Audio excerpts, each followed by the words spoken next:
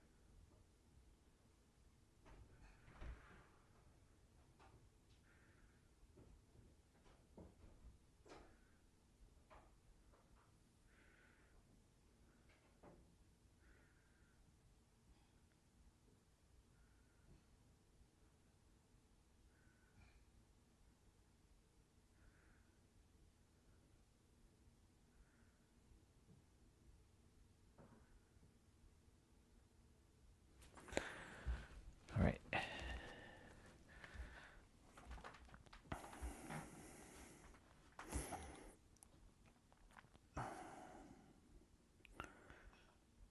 Test 1, 2, 3.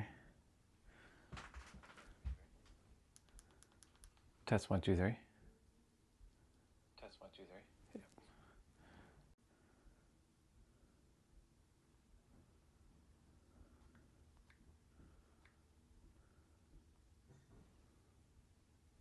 Okay, we're good.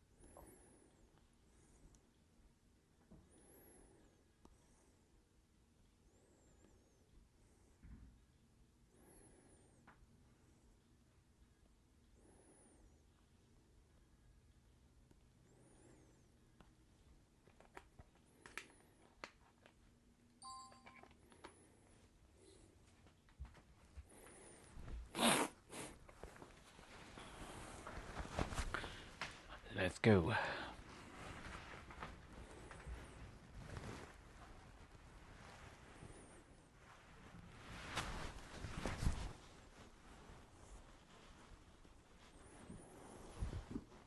Let's drink some water.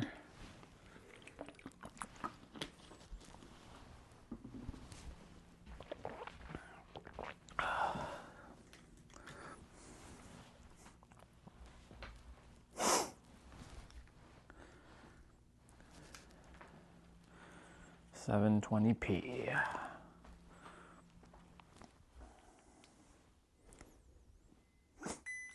I like that smile. That smile is awesome. All right, let me just put on my gloves. Turn to the back camera.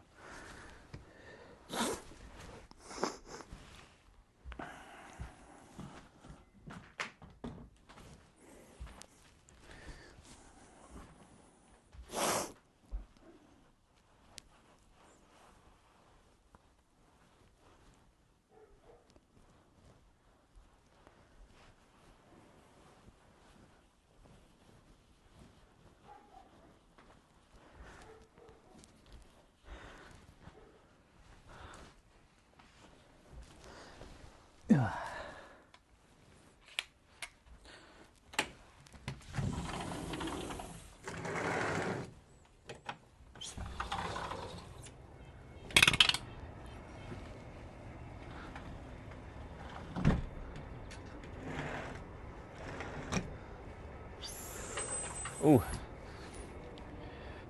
It's definitely cooler.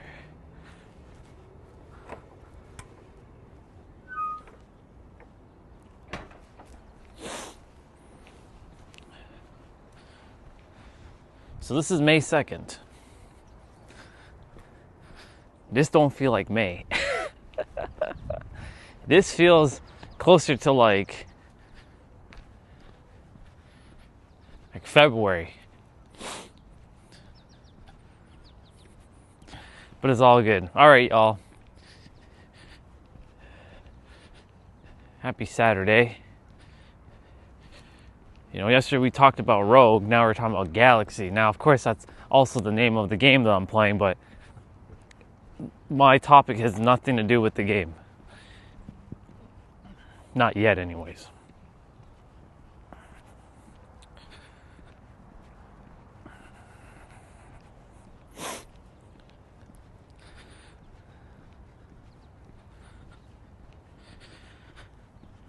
The very first thing I want to say is that we are a walking galaxy. Every one of us. But you know, a galaxy is not even that big. If you really think about it, in the eyes of the universe that each of us are, we're bigger than a galaxy. Like, the scale of what we are,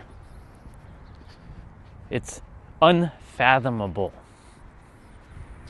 It's like, it can't be described by any word, really.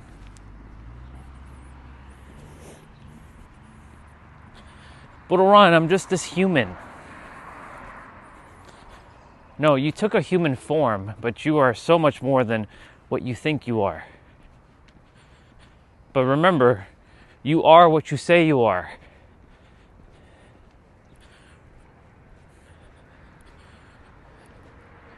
Either way, you're always going to be right.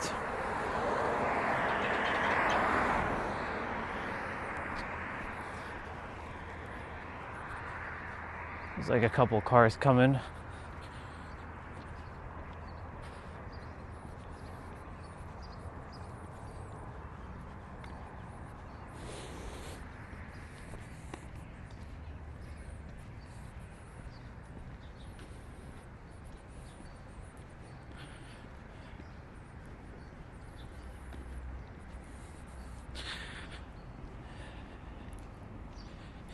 But just take this in for a moment.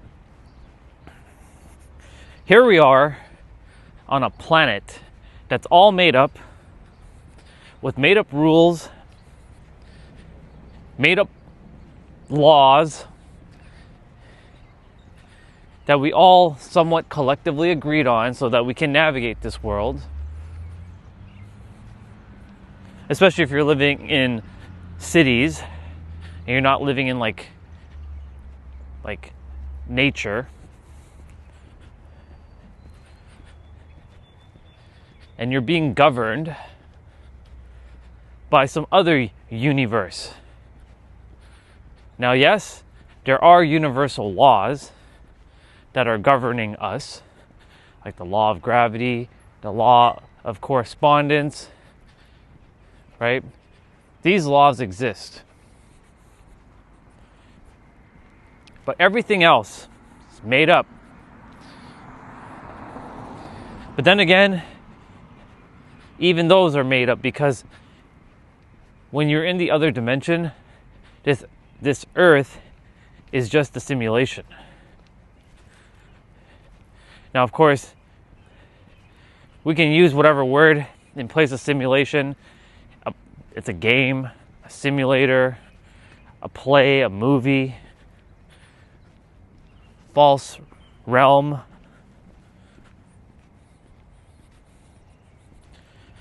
But all things are made up. Now, here's the other thing too.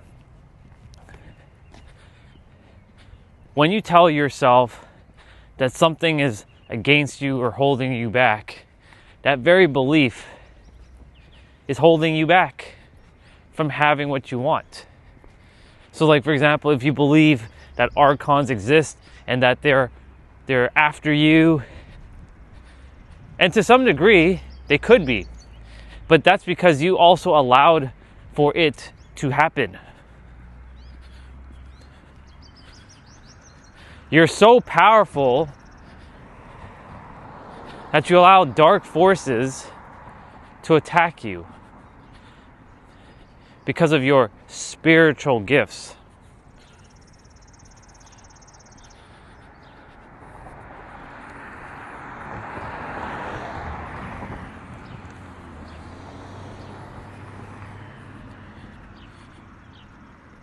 I'm gonna walk straight today.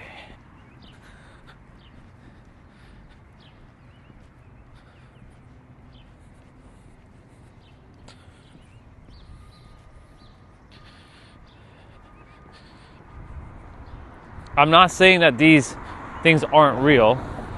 It's real to the mind as much as it's going to be real, right? But it also comes down to the frequency that you're operating from. When you don't know who you are,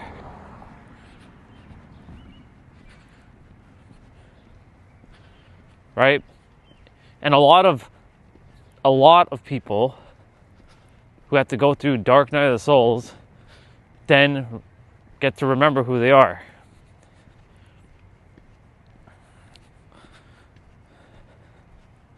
I saw a sister who's doing a lot better, and she's making these organic healing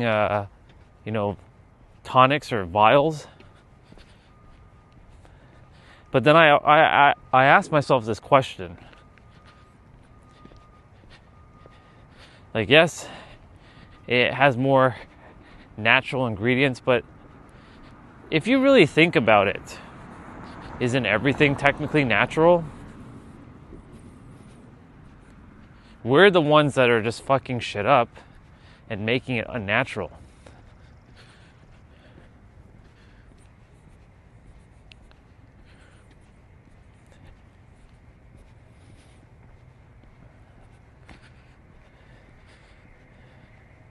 Right? We take different materials and slap them together, and then we call it this product.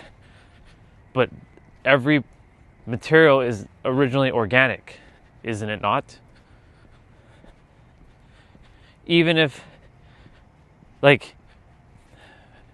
is why I question a lot of these different definitions of what is truly what. Like, just because it says organic, right?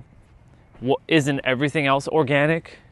No, Ryan, because they spray pesticides and they spray this stuff, or they do all kinds of other stuff. But where did the pesticide come from? Didn't it come from the earth? All things come from the earth. So when you really think about it, everything's technically natural. We're the ones just fucking shit up. Right? Humans are the ones that are causing all the damage to the planet, and humans are the ones that are causing the damage to each other, not realizing that they're all God pretending to be a human. But most have forgotten that.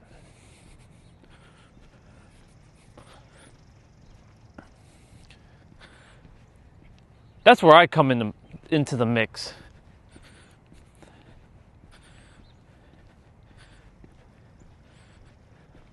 I will bet my entire life on this one hypothesis. I will bet my entire existence and go full in on making sure that everyone remembers who they are at their core. And look, I'm not here to change your beliefs. I've said it. I'm here for you to realize that your beliefs are just a small fraction of what you really are. That you go way beyond what you currently believe of the world. Remember, every person you run into is a program, and it's so fascinating. I was sharing this with T-Bray, while we were outside yesterday, and then Nero's video pops up talking about the exact same thing I was just sharing.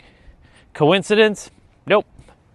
It's also not coincidence that Jessa and Huang both entertained my reality for just a smidge yesterday.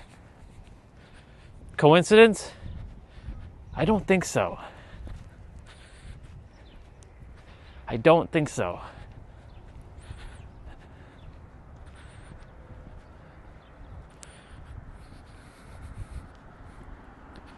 Okay, so it's definitely windy. Like the breeze is blowing this direction.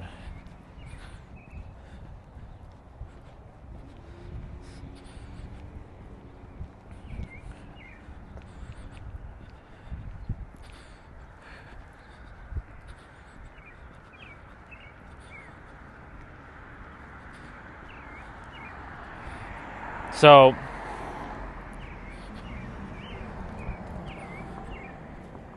I know many people will look at me strange and think I'm sort of crazy person.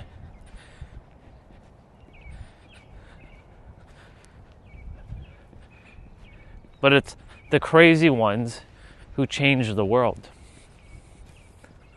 So-called crazy.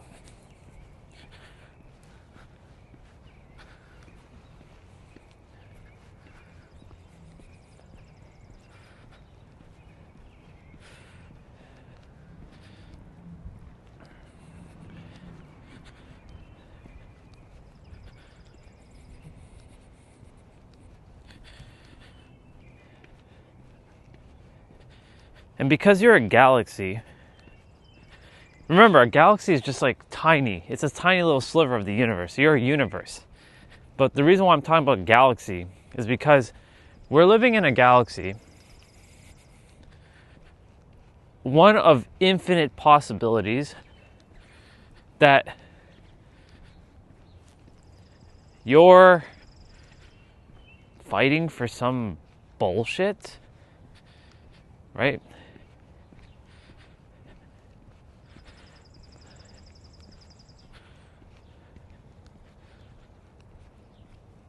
Like last night, this character had some weird dreams. He was fighting with Robin in the dream. Like physical altercation. Of course, someone will say, you have unresolved trauma, you need to go heal, you need to go heal, you need to let it go. You don't need to heal, but you do need to process and fully let it out.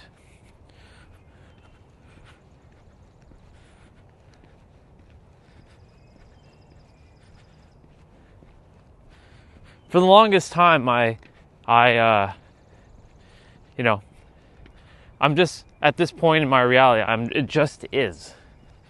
Whether he's drunk, it just is. Whether he comes into the room and he starts complaining and attempting to embarrass this character, it just is. Like,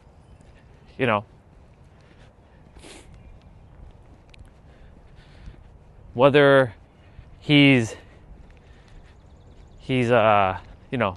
creating a whole kinds of mess. Yeah, it's a fucking annoying thing, but at the same time, it just is, right? Because he's just a program, and his program right now, there's an unfortunate thing that, people can change, but some people won't change. That's a real bar. Unfortunately, right? He will be one of those types of souls.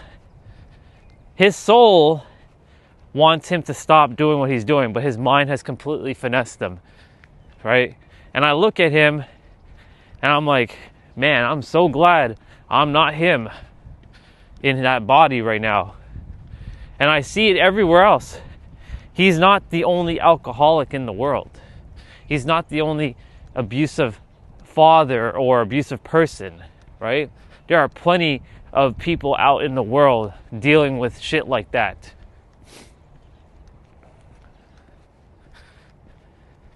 But now it just is for me.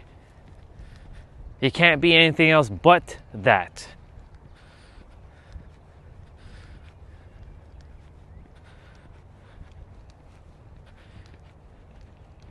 But when you really, take a moment, like we're this planet, this dot, that quite simply, like we're insignificant in the grand scale of the universe. Like I'm talking about a planet, I'm not talking about us. Like we're just another dot, a little dust particle in the universe, in the grand cosmic universe. But we are such a big deal. Every one of us are. We're our own walking universe. We are literally one to one. We have the whole galaxy and the whole universe within ourselves.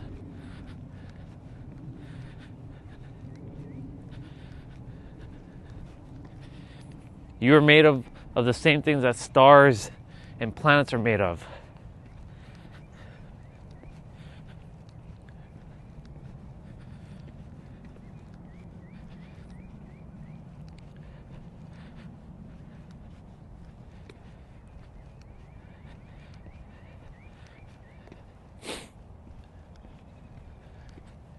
In my universe, all things are resolved. Every person on this planet is happy, has remembered who they are, is in joy, and is living their purpose. Happy and thriving. Take this area for example. Right? Does this look like a zero-sum game? We don't know what they're actually feeling or thinking right now, but let's just make a hypothetical assumption that every person here, they're living in their home. It's a quiet area, right? People are friendly, and everything just is, and they're happy. They're living their best life. Does this look like a zero-sum game? Everyone is meant to have everything that they're supposed to have. But what gets in the way is the mind. Because it's always seeking the next. It's really stopping the puppeteer mind and the third dimensional thinking mind and the rogue, which is, and when I say stopping, I don't mean that in a negative aspect. I'm basically saying having them to slow down and just relax. Calm down. Calm confidence. Yesterday, it's funny how Huang showed up and I showed him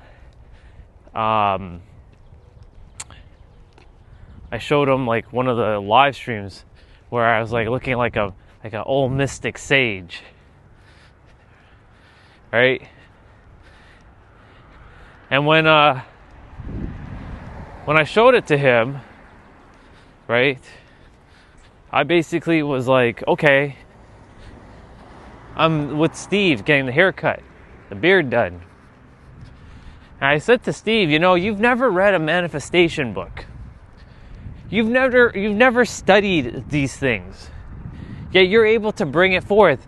Is it because you're lucky? Is it because you were destined? Is it because you were chosen? Is it because the universe favors you? Because these are beliefs that I've held on to for a very long time. Well, this character held on to for a very long time. That he believed that the universe favors certain individuals but not others.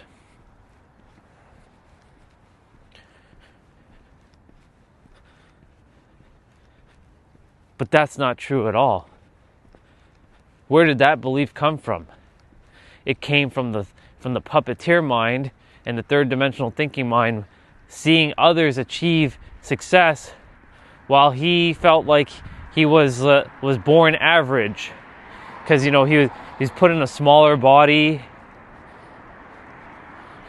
right? He was put in a body that looked limited, as opposed to someone who looks more like jacked up or more masculine, right? But these are just misperceptions of the mind. You're a fucking walking universe, no matter what size body you're in. A galaxy is swirling around inside of you, within your soul. And a galaxy is tiny in comparison to the grand scale of the universe, which that's what you are. But this belief of the universe favors only certain people, right? Very strong. But where did that come from? Right? Because the eyes were taking in what the mind was projecting. Because the mind, somewhere down the road, decided that it was limited. But that's not how a child ever thinks. A child never says that I'm stupid. Well, someone will tell the child that, they did something wrong, so then they will classify it as they're stupid or they're dumb, right? And then they create the puppeteer, and the puppeteer then takes a life of its own.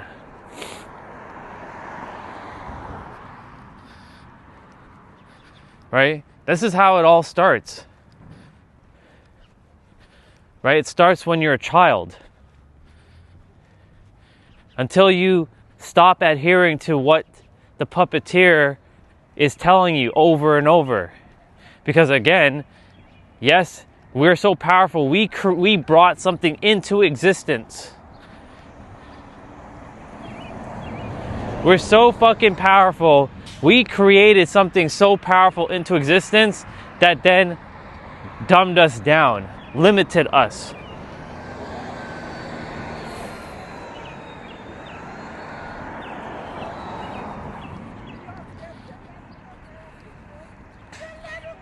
So this belief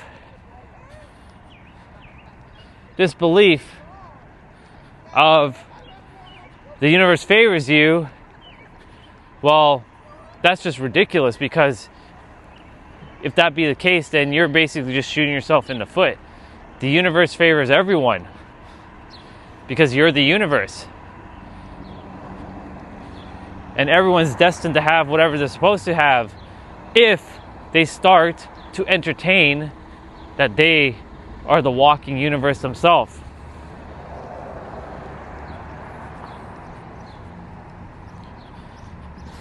Oh, there's our brother.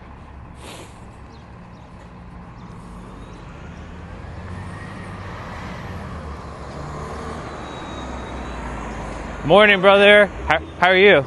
Good. Have a good day.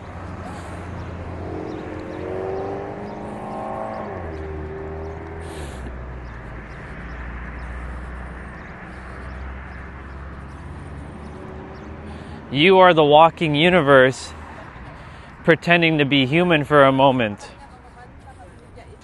It's just that a lot of people have forgotten that.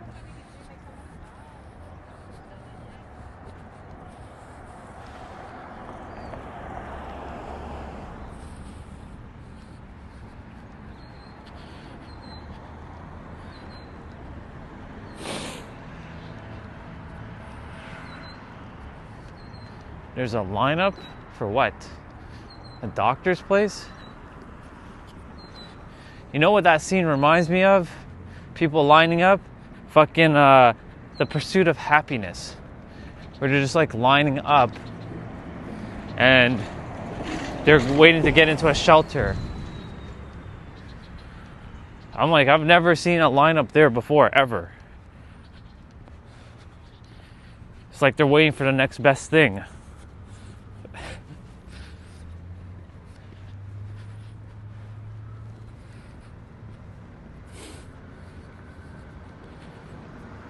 So back to that belief, that Rogue modified bike, the original electric bikes.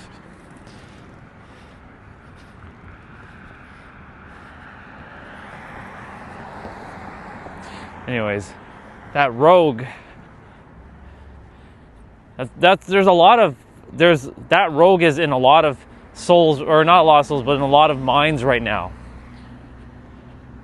holding them hostage, that the universe favors only certain people. This character also believed that at one point. But if that were the case, then why am I aware of what I'm aware of? If the universe didn't favor me, then why did it give me all of this info? That doesn't make any sense. This wisdom is priceless. There's no price tag that can be put onto what I'm currently aware of, this character is currently aware of. You can pay me $1 trillion and that's still not enough. $10 trillion, that's still not enough because this is priceless. There is no price you can put on this. And every one of us has this within. Take that in for a moment.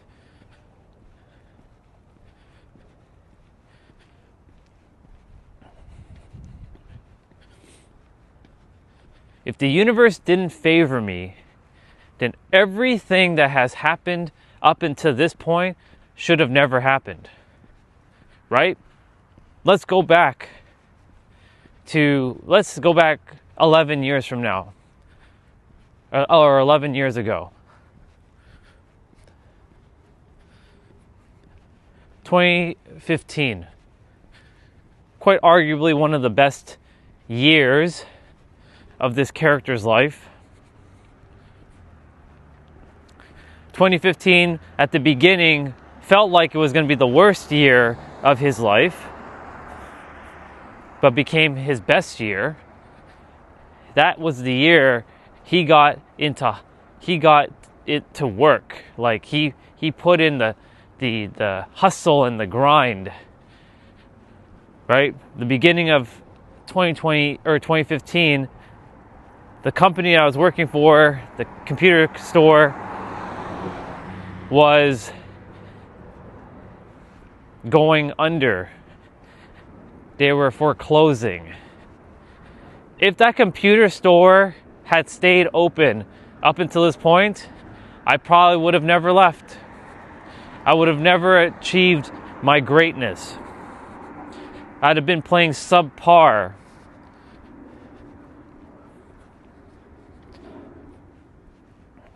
So, the universe brought a woman into my life, Juliana.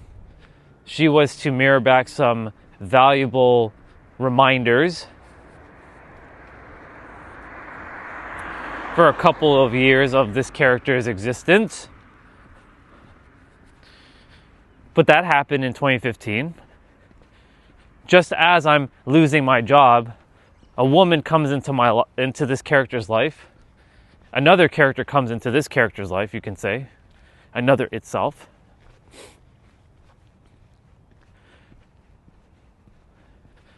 Was it fate, destiny, free will, or was it all of it? Or was it none of it?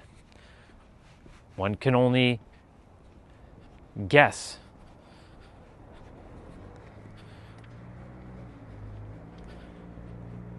So, during that time when I was like, fuck, I'm losing my job. Like, I was making decent money, right? I was like, it wasn't like top of the line money, but I was making some decent money. But I didn't know anything about investing or saving, because as soon as I would get my paycheck, I'd blow it on bullshit. And that was the first time in my life where I had to start becoming more responsible, because now a woman's coming to Canada and I have to help support her. I chose this, of course. Of course, a lot of people are like, she's gonna come and she's just gonna get her papers and then she's gonna ditch your ass. And a lot of people were like fearing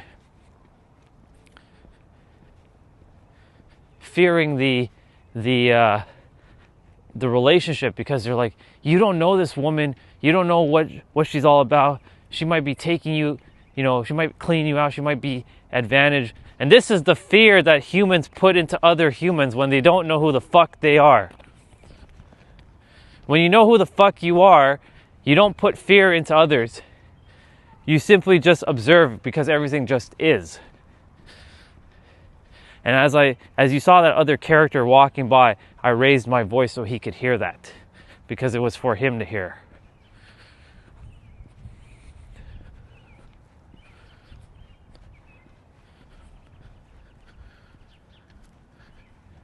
Morning, sister.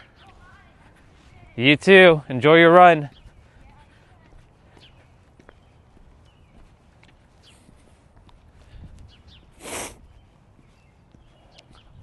Off she goes. I see her everywhere. She runs everywhere, basically. So she sees me here on our side of the back where... Why did I even say our side? All of this is mine. Anyways. But she was a great mirror, because she pushed me to do better for myself. A lot better. Right? I went from working in a computer sales job, wearing just a uniform, making commission and hourly, but hourly wasn't even like top end, right? To then getting into like fully IT, where I belonged at the time, and making fucking bank. Real money. Now, of course, I still didn't have financial literacy, but still, like, I was making fucking bank.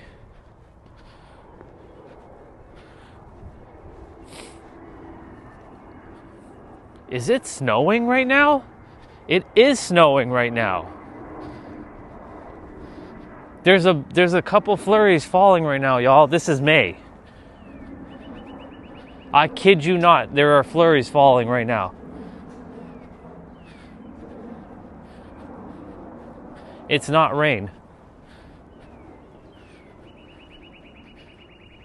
Told you, we can still get fucking snow in May.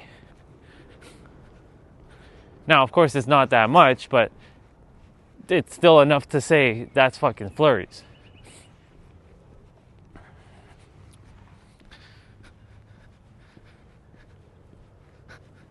That's fascinating. Maybe we'll get lucky. Maybe we'll get more flurries falling down on us when we're in the trail. So yeah, I started making bank in 2015. Did the universe favor me? Or is it only because I started to take action and I had no choice? One can say it could have been both. That the universe was putting you through your paces.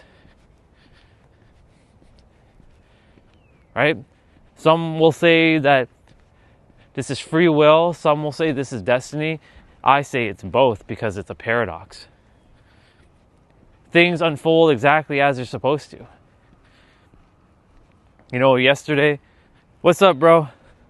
Yesterday, T-Bray shared a story of a person who worked at the gym, and he was sharing how he's like, how come you're still working at this gym? Like, you can make so much more money. Why are you working at this gym? So somewhere down the line, that same guy, he met up with a woman from California who had, like, I think 500,000 plus subscribers or like connections at the time, and they ended up building their own business and owning many gyms. See how wacky life turns out? Was it fate? Who knows? Is it destiny? Who knows? Is it free will? It's all of it. But you get to decide. You're in charge.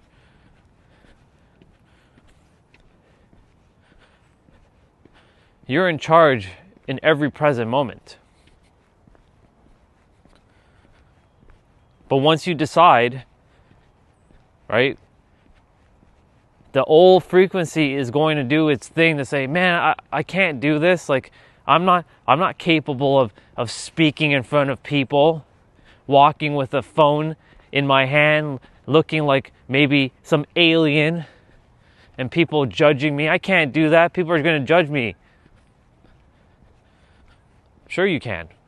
And now you've done it over 400 times.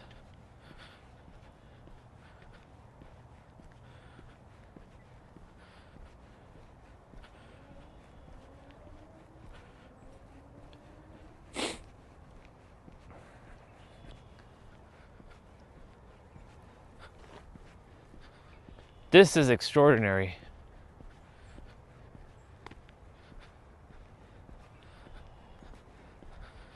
It's literally snowing. Well, flurries right now in May.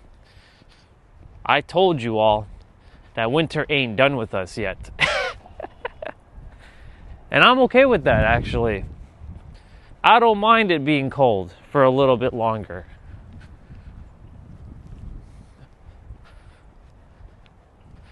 I haven't walked on this side for a hot minute.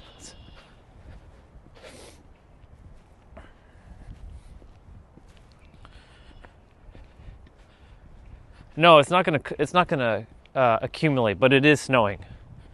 It is literally, there's flurries right now. You can see it in the camera a little bit. May 2nd.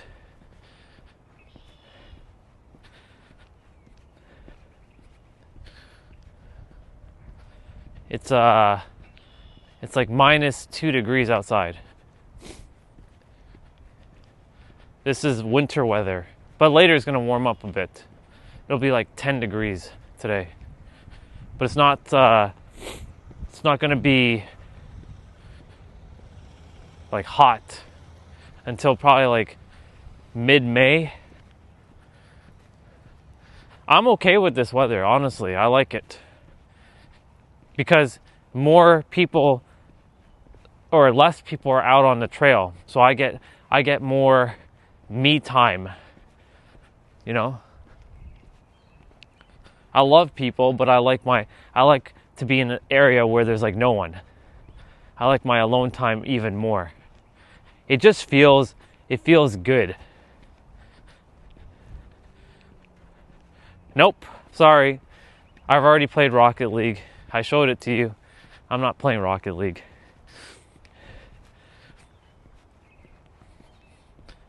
I'll tell you what, I bought you that game so I don't have to play Rocket League. So, there. You will never be asking about Rocket League. I will never play that game. I think that game is just for, I think that game sucks. And, yeah, fuck that game. No Rocket League, bro.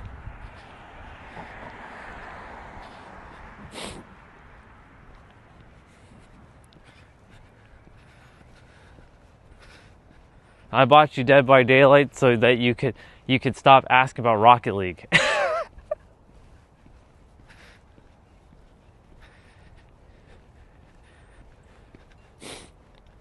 Rocket League.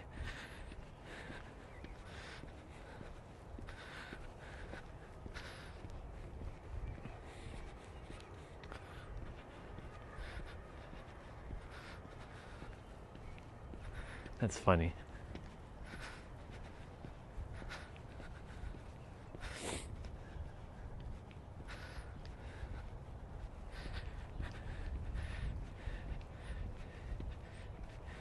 Don't forget to play Dead by Daylight.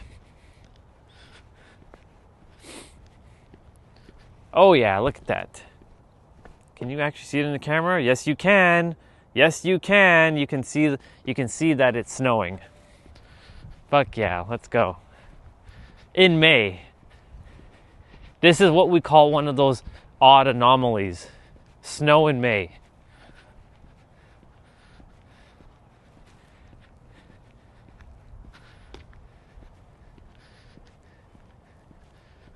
And it's actually coming down heavier. It's not going to stick, but I dig it. May 2nd, snow. I love it.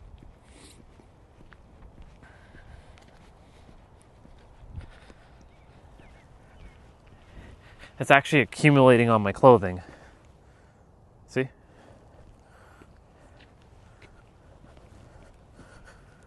Yep, on my sleeves, on my hands, my gloves.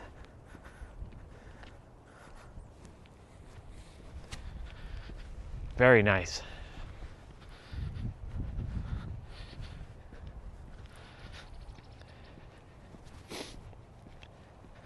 We've had this in July at one point. There was one day in July in 2016 that this happened.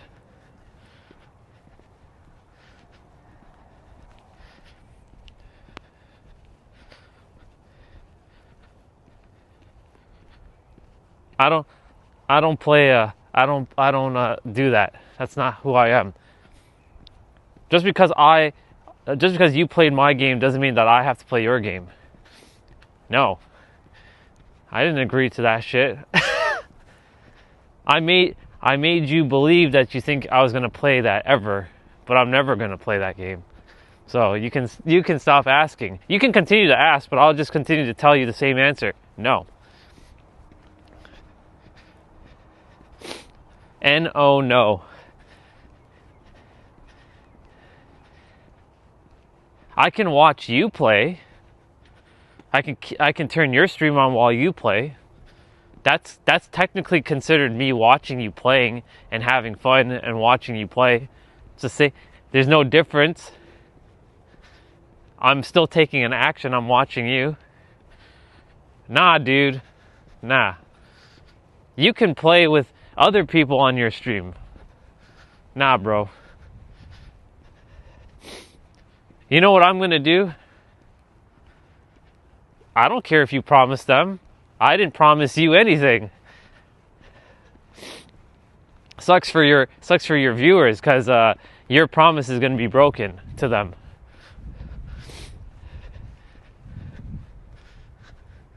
You can tell them I said you can piss off. Nah, dude, I don't want to play Rocket League. I really don't. It's a boring looking game that's like you use a car to hit a soccer ball. Like, that's the dumbest thing ever. Now, I'm not hating on the game. I just don't want to play it. It's not my type of game. But then, Orion, you play hockey and you play Mario Strikers. What's the difference? Those are fun. Those games look fun. Rocket League doesn't look fun. It looks boring.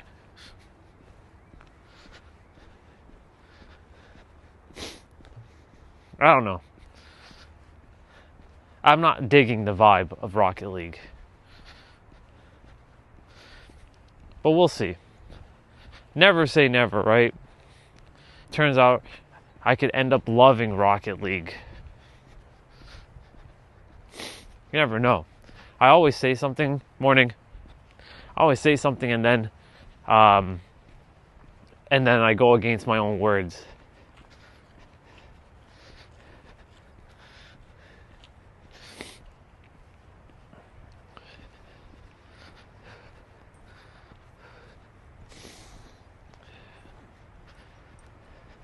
It's cool. May and a little bit of snow. I like it.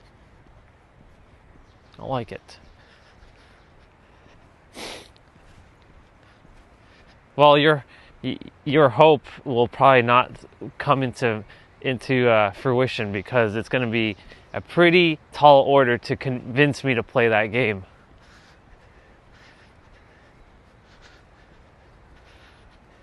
You know, if you told me, yo, let's get a round in Street Fighter 6 or something, I have to buy it, of course, or Street Fighter 5, I'd be like, fuck yeah, let's go. Let's throw hands.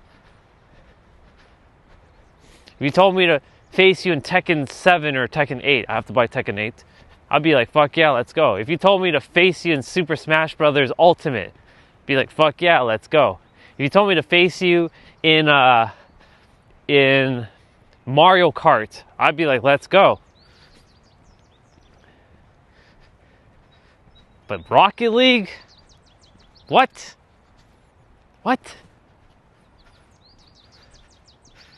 Rocket League? What?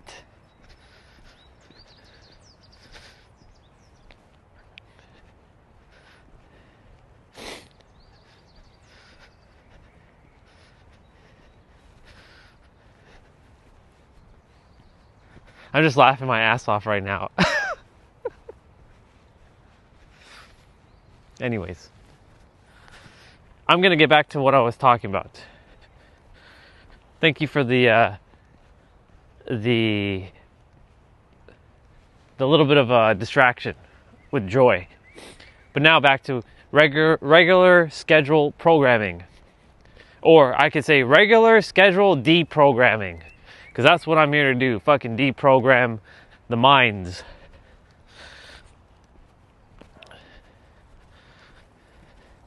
How is it that I just got down here, the phone battery's at 67%, when it was just like at 80 something percent up there? That doesn't make any fucking sense. Oh well. This battery is just like, it just is at this point.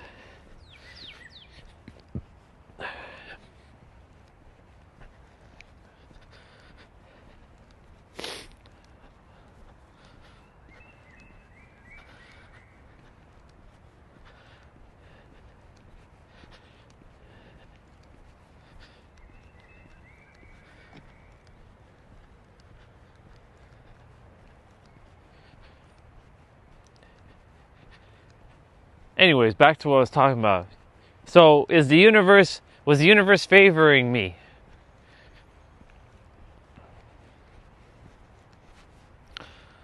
For me to then end up getting hit with a massive crypto scam,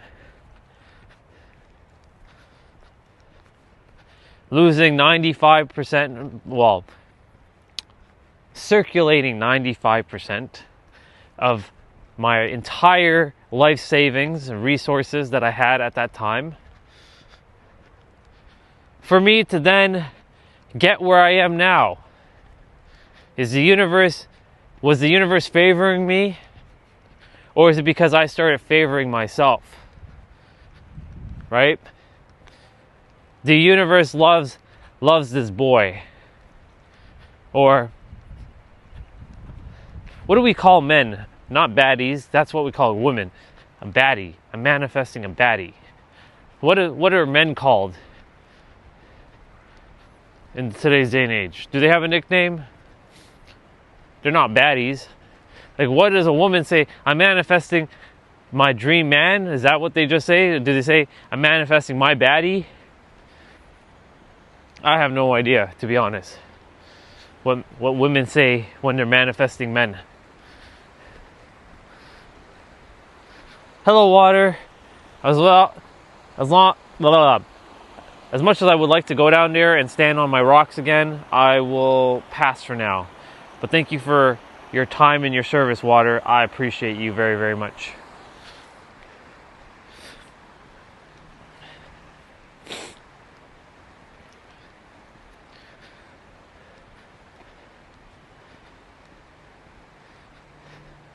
I decided that I'm favored all the time, no matter what I do, because it is by my design. I said I have ultimate wisdom, ultimate wealth, universal wisdom, universal wealth. I have it. UW, or triple W, or triple U. It's basically triple U. W is what, two U's squashed together to make a W, because that's what a W is. It's two U's that equals a W. So universal is, and ultimate is U, and then wealth and wisdom is W. So triple W, or triple U. So there you go. Made a new letter. Triple U. A triple U. Not a W, a triple U. Morning.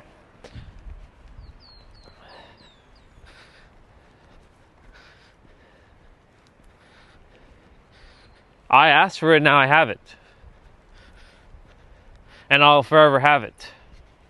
The puppeteer mind will do its job to attempt to stop, but then here's the other thing about the puppeteer mind. If I even tell that the puppeteer mind has these beliefs, then the puppeteer mind has the beliefs. But if I don't tell it has the beliefs and it's working in my favor all the time, then the puppeteer is always working in my favor. Because whatever you tell yourself, that is what you will experience. And I cannot stress this enough, or I cannot speak about this enough. Your words govern your reality. Quite literally. It's not your thoughts. It is your fucking words. Because it is your words that form your thoughts. Your thoughts don't form your words. It's your words that form your thoughts. At the core of it all, it's your words. Well, it's more of a frequency, which then gets converted into words, which then gets converted into a thought, which then gets converted into a feeling. Look at that. Just take that in for a moment. Look at all that is happening within your being. Like, a dog, a cat, does not have the ability to share and speak like this. They have the ability to understand commands, but they don't have the ability to speak. Look at how powerful we fucking really are. You know, they're very powerful too, but they have to follow a specific blueprint. They're called companion souls. That's just a made-up term, obviously. But they follow a specific blueprint. Whereas us, we have a blueprint as well too. But our blueprint can be anything. Whatever we decide for it to be, it can be anything.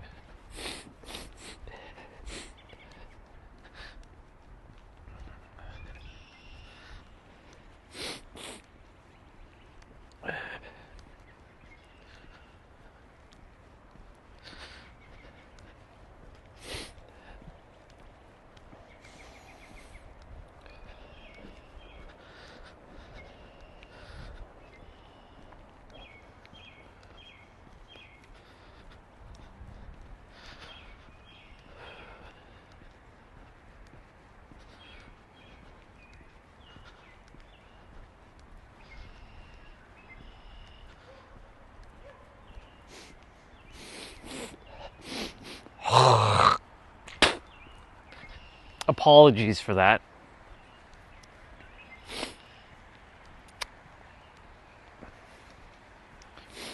Orion, you're gross. All of us humans are gross. We all have that. We all do biological things.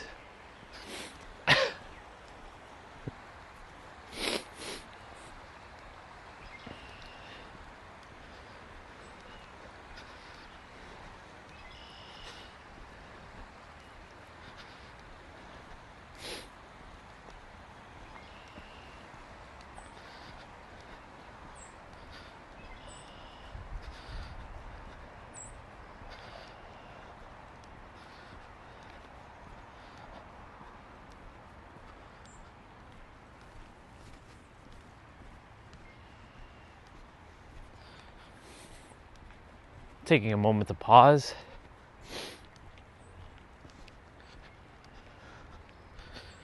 Taking a moment to just be.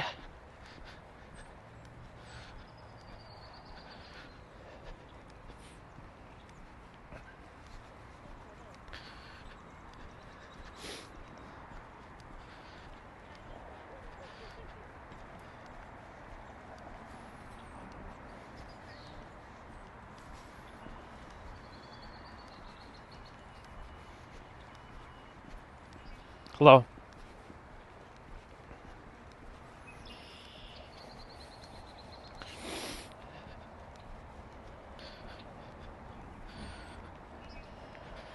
Most have no idea when they see me who I really am, what I really am.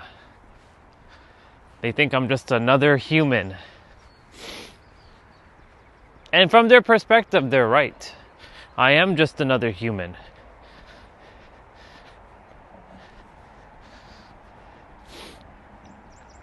But I am far more than just that.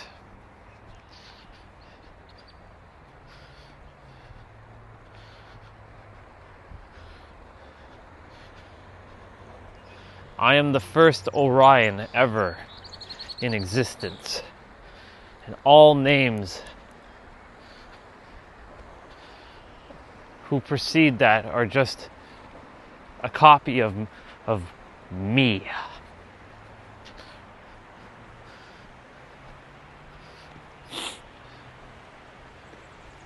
Remember, y'all, practice love and authenticity, because there's going to come a point where I won't be saying that on the stream again. Because majority of time I will not be, well, I can't really say that because I don't know.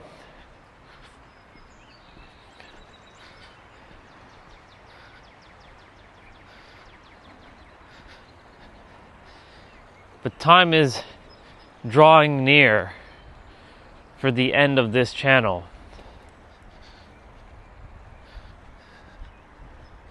I made it to May.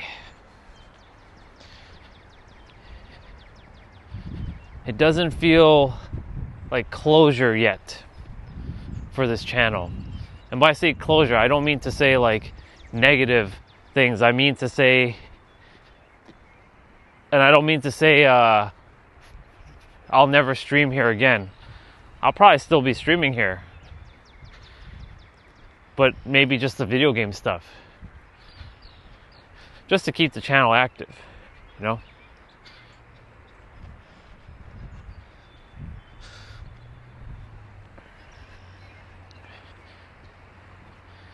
I really do have to check every so often that the stream is good, because, you know, you never know.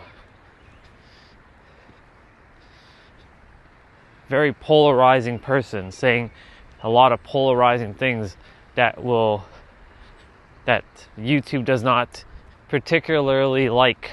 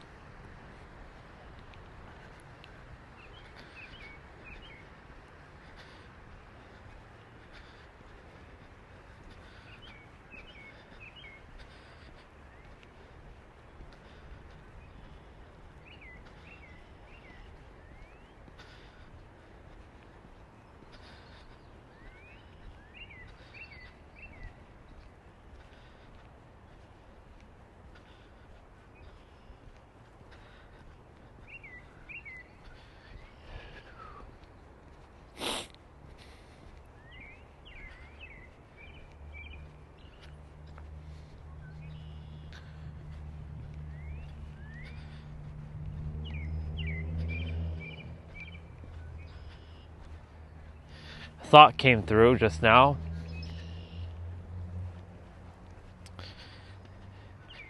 And the puppeteer is like, you need to ask Jessa to help you with some theta because you're blocked. I'm like, no, we're not blocked. You even subscribing that we're blocked is you finessing this idea that we need to go and get healing. Random, see? Fucking random. You need to get help, Orion. Really? I don't know about that. The ones who actually need help are the ones who saying that someone else needs help, because they're the ones that have got the screws loose. I don't subscribe to a lot of bullshit that people spew out of their mouth on this planet.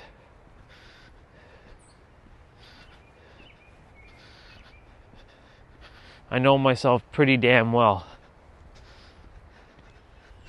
And I can tell you that, you know, when I listen to a lot of people, a lot of others, there's basically a lot of programs who don't know who they are. It's funny, Nero said this yesterday. You think you chose the esoteric? Nah, it chose you, for you to be aware. But really, you chose it yourself.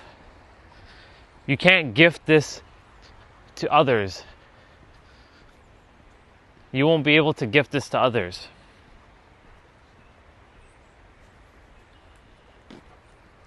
No. Morning. Good morning. How are you? Good. Good.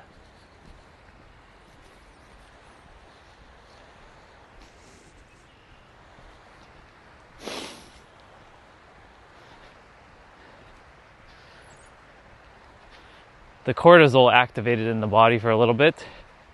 It's so fascinating how in a dime, right? The body just activated for a moment. Now we go shake it off. Because I've never seen that dog before, so he seemed friendly enough. He was just coming up to me. If I see him again, I'll know he's a good dog. Right? Because there's the puppeteer mind's like, dog, fear. I'm like, hey, calm confidence. What are you doing? See, cortisol gone already, back to normal.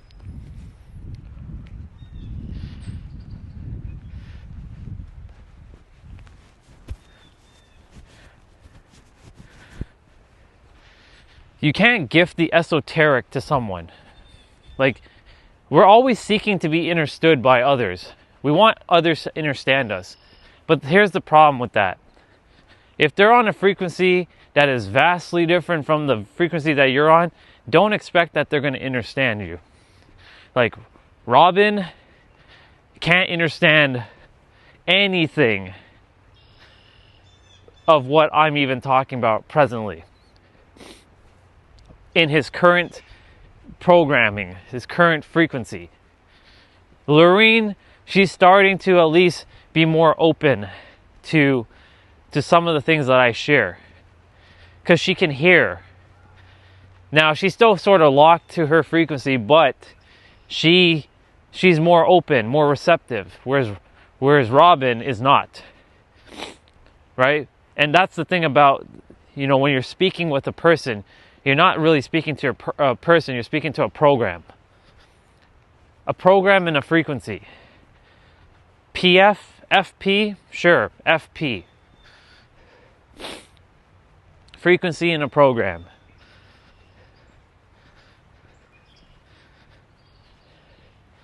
And unfortunately, as Nero said it yesterday, I've said it, there are people in this world that may never truly realize who they are. I don't want that to happen to anybody. I really don't. I desire for Lorene and Robin to fully understand who they are, for Alex and Jessica to fully understand who they are, for Nancy to understand fully who she is, for every family member who, well, I can't really say family member because we're all fucking family. For the people part of this bloodline, I hate saying bloodline, I really do. Look, another doggy. Right? Look, he just turned around, he's like seeing me. He's like looking. But yeah, I wish for everyone to remember who they are. Because when they know who they are, and they know thyself, fully, right? Every human, when they remember who they are, the planet will change immediately. In fact, the planet is changing right now. By my very being, I'm changing the planet in every present moment. I wish for every human to wake up and remember exactly that this is just a dream, and that they get to be a character in this grand symphony.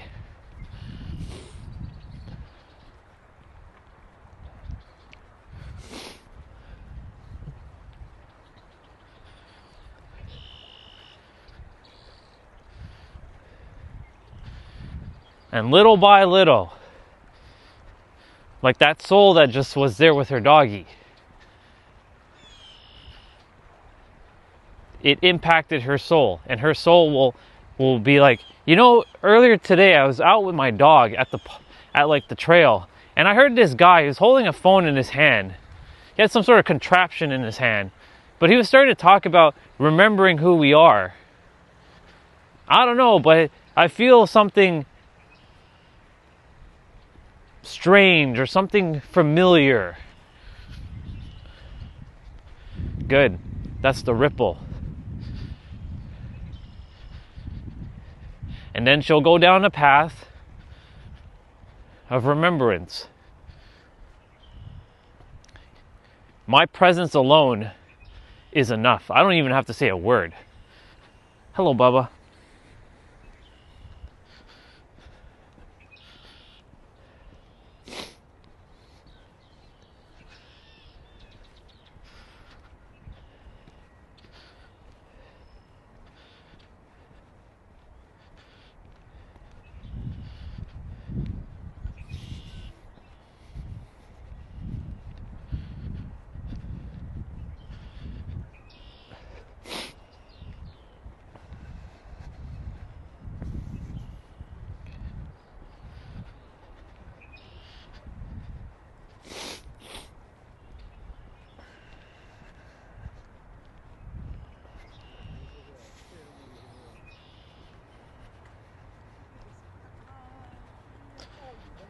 Good morning.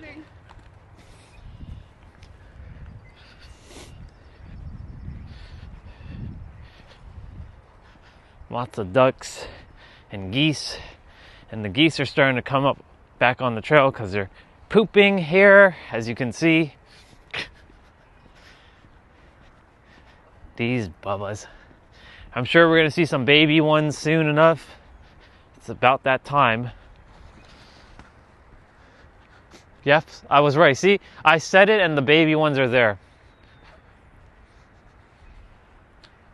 I called it and it was right there. How fucking awesome was that? Look. There are tiny little ones. They are so little. But they're there. See? Look how tiny they are. I was like, we're going to see baby ones soon. And those baby ones are going to grow up. I manifested that like almost instantly.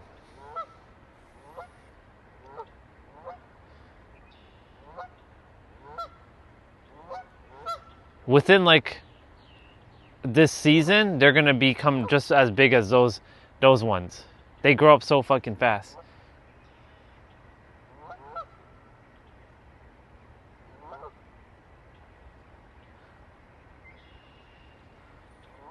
But I told you, see? The tiny baby ones. Oops. There we go. I basically just said, the baby ones should be born soon. Sure enough, they're already born. I was right. It's that time.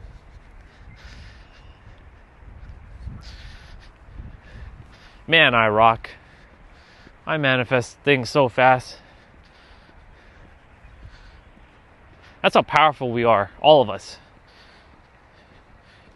This power does not belong to just some and only for the few. This power belongs to everybody. Doesn't matter skin color, religion, race, belief. You have the power before all that. But it's your beliefs that is a layer that's keeping you potentially, depending on your beliefs, potentially not experiencing what you're supposed to experience. Think of like your beliefs as a layer, like a jacket that you put over your skin. Your skin is the ultimate manifestation. But then, because let's say your skin is, I'm going to use this as a great example, fucking Magneto. Your skin has all the power of magnetism to magnetize all the money, all the wealth, all the abundance, all the success, the love, the the fulfillment. But then you go ahead and you fucking slap on a t-shirt, a sweater, a layer, another layer. Let's throw in a light jacket and a heavy jacket. And now your magnetism is being blocked. But here's the funny thing about that. You want to hear the funny thing about that? It's because you're giving it the power. You can still magnetize everything even with those layers on. But you have to be aware of the layers. But Ryan, that doesn't make any sense. How? Because you're so powerful that even if you have any beliefs or blocks, which you don't, you're still fucking powerful. You're still magnetizing shit in every present moment.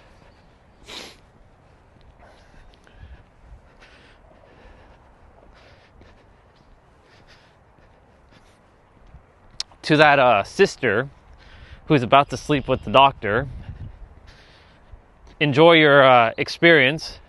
And to that brother who's going to watch them have sex today, dude, I don't know what you're thinking, but if you are truly okay with it, hey, enjoy.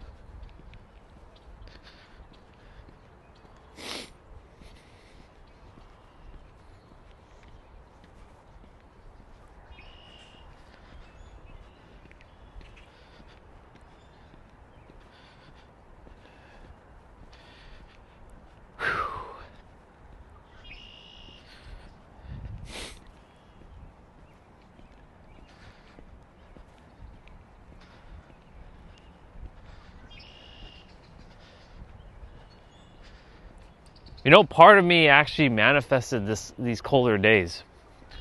Because I said, like, I don't really want to let go of them just yet, you know. I actually like this. Funny enough.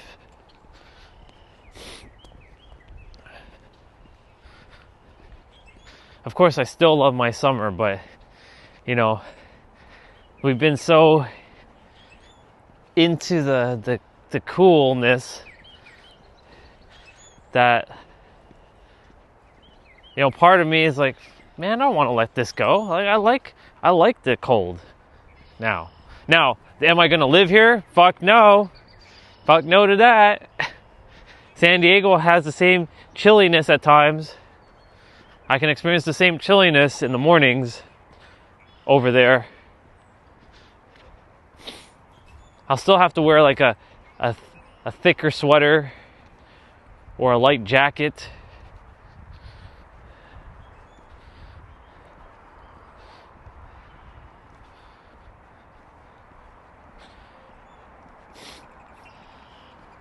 When I was coming back, was I wearing a jacket?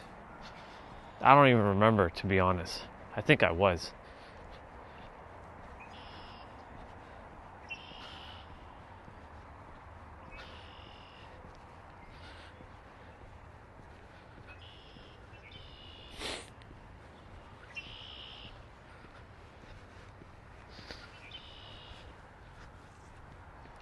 Well, that was cool. Getting to see the baby bubbas. Yeah. Isn't that just saying baby? Sure. The bubba geese. Those tiny bubbas.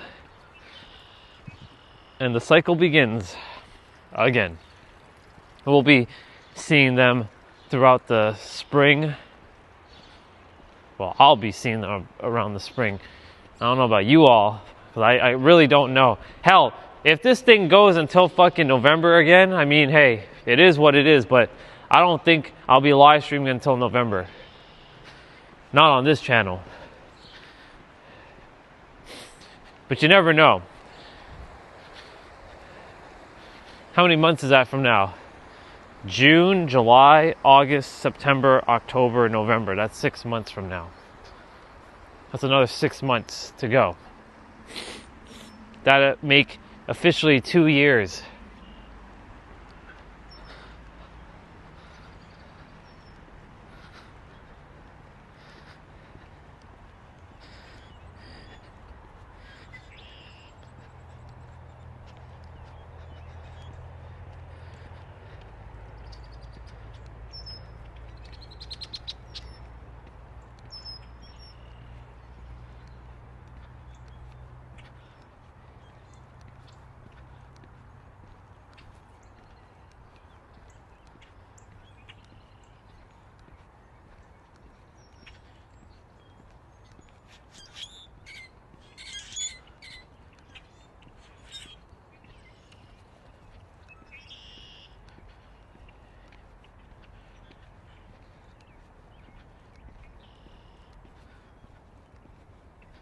Ooh.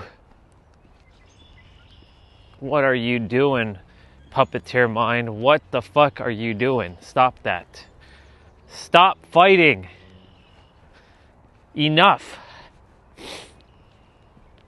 It just is.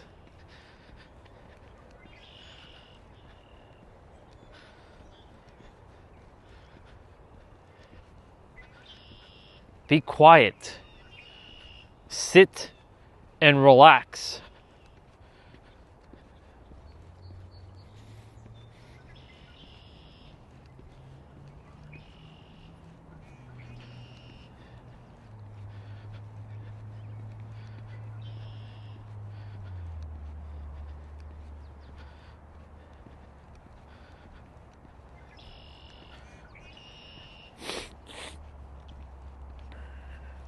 Puppeteer was attempting to fight again. I'm like, just stop, relax, calm down, sit and just be.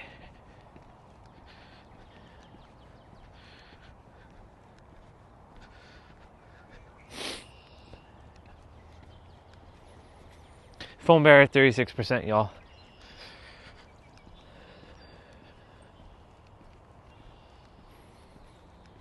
So fascinating seeing Huang yesterday. Conscious truth.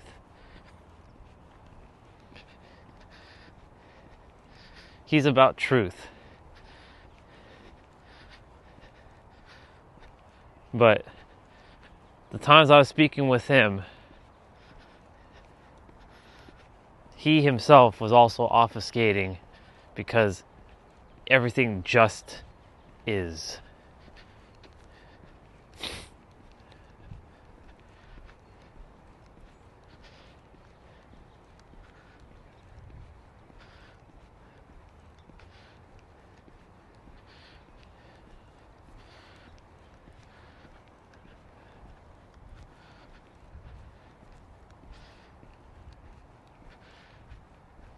Let me just pass here for a moment. And we roll. When I get inside, I'll be eating breakfast, first meal, whatever name you want to give it. And I will be playing Rogue Galaxy. And I have a factory to get through. Oh man, that factory is... At least I did half of it already. It's huge. It's massive. It's gigantic.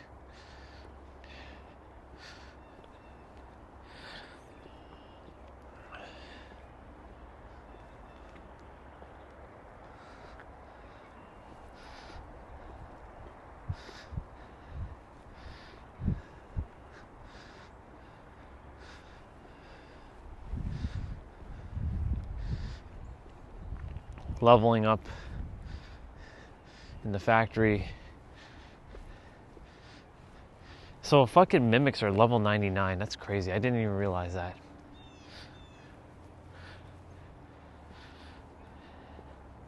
No wonder they fucking hit like a tank.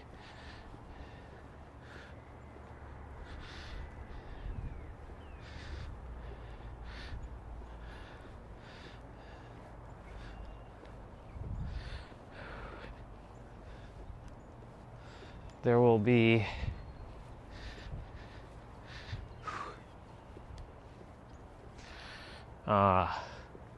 some pretty cool enemies coming up.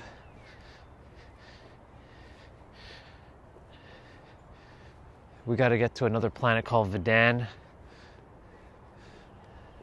and we'll get our final party member in Vidan. He's a doggy dude with an axe. He's pretty cool. Forget his name though. The guy that we're going to stop at the factory is going to be our party member soon enough. We have to defeat him though. Well, we have to defeat his robots.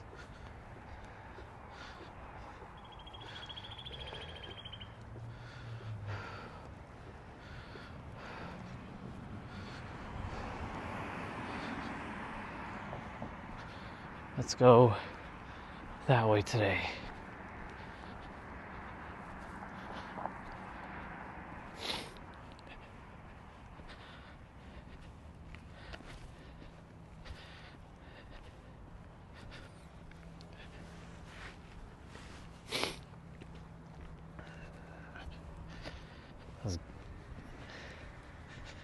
It's crazy.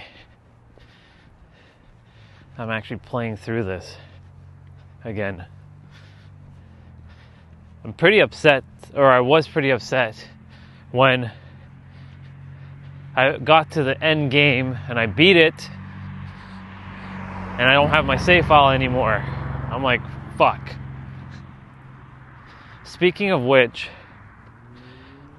I need to find my PlayStation 2 memory card reader, because I could transfer my PlayStation 1 and PlayStation 2 memory card files off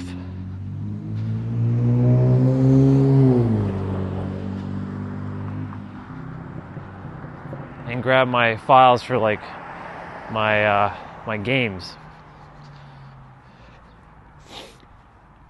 Anyways, back to what I was talking about. We're so powerful that we just make ourselves so fucking powerless at times. It's crazy, right? Just hearing people with their words and what they're saying, it's wild. It's madness. Morning.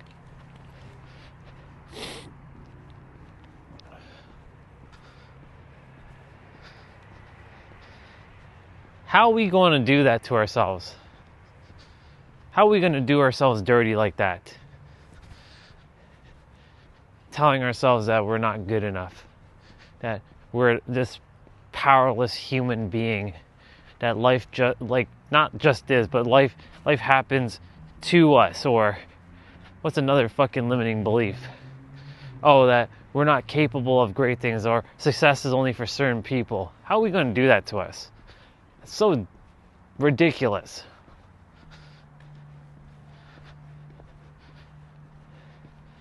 A child has no limitations imposed onto them until some other human program, puppeteer mind, who has finessed them into believing that this is how the world works. No, the world works the way you choose for it, because I've seen both sides now.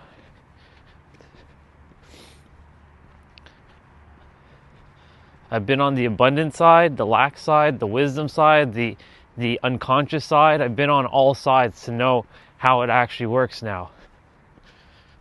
I have the experience.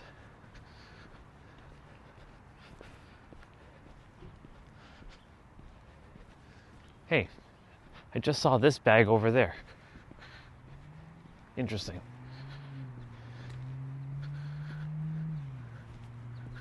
The big yellow bag.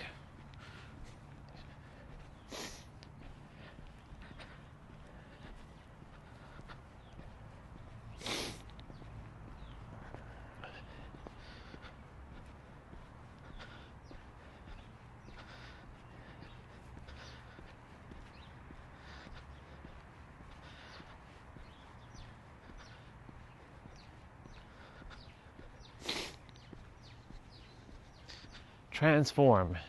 This sign has been on this yard for over a year now.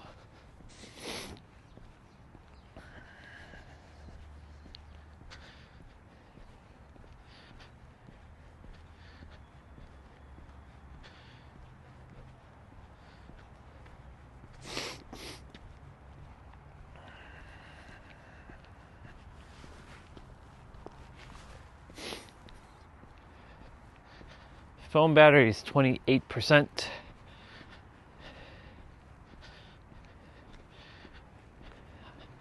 The live stream has been good for an hour and 31 minutes.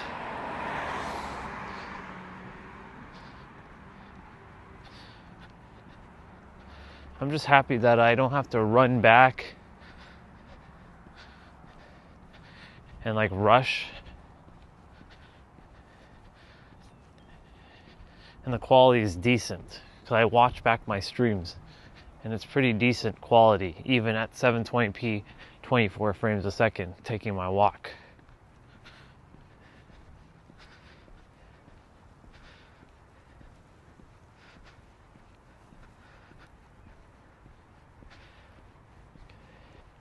I just like the ability that I can customize these things.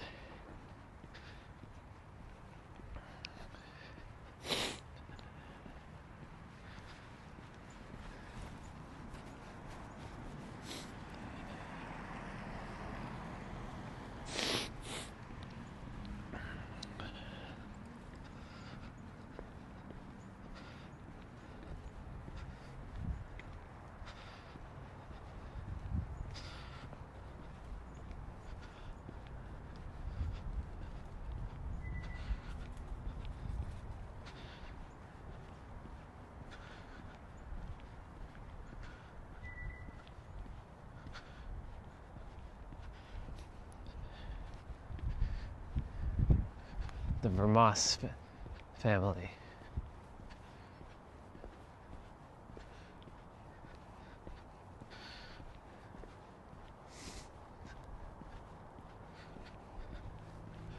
If they ever move from there, they'd have to move that sign off of there because it would no longer be their house, and it wouldn't be the Vermas family. There's that squirrel Bubba from yesterday. Poor Bubba. We walked through this street yesterday. So much love to that Bubba.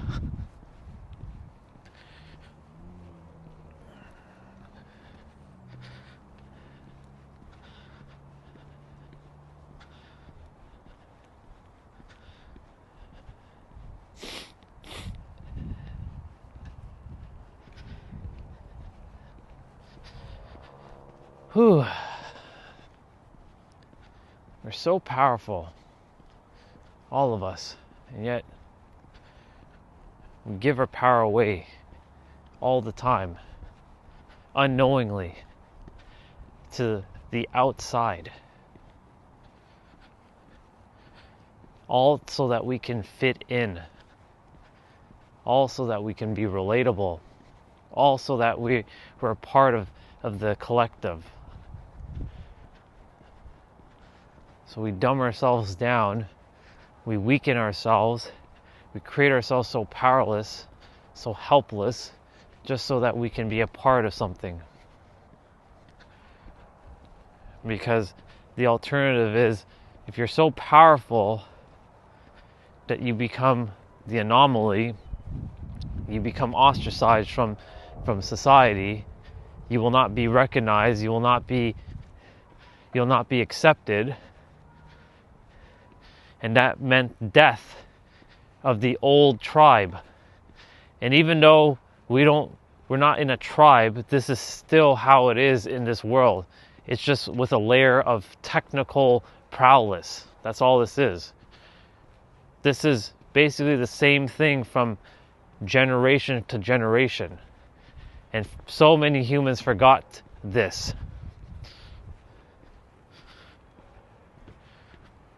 This is still the primal, deep down to its core.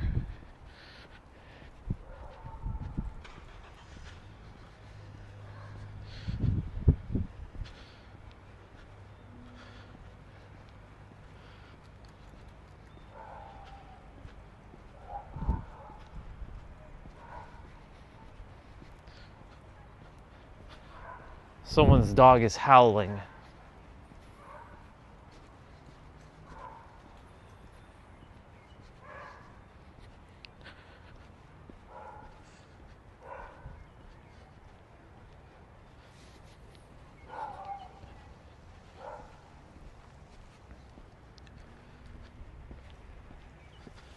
It's their dog.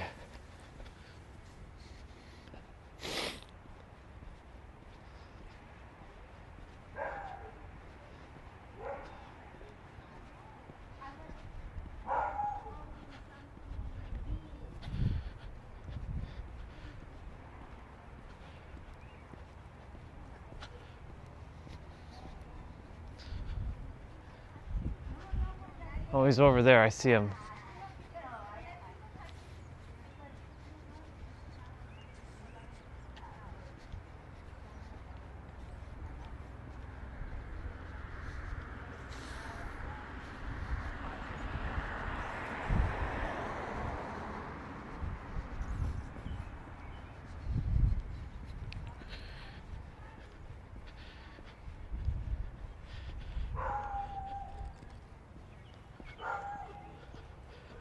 You know what's fascinating? I walked by there, and he stopped barking. Now he's barking his ass off again.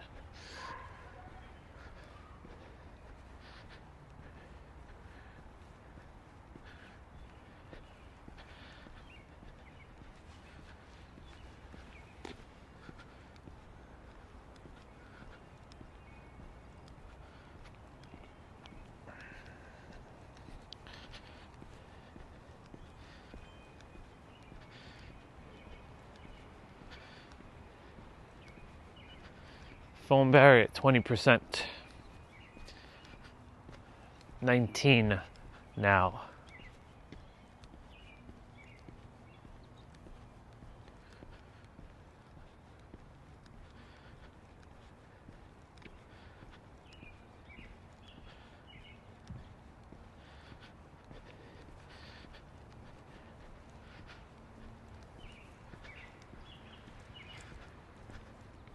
What the fuck is Gunther doing on SmackDown? He's a Raw competitor. See, shit doesn't really matter. Like the show, I don't know, it's just like dying. Like I can feel the WWE, like I mean people are always gonna buy WWE merch and go to the events, but there's gonna come a point where it's just going to, I don't know, it's not like back in the day, right? It's horrible.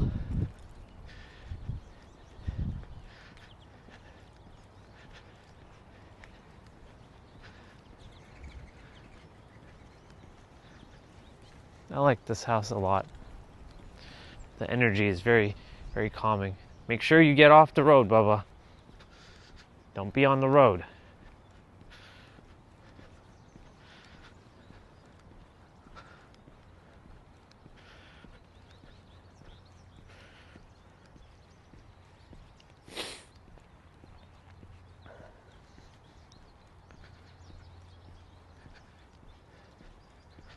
It's very quiet.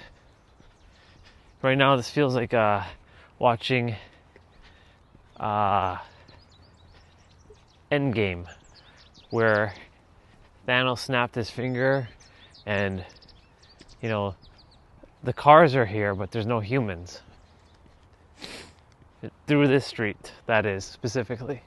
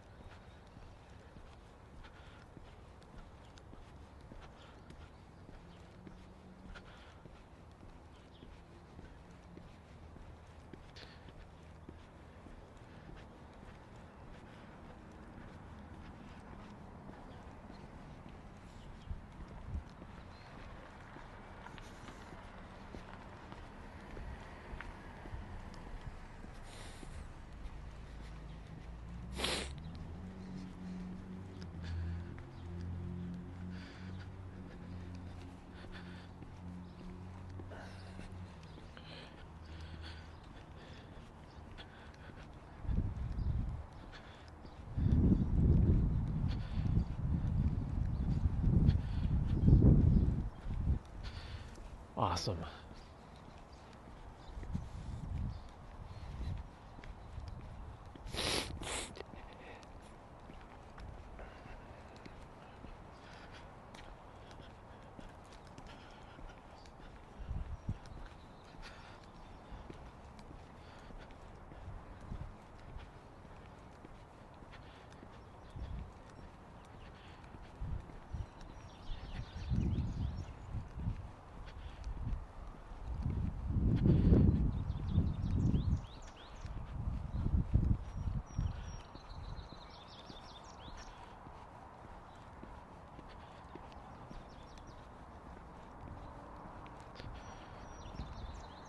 I'm just taking in the birds right now. It's very peaceful. I like walking through peace.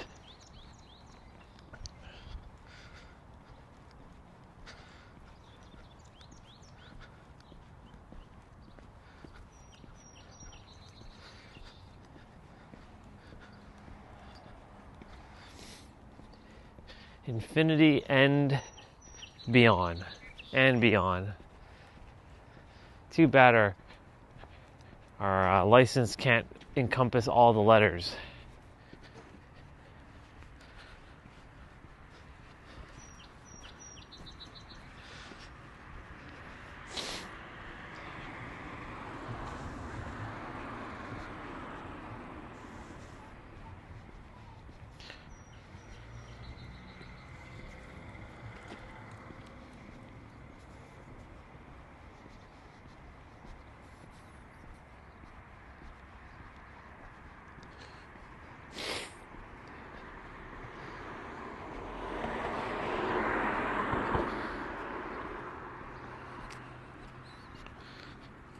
Good morning. Good morning.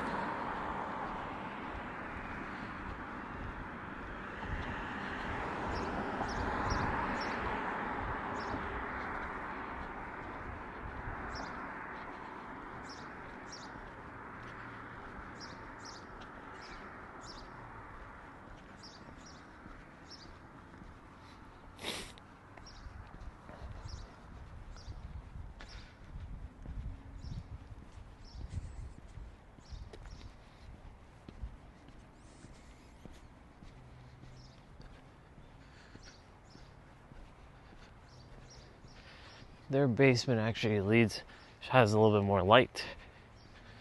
Fascinating.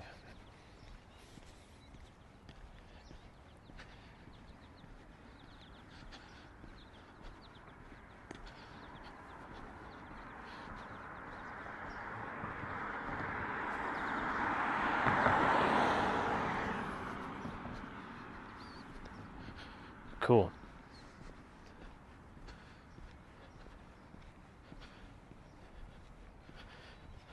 Live streams at 1 hour 43 minutes. I arrived back at 9:10. Phone could have lasted maybe another 15-ish minutes out here. But I came back exactly when I was supposed to. Not a moment sooner or later. Exactly as when I was supposed to. Alright, so the live stream is gonna lag a little bit.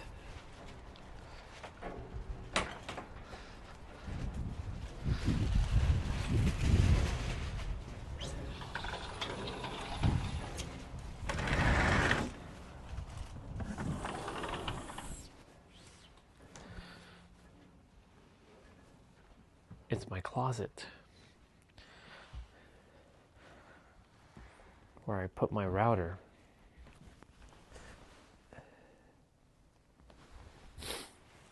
All right, front camera, Wi-Fi.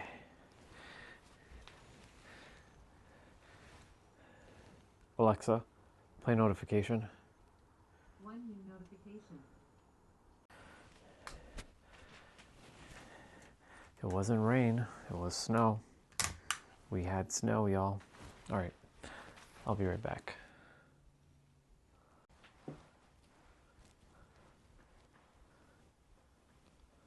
Oh shit, okay. Higher bit rate.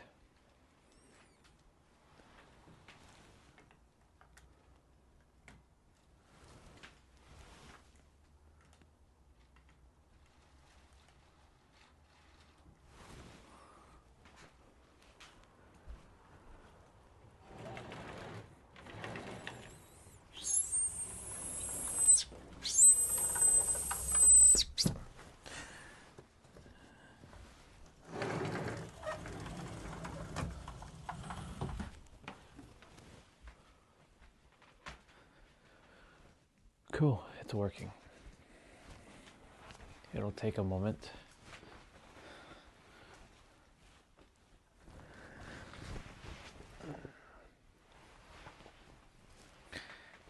But it's working. Yeah. There we go. Welcome back.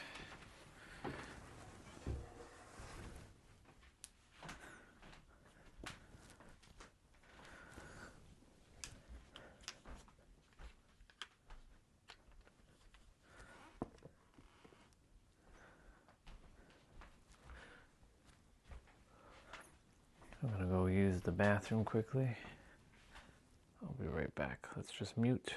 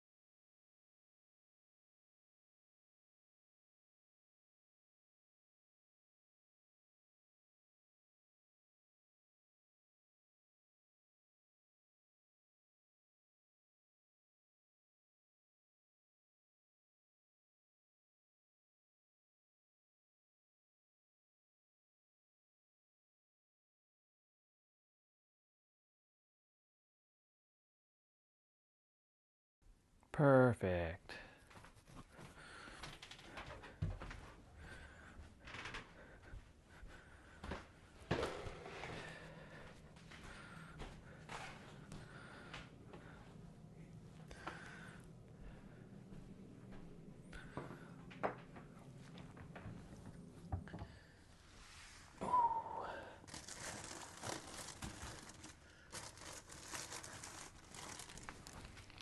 Oh, no. There's English muffins.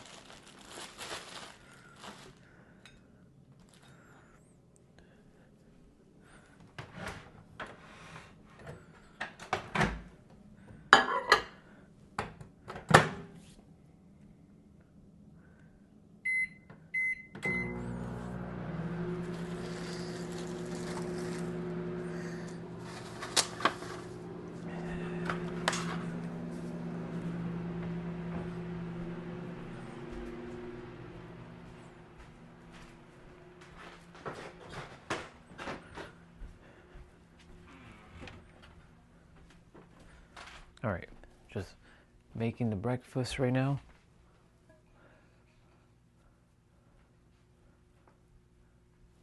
Ah, yes.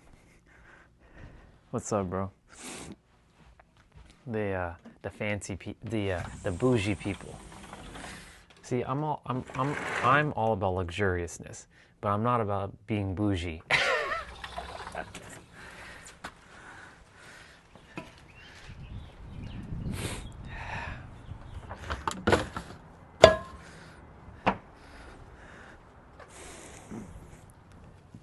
Just so you know, it snowed out here, but it didn't stick. But it snowed, so make a record that it snowed on May 2nd. Here, it was fascinating. We got snow for like 5 minutes. I'm gonna play my game just now, my Rogue Galaxy.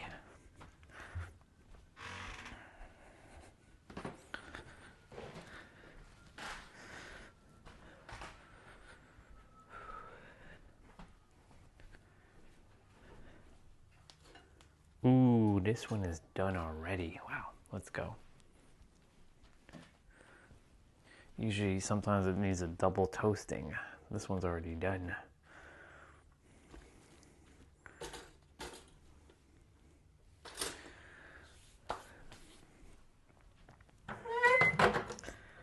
We make ourselves so powerless because we're so powerful. So funny. Yeah, I hope those people, those souls, enjoy their horse racing today.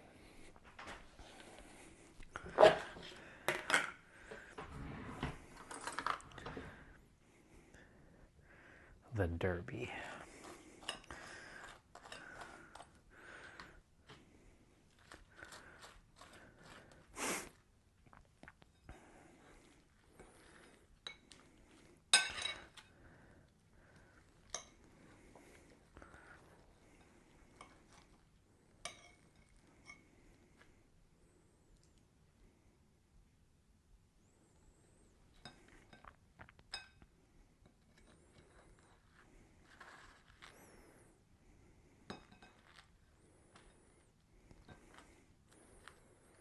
I'm gonna watch the SmackDown highlights just now. See the ridiculousness. I saw Gunther attack Cody Rhodes last night, or on the recap, like one of the highlight recaps. Stupid. Seems like the TKO really likes Gunther. They favor that dude so much. And the funny thing is, he's not even a SmackDown wrestler. That's why I said, like, it doesn't matter, even if they do their little drafts. Like, that shit is a waste of time.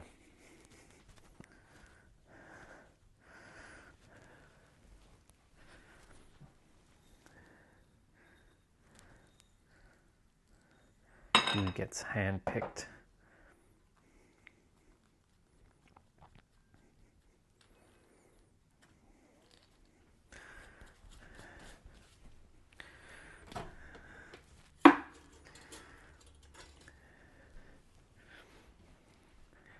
I mean, Gunther's a good guy. They all are, like, but just the favoritism. Same with Cody Rhodes.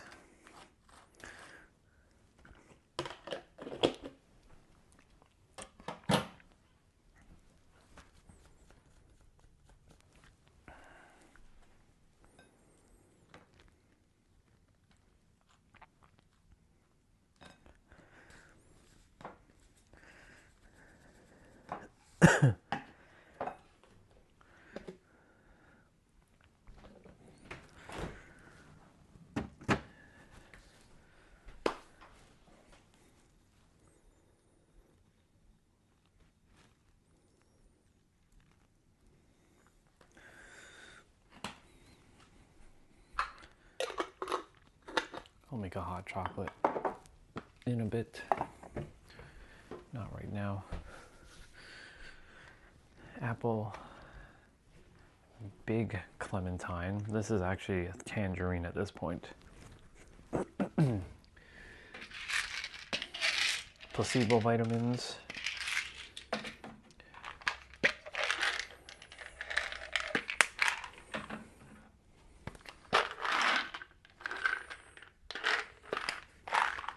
I'll grab a yogurt afterwards.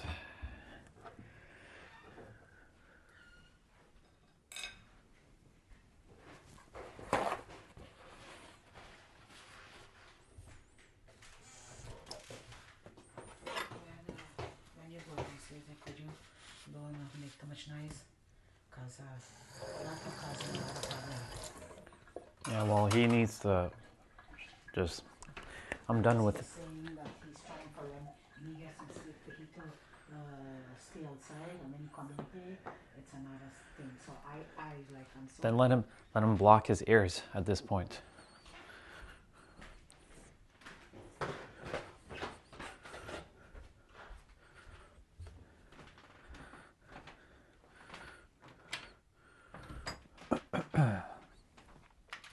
I'm tired of playing nice with characters. This is why I said, if he has a problem with me, he can go fuck himself at this point. I didn't come here to shut my mouth. I've been too damn considerate of people's feelings for too long. I'm done with that shit. I've been done with that shit for a long time.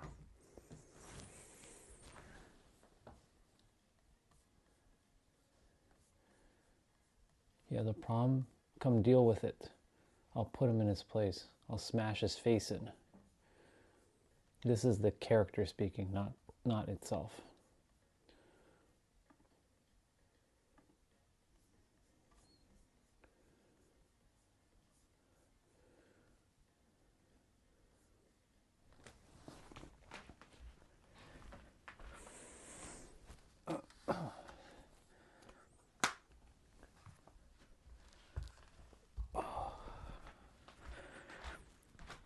Speed up the timeline. We need to get out of here. At this point, we need to get the fuck out of here. At all cost.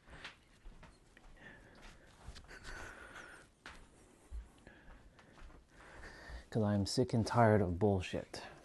I am done with it.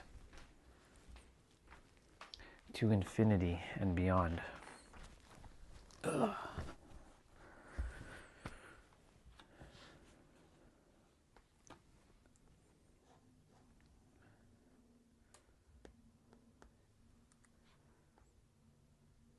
All right, let's see.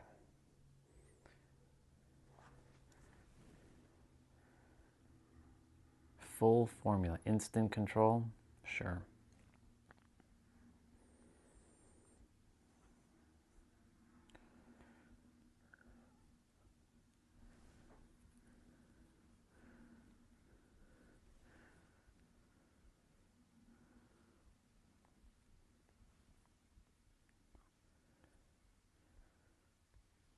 What was I gonna watch? SmackDown.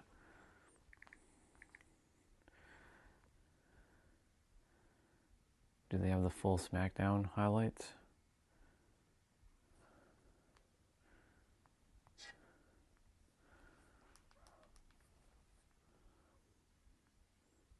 Yes, they do. It's always nice when we can come out here and provide you with new information, and I have a little new information for you. Earlier tonight, I got here, I met with WWE's esteemed medical staff, I met with my friend, our general manager, Nick Aldis, to find out if I would be medically cleared for action. Let's see if this was any good.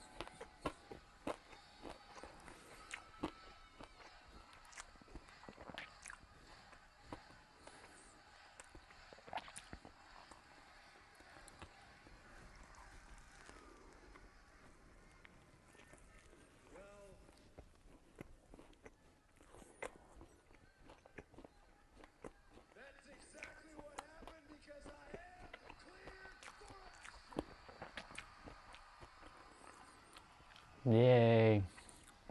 Which begets the question.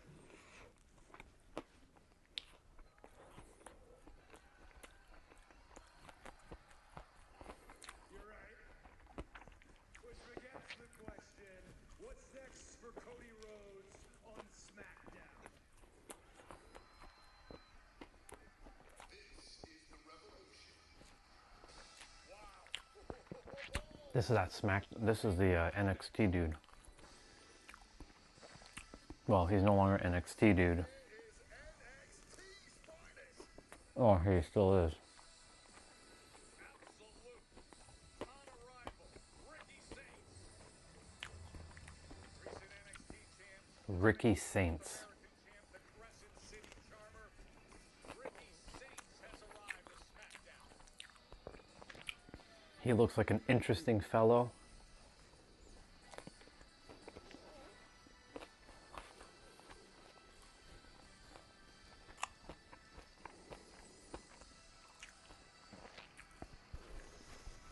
He looks like The Rock a little bit.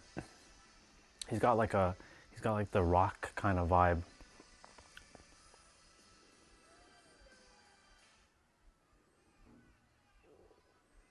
Okay. This is an easy thread to pull. I came out here in front of all our friends in Tulsa. I told all our friends in Tulsa that I was cleared for action. Yeah, apparently because he choked him out. For some action. So if that's what you want to He choked him out last night after Cody Rhodes' match with this guy.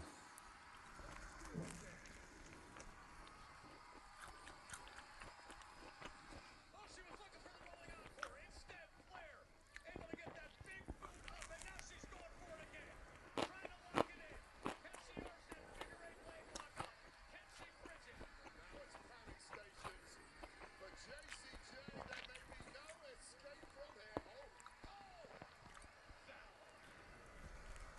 Watch out, Fallon. Delivers a big right hand. Lady comes in with a massive knee of her own. You know what I don't get? I mean, this has happened ever since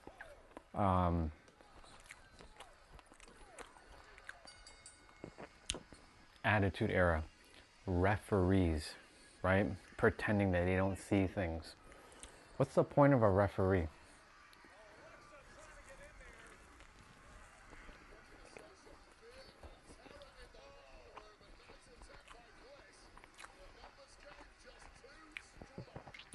Okay.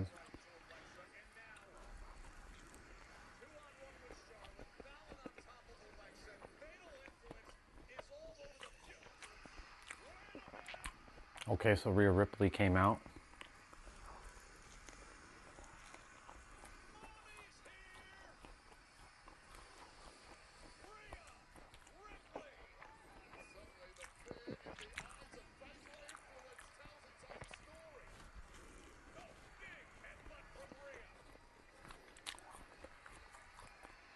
Looking for Riptide reverse.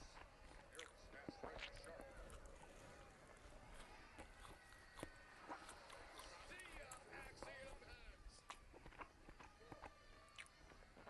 Okay, so Damian Priest faces Axiom. Okay. Sound the heaven nearly scraping the ceiling here at Rock Center.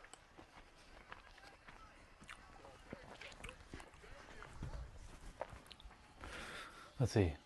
Mainly to communicate from the gorilla position to the wrestlers and to make it look like a real fight. Yeah, they're doing a terrible job of that. Unfortunately, they're doing a horrible job of that.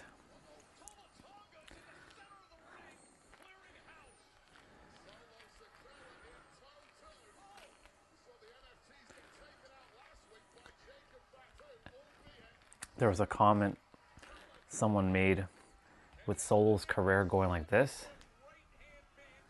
So now his career is going back like this.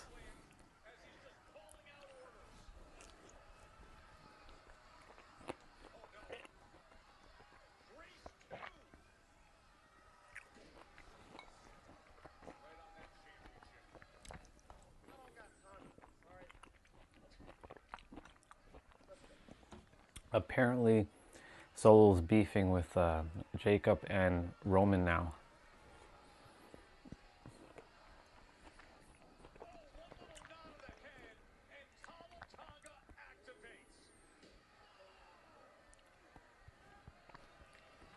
What? Tell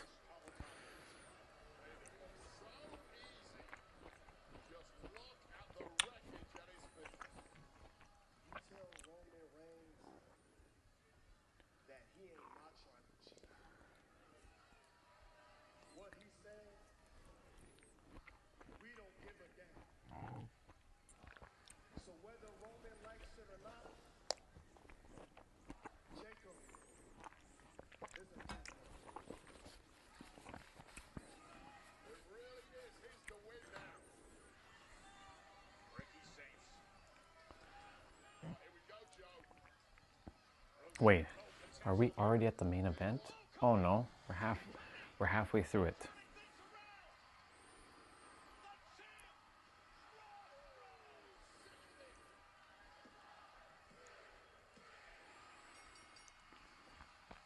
So good to have him back, medically cleared and healthy. Yep.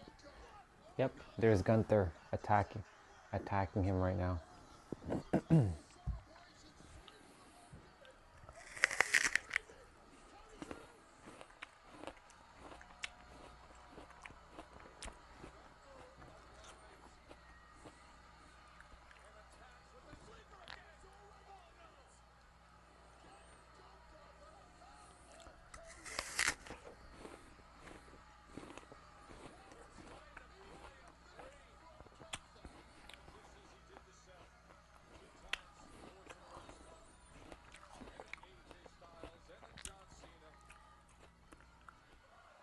Dowhausen?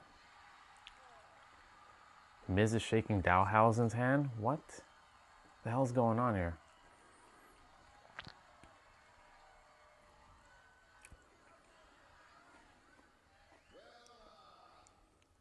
I guess there's only one thing left to do.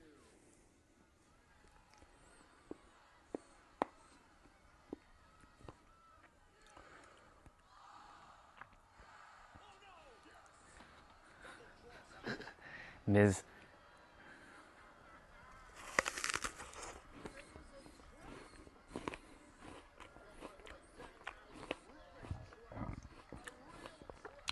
What the hell? It's so cheesy.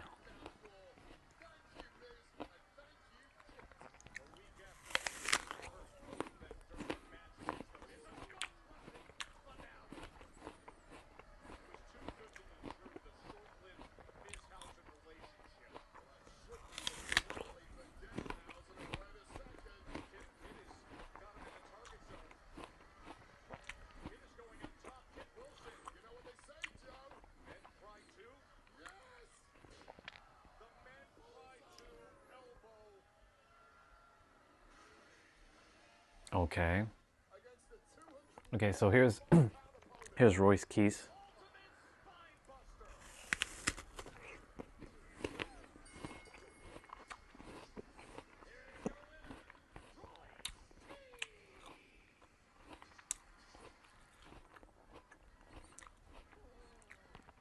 Sami Zayn with some gingerbread man.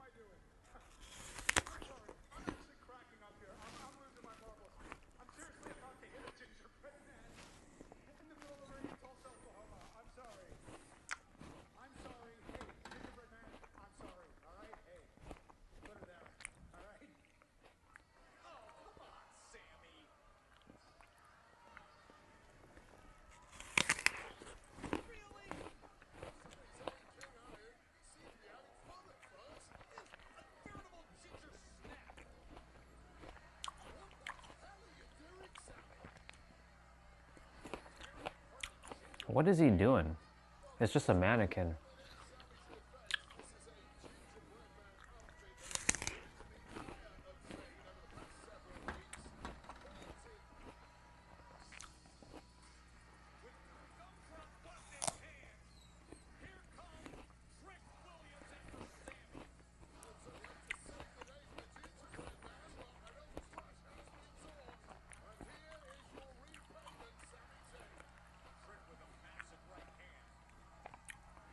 Trick Williams has got that Booker T vibe.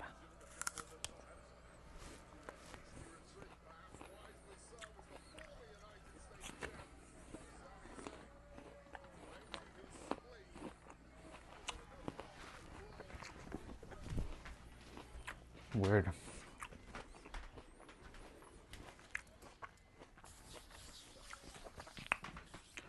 Okay.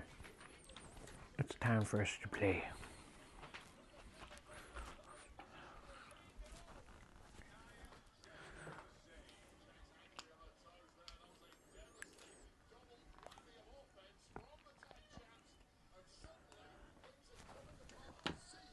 Okay.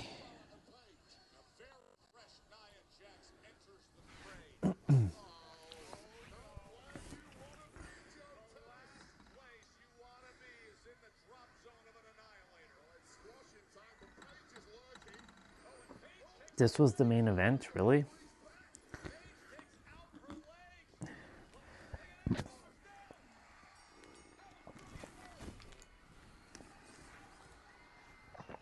Nope, this wasn't the main event. This was the main event.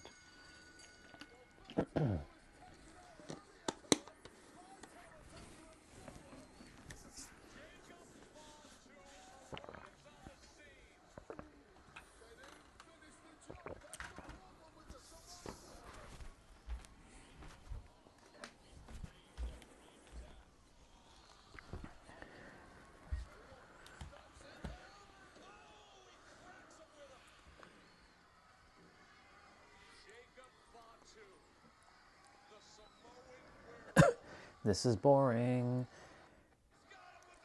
Boring.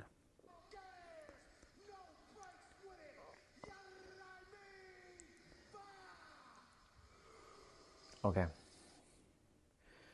Whatever.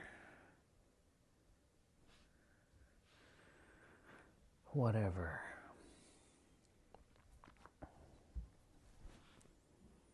Time for us to play. I have a factory to get through. I have a boss to face.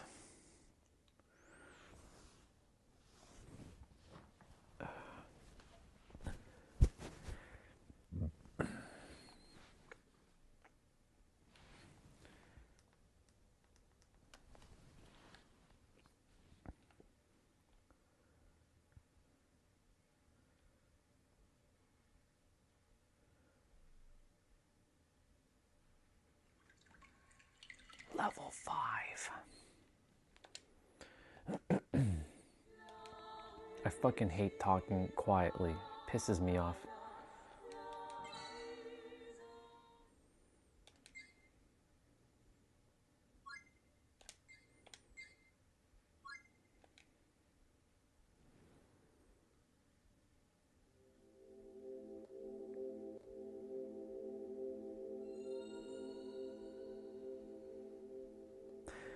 The genius, let's read the story. The genius hacker Jupus Tuki McGennell hijacks the Datron factory's mainframe in retaliation for being fired.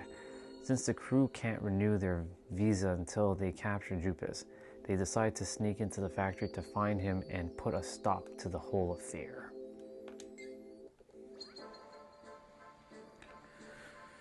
All right. Let's see what's going on here. So I need to go over there and see what's down that way. Okay. Yep. This is gonna be fun. Just one problem after another. Yep, Jaster, you said it. Just one problem after another. Humans making stupid problems for no fucking reason. I'll take you on. Into the battle, everyone. Over there.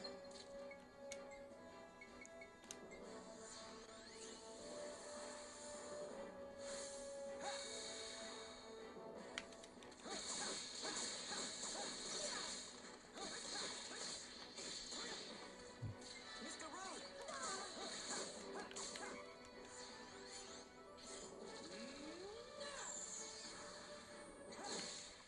Nice. That's the end of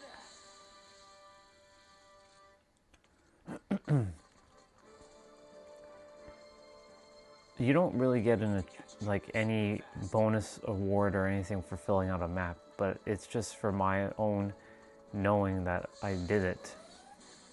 I'll take you on. Entering battle, everyone. Oops.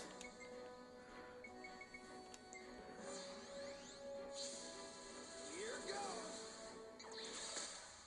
One-shotted. Cross our path. Awesome. First, take a deep breath. So we just went around in a circle.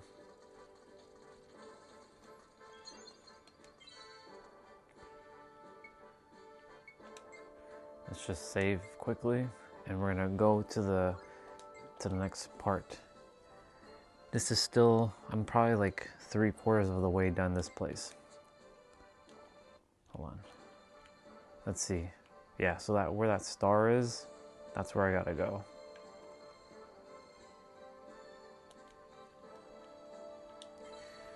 So before I do that, let's see something.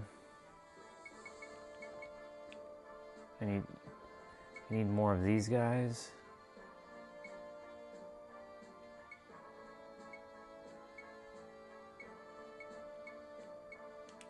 I need to run into more of these guys. Oh. Here we go, cutscene. Wait, Jaster, do you hear that weird voice?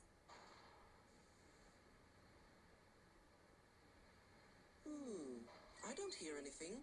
Why?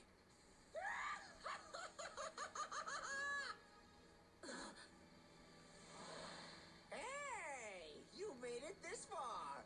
Good for you. Jupus. Get down here, Jupus Tuki. Time to surrender. Give it up. Surrender? Sounds to me as if you have no clue about the position you're in. Don't you understand? Do you have any idea what'll happen if you dare defy me? As if we're going to let ourselves be pushed around by some twisted killjoy.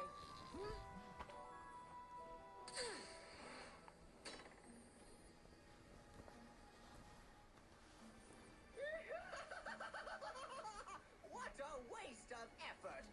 Say, I've prepared some playmates for you. Have fun, and don't forget to die. Bye-bye! Damn. Damn. Oh, man. Not again. Oh. We cannot run away from this one.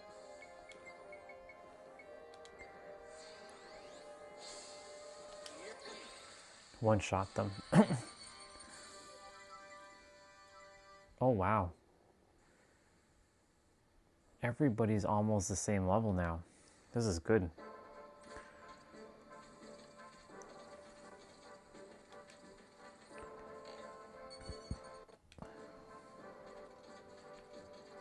How big is this place? Big.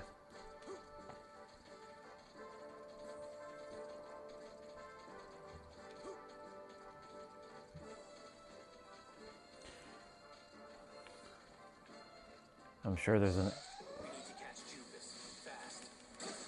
They come. It is very hot. Be careful. Over there.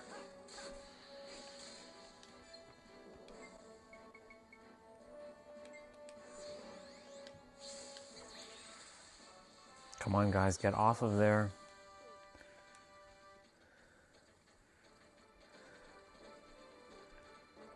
I don't like where this is going.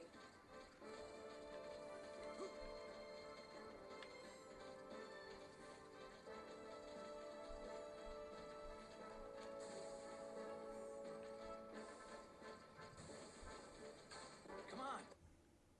Oh, game's stuck a little.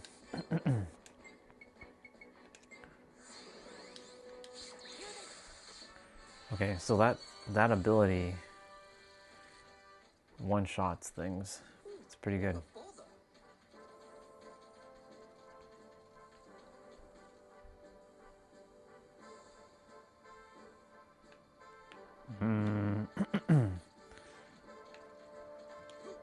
Just one problem after another. This is the problem with this. When you're in this game, you have to fill out the map. Here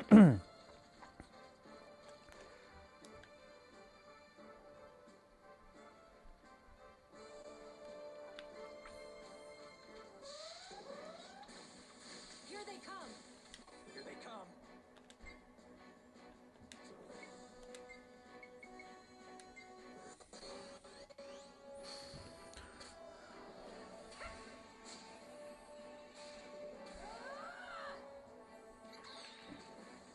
Entering battle, everyone.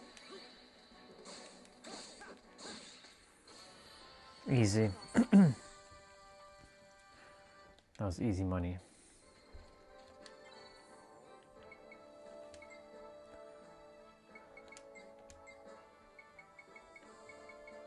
All right, let's level this up finally.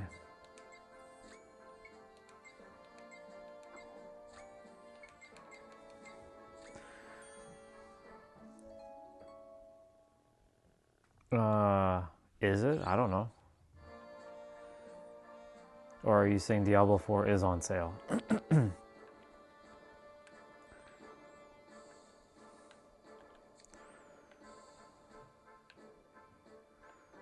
Just checking to see if there's anything to level up fully. Nope.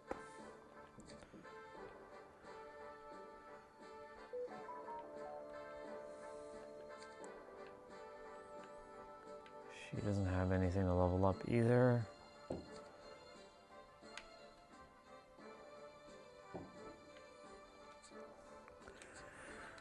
Okay. There's a lot of backtracking in this game as well too. Am I jumping on this? No. Shit. Well, I need to fight more monsters anyways.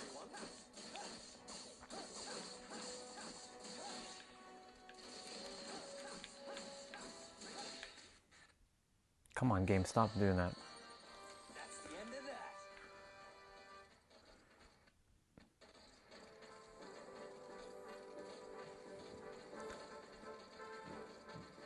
How big is this place? Oh, the elevator shaft is over there. No wonder. It was right where I was originally. Oh, we needed to do that anyways. I'll take you on. Oops.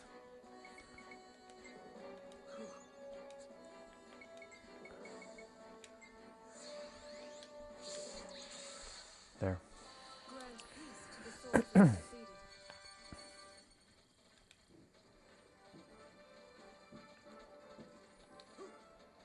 Fucking backtracking. Not being misled, are we? Lots of backtracking.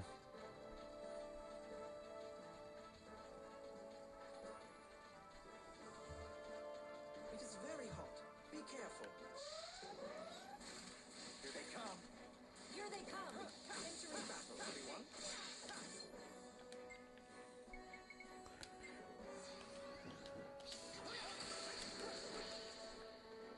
This is the best Emir Beast can do, huh? Mr. Rose! Those guys suck. We'll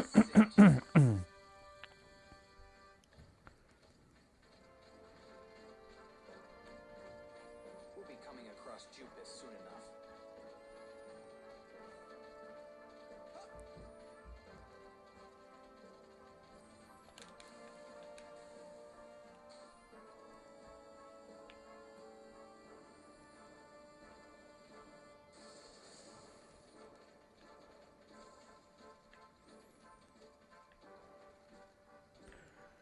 All right, let's see. Just one problem after another. We gotta wait for the... We gotta wait for these things to come here. These things are so slow.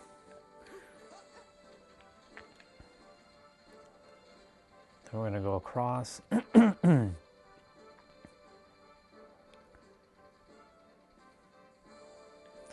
You know, for a PS2 game, like, they did a really good job for a PS2 game.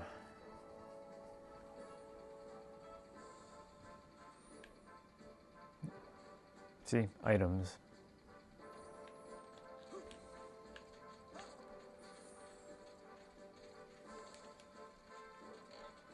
Ooh, get ready. There might be a mimic. Okay. This might be a mimic. Yep. We cannot run away from this one. Yep. Here we go.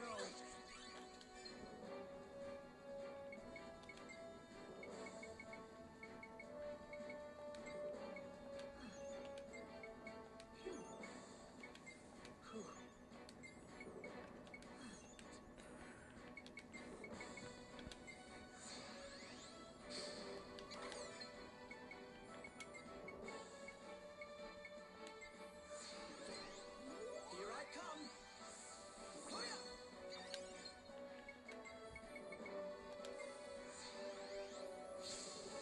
Here goes.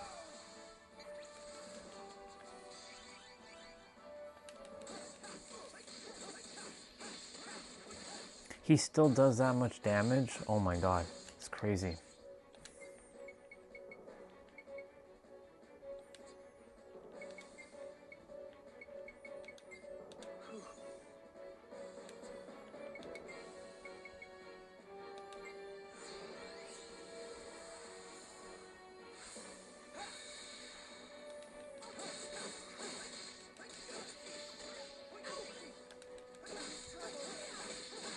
Oh. Not good.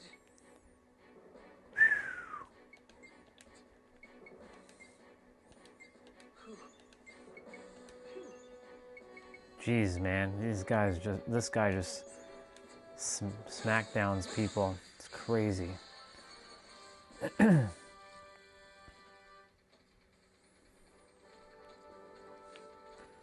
Fucking mimics.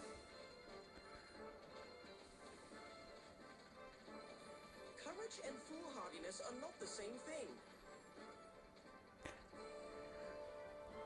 Okay, so at least I now know that mimics are level 99, and the reason why they do so much friggin' damage.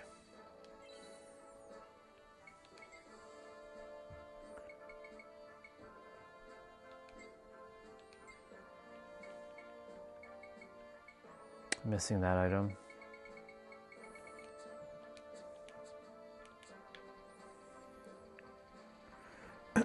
I gotta wait. So we gotta go over that direction. But I'm gonna go to that side over there first.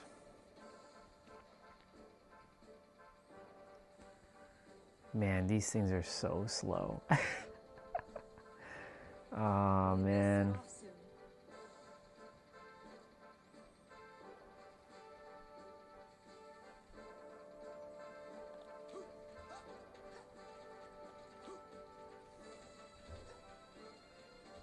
We must try our best for Dr. Picacio's sake. There's no point going on it yet. I'm gonna have to wait. There could be an item over there. Yeah, there's a chest over there. See, if I'm playing a game, I don't miss things. I make sure I get everything I possibly can. I explore my games deep. Like deep exploration. Otherwise, what's the point? Don't we have to hurry? Yes, Lilica, we do have to hurry.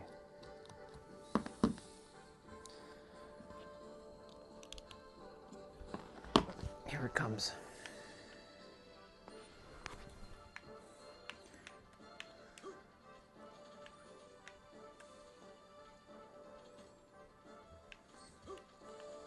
Oh my god, I almost fell. Stupid lizard. I swear we're gonna capture him. Nice. Can we go through here? No. We have to wait for that dumb thing to come back here again. We'll be coming across Jupiter. Too bad my characters can't, like, jump from a far distance.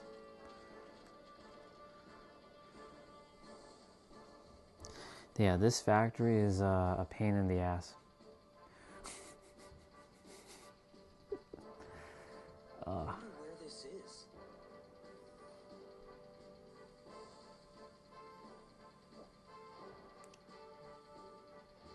Awesome.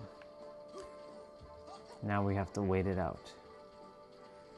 We gotta go where that question mark is. I hope I didn't miss any item. Because sometimes you have to use a specific item to get past.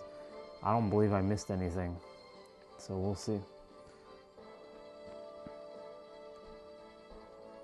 Ah, a small break. Just make sure there's nothing over here. No, there's nothing. There's nothing, so let's see what we got.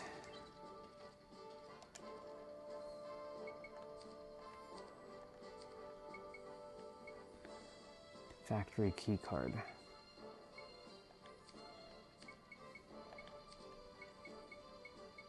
Nope, that's not it. Where are you?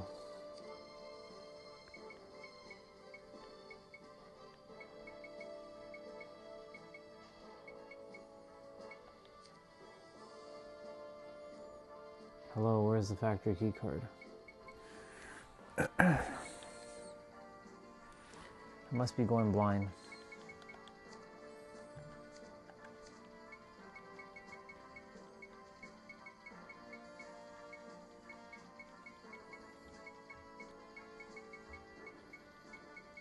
Where the hell is the factory key card?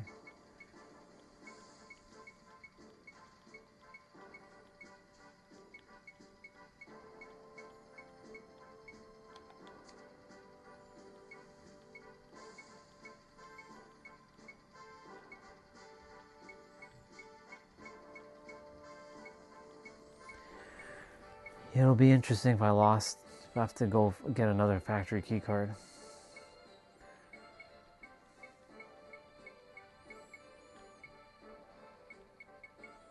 I'm not seeing it.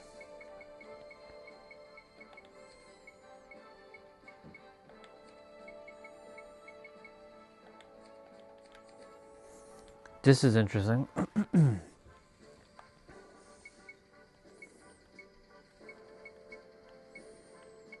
Am I stuck?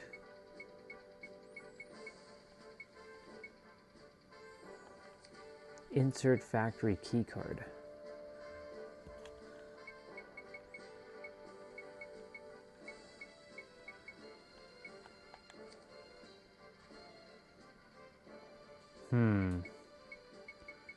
That means I must have missed an item then.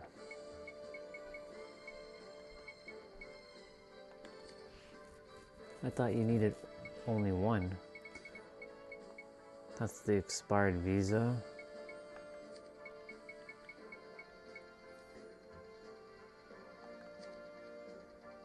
I'm going blind. But I don't think I have a factory key card. Fuck. It must be somewhere.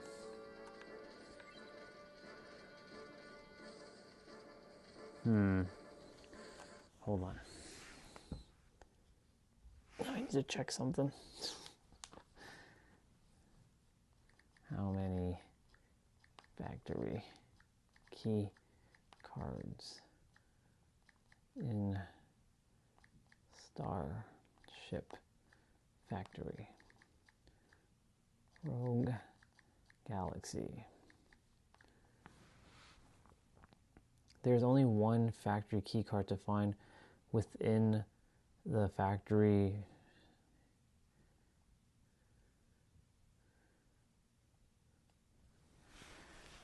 Wait, what? Okay, so there's only one.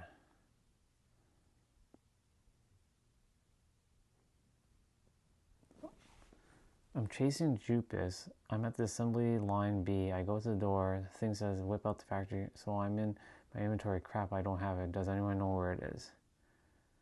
According to my guy, it's in 3A.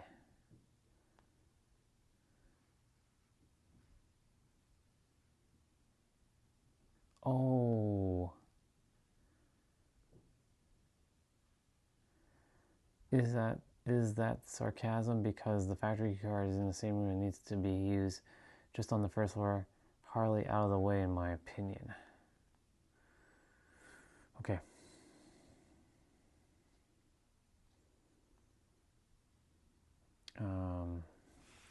One sec.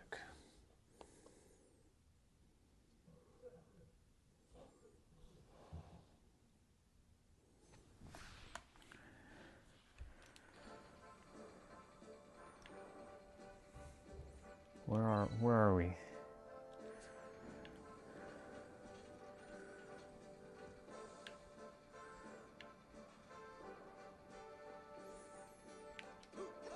So that person 16 years ago ran into the same problem. Oh, it's right there. I think it's right there. Oh my god. This better be it. Yep. Okay, we gotta go back all the way up. We gotta do all that again. You see what happens when you don't look?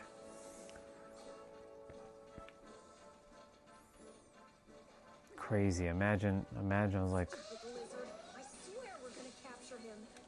Here they come.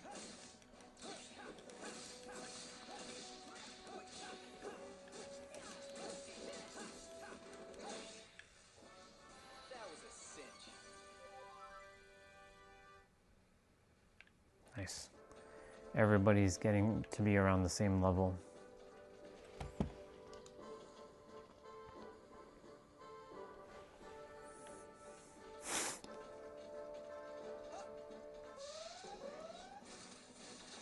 Here they come. Here they come.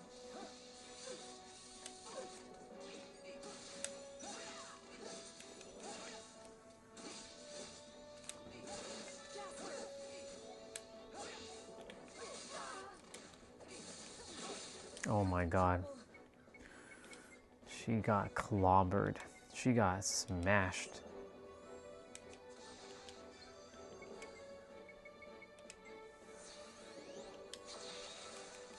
Oh shit.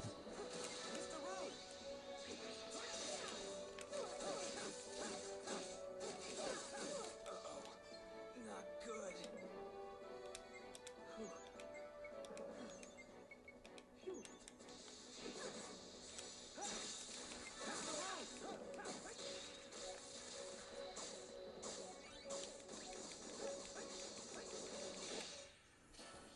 That's the end of that. Fuck, man. Crazy. Those guys are Courage and foolhardiness are not those guys are a little bit of a pain in the ass.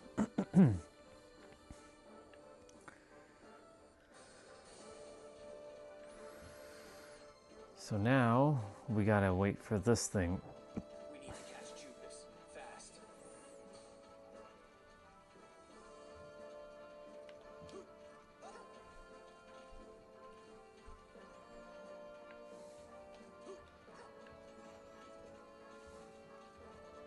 Stupid lizard. I swear we're gonna capture Well, him. I'll just wait.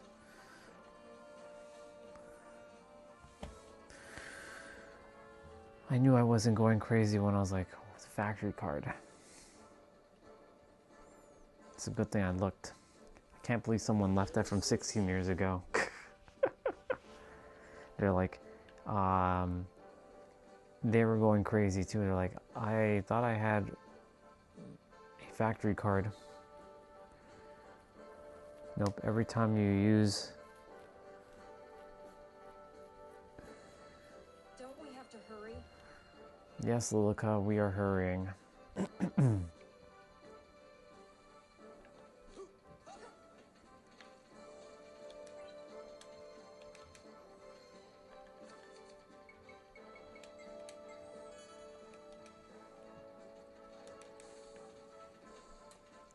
Ooh. Okay. This looks like fun. There should be a save point coming up somewhere. We'll be coming across Judas soon enough. Are you ready? Here they come. She already shot him.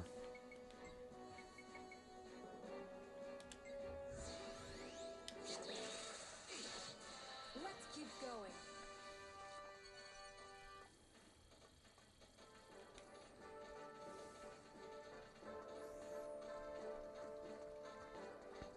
Where are you, you stupid lizard?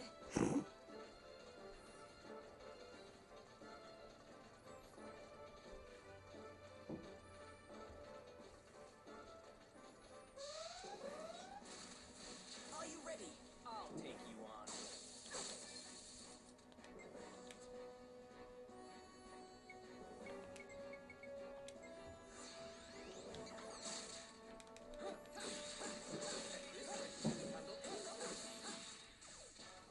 That's the end of that. Very good.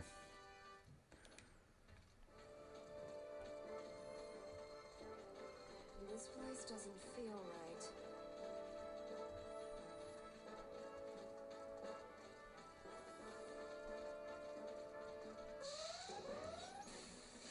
Here they come.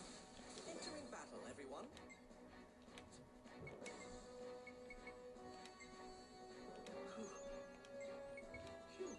Oh shit, I gave it to the wrong person. Well, it's fine.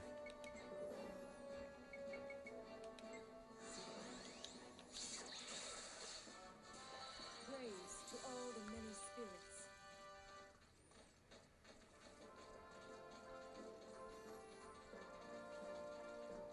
First, take a deep breath.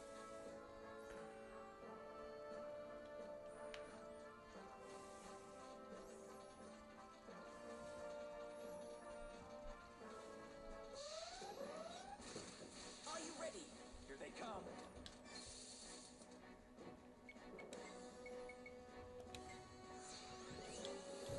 Here they come. That's not what I wanted to do.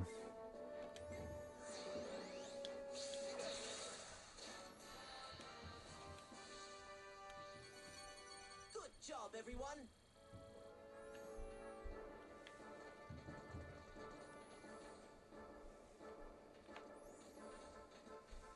I hope there's a save point. Is this all part of his plan? Yes, there is a save point. I'll take you on. Entering battle, everyone.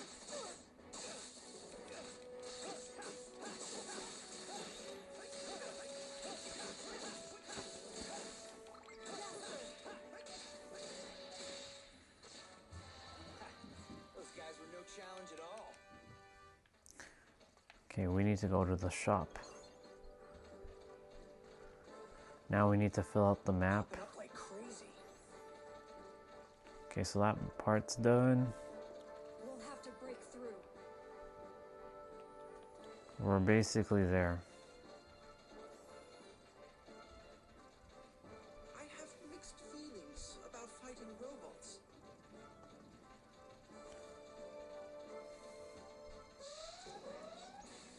Here they come.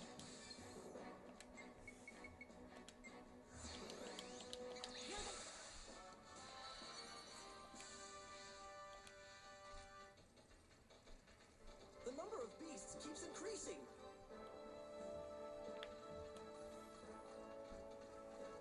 We'll be coming across Jupus soon enough. Cool.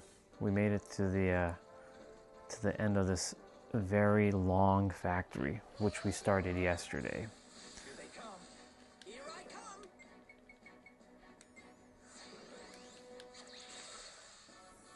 Praise to all the many spirits. I'm attempting to fill out the map here. Come on, let's hurry. Nice, nice. Now we need to do that inner part.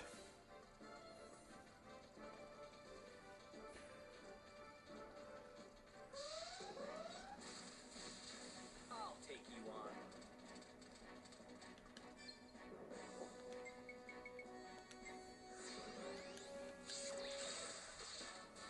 Let's keep going.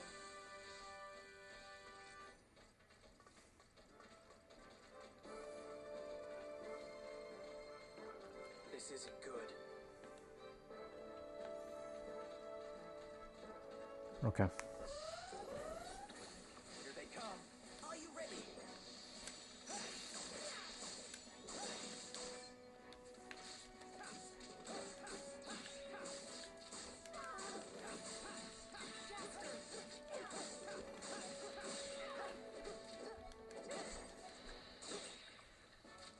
Grant peace to the souls of the defeated.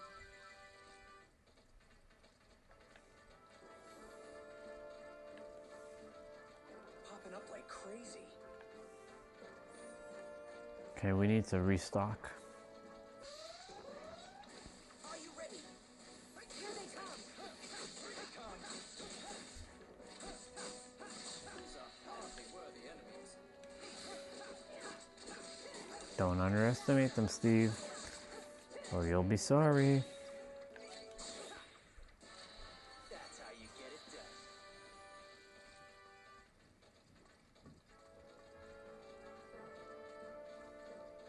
Just one problem after another. Yep, just one problem after another indeed.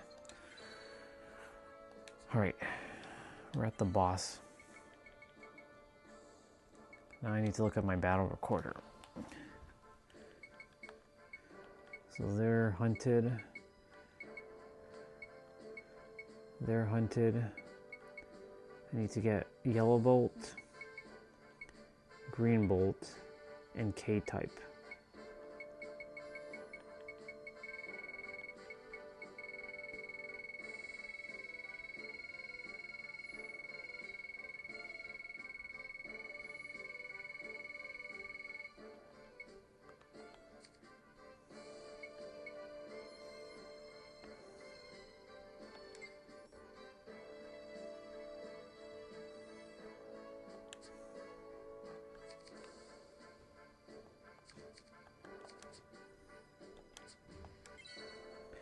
All right, let's hit save.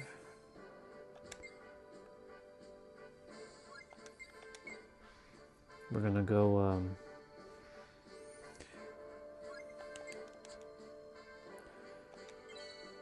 we're gonna teleport.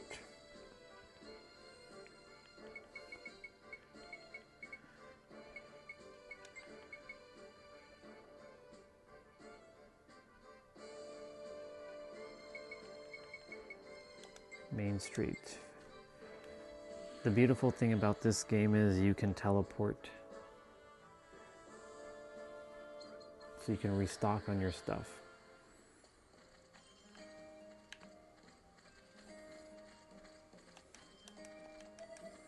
All right, let's see what he's got.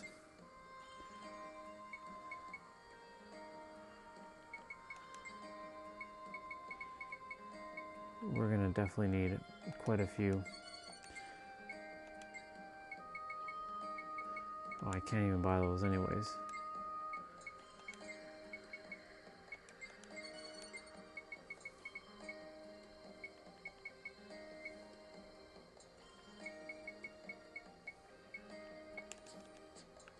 All right. We're not being misled, are we?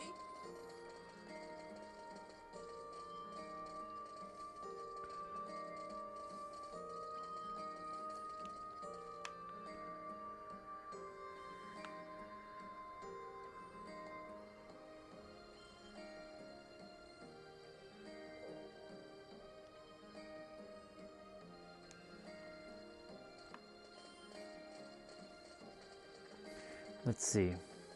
We're not on the wrong path, are we?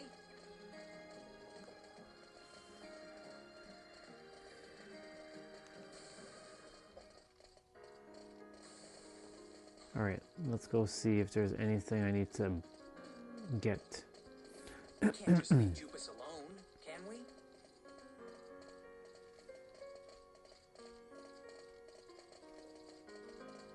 I can't get that treasure chest yet. I need the sun key or star key. Oh, right. Just one problem after another.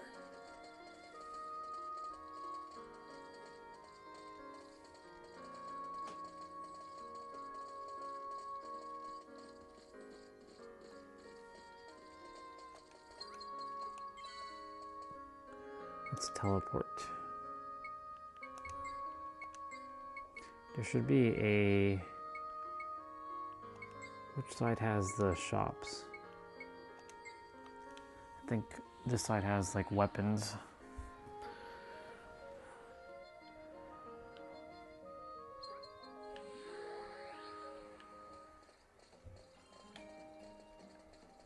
It's not healthy to be a scaredy cat.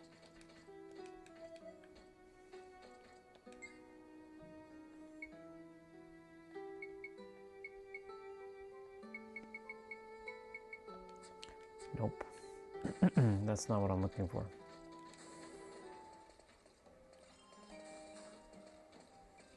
There's supposed to be a...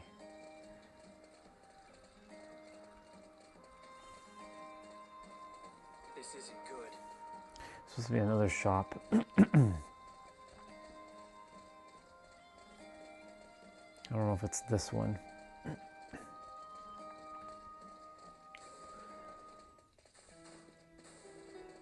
Oh, gotta go down.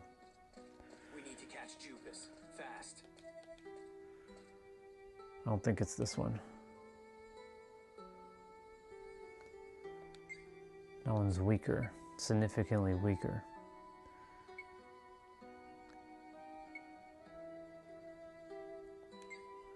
Significantly weaker. I'm just seeing if these items are any strong. This one's stronger for her. 113, 139. Does he have any?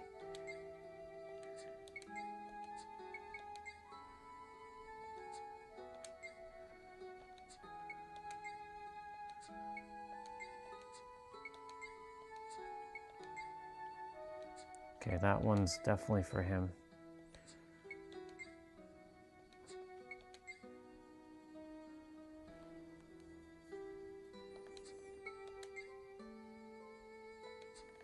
I still don't have as much money as I want, though. Okay.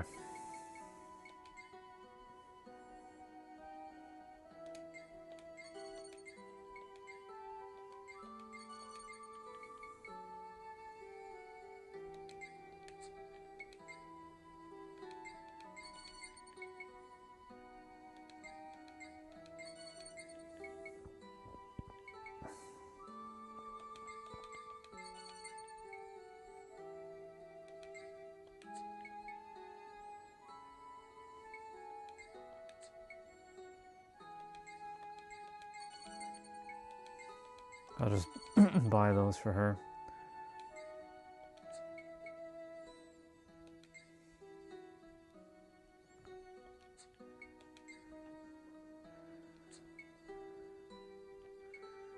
That's what I'm currently equipped with.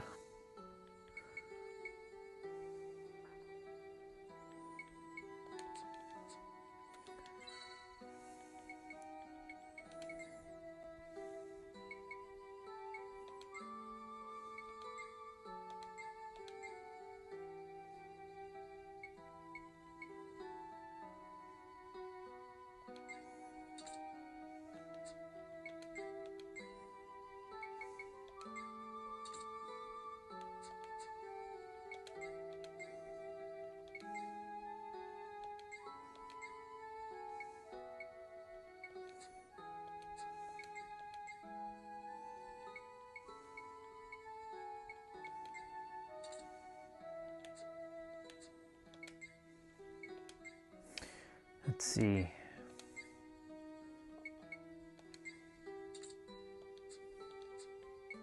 Bulaka.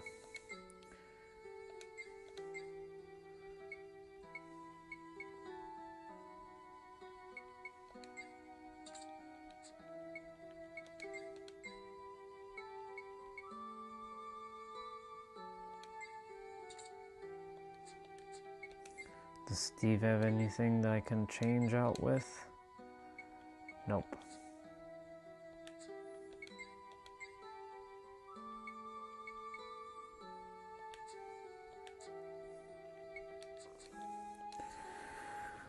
Okay. I know there's another shop on the other side, I believe.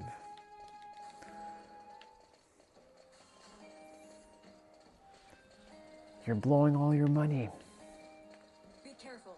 I sense something strange. We're preparing for the next fight.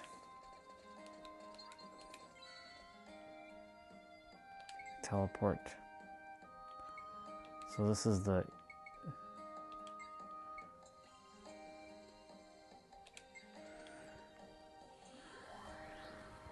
This is the east side now.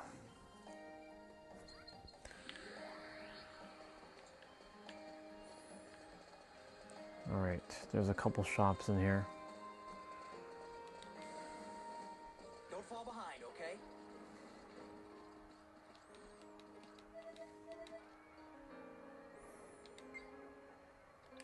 I already bought that.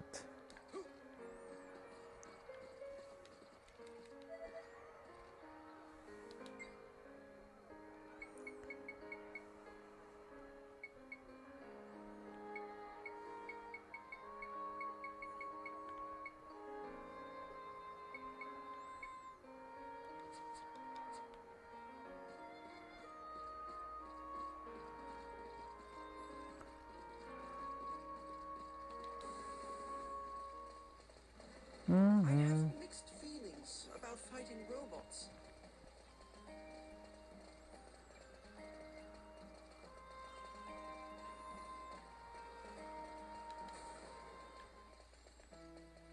Let's see what he has quickly.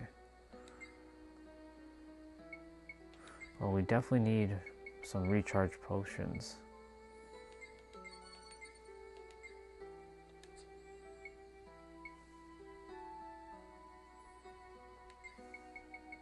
We'll buy a stock of elixirs.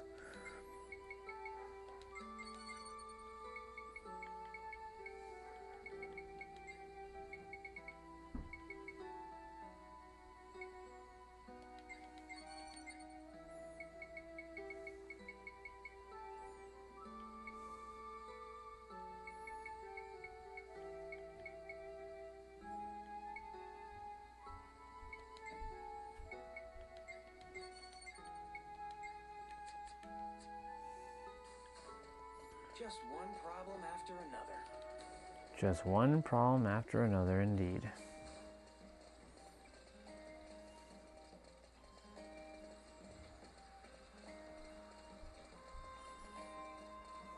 This isn't good.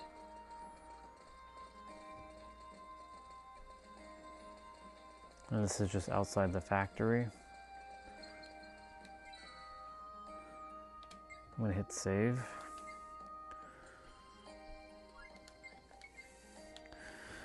Ooh. All right, uno momento. I need to get those monsters.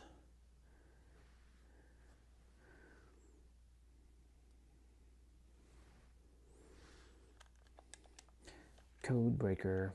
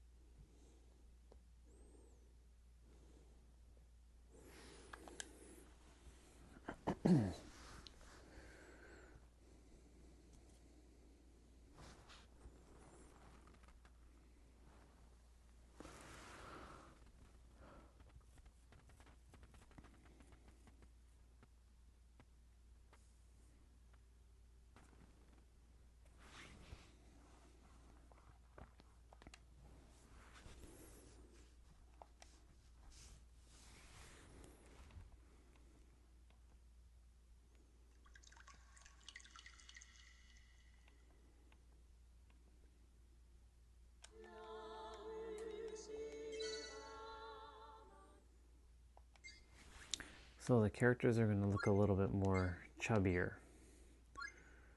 because it didn't load the widescreen patch.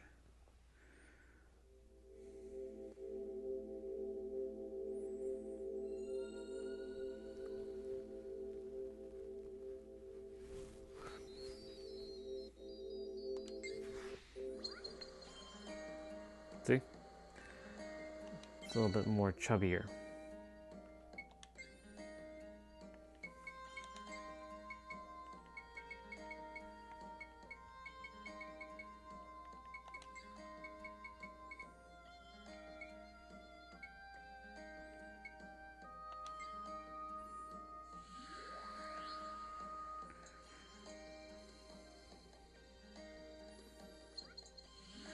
We're back in here, y'all.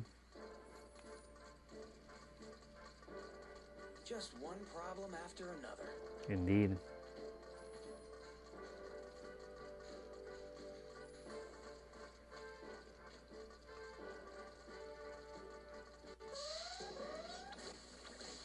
Here they come. Here they come.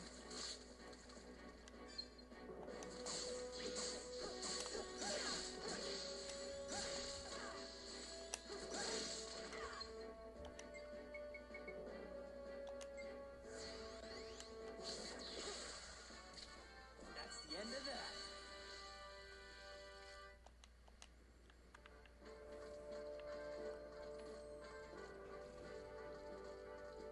First, take a deep breath.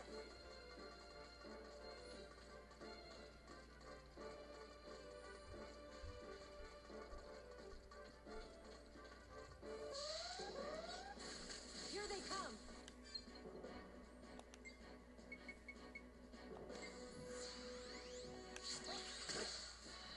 Good job, everyone.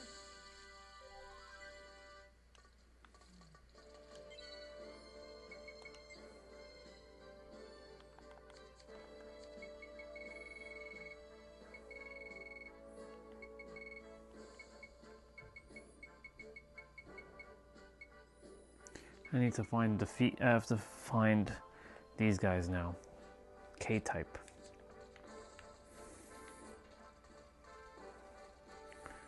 I don't like where this is going.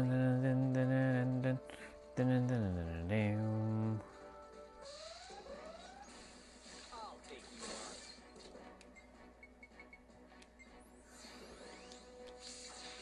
Entering battle, everyone.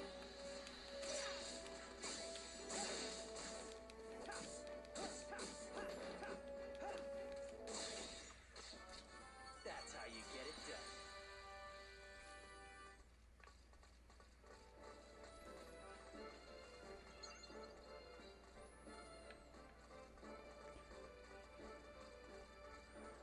This isn't good.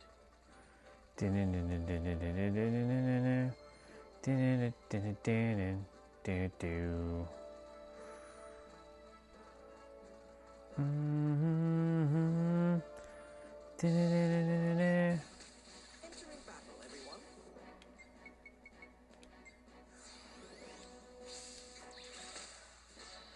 Don't cross our path.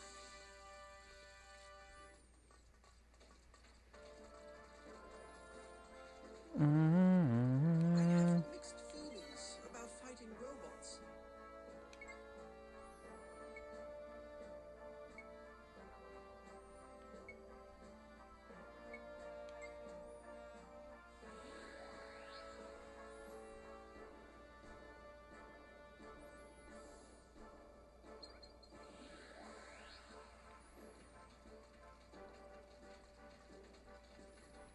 No ordinary fellow could hijack this factory.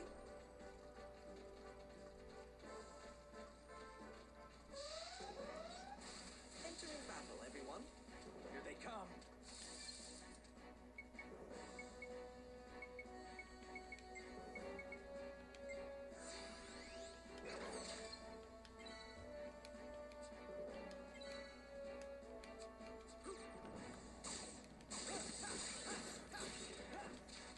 No big deal. Grant peace to the souls of the defeated.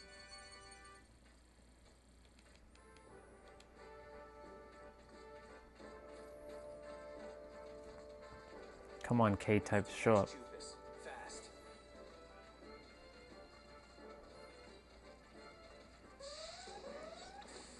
Here they come.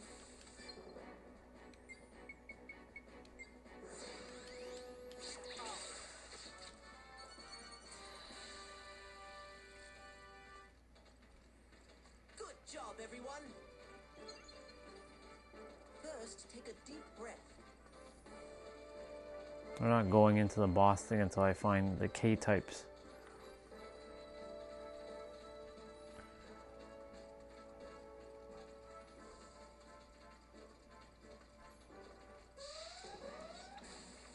Entering battle, everyone.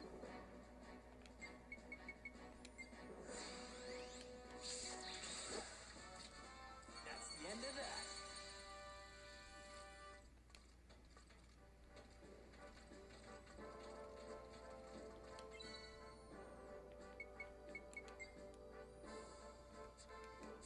We're making back that money. We're making back that money. Come on, K-types. Where are you? Show up.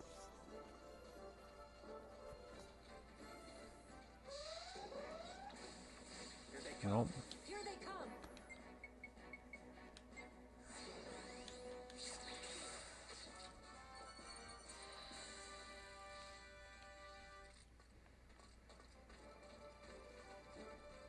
We'll have to break through. Don't fall behind, okay?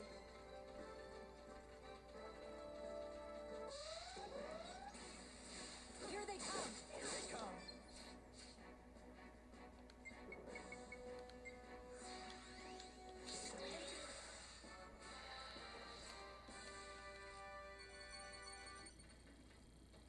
Praise to all the many spirits.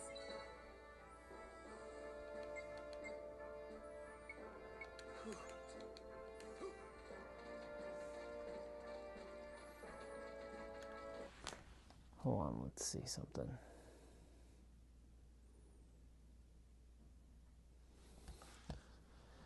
So we need to go.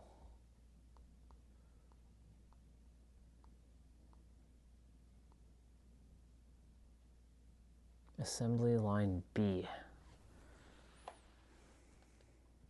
Oops.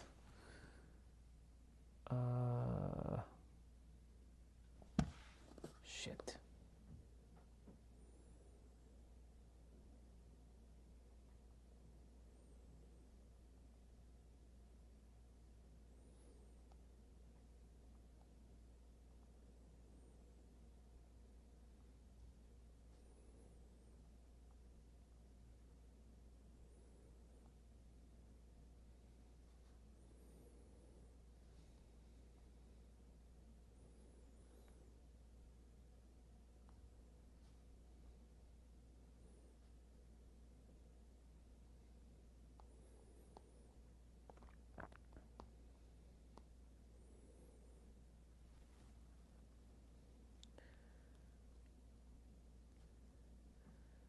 The K-type.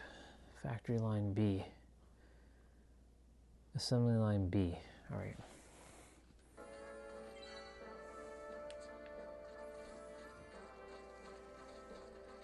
Come on, let's hurry. Shit, I have to go all the way around at this point. Here they come. Here I come. Here they come.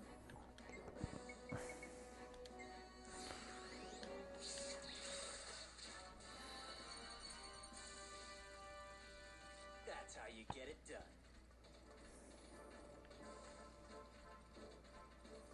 We'll be coming across Jupus soon enough. Yep. I need to go back to Here they come.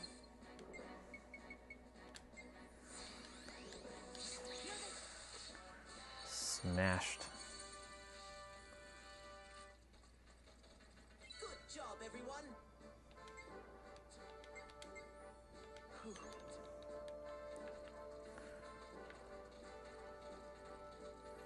Where are you, you stupid lizard? Lilka's very forceful.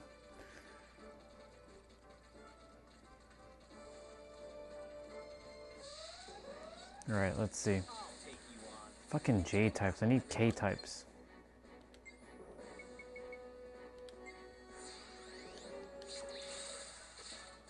Let's keep going. I noticed something with the when you use the code and you start to like kill so many of them, you don't get as much EXP. The number of beasts keeps increasing. Teleport. Assembly line B. What's up, dude? K high, K high, K high, K high, K high. K high, K high, K high, K high. Is that Swear we're gonna capture him. what's up, dude? I'll take you on. Fuck, more J types? I want K types. I'm looking for a monster right now. Those guys were no challenge at all. These guys were no challenge at all. This isn't good.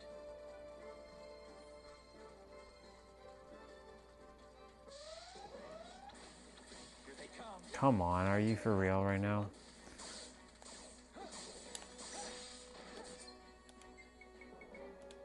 You know when you're looking for something, you don't get it, but then when you're not looking for it, then they show up.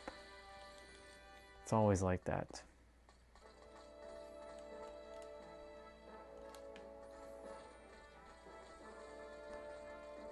I have mixed feelings about fighting robots.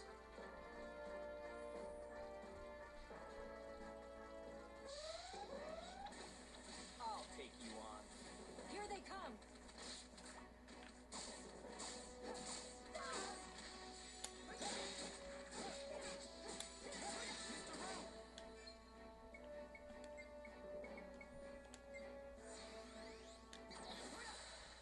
Cool. Grant peace to the souls of the defeated.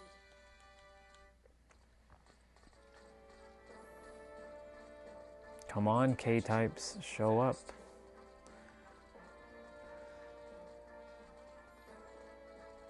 Don't have all day.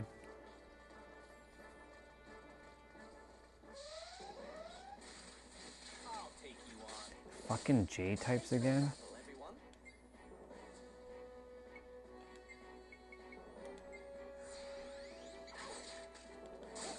Not done yet.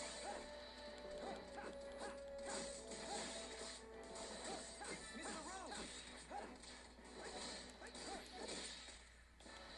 Oh my, is it already over?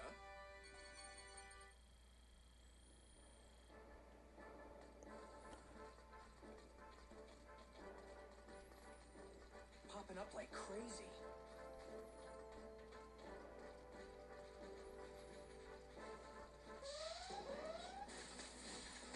Just keep coming.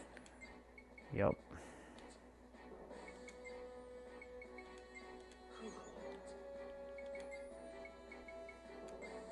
It just keeps coming.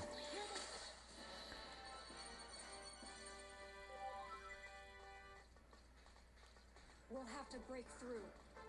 Come on, would you finally give me the monsters? It's increasing.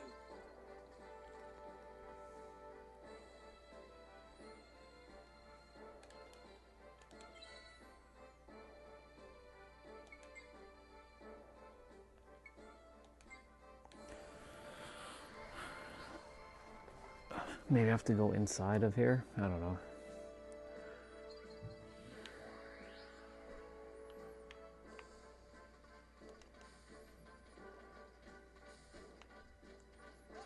We'll be coming across Jupus soon enough.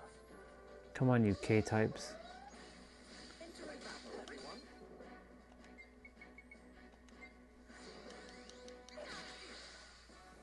That's the end of that.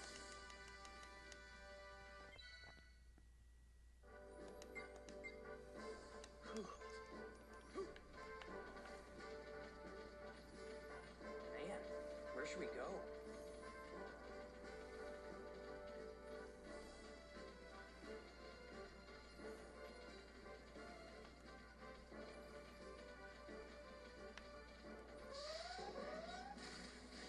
There, finally. Everyone, Here they come. here they come. That's all I needed.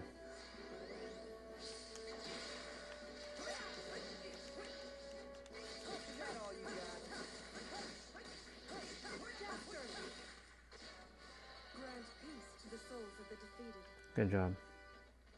All right. Is this all part of his plan?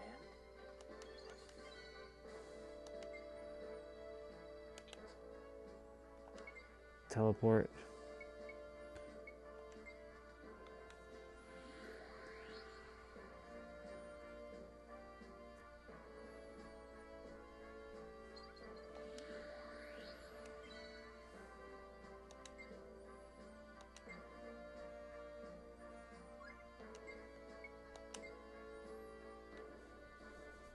I'm 14 hours and 45 minutes into this game. That's crazy.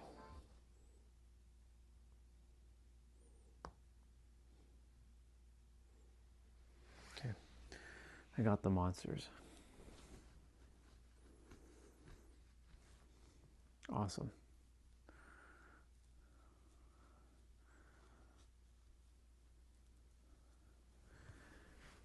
I can finally be off of this planet soon, Zerard, and go on to Vidan.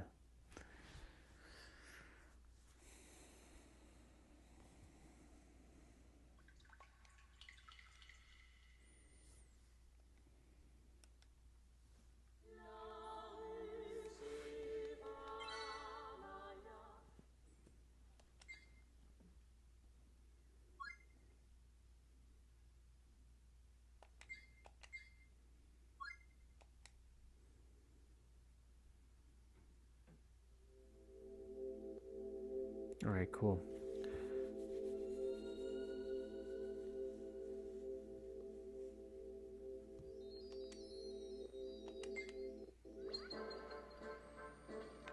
All right, y'all. Let's do it.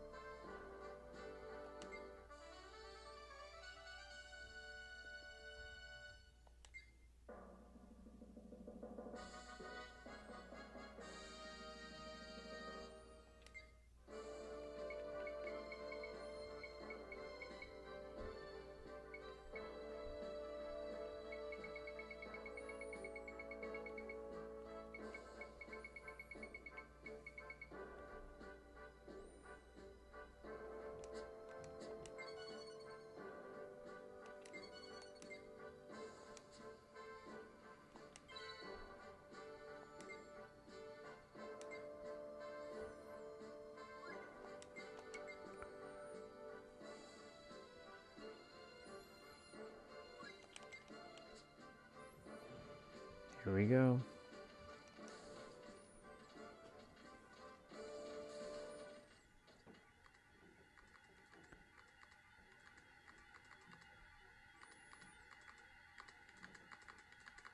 Huh? Oh, you're here already? No shit, dude. We've got you cornered, Jupus Tukey. You can't run from us! Awfully persistent, aren't you? No sweat, though. I might just have a little trump card here. Here's Johnny! Here we go.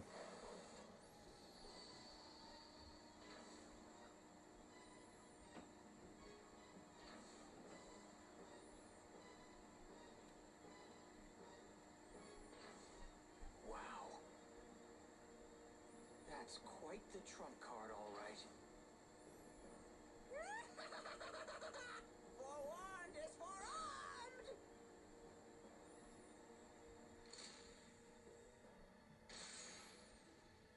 Jupus Robot.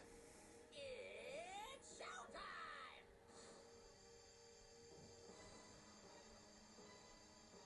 All right, Jupus.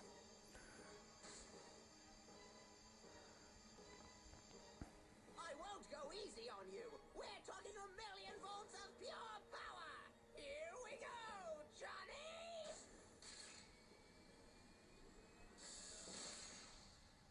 Where did this robot come from? Oh, I'm sensing a strong barrier.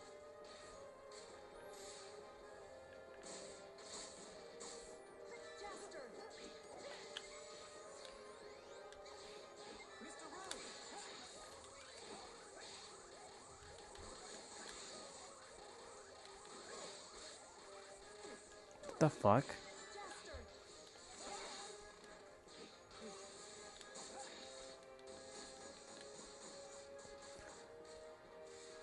Is there something else we're supposed to be attacking?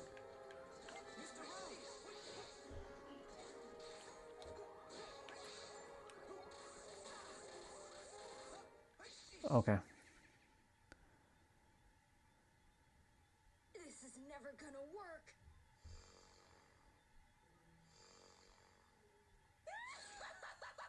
Like it? It's my landmark invention, a barrier system using time-space energy. Your feeble, girly man attacks have absolutely no effect. Girly man attacks. Damn. Joster! Dr. Picacio? What? Dr. Boccaccio? I'm very impressed, Jupus. Your research into space-time energy has come a long way. But the time has come for you to step back. But that can't be.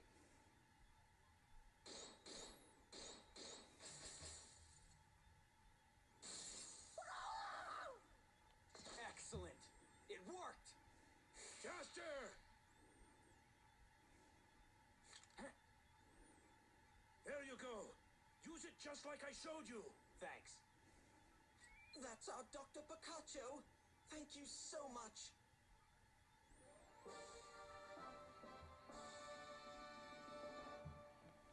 Ah! Using new weapons, that's not fair!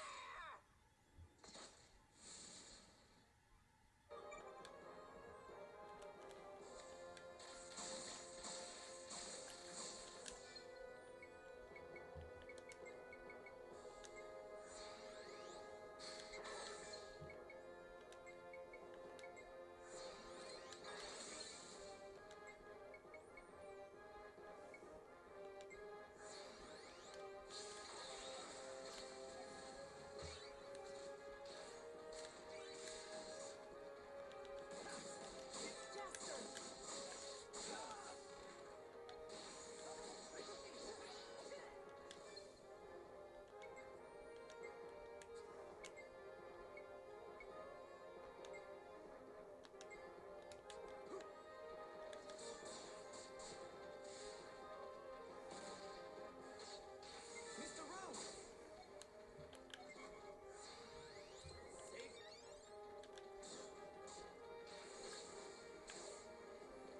Stuff flying all over the damn place.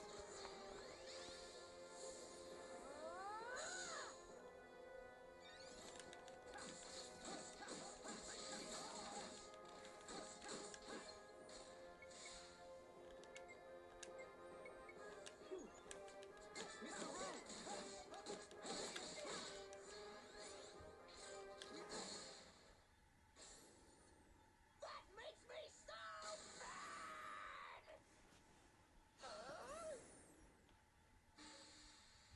Boom. Malfunctioning.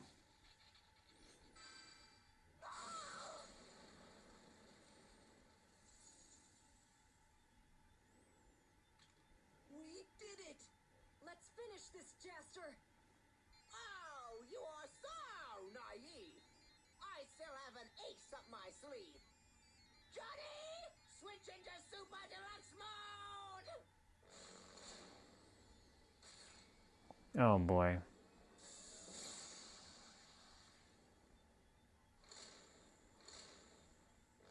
DX mode. Jupus Robot DX. Sorry for the Big Bang! I'll take care of this once and for all! You think turning red will help? That's it, Lizard. I'm gonna drive you out of that thing. Watch out! This one is more powerful.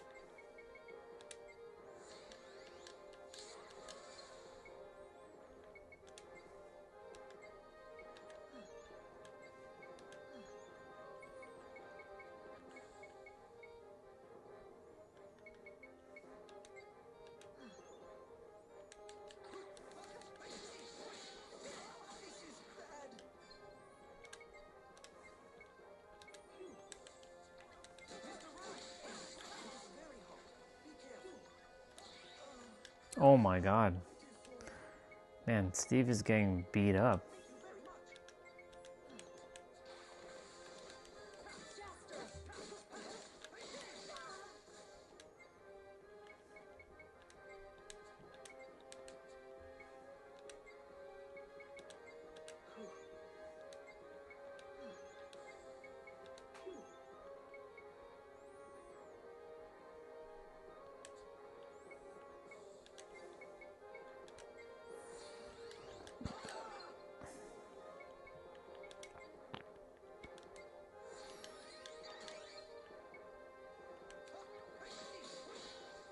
Gotta wait a moment.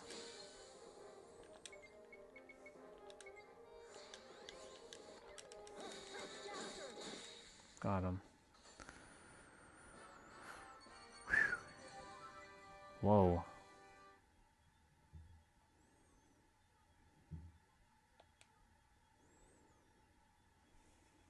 You certainly didn't make it easy for us. I'm sure you'll understand if you let me explain. Huh. It's a little too late for that. Come on, just hear what I have to say. It's a hard story to tell and a hard one to hear.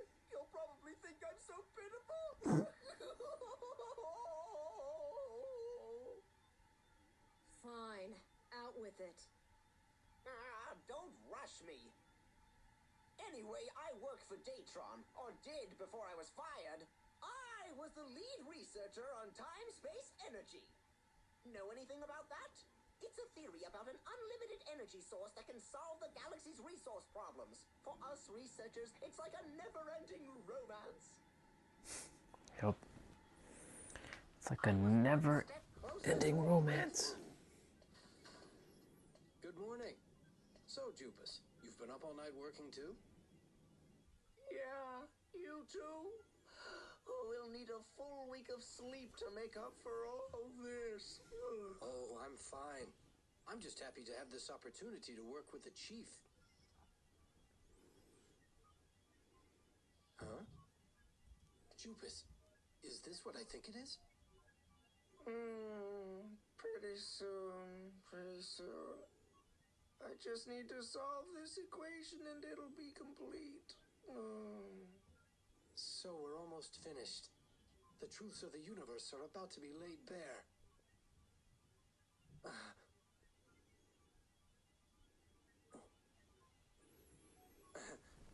Well, we beat the boss. That's good. Now we get to see when Jupus joins us. Becoming the ruler of the universe is no longer just a dream. The ruler of the universe. Oh, this is how he got fired.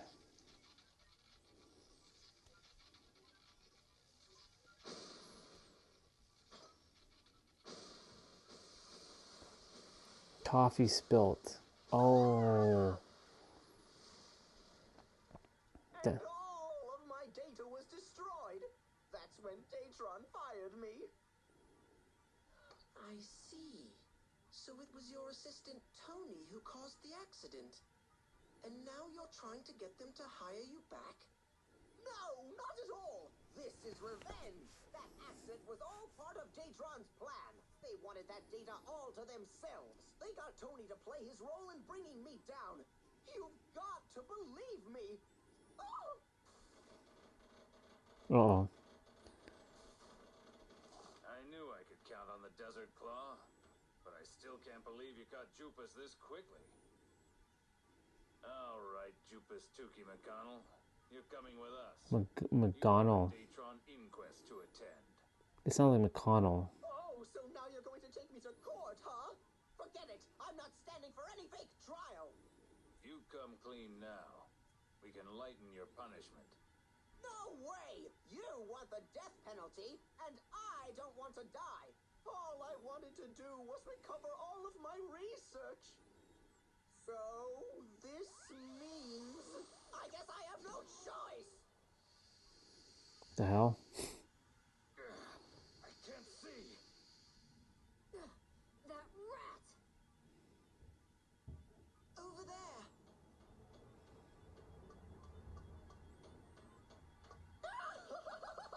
I won't let you catch me! Adios, He's funny. That guy is unbelievable. Yes, he is. He has nowhere to run. I've dispatched soldiers to all likely locations. It's only a matter of time before we get him. Phew. So that's that then. Dr. Picacho, if you wouldn't mind, could you please restart the mainframe for us? Of course. Please, come to my office.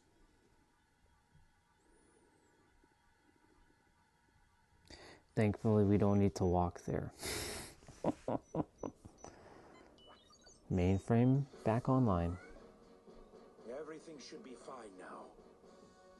It seems that Jupus has not lost his pride as a scientist after all. The mainframe computer hasn't been harmed one bit. I see. That's excellent news, Doctor. We owe it all to you, Desert Claw. Sure. Now, about that reward. Let's see. How would you feel if I gave you this Picacho factory? Huh? You mean you're going to use my factory again? What's going on, Star? You've had plenty of time to rest by now, Doctor. I think it's time to forget about the past and return to your work. Don't you agree? Well? With a facility like this, he'd be able to produce all kinds of items. It'd be much better than some lousy reward money. What do you say, Mr. Rogue? All right. We'll take the factory. So, you really want to use my factory? I see. Then I'll bring it back up to speed as soon as possible, so that you will be able to utilize it. It's a deal, Dr. Picacho! I'm so happy!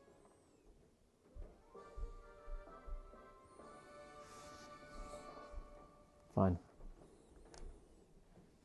Steve. You seem to be doing very well, Steve. You have good friends by your side, and you look happy. I'm relieved to know you're doing so well. By the way, can I ask you a small favor? Would you mind contacting me once in a while, and to tell me about the things you see and do on your journey through the galaxy? The things I see and do? Well, of course. But why? Oh, well, it's nothing really. It's just that, I don't know, I've been pretty lonely lately. Is that all? All right. I'll definitely keep in touch with you and tell you all about our adventures then. Oh, really? How excellent. I'm so glad. Thank you, Steve. It's no trouble at all. Well, then it's time for you to go. Until we meet again. Yes, Doctor. Thank you for waiting. We sure took the long way around, but the Galaxy Corporation should be back online now. Let's go see. Okay. The factory can produce wonderful items that can be of great use during your adventure. Select factory from the main menu to operate the factory. Speak to Dr. Picacho for information about the magical smelter, the first production plan to be created. The person next to him sells materials. If you need some additional materials, you can obtain them here. You'll be able to produce lots of useful items for your adventure here. Please make good use of it. What's this? One of the legendary 7-star weapons can be made here. Items produced are not obtained here. After a short while, they become available for purchase in shop. Okay. What do we got going on in here?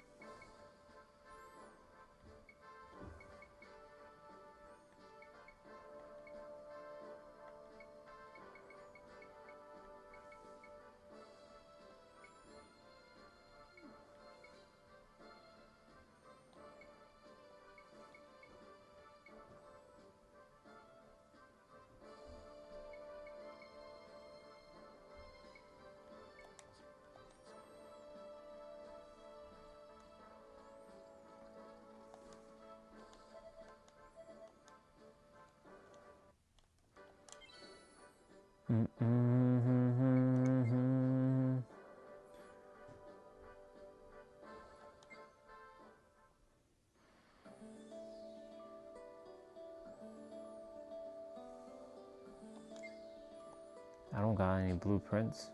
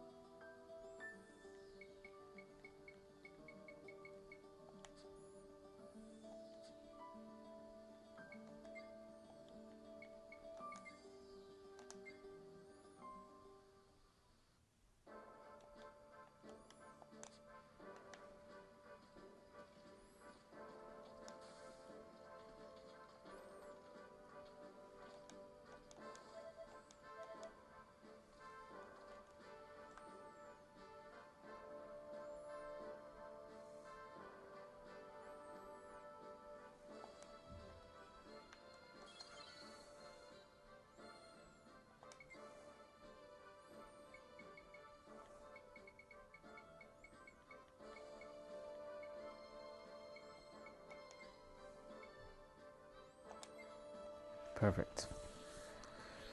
Right by the front. So now we can get our visa renewed, finally.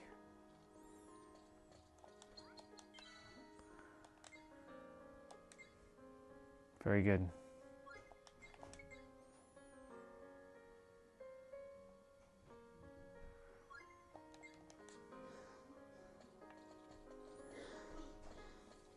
I wonder how that stupid lizard's doing right about now. Hi! Welcome to the Galaxy Corporation. They solved the problem with that terrorist, and the mainframe's back up and running. I'm ready to process your request now. Oh, really? This time for sure? This time for sure. I mean, come on, that is my job after all. Duh. This is all we need. Please, can you issue us a new galactic travel visa now? Absolutely. What have you got? ZR-KJ1701, the Dorganark. Looks like the category of this vessel is a free-sailing freighter.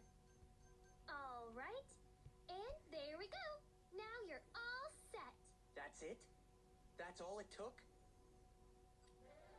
Yep. We have to go through all that just for that to be taken care of. Do it fast and do it right. That's the motto of the Galaxy Corporation.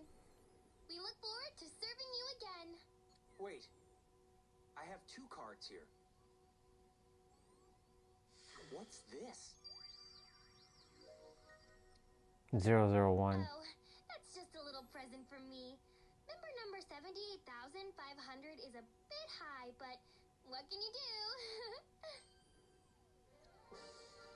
I didn't ask for your fan card though. Well, aren't you lucky? Thanks for your support. I have a dumb card from, well, whatever. I'm sure it's gonna come in handy.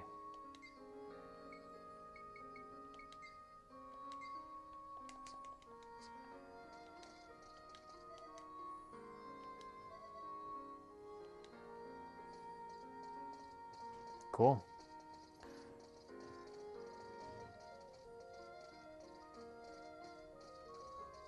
Now we can finally get back to space.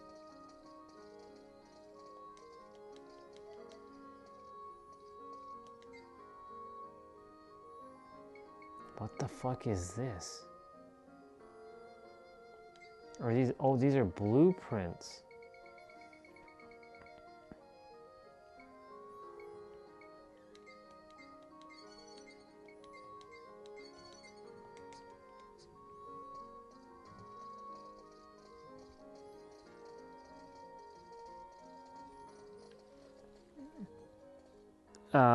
Nope, not Final Fantasy. Rogue Galaxy.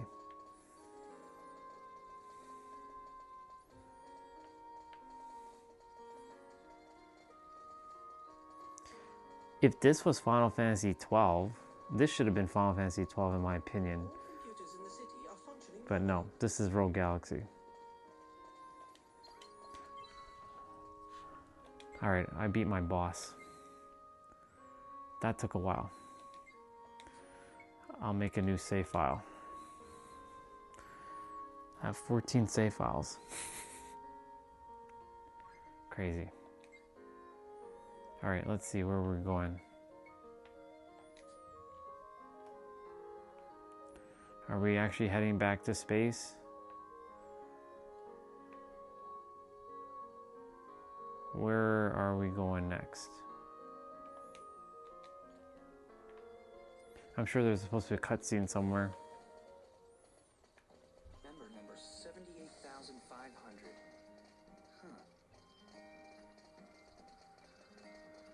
Alright, Jaster, crew, let's go. I'm sure Jupus is somewhere. We gotta go find him.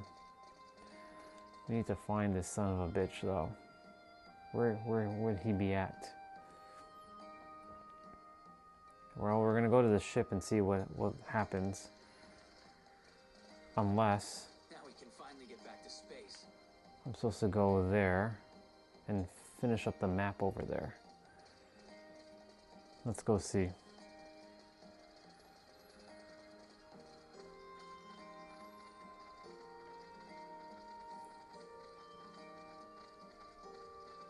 Thanks to that idiot girl and that lizard.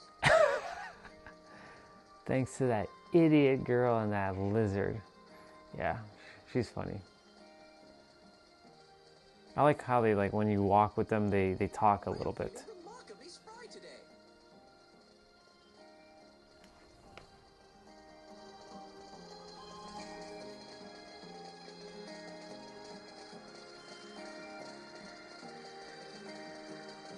This had better be it. No more surprises. I'm sure there's another surprise, but we're supposed to get our next character. There's 8 characters in this game. That was a lot of work. Yes, it was. It was a lot of work, quite literally, just to get our visa renewed. All right. Isn't there a better way to go?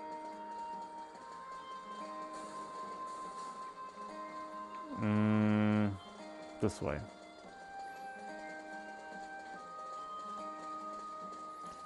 So a follow-up about crazy stuff people do. Yeah, sure. It is an endless string of hardship, is it not? What do you got?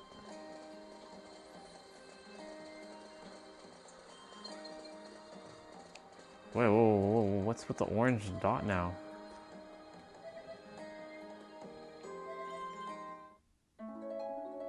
Oh, these guys.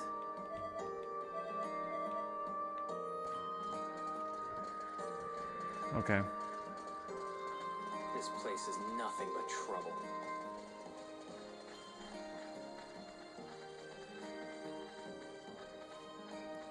I can't open that chest yet. I need a sun key.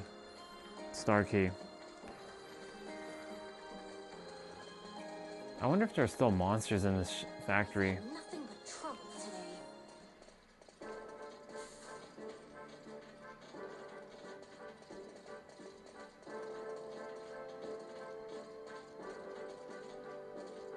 You can't go any further. When you think about it, Jupus is a pitiable man.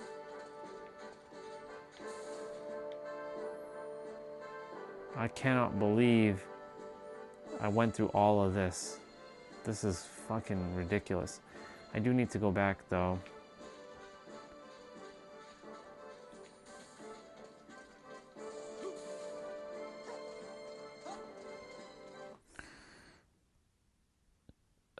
Klay Thompson.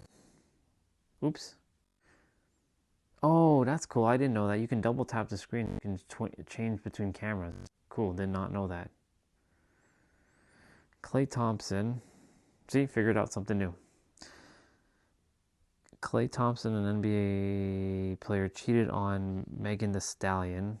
Ooh, interesting. I didn't even know that. I think it's her. He supposedly cheated on her, so I seen a post. Some influencer said that yesterday. They are in protest and wanted women to cheat on their husbands or boyfriends. It's actually a lot of support. Interesting. Yeah, the craziness that humans are dealing with. It's wild. Or even entertaining. It's unbelievable. Okay, we need to go back into the main room, the mainframe.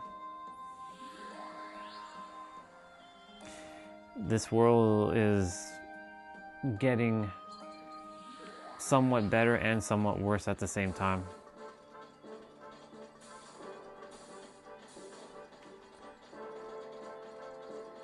All right. This place is nothing but trouble. Oh shit, there's battles in here? Fuck. Okay, I wasn't expecting that. Whatever.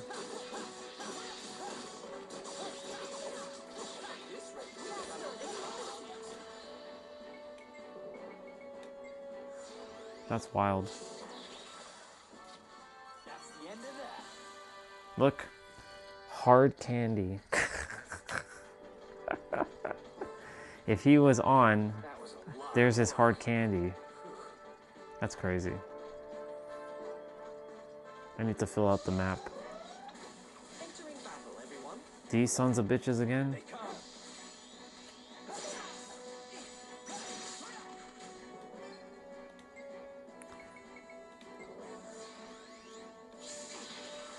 Ah, shit.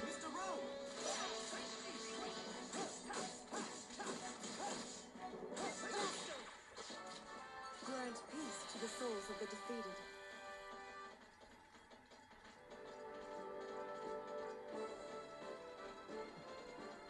Member number 78,500.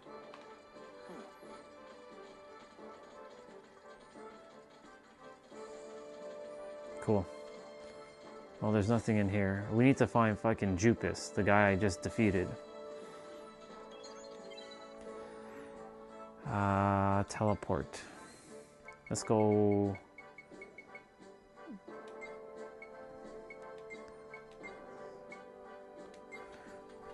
We're teleporting all the way back to the main entrance area. Yeah, that's crazy, dude. Clay Thomas. I know him very well. Don't fall behind, okay?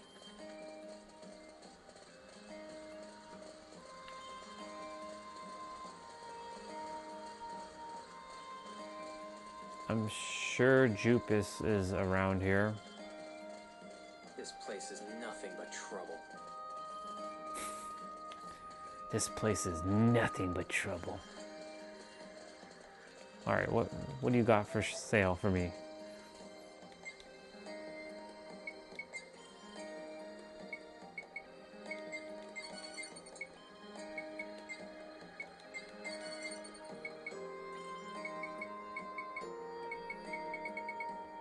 Ooh. Nope, that's weaker. And that's weaker. Alright. So I'm looking for a dude that ran away. He escaped. But I don't have a star on the map to tell me where I'm supposed to go. So I have to go figure out now where the fuck I'm supposed to actually go to progress the story.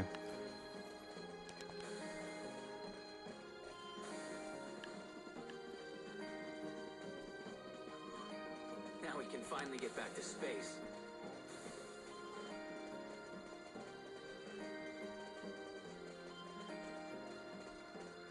Maybe I am supposed to go into my ship. I wonder how that stupid lizard's doing right about now.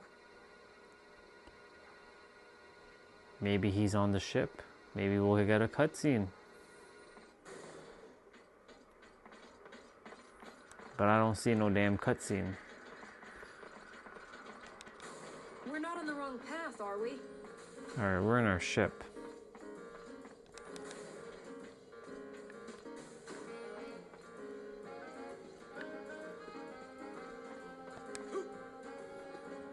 We need to take the elevator. Yeah, that's pretty nuts. Oh, yeah, there's a cutscene here. There's Jupus. This is a good-looking ship. I like it. I like it. I like it. I like it. What are you doing here? I'll be on the most wanted list before long, right? My house is surrounded by soldiers. I have nowhere to hide. So I decided to become a crew member here till things die down. Oh yeah, says who? Says me, that's who. Jupus is a vital part of the Dark Oh, team. the cat. This is good. This is great. So he bribed you. This is so good. You folks are lucky to have me as a friend. It'll be nice working with you. Ow! Hey, what was that for?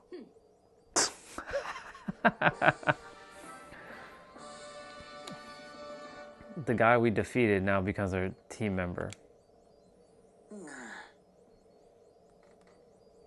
Fun. Bye, Planet Zerard. That's why I made a save file. Just in case.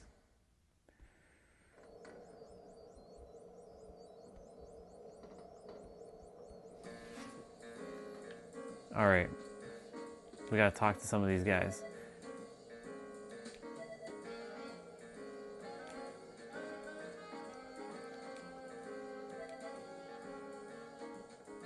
What is this? Some gathering? Some kind of gathering of social misfits?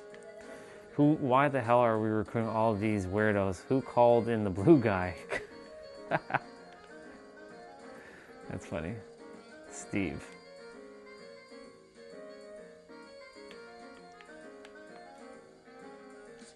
Wait, no, Steve is my navigator. It'd been awesome if somebody can fully voice this game. Or all the lines were fully voiced, but you know. Everyone looked so relaxed. We're going down into the bar. See the characters here. Why are you looking at me like that? This is all for Jupus. I had nothing to do with it. No one wants me to come near... No one... Wait, I gotta reread that. No one wants to come near me. I get it. They must be overwhelmed by my charismatic presence. What a guy. We have to fucking, like, deal with his shit. And there's Lilica. I really don't like that lizard. If he does something... anything stupid, I'll twist his skinny neck into a knot. Yeah. So now we have a whole party. We were missing one guy though.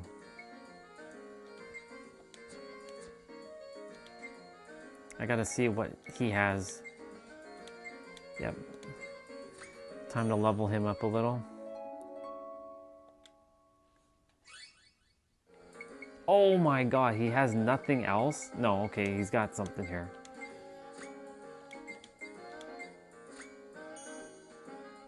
Crash ball, okay. Burning strike level 1.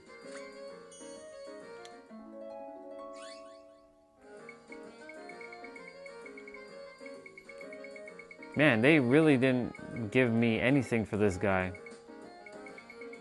And he's level 21. He is the weakest as well now too. And I don't think I have any items for him.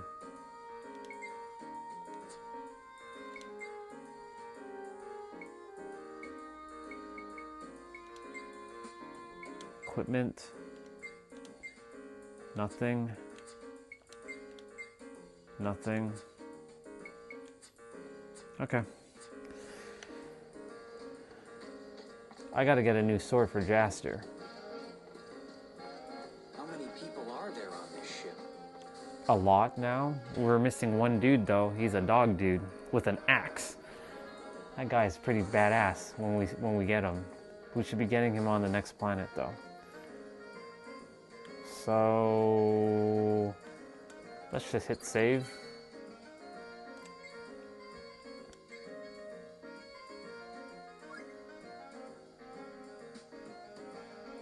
So there's our save file for number 13.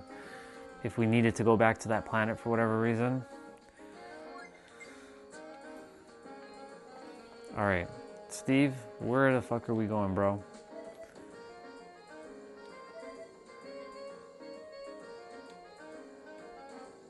Maybe I have to go to the deck?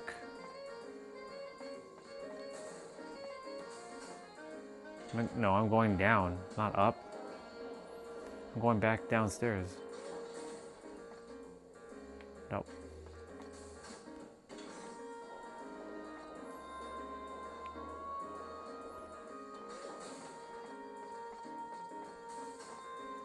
It's supposed to be a door that allows me to get, I mean, there's only a couple places I can go. Nope.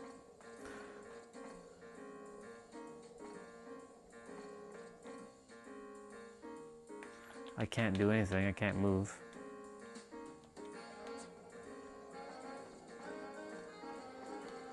Can I teleport to the top?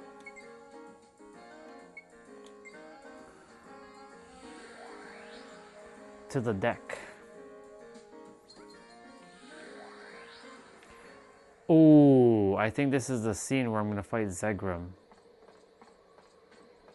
Maybe. I wish Raoul could see this. Raoul's his adoptive dad. We're in space, y'all.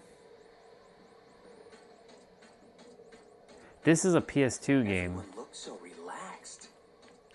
They fit all this on a PS2 disc back then. It's crazy.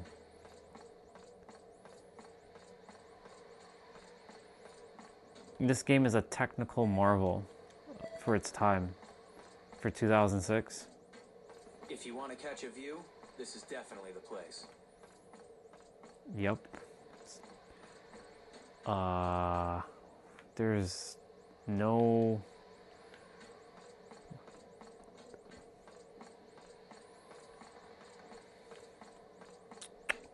Oh, okay.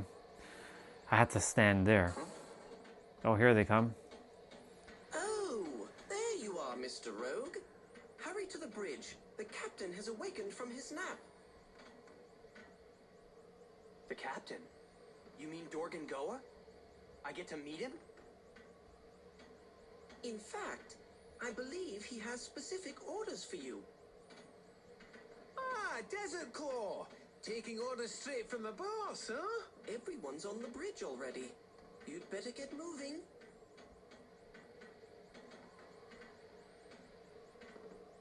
Cool. Now we go back downstairs. I should hurry. Oh, that's how I get there. Okay. Alright. Now I know how to get there.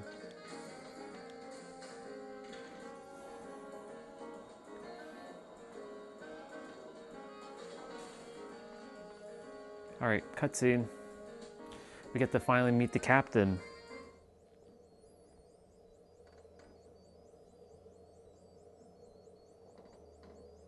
Hey, Jaster. Quite a promotion, huh? I hear this next mission is all yours. Papa's usually not one to trust people. Good for you, Jaster. Good for you. Maybe, if you're the real deal. All present and accounted for? My most distinguished pirates! Dorgan Goa, our great and honorable captain, has finally awakened! Company, fall in! It's a big ass dude, by the way. It's a... The captain is on the bridge! I finally get to meet him. Dorgan Goa.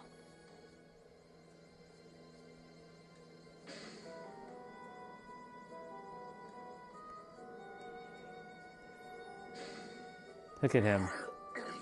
It's a big dude. Scalawags, how are things? Guess I was out for a little too long this time. Well, can't very well sleep forever. It's time we go out and fulfill my ambition.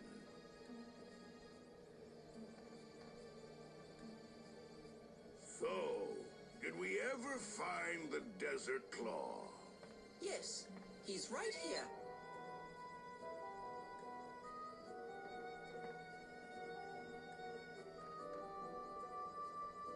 Didn't you hear me? Where's Desert Claw? Right here, sir. Desert Claw is actually Jaster here. What? This kid? They mistook him for someone else. You idiot! This runt ain't the Desert Claw? What? But he's got to be. Jaster's terribly strong. There's no way. How could we be wrong on this? I know what Desert Claw looks like. And this snot-nosed little whelp don't look like Desert Claw. You tricked us! Good grief! Jaster, is it true? No, I'm sorry. I meant to come clean sooner or later. Oh my goodness! What a frightful mess! Tie this imposter up and toss him overboard! Papa, wait! Jaster might not be Desert Claw, but he's our friend. Please, Papa, don't punish him. What? Kisana, why are you sticking up for this scurvy dog? While you were taking a nap, Jaster was a tremendous help to us. A true pirate never forgets his obligations, right? That's right. And Mr. Rogue's strength is for real. Captain, I guarantee without a shadow of a doubt, it'll be good to have Jaster around. We're begging you. Oh, let him stay in the crew, okay? Oh, now you have to pour it on. What a bunch of suckers. Captain! I can't hear myself think! Shut up! Scurvy dogs? Exactly whose ship do you think this is? You bunch of selfish crybabies. Jaster, was it? All right then, I'll give you another chance. Let's see if you can prove your usefulness. Here we go again. Papa! That's our captain! However, if you screw up, it's curtains for you. You got that? The funny thing is, Desert Claw is his daddy, Yes, sir. I understand. but he doesn't know that yet. What is it that you'd like me to do, Captain? But before that, all you dogs, clean out your ears and listen good. I'm gonna tell you of my top secret plans that I've been keeping you in the dark about till now. Really, Captain? Well, this should be entertaining. So you're finally going to tell us. It is rather odd not even to tell your crew the reason for their voyage. Come on, Papa! Out with it! My ultimate goal is the legendary lost planet of Eden.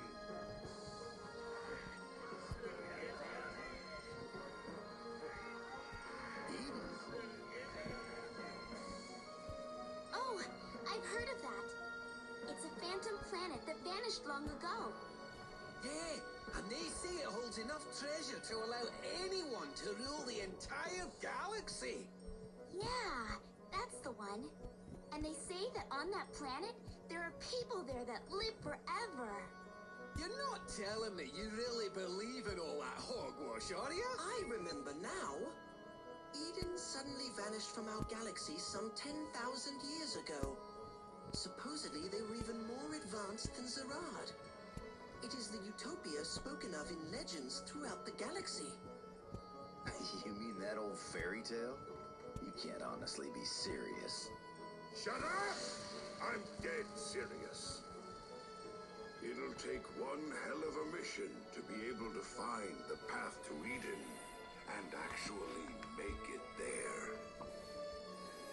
And that's why I ordered you to scout out the very best hunters. In other words, we are going to strip Eden bare of all its spoils. The galaxy's Humans. foremost treasures will be mine. This is a typical human thing. Moonshot. Aye, aye, Captain. Deadlights on the screen, mates. I take it you all know about the Geo record. It's the galaxy's top adventure log, containing every kind of treasure. According to this, Eden has an undeniable tie to the Great Tablets. Great tablets? Ancient tablets. We've been looking for them for ages. I get it now. That's why you've been so obsessed with them. If my intuition is correct, the secret that will open the path to Eden is hidden on the Great Tablets. But before we can get to Eden, we've got to get our hot little hands on those tablets first. According to my sources, a huge ancient tablet was excavated from a mine on Vedan just the other day. That's where we're going to, and we're gonna run into our final party member. But it's certainly worth investigating. The mines are controlled by the Zax Morardi family, and they ain't pleasant to deal with. Listen up, Jaster. You're going down to Vedan to find out if that tablet is legit. Aye, aye, Captain. That's a big piece of meat he's got in his hand. And I'll permit you to stay. That's great news, Jester. I was a little nervous for a second there.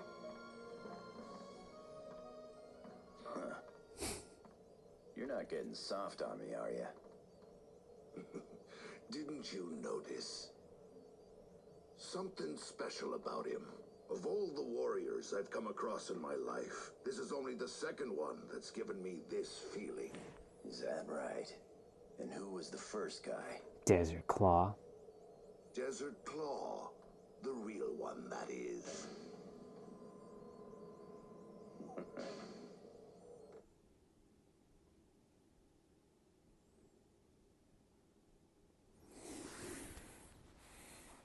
The story in this game is pretty good. Ooh, cutscene. PS2 cutscene. Off to Vedan. How fun. Off to Vedan we go. This game is 100+ hours, just so you know. It's a massive undertaking for this game.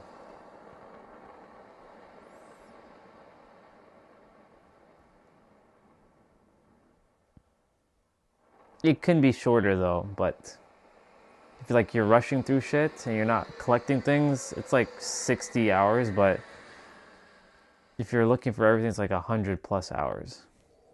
So this is Vedan. Over 40% of the galaxy's metal ore and minerals are mined here on Vedan.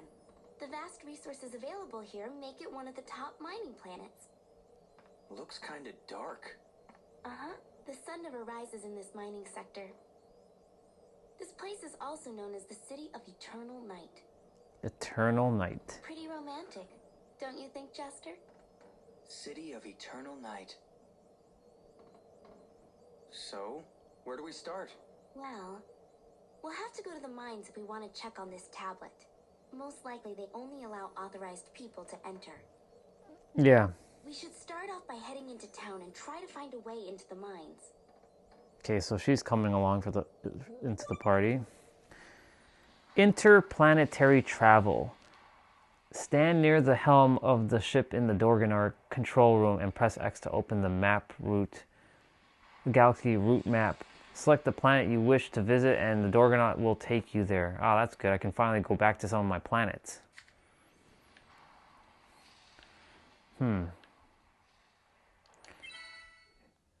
Who's coming with me? Is it just me and her?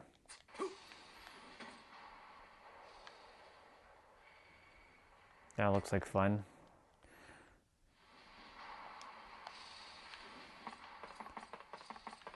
Let's just hit save. Oh. Okay. Meanwhile. What is Steve doing?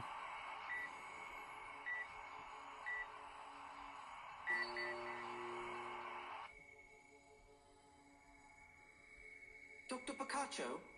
Dr. Picacho, can you hear me? Yes, the connection is excellent, Steve. And I'm glad to see that you seem to be doing well, too. Of course I am. That's because of your brilliant design, Dr. Picacho. So you've learned how to do flattery now, huh? That's quite an accomplishment. Listen, I'd like to make a small adjustment. Do you mind if I take control of your circuits for a while? Not at all. Be my guest.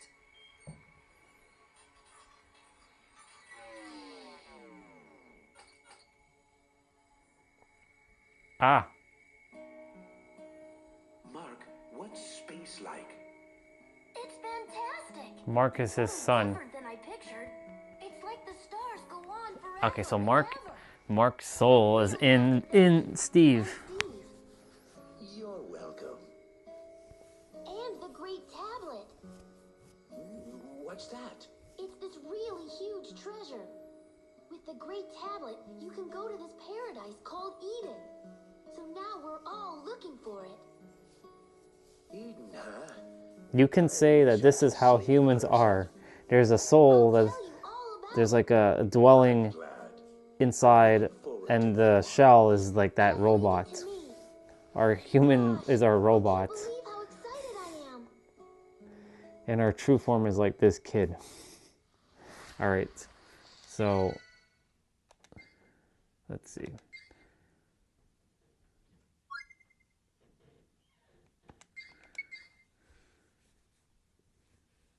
Damn, I need to bring that guy with me. He's level 21.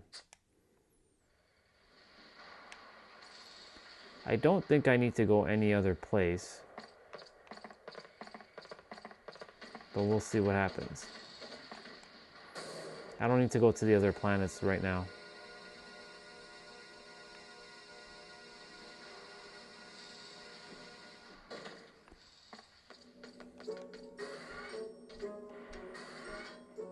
Why is it just me and her?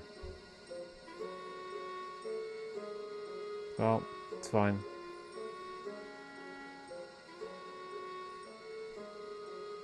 I wonder how far we've gotten.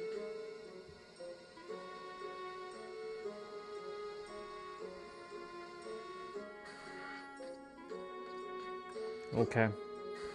All right.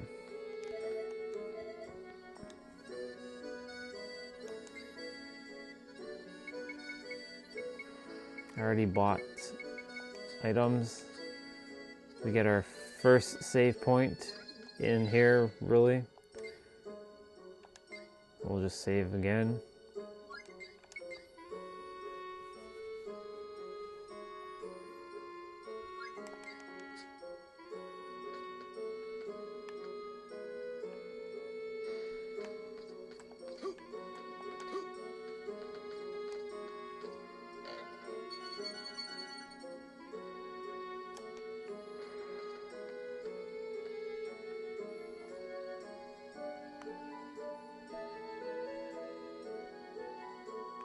Yeah, it doesn't look too far that I have to go. Let's just quickly just chat up with these people.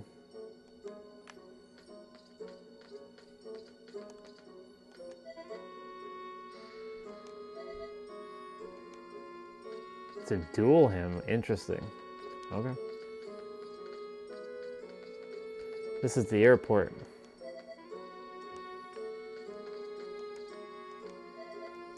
Or what? Or the spaceport.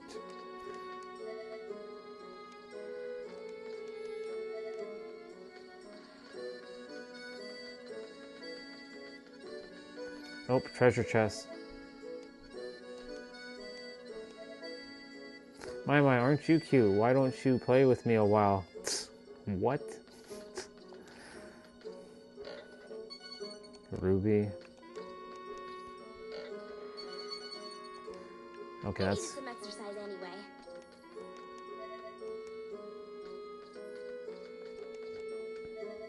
No, it's the same person. Can't go through there. Can't go there because, you know, out of bounds.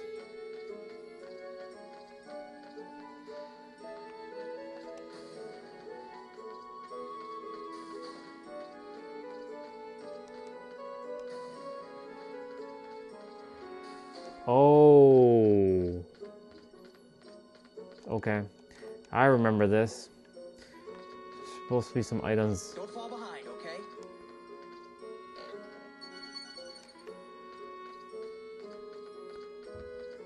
Like, the fact that this game is fitting on a PS2 disc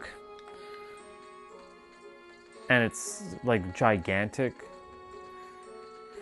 It's not open world, but it's definitely the map is massive. It's not some tiny little minuscule map. Hope it all goes well. Like the map has to be filled out until you reach the edge. Geyser, that's his name, Geyser. What a name. Let's keep this pace up. I'm supposed to go that way though. I think I'm supposed to jump on the train. Well, I mean, I think that's the only thing I can do at this point is jump on the train. But before I do that, I'm sure there's another set of items.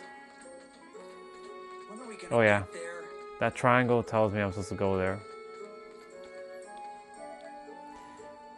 We're promised not to enter the urban district unless absolutely necessary.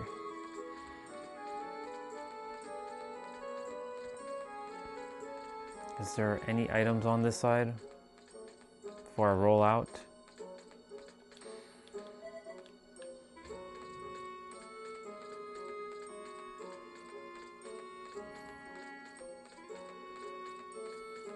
So that triangle is where I'm supposed to go. I'm not liking this.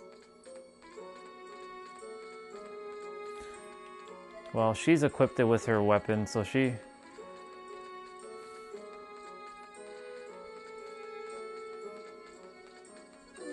I was what? Can we rest for a bit? Kasala, we just got moving.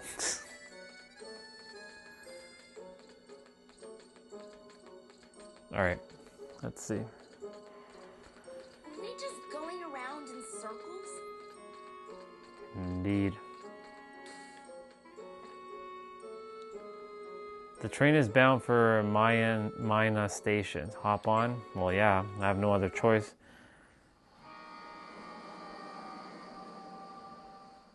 Awesome.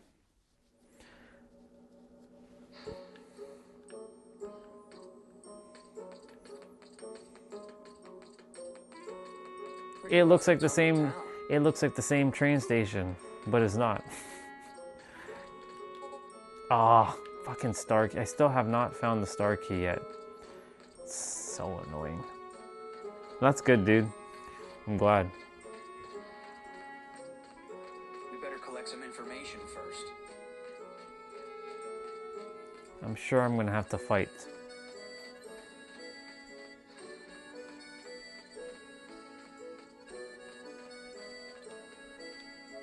Random NPC just here chilling.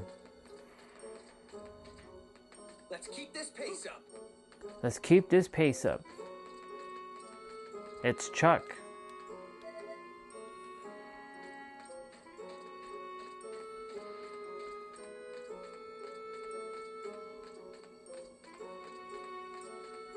Okay, we're not going back in the train because we just got to this station. Would have been awesome to see the train be moving, but oh well.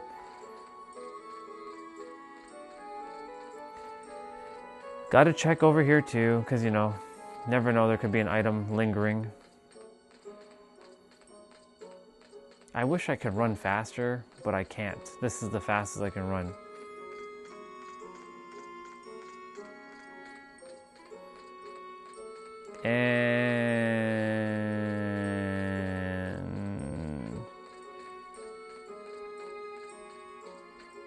Well, I mean,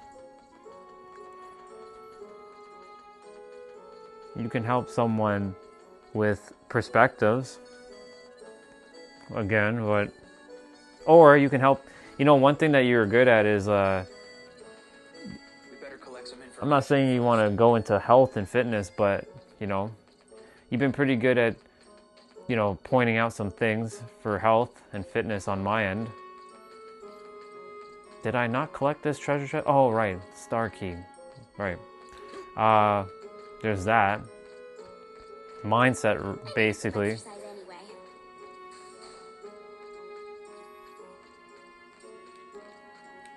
Oops.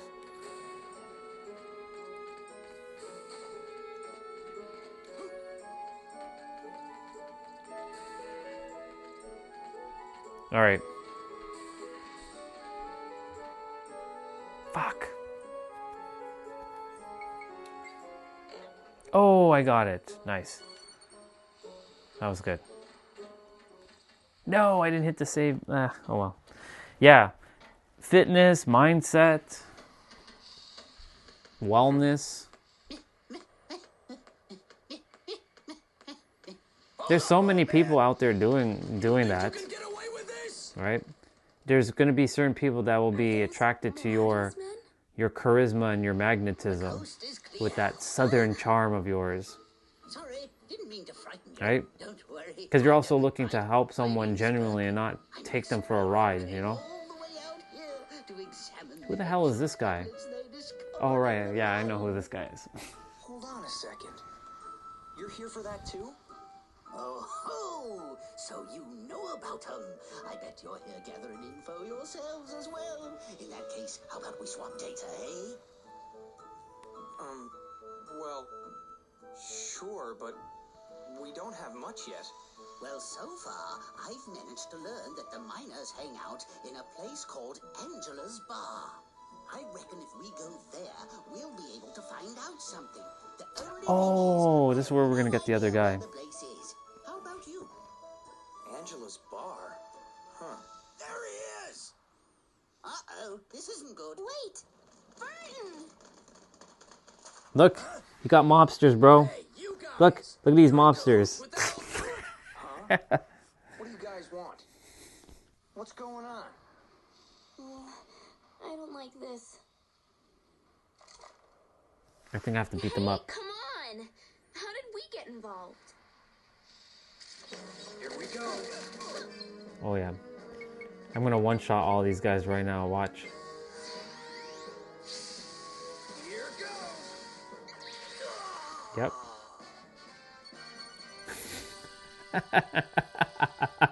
That's too funny. That's too funny. How dare you defy the Marauding clan? No! If you know what's good for you, you'll get lost. Definitely, you'd be good in health and fitness and mindset. Gotten their attention. That old guy mentioned something about Angela's Bar. Maybe Yeah, we can exactly. learn a There's few nothing things if we selfish go about there. that. It makes you feel good. The byproduct is you're helping someone in the process. This is why I do what I do.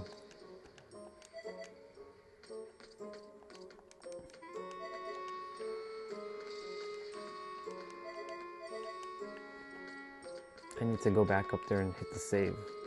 Oh, it's the Mirardi family. They sure don't look friendly, do they?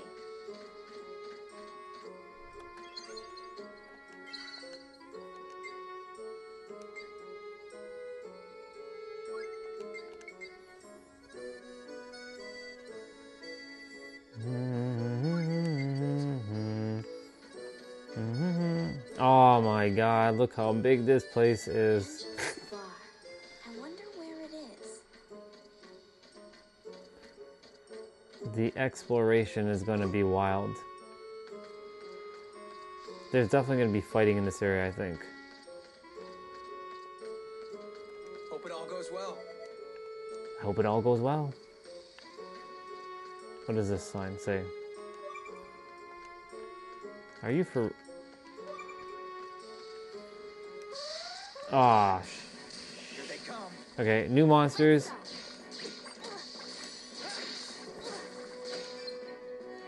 I gotta shoot these guys.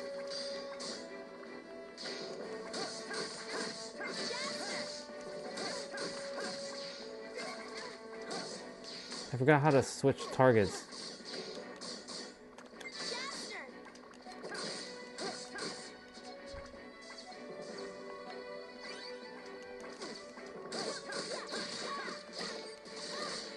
Ah, this is gonna be annoying.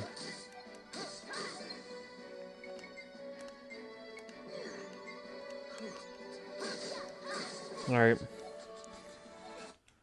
Oops.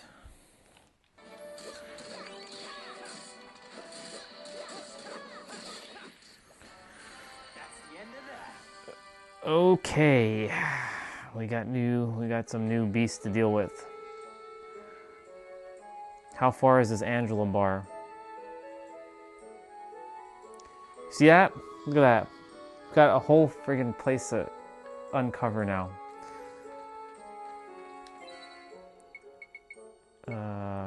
System settings.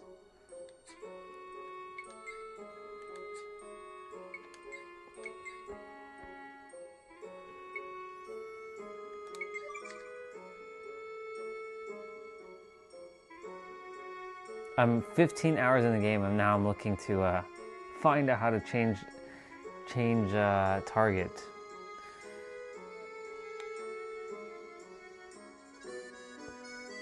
Lock on. Oh, it's the D-pad. Right, left, change target. Got it. I've not been using the D-pad whatsoever. Oh, it's the Morarty family. They sure don't look friendly, do they?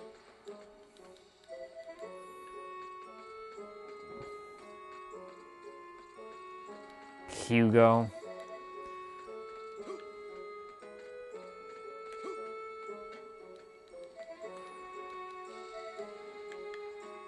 So we gotta look for it. All right. You think I'm gonna go easy? Shit. I don't have any. Can't lose now. Jaster! She died. Fuck. God damn it.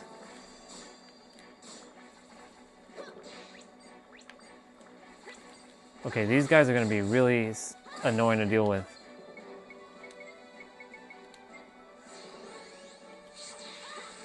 Okay, one of them.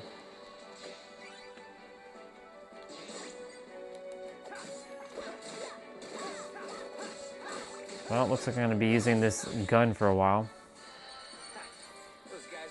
Look, sticky gum. Yeah.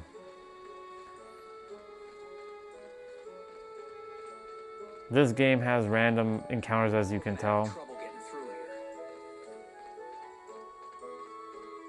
Angela's bar.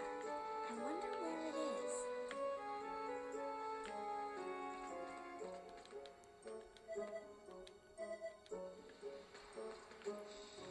Gotta look around for items too. Oh, new monsters. She got poisoned. Button. Where's the antidote?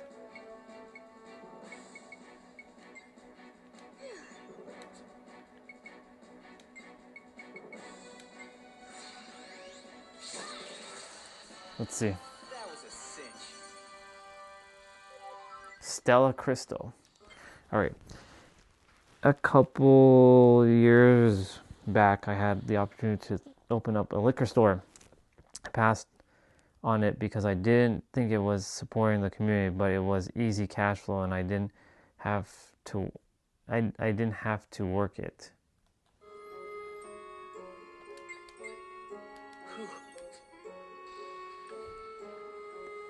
I mean, things like that.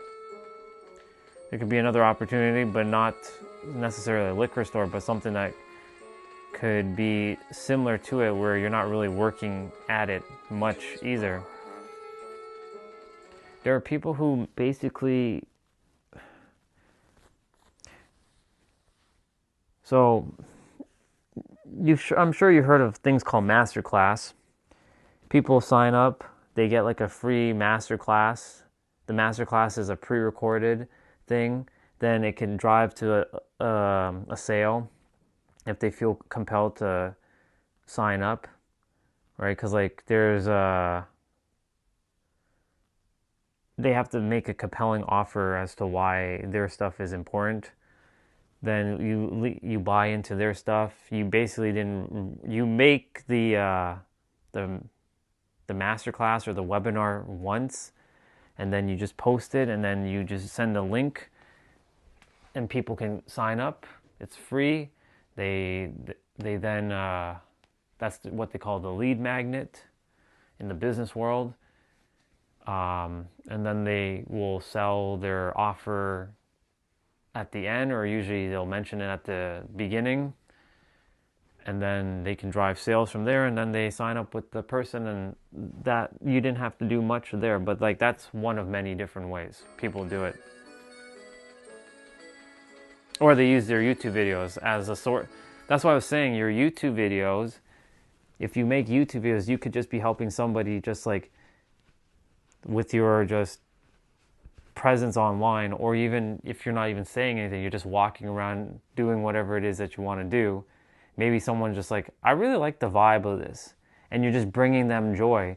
That you don't know if they're, even if they don't comment, you don't know what ripple you're actually making. I'll have to explain. Oh, you know what? I have a good example. I have to find her though. Okay, well, there's wife, but I'm not looking for wife right now. There's wife again. Hi, wife. But that's not, I'm not looking for her. I'm looking for this person. Her. So debt is paid off and you're on your richest timeline. So Number one, she'll, you're disappointing more people. When old souls come into their divine timing, they're often casted as the villain in someone else's movie. Because you're no longer we're waiting to the operating end under of what guilt she's and going to say. obligation. The people around you are being let down. Which means the more people you're pissing off, the more karmic debt has been paid off. Sign number two, you're alone a lot. Old souls are isolated right before they're about to quantum leap their impact and income, which means the deeper the void, the higher the upgrades that are coming in. Sign number three, financial loss. Because your physical vessel is being purified of wealth that comes from the soul, not from survival. So if you lost money in investments, or you got ejected out of your job, or a deal didn't go through, that is a sign you are making room for more aligned abundance. Sign number four, people from your past So are she's resurfacing out of nowhere. So she's in alignment with me, but she helps women. Getting ejected out of nowhere. You might actually be called to have clearing conversations. So I'll tell you what she's doing. She's selling right now. Speak up where you were silenced before, and basically tell some people to fuck off. Or people that But she's gonna tell you at the end. Wealthiest self need to go. So the universe will eject them out in an unexpected way. Adios, amigos. Sign number five, last but not least, you feel lazier and become more of a homebody. This is because your frequency is going up, and so are your psychic sensitivities. Which means you're no longer motivated by trying to prove yourself or accomplish things for your ego's sake. You're only interested in pouring into things that align with your soul, which is why you don't want to go out as much. The more signs you're experiencing, the more spiritual debt has been paid off, and the richer you're about to be. So normally at the end of her thing, she says, comment the word masterclass and I'll teach you how to free, and she does a little kiss thing. But in this one she didn't do it. Or if she's another one, she teaches people how to make money online through their authenticity. That's her thing. The biggest green flag. That's her again. Rich. You are not supposed to know how old you are. When you're celebrating... That's... And this is what... The human concept of money? Hi, wifey. Let me just like that, just so I can have it on my feed. 3 Okay. weird signs your soul contracts So are she completing. might do Number it here. 1, somebody significant just left your life. A karmic Yeah. connection, a toxic twin flame. I'm Whoever waiting that for her to was a finish her very little difficult spiel here. person. The heavier that person She was should be energetically, the more sharing it abundance coming in. after. Sign number 2, you become bitchier. As an ancient soul who's so sweet to everybody and always seeing the good in people, you are done being naive. You are awake and fucking aware. Your pattern recognition is locked in. In fact, you're now looking at the worst in people, and you're willing to cut off people even if they do a smear campaign. You'd rather be the villain than have that person's energy near you with a 10-foot pole. Number 3, last but not least, things feel hard. If you want to quit your calling, you want to burn it all down and go sell foot selfies. And that's because when you upgrade your identity, shit hits the fan. Everything that's no longer a match to your highest destiny has to go. That's why the bigger the breakdown, the bigger the quantum leap. So bring it on, baby. And the more signs you're experiencing, the more karmic contracts are getting cleared. And if you want more support Right here. blowing the fuck up, comment the word class below and I'll teach you how for free. You see that? So at the end there, she's like, if you want to know more, comment the word class in her comments. And then she has an automatic thing that automatically DMs you on your Instagram. So when 3 you, weird signs your soul contracts so are if I type completing. class, Number 1, somebody significant so watch, I'll just type left class. your life. A karmic connection, a toxic twin flame. Whoever that was a very difficult person. The heavier that person was energetically, So let's the more see. abundance coming in. Sign number 2, you become she should have something automatic pop up on my thing. But in any event, I typed class and she might respond. There might be some autopilot response from her. Maybe, maybe not. 3 weird signs your soul I might contracts delete are it though. completing. Number Yeah, 1, see, look. somebody significant just left your life. See? A karmic She just connection, responded a with the toxic twin link flame. in your Whoever that inbox. was a very difficult person. Now, The of course, heavier it that didn't. person It didn't go into my inbox, so I don't. Oh, it did. Maybe. I don't see it. Maybe it's at the bottom. I don't know.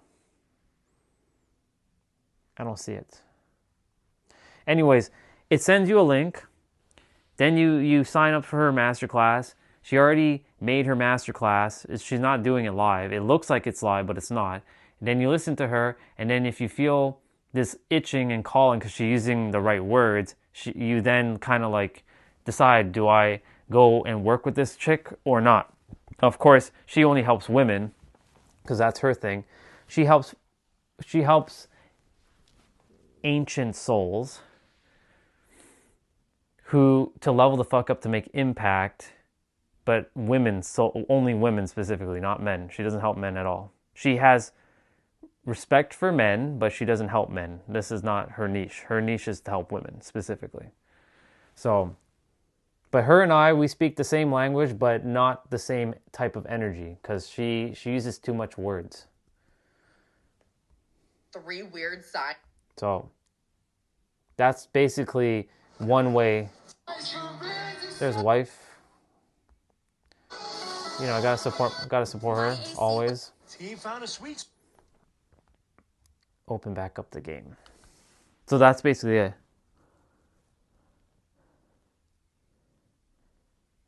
Yeah, something like, yeah. So one of two things can happen. So when you watch the masterclass, he or she, whoever you're watching, right?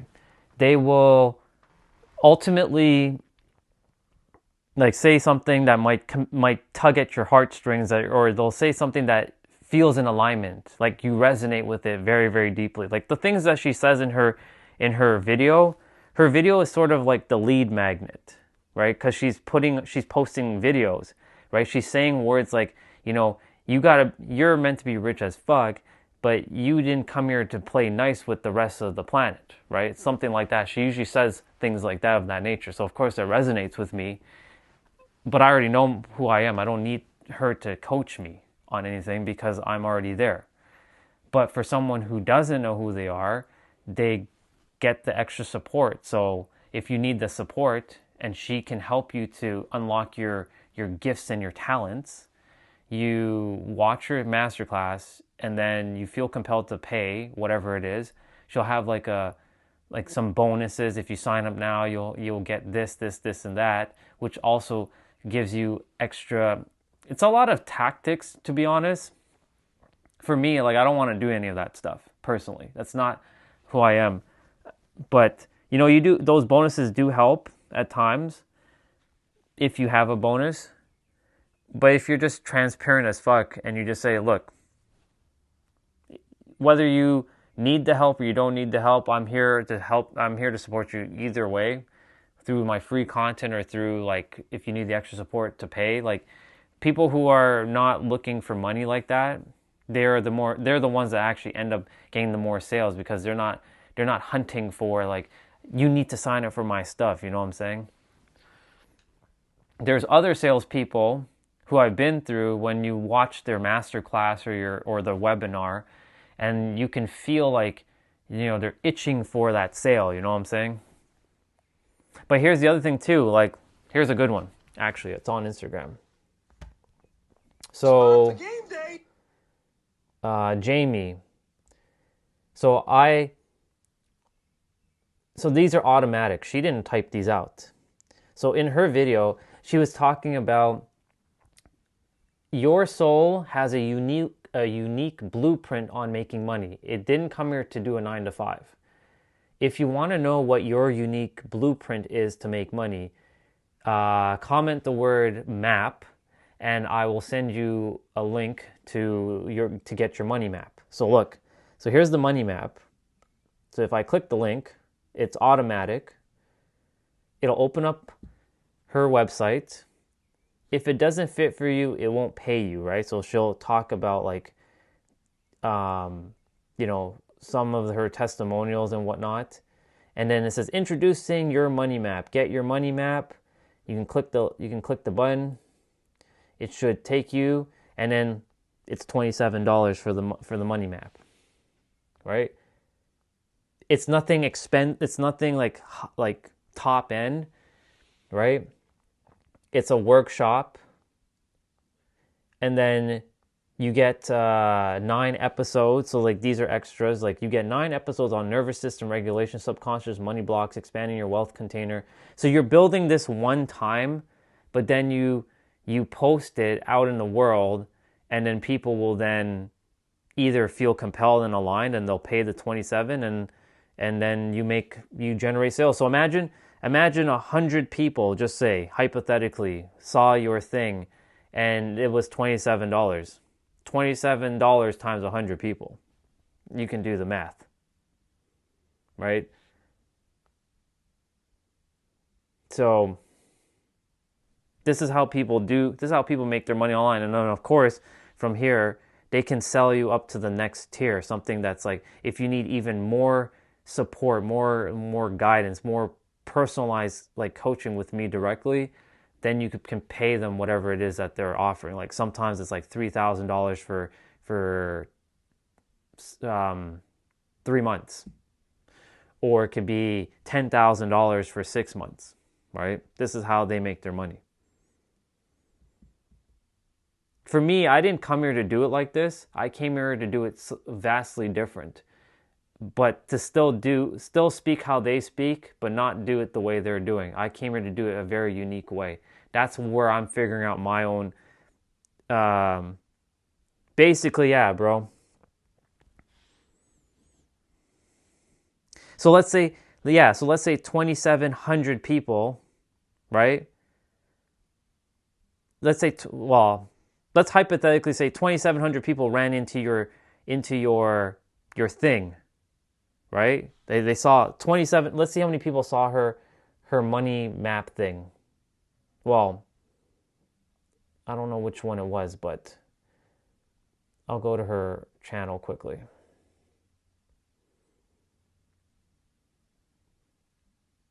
Look, 1,137 money maps, less than 24 hours. And it's changing lives already. So 820 people commented, and let's see how many people just typed map.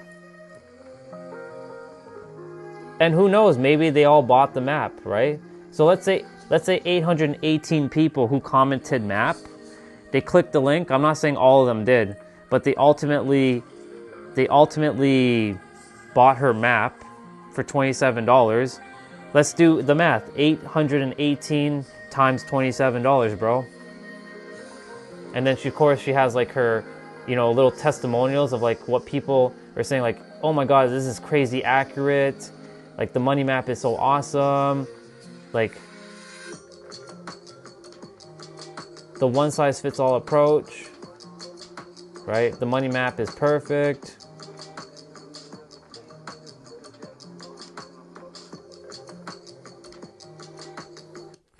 Right, but think about that as one sale, right? Let's say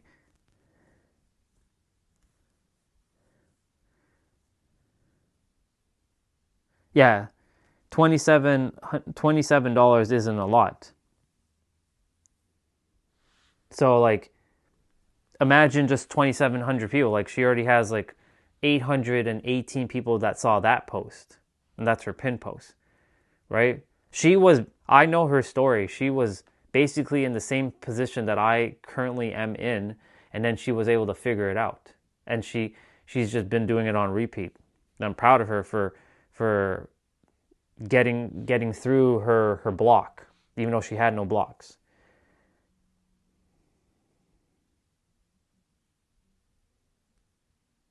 Exactly. But you see, the thing is, like, look, if she got 2,700 people paying $27, right? You did the math. It was $73,000, right? That's for doing maybe what, an hour or two of work, maybe an hour or three of work, just making content, making a video, making a post, making it look like professional, doing the thing, and then just slapping it onto Instagram. So that's how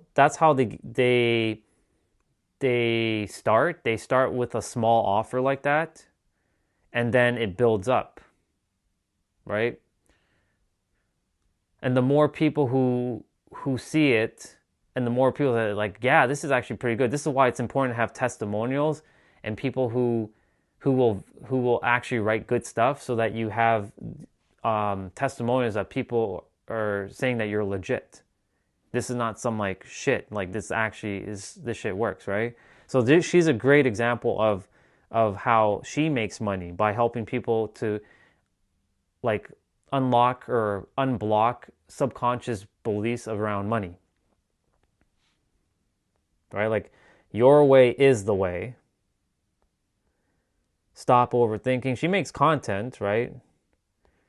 So like, here we go. We need to have a conversation. Did I tell you how many entrepreneurs I have met that have a rule book literally embedded in their brain?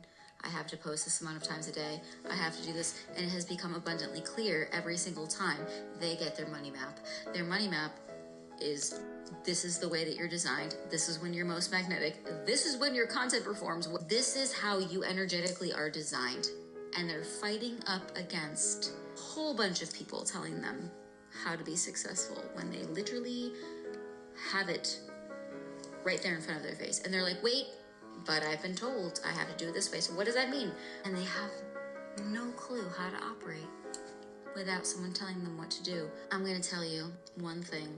If we don't learn how to trust ourselves, we will stay stuck in the loop of always outsourcing our power to everyone else. You're designed a certain way. This person in particular was designed to only create content that was a full body fuck yes. Otherwise, it was forced, it was leaking their life force energy, it would never be magnetic, and it would never be received in a magnetic energy. Because guess what? Fun fact, we're magnetic human beings. We read energy, we feel energy. Whether you realize it or not, people can feel your energy. So if that means you only need to create when you're feeling it, and then you batch it away, then you post it later, that's how you're meant to do it. And if that means you only have the energy in this season of your life, in this season of your business, to post, God forbid, 4 times a week, and instead of 3 times a day, energetically draining life force energy, I'm going to tell you that those 4 pieces of content are going to catapult you faster than whatever amount of times a day you posted in flat energy. I'm sorry. Marketing doesn't work that way. She's into marketing. So you see, basically, like when you look at her video, she's not hyper editing. She has some music obviously playing in the background. She has some text on the screen, but like you're just seeing her speak from her bed. That's all she's doing. So imagine you're like, you're just chatting it up with someone. Like you're just, let's say someone's like, I've been thinking about this thing a lot lately where a lot of people are just struggling and I want to just help people. And I see time and time again on this is just an example, time and time again on social media that like, I see so many people running to comments, looking at videos, but they never seem to be able to get any further than where they are. And then you just like talk and share, and then maybe at the end you'll say like, if you really need help, I got you, or something of that nature, right? Don't make it feel salesy. Like they'll sniff it easily out of you, right? And you're already a sales guy. You already know how it works, right? You know your own modalities and whatnot. But essentially, like if someone really is compelled to like, buy from you, here's a rule though, if you didn't know. In order for someone there's a thing called know, like, and trust. In the business world online, you have to be in front, someone has to see your content, either 7 hours worth of your content, or they have to run into you about 7 times online for you to build this know, like, and trust factor. Because like when you've seen someone 7 times, the human psychology is like, oh, okay, so I've seen this person quite a few times. I kind of get the gist of what they're talking about. They align with me or they don't align with me, right? If you've seen them one time, you don't align, that's it. You're like, it won't happen. You may run into them in the future, but generally speaking, when people are saying hell yes and they buy from you, it'll be about the 7th or 8th time they've seen you online after you posted whatever content you're posting about. Like, for example, Vanya, she talks about mobility, right? How do you think she got me into the mobility toolkit? Because she showed me physical evidence of moving our bodies, right? And then she had a lead magnet that was $27. And you saw me during the summer. I bought it and I started using it. And then there was a upsell in her thing where she's like, if you want to unlock the rest of like the other stuff, it'll only cost you another like $80 or whatever it was. So I paid for it and I got the benefit out of it. I feel a lot better. It was well worth the investment. I wouldn't even hesitate. I would recommend the mobility toolkit. And you see, that becomes word of mouth because it actually was proof that, she wasn't bullshitting, right? So that's basically, it's the value that you're bringing to the world, really.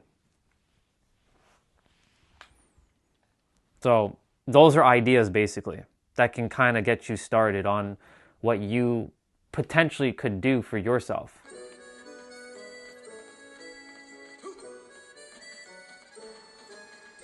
And trust me, I've been thinking about all this for myself all the time. But I know for me specifically, I came here to speak. And I came here to be front and center on stage around the world. And the YouTube live streaming platform was just a practice for like, this is my stage. For the main stage. When the main stage finally arrives in the physical, it's already here in the mental. And then of course, I'll also have something of that nature. But for me, I'm basically going to the answer is right there. If you need the support and you need to figure out why you still don't understand the reason for how your mind works, then, link in the description, as like Nero would say. If you want to sign up and work with me, link in the description. Oh shit. We got some stray dogs. We got them stray dogs, bro. We got them stray dogs. First time fighting these stray dogs. Here goes.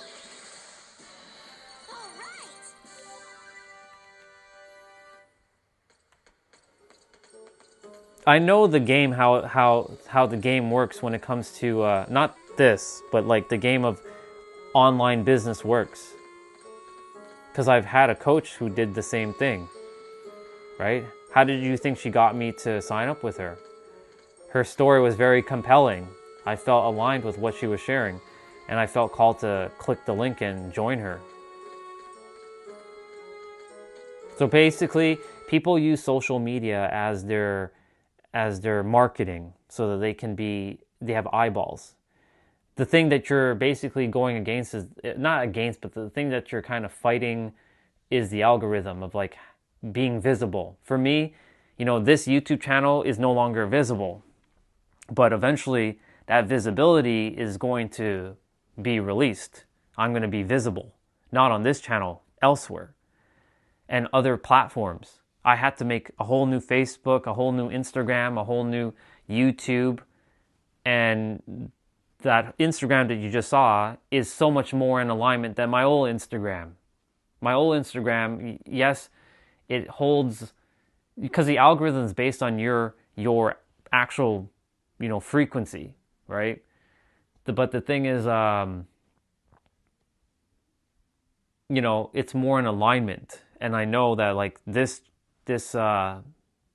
account is so much more in alignment than I was with the superhero of love stuff, energetically speaking.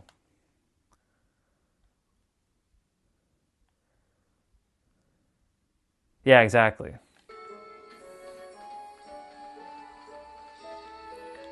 She's been through shit. I know her story. Her story is very similar to, it's almost similar to mine. Not fully, but close enough to mine. Oh, we got some death crows here. Okay. New monsters. Jaster! Oh shit! Damn. Those fire attacks, just one can like do so much damage.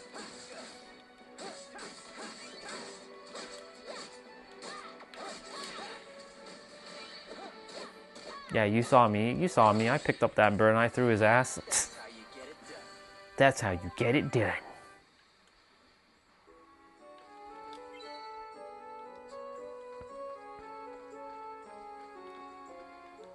Okay, so this person's got some sort of blueprint.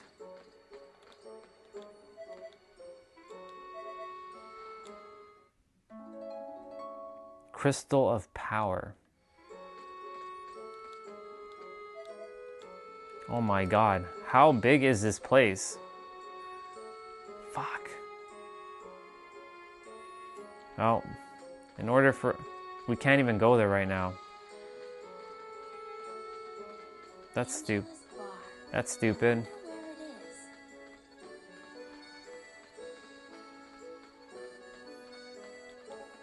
Sun key.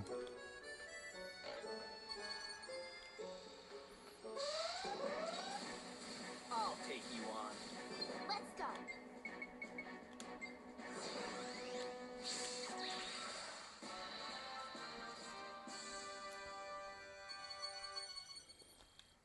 That was a cinch.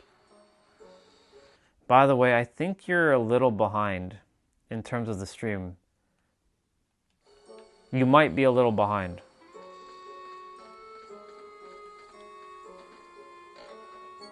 It's okay though. You'll catch up when you catch up. Collect some information first.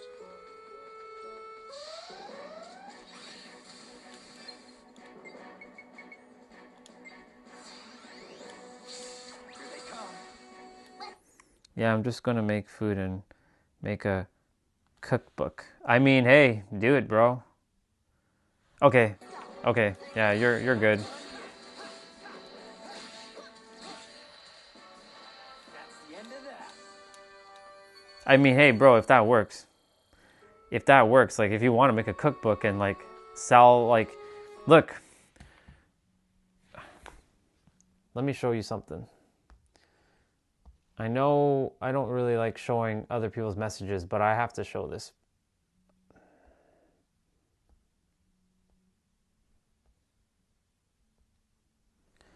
Look at that. That's healthy chocolate cake smoothie. Like organic stuff. There is a sister who makes this stuff. And I told her, like, people will literally line up in droves, especially healthy people who want to eat healthier and have still the sweetness, because it still tastes like this. It still has the same taste, and she could make that. But she's not she's not. This is not her calling, but like, you know, she's really good at making stuff like this. Since you brought up the whole cookbook thing.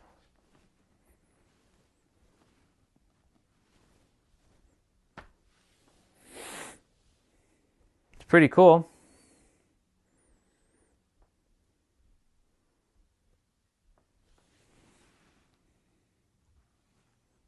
Now, back to that.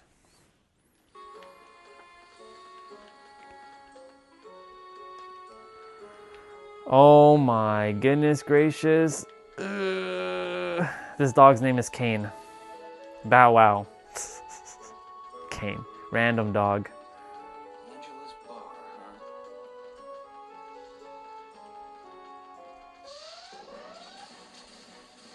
huh? Okay, so there's another set of monsters.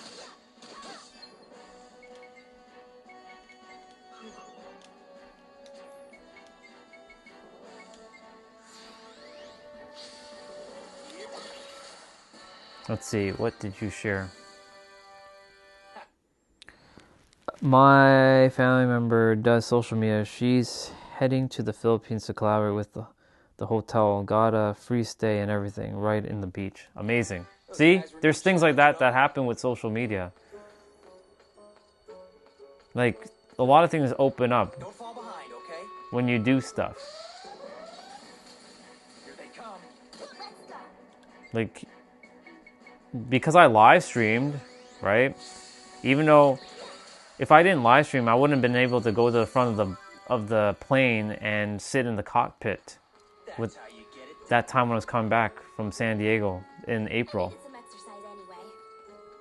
Like, just random things show up, like, happen. Oh, there's a save point. Fuck yeah. Son of a bitch.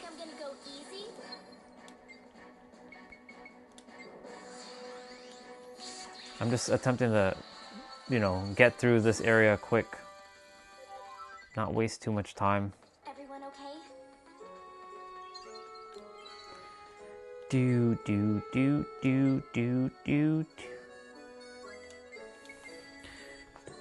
I need to eat. Either that or I don't eat and then No, I'm gonna go grab my meal. Fuck it. Alright. You can still hear me though.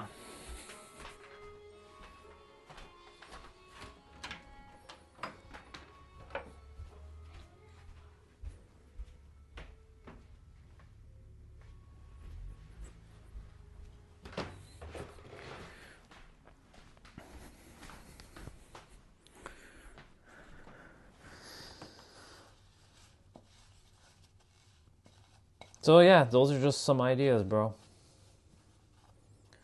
And I don't have too many people on my new Instagram that I connect with. For a very particular reason. Because, you know, more people, more obfuscations. Less people, less obfuscations.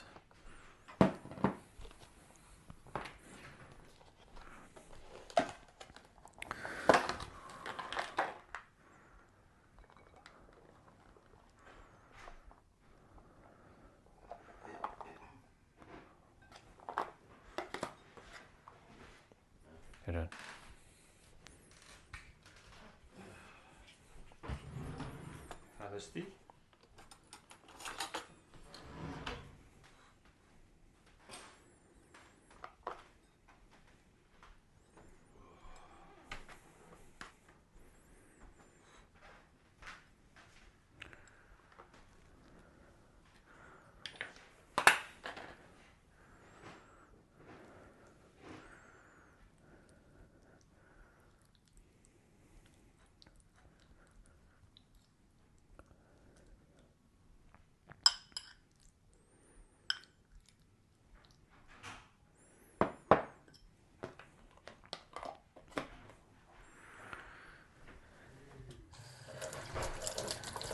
spaghetti, by the way. Having spaghetti yesterday. I got some dishes to wash.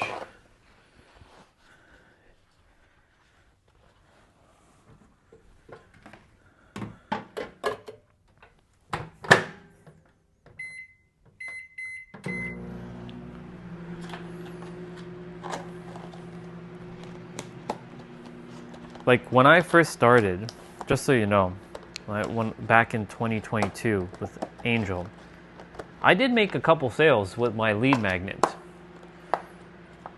I had a $27 like package. Now at the time it wasn't like, when I look back in hindsight, I'm like, would I really pay $27? But you know, a few people bought it. They enjoyed it. And I was like, oh, I could actually make money online. Right? That was the first time I ever made money online. I was like, okay, so I know that I can make money online. Now I proved that I can make money online. But over time, it wasn't in alignment because something about me was like, I don't know, this just doesn't feel right. There's something's like off. Because my way of making money is supposed to be like what Jamie says. It's supposed to be easy. It's not supposed to be like blah, you know? Like for me, I know one of the main ways I'm going to be, you know, making money is through investments, like real estate investing, being an Airbnb host. I love the idea of being a host. Someone comes to my penthouse, they get a world-class stay. Then there's the resort idea. Like there's many different ways. It's just executing it. Taking the action and executing it. It's all done in the mental realm. It just has to be done in the physical now. But like when I was doing like, and I'm sure if you watch YouTube videos, I'm sure you'll always hear somebody like, you know, there's different ways. There's affiliate marketing. Like if you watch someone reviewing a product or something, you know, if you really like this, like link in the description, because like all the things I'm using is linked in the description. They'll always say something of that nature, or, you know, they'll mention about affiliate marketing. Like if you really like this, feel free to click the link. It'll also help support the channel. It gives the channel a little bit of a kickback when you purchase. Purchase through the link down below. Affiliate marketing, like if you really like something, if you're really into something, like I can sell anything. Like I can talk so highly about the microphones that I'm using right now because I use it all the time. And I can tell you why it's so important to have clear audio. And if Hollyland and I made if I had like affiliate income from Hollyland, which I could technically find if they do have an affiliate program, I can sell their microphone with no problem whatsoever, because I fucking use it all the time. I can't go without streaming without using my damn microphone now. All right, I'm gonna go use the bathroom quickly.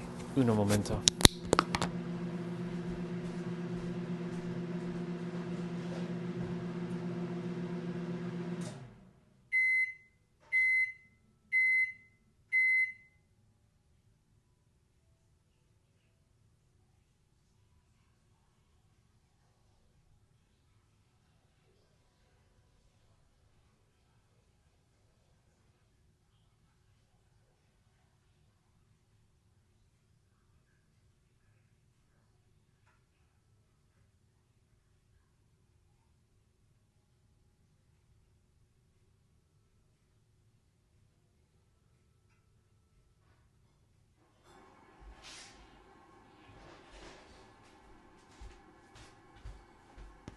I'll be back there in a moment.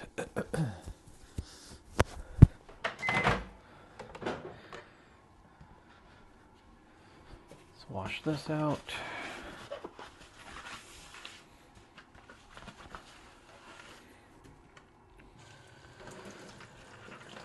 Like the gimbal that I use, I can talk so highly about why it's important when you're streaming on the go to have a gimbal. It makes things smooth. In fact, I basically sold the gimbal while I was on my, my adventures. Like when I'm walking, like I've sold it at least 3 times. People ask like, "Hey, where did you get that?" Or, "Hey, what is that?" They were curious. And I basically sold a gimbal, making company money.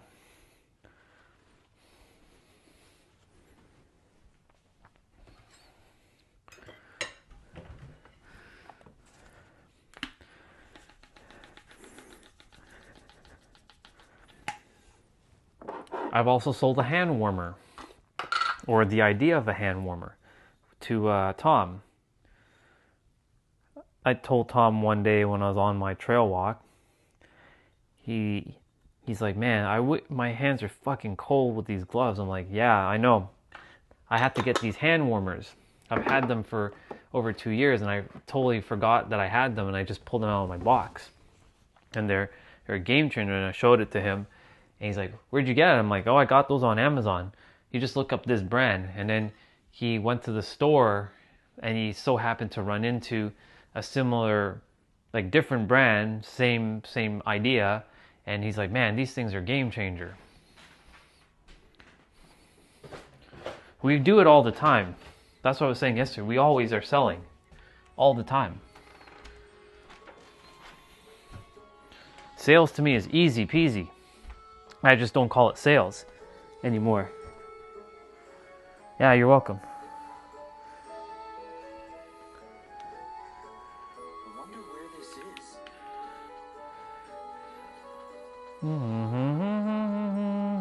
Wait a minute, was that? Oh, is this? Yeah, okay, never mind.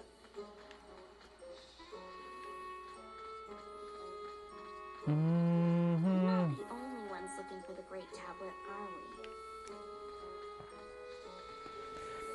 we? I can tell you, you'll figure it out very quickly.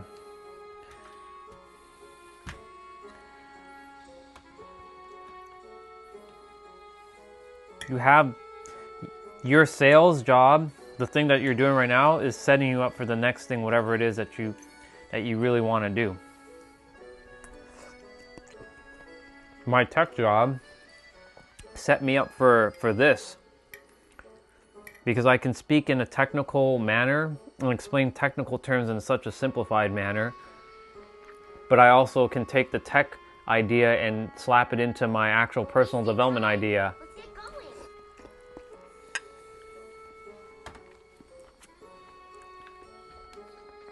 Relax, Kasala. I know we're wasting time. Don't fall behind, okay? Ah. Here they come. Stray dogs again, huh?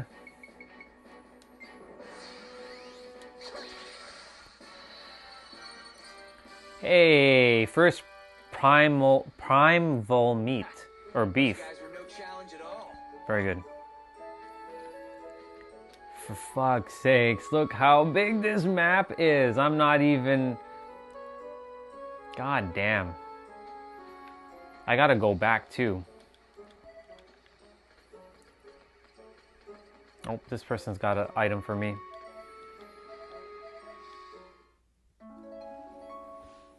Concealing medicine. Interesting.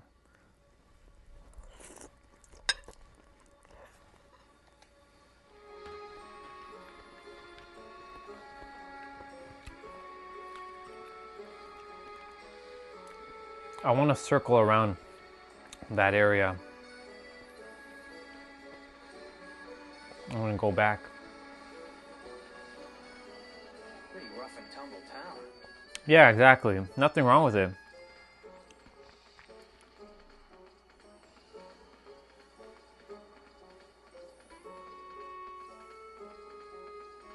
Right, exactly. That's what I'm saying. Like, there's nothing wrong with it. Like, you're good.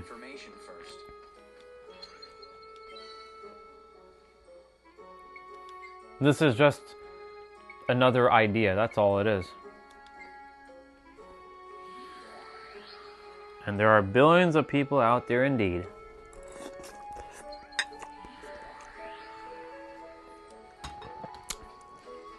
There's a lot more impact there for sure. Fuck. Ooh, we have a new monster. Frogman. Okay. Shit, she got poison? Fuck. That was a cinch. I hope she's not actually poisoned. Ally. No.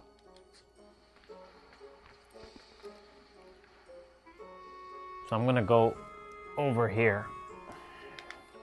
That was the plan. That's the reason why I teleported back. We're not the only ones looking for the Great Tablet, are we? If it allows me to go through that area. Yeah.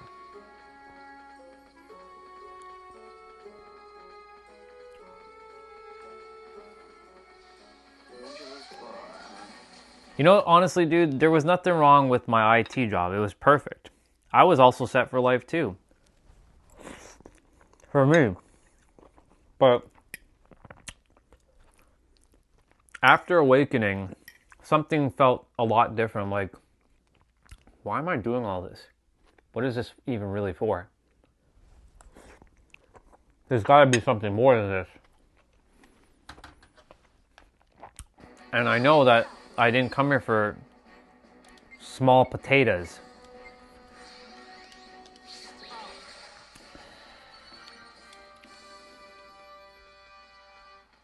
I just had to get the mind to start agreeing with what I'm here to do. Because the mind has been so conditioned to be limited based on this character's experience. But that's not the case anymore. Shit.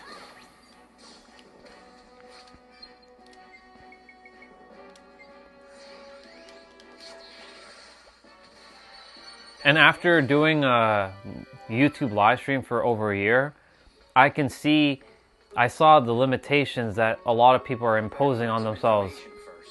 And I'm like, I can't let people just do that unless they're like I said, if they're happy with themselves, fine. But a lot of people are coming on this stream like feeling unfulfilled. So I'm like, well, I'm here to help. I'm doing aka the Lord's work in my own unique way. And I got to touch every continent on this planet except for Antarctica because no one's living there. Or no one was from there.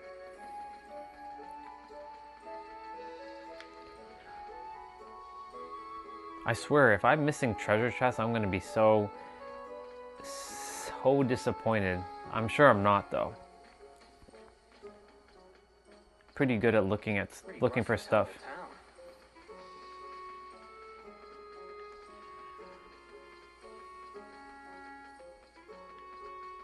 Yeah, I like to explore my games before I go to the main thing, because like that's the whole reason to play it for myself. I need to use an item.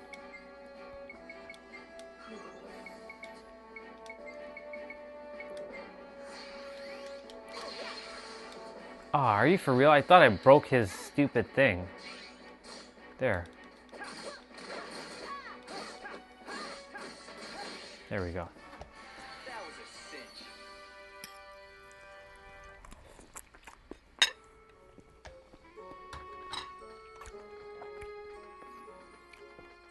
We're not the only ones looking for the Great Tablet. Oh, look, see? Save point.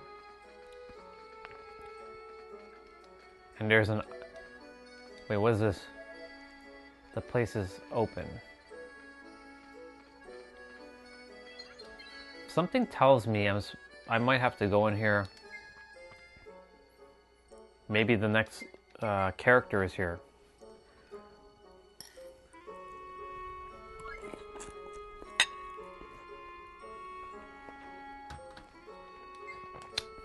16 hours into this game. Wow.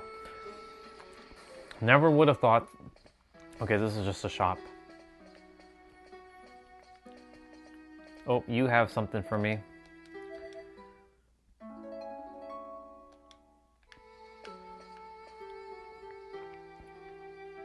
There's a treasure chest, see? I'd like to come back here on my day. There we go. Ah! Oh, are you for real? Some traps, or some treasure chests are armed with traps. It's fucking stupid.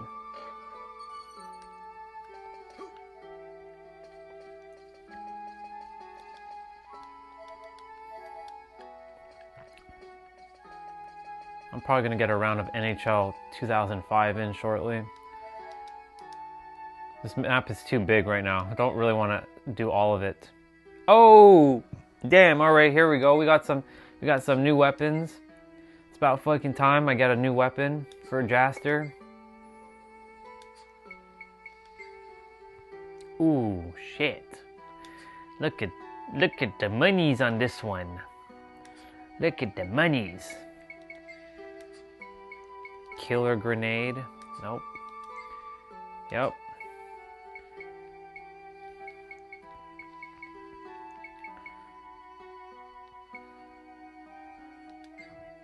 That's weaker. That's weaker.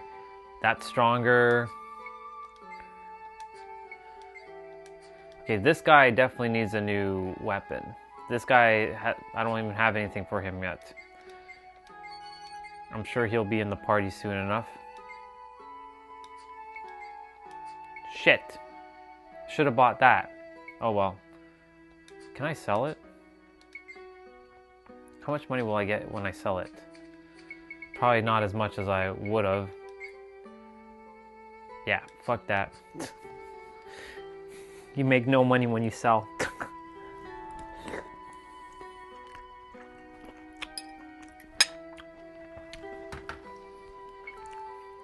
Alright, we gotta get Jaster his new sword.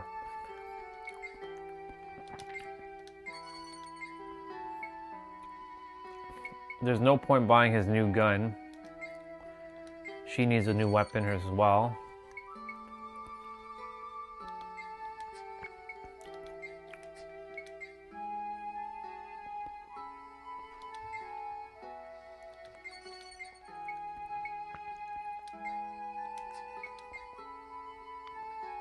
Oh shit.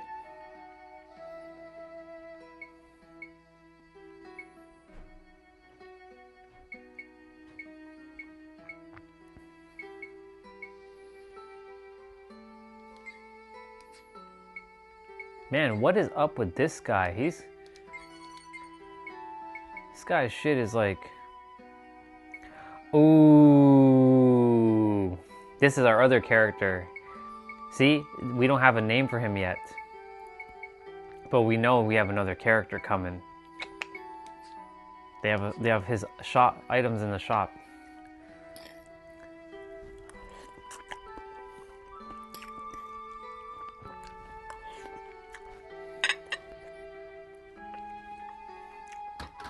Okay. Jaster. Oh, right. I have to make sure I heal up their HP.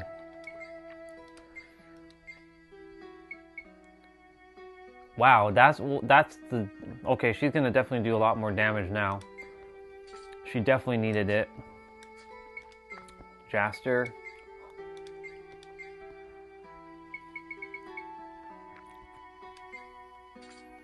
His sword changes. Ooh, it's looking nice. We better collect some information first. Okay, we definitely need to heal.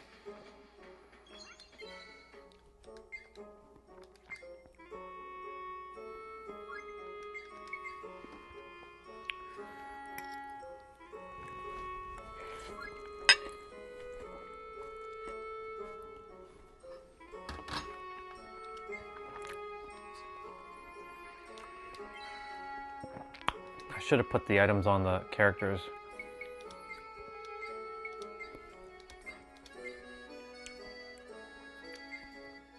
Oh, he can't even use that yet.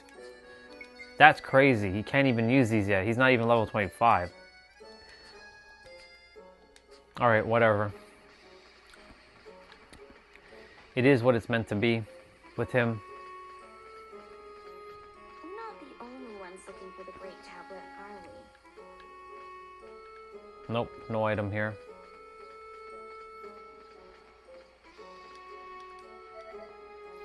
We are the eternal knights of Mayan, or Mina. We are guides who devote our lives to helping people. You go down the stairs and it's scary downtown.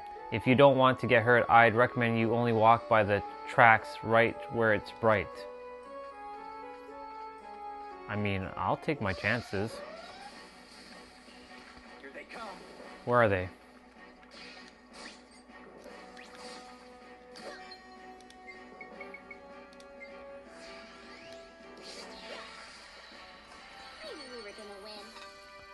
Of course we were gonna win.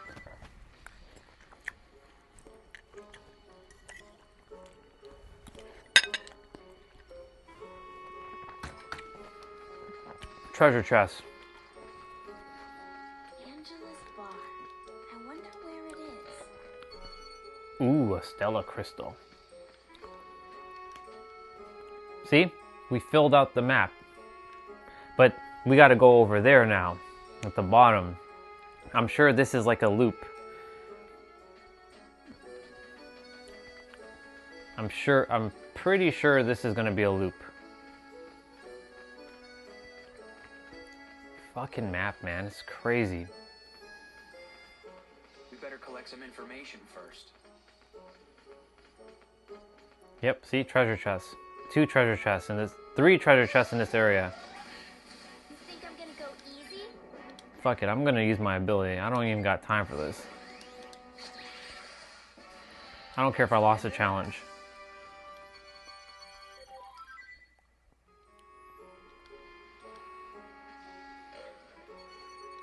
Fire shield, whoa.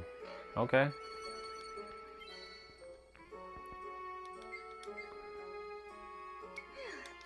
I have to use that item. I'd like to come back here on my day off. Tri-healed. Hello, cat meow. Okay, so if we go up now, filling out the map.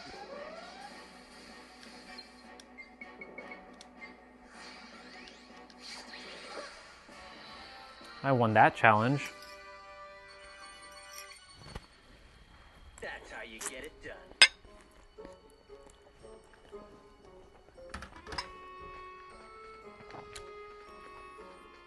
The Moriarty family, huh?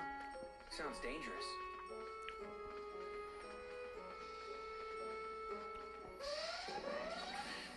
Here they come. Let's go. Boom. Captain Socks X2. What is this? What is this? Okay, this is an observation deck. Not the only ones looking for the Great Tablet, are we? Jaster alone? Okay. It's easy peasy.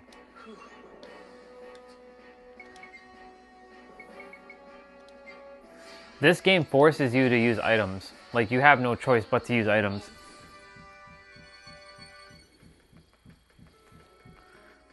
In my Final Fantasy games, I never use items, generally speaking. I'm generally good without using items. Keep this pace up. This game, totally different story.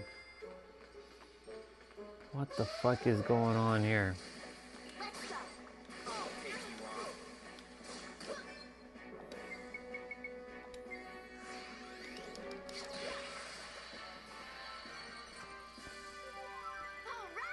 Jaster's level 33. Jupus is like level 24. He needs to level up. See? Item. Look, hard candy. Got that hard candy. Bad choice. This route, bad choice.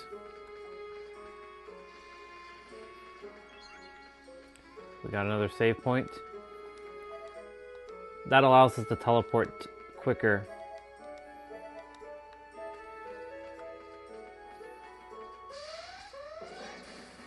Here they come. Oh, we have a new monster.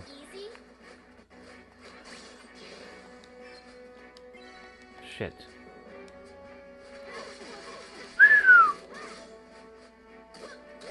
Oh, okay, I see. Oh shit, I'm stunned.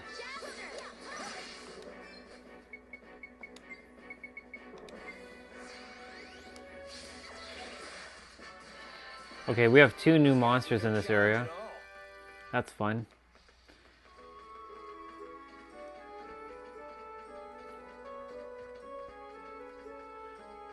I needed some exercise See? anyway. I knew an item here. Ooh, whoa. Okay, hold on. That's a weapon. I think that's Jaster's weapon.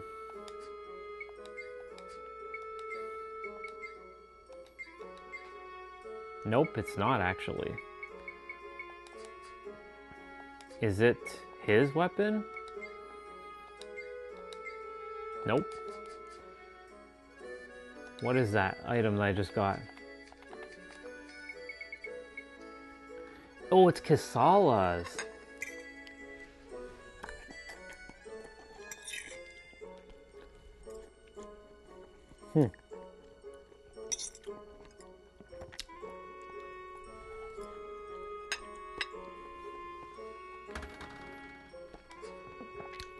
It's not stronger than what she has on though, I don't think.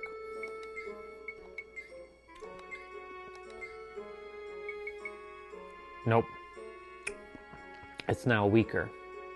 If I didn't buy it, this would be her stronger weapon.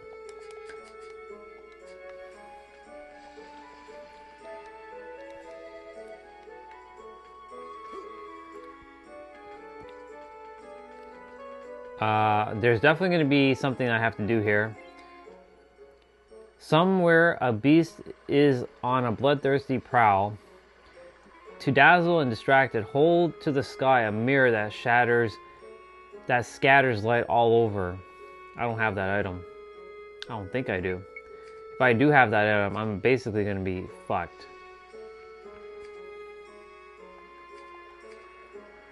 I don't have that unit. Or I don't have that item, I don't think.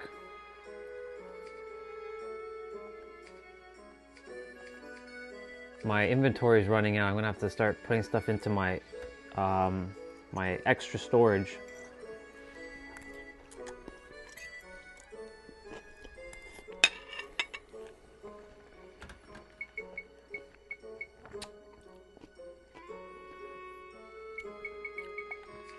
Yeah, I don't have that item. It probably summon a friggin' beast that's gonna whoop my ass.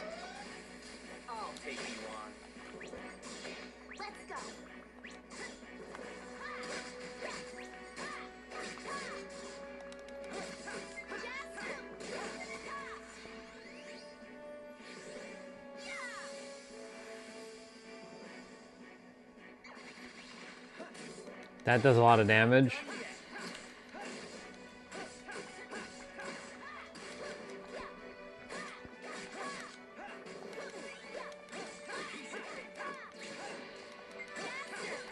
Jaster. That's how you get it done.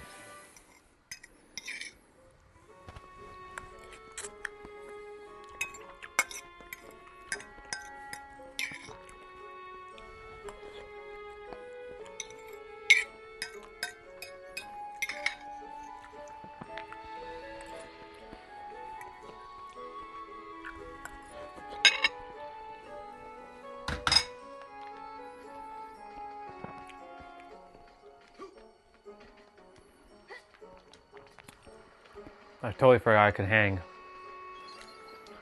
Let's just save for a moment because we've kind of explored a fair bit. I learned my lessons to always save as much as I can.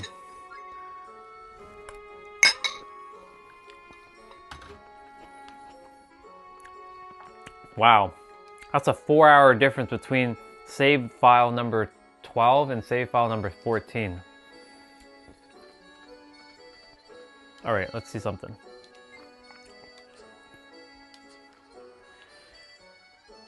Okay, so we discovered practically...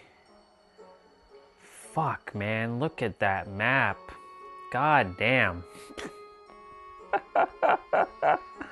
Yeah, I'm gonna pause here because like that's too much exploring for now. That's just too much going on. We had a round of NHL 2005 just to change it up.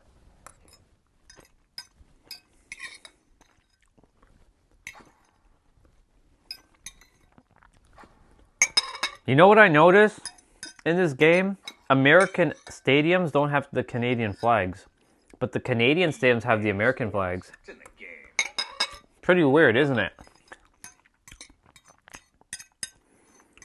No American team in their stadium has the Canadian flag, but I know that's not true because the Canadian flag is in some of the arenas in America.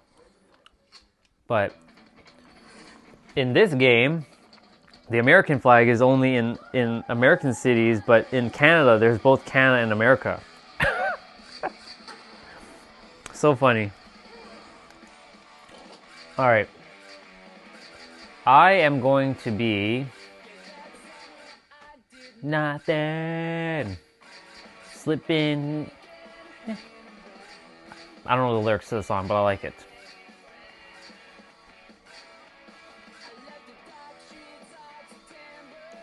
I want to give Anaheim a little break.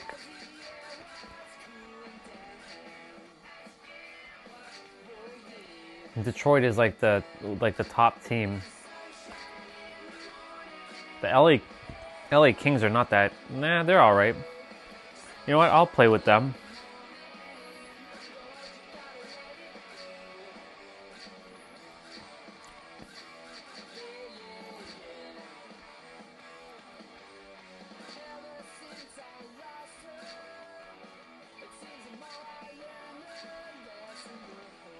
I should technically lose this one against the San Jose Sharks. So they should say this is an all-California battle.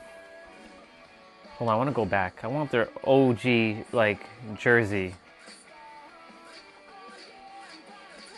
There, that one. I want their OG look. Sunshine in the morning. The reason why I like this game because of the music. Otherwise, I would have picked NHL 2004. All right. We're here at the Staples Center in Los Angeles, California. Welcome to EA Sports NHL 2005. I'm Jim Houston with Craig Simpson here for a fast and thrilling matchup between the Los Angeles Kings and the San Jose Sharks. It's an all-California matchup. It's an all-California matchup. Nothing like a good rivalry between these two West Coast cities.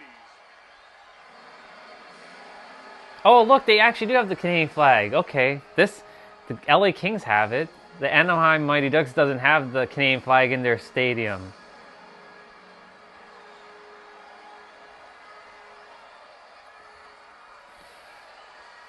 Small things, like small detail like that. All right, y'all. San Jose is technically a better team than LA Kings, so we'll see what happens. I've never played with the LA Kings, so. And the faceoff is won by Stoker. Wrist shot by Colby. Nabokov turns the shot aside. Out of their defensive end. Shit. See, I can't let them walk in like that. Like. Hey, that nice slap shot. That was a nice slap shot.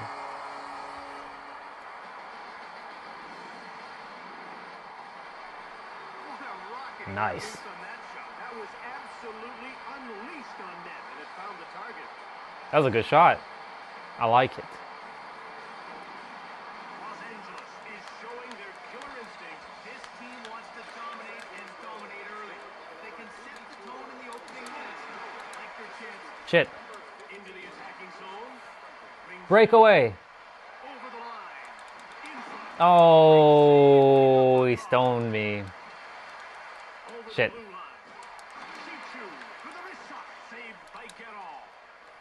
Come on, man. You could have picked that up. Friggin' AI. In over the line. Over. I don't know why I did that. I don't know why I slapped shot so early. I didn't mean to do that. Over the line. Brings it out. Into the attacking zone. Pushed aside by Nabokov.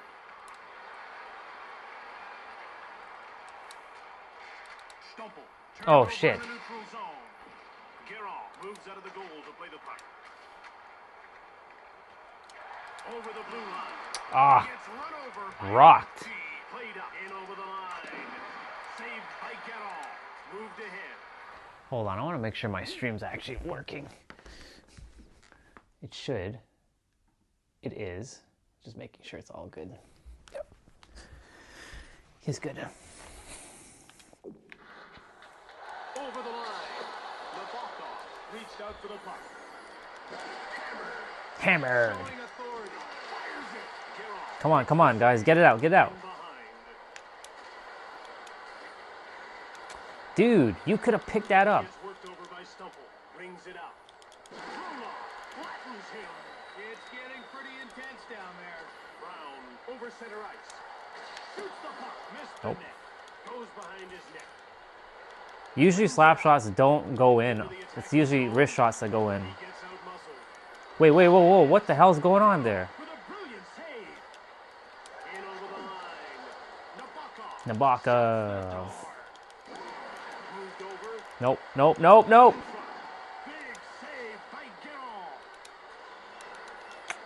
Bros, get it out.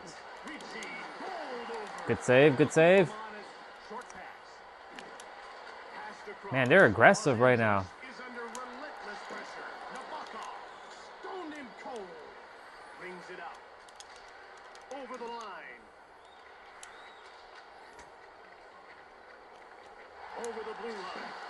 Oh. You know, after that game with Pittsburgh, where I lost 6-5 and I was winning like 3-1 in the first period, like, I have to make sure that I don't run into that. I have to like be aggressive as much as I possibly can. I can't sleep on a team. They could just easily come back and win. Nope. Gigantic save. Period's gonna end. And time winds down as the first period comes to an end with the score 1-0. Why not eat during the game? Our Arena Restaurant offers great food with spectacular views of all the on-ice action. Call now for reservations to our next home game.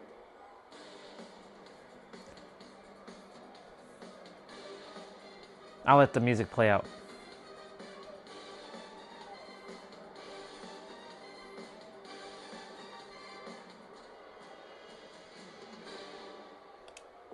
First intermission is over. We get All right, let's go. second.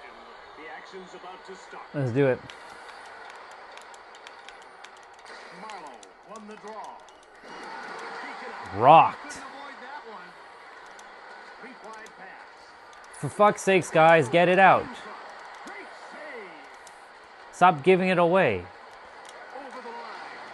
Saved by Nabokov. And he covers up.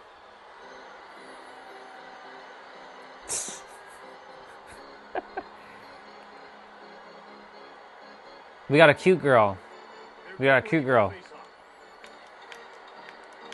face-off goes to Los Angeles. Stick save by Nabokov. Rocked. Oh my god. Are you for real? Ugh. not much I can do when a goalie doesn't. Wow. Lame. All right. The score is now tied. A bad start to the second period. They really let the momentum get away from them. Ricci wins the faceoff. Knocked down. That was a big league body check. Where are you guys? What are you doing? Out of their defensive end. In over the line. Shove. Short pass. Flash. It's getting rough out there. Guys, what are you doing? Pass the puck to each other. Like, what the fuck are you guys doing? Over the blue line. Great save by Geralt. Don't let her go. Sent flying. There's some physical play. Oh my lord. The puck into the attacking zone. Turned aside. Moved over. Over the line. Saved by Nabokov. Played up. Brings it up. Oh shit. Nice save, nice save. What the fuck is going on? Good save, good save. Shouldn't be in my zone. It should not be in my zone whatsoever. Come on, guys. Come on, guys. You guys are getting outplayed in the second. Save. Holy fuck. The Kings have big league skill right through their line. This team likes to play with the puck, and that's how they beat you. If you want to hold them off, you need to finish your checks. Carter won the draw. If that went in my net. Their defensive end over the blue line. Pushed aside by Nabokov. Brings it up. Vishnowski. Don't put it in the net, guys. Like, what are you doing? Nice shot. Nice shot. Nice shot. Stabbed at it. Brings it up. Into the attacking zone. Oh, nice. Knocked him off the puck. Across. Over the line. It's played up by Carter. Out of their defensive end. Over the blue line. Saved by Nabokov. Knocked down. Jim, that was a major league bump. In over the line. Geralt made the save. Fuck. Get it out. Turned away. Stick save. Okay, LA Kings are not that great. They're not the 90s LA Kings. Brings it up. Over the line. Flash. You can hear that one up here. Into the attacking zone. Right in front. 1 minute left in the second period. In over the line. Shot blocked by McLaren. Chichu brings it up. Shove. Moved over. He gets level. That's an impressive hit. And that wraps up the second period as we head into the break. The score is tied 1-1. Oof. Decorated car or home will receive a pair of ringside tickets to an upcoming game. See guest services for details. They had more shots than I do. That's when you know I'm getting dominated, because normally usually I have more shots on net than the other team. About to drop the puck. The faceoff goes to Los Angeles. Over the blue line. Get the fuck get it out. He gets hit by Belanger. There's no one there. Fuck. Nordstrom steals the pass. LaPerriere shoots it hard. Nabokov turns it away. Quick pass up into the attacking zone. Turned aside. Check. What the hell is going on? Get the puck off of him. With a wrist shot, Nabokov makes the brilliant save. Korolyuk in over the line. Come on, guys. What the fuck are you doing? Moved up, over center, right across by Miller. Shoots it. Nice shot. By Nabokov. Over the line.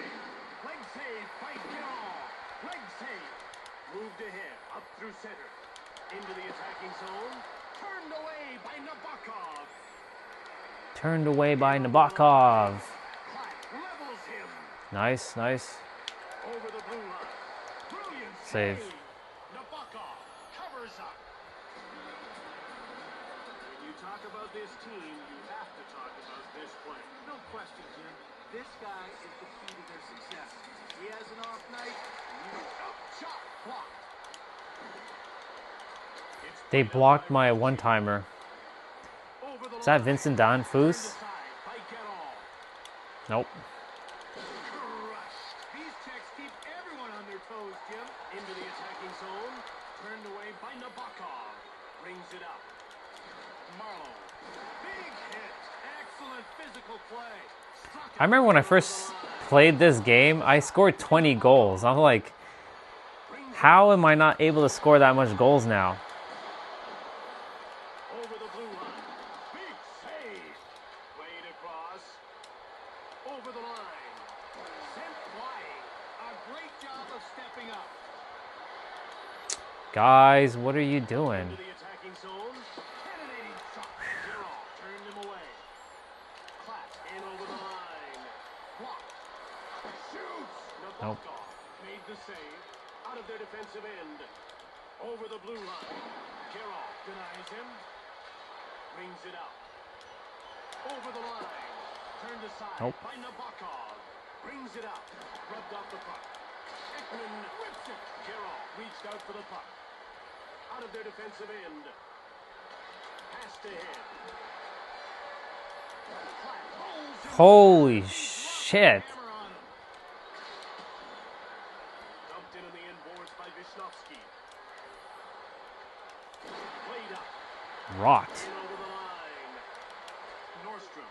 And there's still no one there. What the fuck are you guys doing?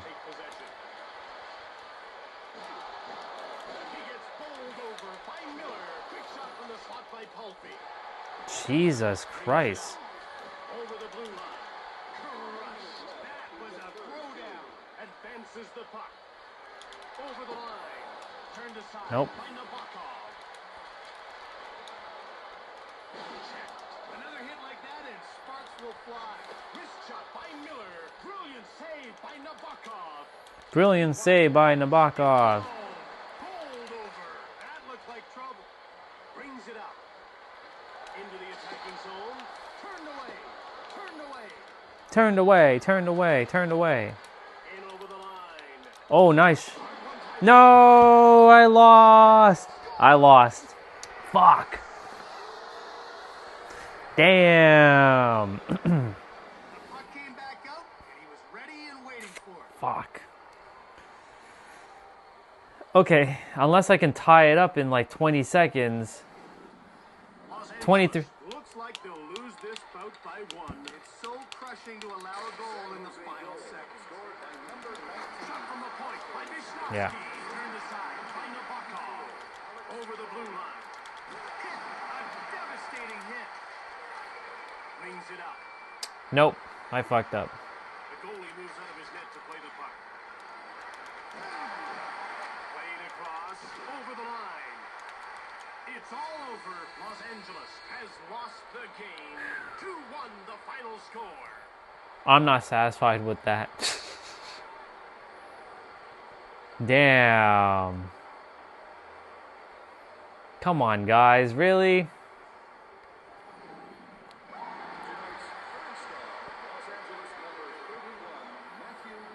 Yeah, you did good, dude.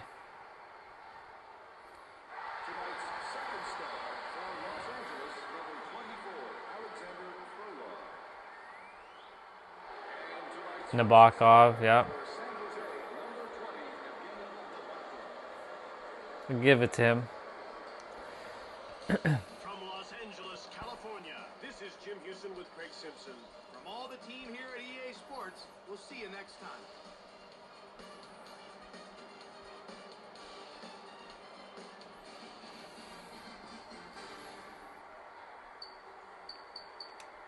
We're gonna do a rematch, but this time I'm going to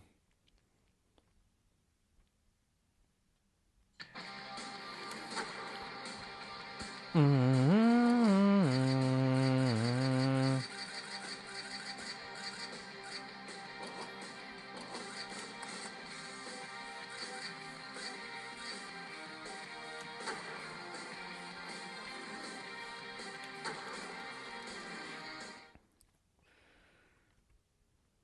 right. I'm gonna have to get jumping rope in a moment. This is gonna be a long one. Alexa, what's the temperature right now? We're here at the Air Canada Centre in Toronto, Ontario. Get those fingers warmed up, folks. I'm Jim Houston with Craig Simpson. We've got a heck of a battle for you tonight between the Toronto Maple Leafs and the San Jose Sharks. This game's going to come down to a one-on-one battle. You've got some superb top-end talent on one side, up against a very deep bench on the other. Will the Stars get it done, or Will the Stars get it done?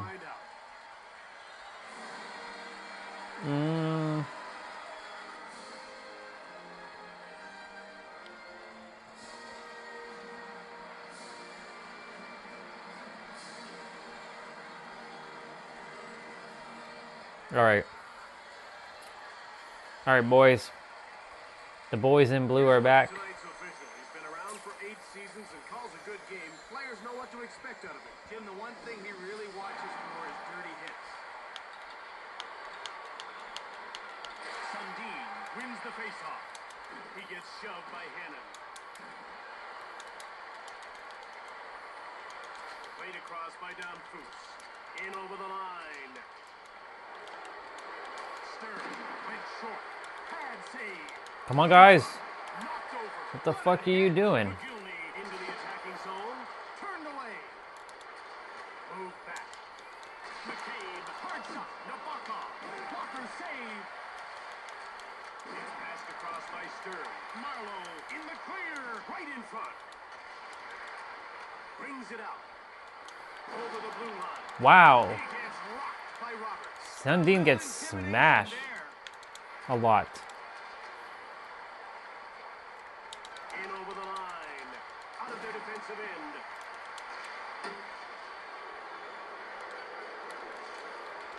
Weak wide pass. In front.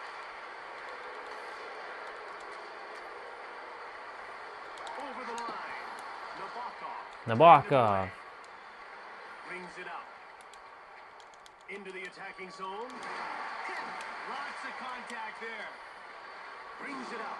Leveled. Jim, that's Jesus Christ, man. What the fuck is going on? long pass. Out of their defensive end. Check. Now that's physical play. Bro, what the fuck? In over the line. Turned aside by Belfour. The Maple Leafs will make a change here. Heavy shot from the point by Francis.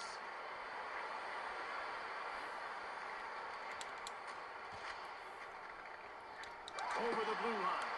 Nabokov turned it away. Pass over the line. Dimitrakos. Belfour turns him away. Rocked. Played back by Ponikarovsky. Oh my goodness gracious. A shot from the slot by Korolyuk. Belfour turned him away. Into the attacking zone. Nabokov turns it aside. Turned away. Nice shot, nice save. In over the line. Turned aside. Oh, I thought I could have got that. Oh, damn. All right, whatever. Out of their defensive end. Over the blue line. Nope. Over center. He gets rocked up by Domi. Great hustle. Brings it out. Into the attacking zone. Right in front. Passed across.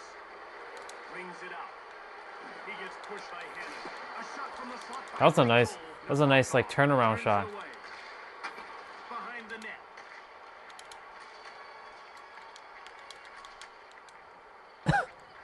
Over the blue line. Shove. In front. Domi brings it out. Played across. Over the line. Nabokov turned it away.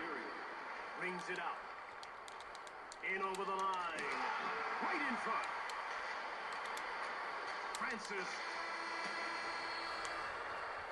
that'll do it. The first period draws to an end in a scoreless tie as we head to the break. The spectator area with enough speed to cause serious injury. Din, din, din, din, din, din. Boom. Jim, when two teams are this close, you'll want to start the period with jump. Maybe some early fireworks? Exactly. Some physical play, lots of shots. You know, something to fire up your team. Over the blue line. Blocked by McLaren. Into the attacking zone. Out of their defensive end.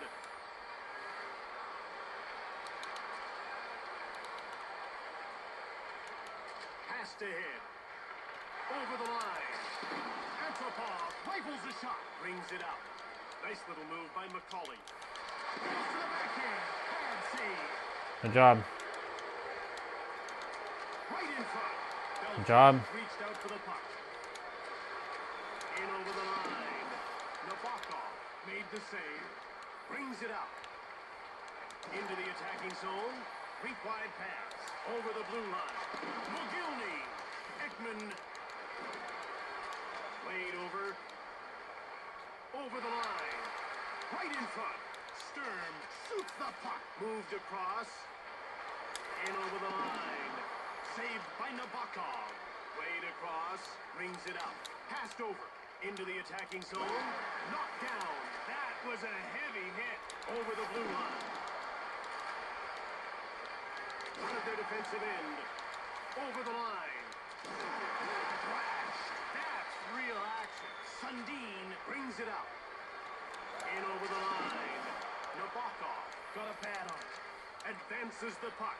Brings it out. Into the attacking zone. How did he pull that off? Over the blue line. Wrist shot by Nolan. Out of their defensive end. Passed over by Fahey. Rock. A big, clean hit. Francis now with the puck. Marshall dumps it in on the end boards. Moved ahead. Brings it out. Nolan in over the line. Great save. Brings it out. Into the attacking zone. Out of their defensive end. The Maple Leafs will make a change here. Nabokov made the save. The shot. Oh my God, I thought I had the puck there. Over the line. Nope, breakaway. Right in front. Scores! Great goal! Damn. He really stepped into that slap shot and ripped it past the netminder.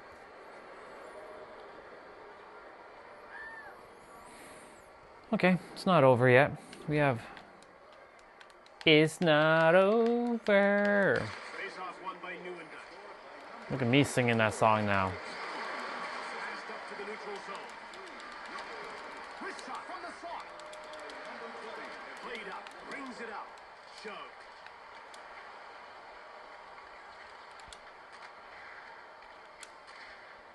There's no one there. Come on. Guys, what are you doing?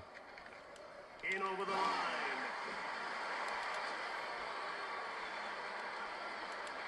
Passed up to the neutral zone. Into the attacking zone.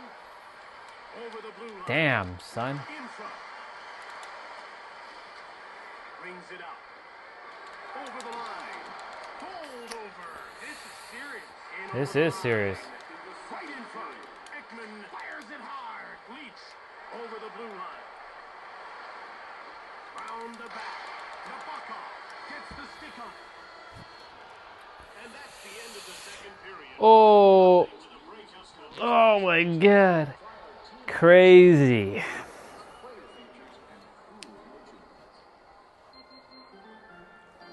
We're just about to start the third period. Jim, in a game this close, you probably won't see either team take too many chances. Francis won the draw. Played back. Into the attacking zone. Turned away by Nabokov. Man, Nabokov is really something. Dimitrakos, wrist shot. Belfour made the brilliant save. In over the line. Turned aside by Nabokov. Tucker, terminating shot. Big save by Nabokov. Nolan shoots quickly. Saved by Nabokov. Out of their defensive end. Over the blue line. Hit. Turned over. Brings it out. Through center. Into the attacking zone. Turned aside. Oh my God, Nabokov is... Korolyuk with a breakaway.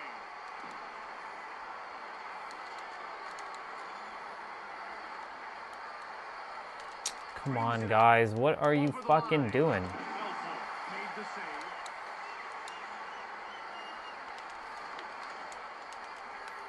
McCauley shoots the puck. Belfort denies him. Shot blocked by McCauley. Roberts. Over the blue line. Chichu gets leveled. Nice hit. McGillney. In over the line. Pushed aside by Nabokov. Out of their Damn, I can't score for shit right now. attacking zone. Nice move there by Leach. Over the line. He gets bowled over by Stewart. Moved ahead by McLaren. McCauley shoots the puck. Belfort made the save. Brings it out. Over the blue line. Turned aside. Brings it out. Marlowe. Crashed. He won't forget that one. Around the back. Moved across. He gets checked by Stern. Gets away a hard shot. Nabokov reached out for the puck. Damn, San Jose be whooping my ass right now. Out for the puck. Over the line. Nabokov made the save. Out of their defensive end. Now the goaltender comes out to play the puck.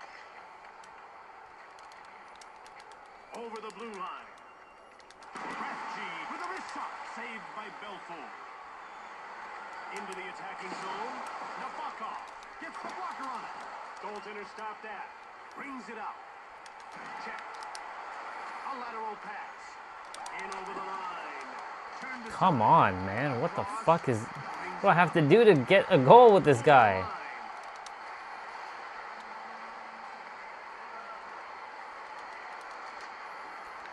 Out of their defensive end. Into the attacking zone. Belfort turned him away. Francis. Over the blue line.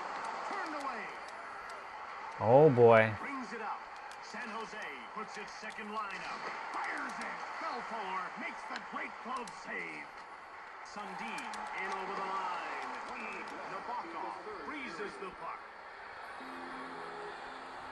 This guy's not only a great offensive player, he's got a tenacious work ethic. And he doesn't just skate hard when he's got the puck. He hustles just as hard on the back. Face-off one by Reichel. Saved by Nabokov. Brings it out. Over the line. Come on, guys. What are you doing? Get the puck. That was a tough hit. Into the attacking zone. He gets checked by McCauley. He really bounced his man with that hit. Played across. Out of their defensive end. Up through center. Over the blue line. Belfort made the great glove save. In over the line. Nabokov makes the Man, save. he is... Nabokov. Really something, bro. Over the line. Moved over. 10 seconds. Short pass. Oh, off the crossbar. It's over. McCauley, quick shot from the left. This thing's over. Toronto Wow. has lost it. 1-0 the final score. Holy shit. I lost twice? That's crazy. Nabokov should get top stars for that.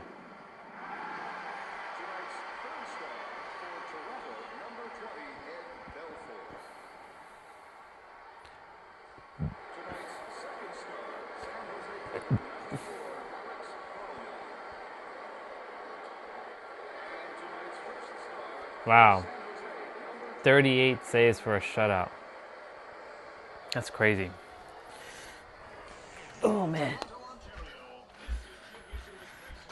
Oh, man, that was crazy.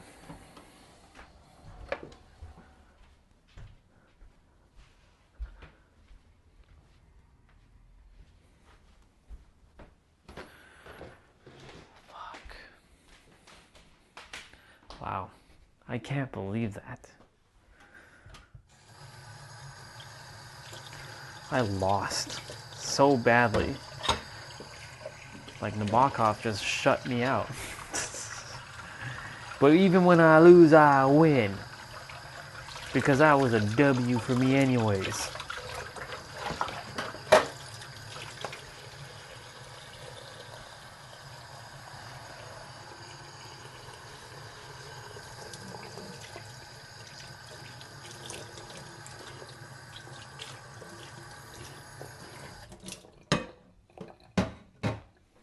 Okay, it's 130.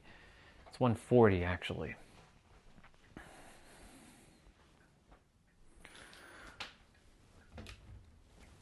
I'm gonna have a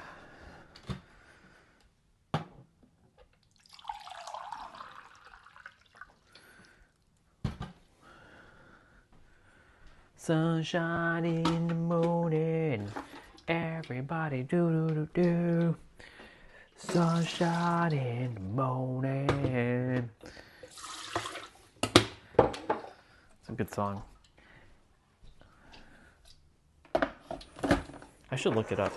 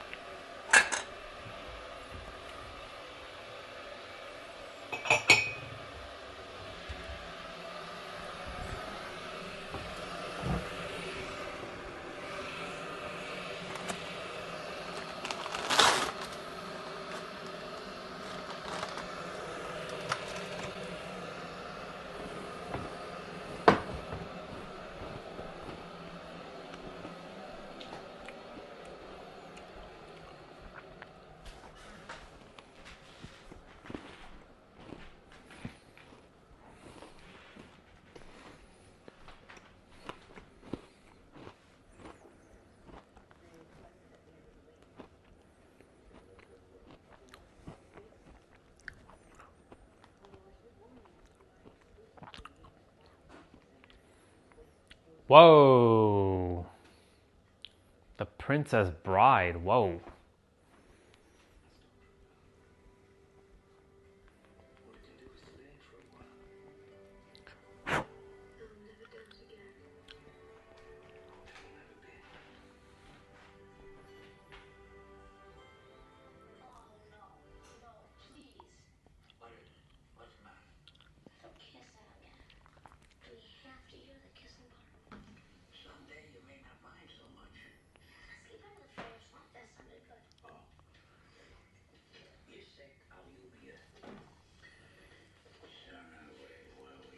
That's so cool. Princess Bride. Such a good movie. I love that movie.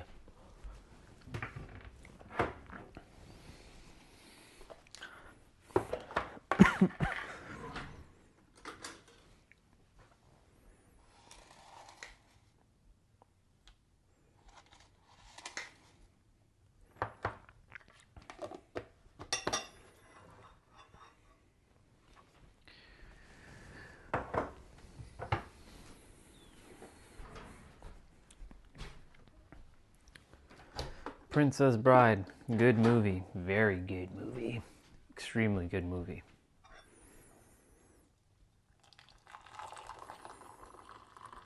They're at the part where Wesley finds Buttercup and Buttercup realizes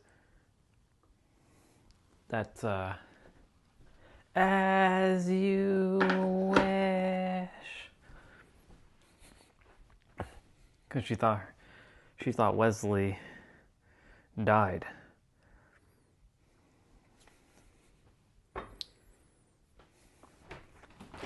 That's a classic.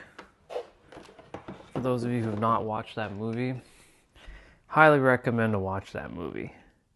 It's funny because the first time I ever saw that movie was in school.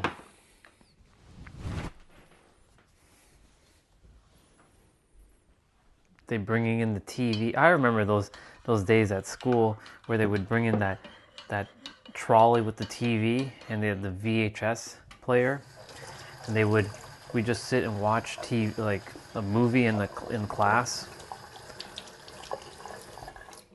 Good old days. Those were the days. Fuck yeah. Those days were just amazing.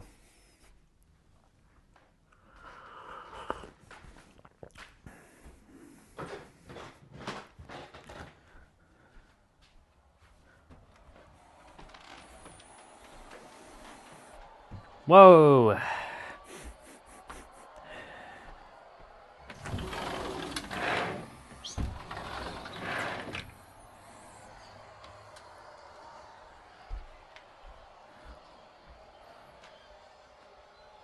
If you're wondering why I said whoa for a moment, the room smelling like spaghetti.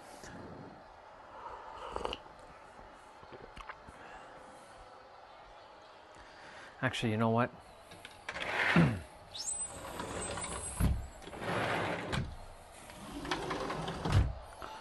Open up the windows.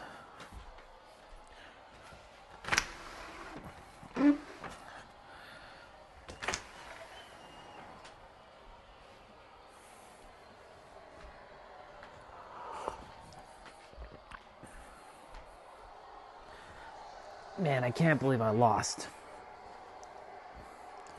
Well, I don't lose. I win. All right.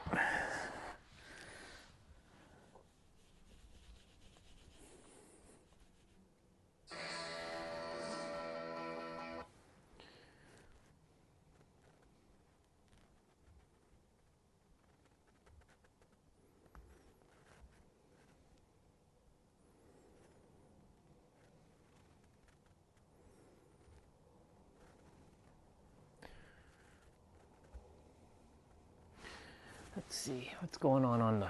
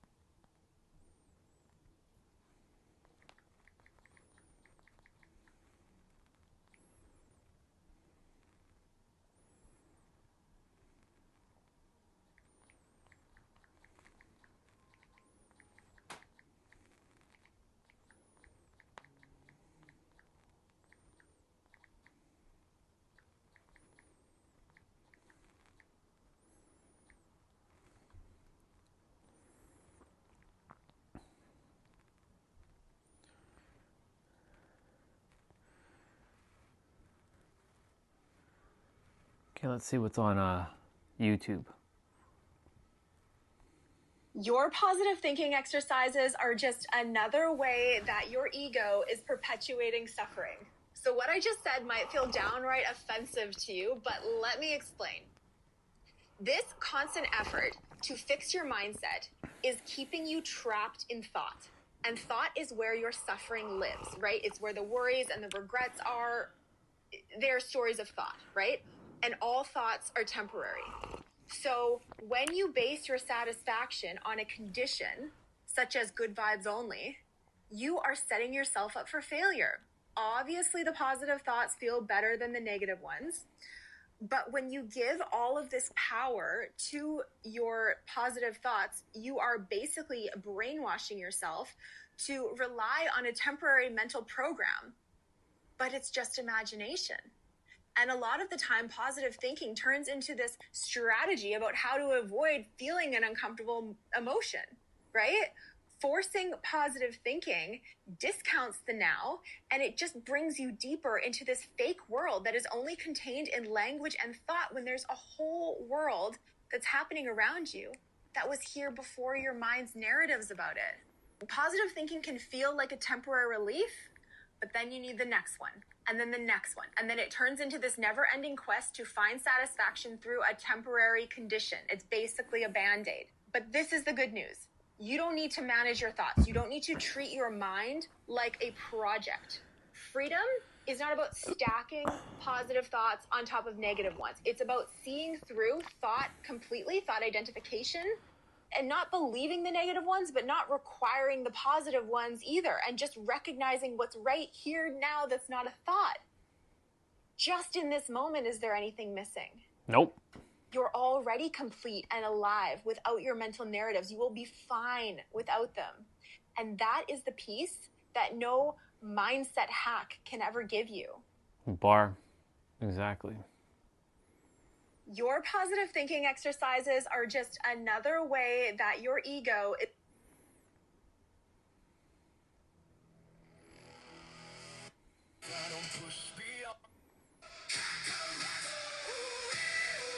Hey everyone, Mr. Sujano here, your source All right, for Mr. gaming Sujano. tech, emulation, and open source news. Let's get started. Alright, to kick things off. All right, to kick things off. PlayStation 2 emulation on Android with ARMSX2. And ARMSX2 or ARMSX2 just got a brand new update. And this one is a pretty big one. So at the time of filming, version 1.0.8 is the latest and greatest update. And they say here, this update brings major compatibility, graphics, performance, and usability improvements, with the biggest focus being vastly improved Mali GPU support from all the nightly since 1.0.6. They go on to say, Mali users no longer need to rely on a separate Mali-specific build to benefit from recent graphics fixes and compatibility improvements. These fixes are now included directly in the main ARMSX2 build. This update should improve the experience on Mali devices by reducing graphics issues, improving OpenGL behavior, and making more games playable or stable on affected hardware. Additionally here, they got a whole bunch of brand new features. They've added GPU profile override setting, added support for disk swapping, added FPS limit and frame rate control, added new internal resolution scale options, 0.25 times, 0.5 times, and 0.75 times. Added a new on-screen display, added support for creating memory cards from 8 megabytes to 64 megabytes, added support for folder memory cards. That's added cool. Subscribe to Mr. Sujano, added a new option to disable unsafe OSD warnings, added CHD cover support, and even more. So overall, this seems to be a massive update for ARMSX2, and if you are interested and wanted to learn more about it, like everything we talk about, links are within the GitHub link in the bottom of the description below. I don't hide my sources. And continuing to talk about PlayStation 2 emulation, next up here we're talking about Play. Now, Play is available for a bunch of different operating systems: Mac, Windows, Linux, Android, iOS, and even in a browser. It doesn't require a BIOS file, and it keeps making improvements in leaps and bounds. So Literal Mente Game has a brand new post up on their Patreon page that I would recommend checking out. I mean, it's well written and there's a ton of information here.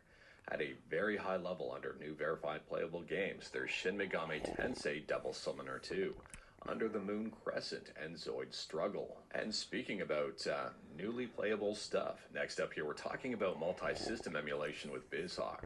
For those who are unaware, BizHawk is a multi-system emulator. I don't care about biz. Buying eBay? Stuff. Next up here we're talking about GameStop and a really really interesting article up on Insider acquire Gaming. eBay. I guess this was reported over on the What? Wall Street Journal. Anyways, eBay? here it's being reported that GameStop is aiming to acquire eBay. Now, I'm not going to lie. That's here, weird. When I first heard this, I was a little bit confused because I thought eBay was bigger than GameStop. GameStop is reportedly valued at around $11 billion, where eBay is valued at around $45 billion. So there's a little bit of a gap here. So obviously we're going to have to wait to see what happens moving forward here, but just because GameStop wants to buy eBay doesn't mean the deal is going to happen. However, taking a look That's at weird. the reflective stock prices based on this news, and both are up. Now, I'm not going to lie here. That's weird. Just talked about the other day. It appears there's a lot of people with a lot of opinions on the matter, as it has been made 100% using Gen AI. So to get some people up to speed here, I mean, I talked about this in a previous video. I did reference this DSO Gaming article, and here is a paragraph that talks about the AI portion. What's interesting is that this PC port was created using AI tools. Jay Ricky used Opus 4.6, 4.7, and GPT 5.5 as the sole contributors in its development.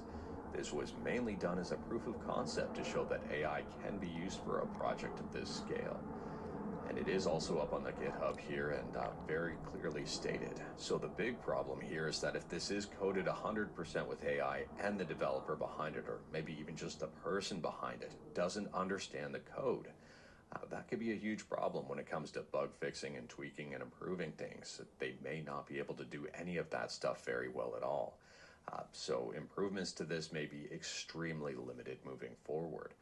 And that is worth noting here. I mean, AI can be used as a tool to improve things if the developer behind it knows what they're doing and understands it. I mean, they can use AI to speed up processes and fix and tweak things as they see fit.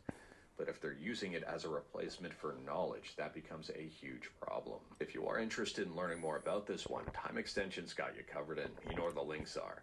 Taking a look at the comments on this article, and I would say this is one of their more commented on articles. A lot of the comments are against AI. Some are more idealistic, and some offer a little bit more substance here in regards to presenting problems that may arise using 100% AI. Overall, it doesn't necessarily seem like this PC port has a bright future. And speaking about bright futures, next up here we're talking about EndeavourOS, one of my favorite Linux distributions. I've got a number of favorites, and this is definitely one of them. Anyways, here for those I unaware, don't care about Endeavor. CachyOS. CachyOS has just released Proton CachyOS 11. They say here, rebased on Proton Experimental 11 with WineWayland.drb updates. Sequels, well, not really, kinda. Next up here, we're talking about Bloodborne on the PS5. So someone has, it looks like Shad PS4 up and running on the PlayStation 5 here. I mean, we talked about this in previous videos with PS5 Linux. And someone has Bloodborne running at 60 FPS on PS5 and looking pretty good. Feel free to check out this tweet for the full video and details of exactly what is going on. So let me know your thoughts on this one. Taking a look at the top comment here, and this person says, we've got Bloodborne 60 FPS on the PS5 before Bloodborne 60 FPS on the PS5. Absolutely wild, and I'm wondering how if hacking PS5s and throwing Linux on it is going to turn into a much bigger thing than it kind of already is. And speaking about things possibly turning into bigger things, who knows here? I mean, Felix86 definitely seems to be on track. Next up, we're talking about x86 and x86 64 games running on RISC-V with Felix86. And Felix86 Game Hub, all right. times faster, which may result in some pretty big performance improvements. And speaking about x86 64 game emulation, but switching to Android, next up here we're talking about GameHub. And yesterday we talked about GameHub 6.0 beta, and it seems the stable version is now here. This is the announcement from GameHub. GameHub Evolution is finally here. Our massive architecture overhaul is live with features you've been waiting for. Steam Launch Boost, games now start several times faster. Ultimate Virtual Controls, our most powerful customization ever. Config sharing, share your layouts via share codes. Epic Games integration, access a massive library of Epic titles directly through GameHub. And I'm wondering if they reference game native code to be able to do this. Landscape portrait, switch mode seamlessly, and even more. And speaking about even more and Android stuff, next up we're talking about games launcher Papaya. And Papaya just got an update to include even more support for systems. They say here, PS2, support for Nether SX2 Turnup and Classic, and support for .gz files. Saturn, support for the Beatles Saturn Core in RetroArch. Switch, fixed the support for Eden Optimized, Eden Nightly, and Eden Legacy. 3DS, support for Azahar Vanilla. And streaming support for Boosteroid. And continuing to talk about emulators, but just one. Last up here, we're talking about Xbox One emulation with Scorpio Emu. And Scorpio Emu has a brand new video on YouTube that's like 13 minutes long, showcasing Sonic Mania up and running within it. This emulator is still pretty early on in terms of overall development, but seemingly is making some pretty good progress. I don't know when this thing is going to release for everybody to see, and I don't know how it's going to turn out here. There's not really a whole lot to go on just yet, but it does appear to be the real deal. When I know more about it, I'll let you know. But anyways, that is all I've got for you in this one. Straight to the point, all stuff and no fluff. We talked about a bunch today. Feel free to discuss anything we talked about in the comments below. If you like this video, leave a like. If you didn't like this video, leave a like. Hit that subscribe button, check out my other videos. Don't tempt fate, save your state.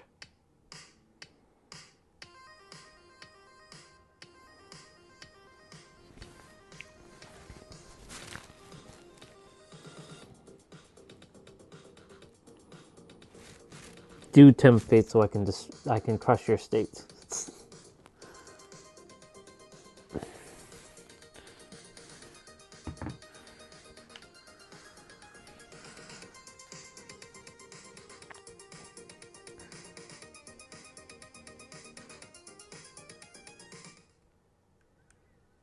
Oops. I am Vegeta, the Prince of all Saiyans, and today I'm surrounded by 20 Frieza supporters. Random. First claim is simple. There's no excuse. Serving Frieza makes you evil automatically. Boom, boom, boom.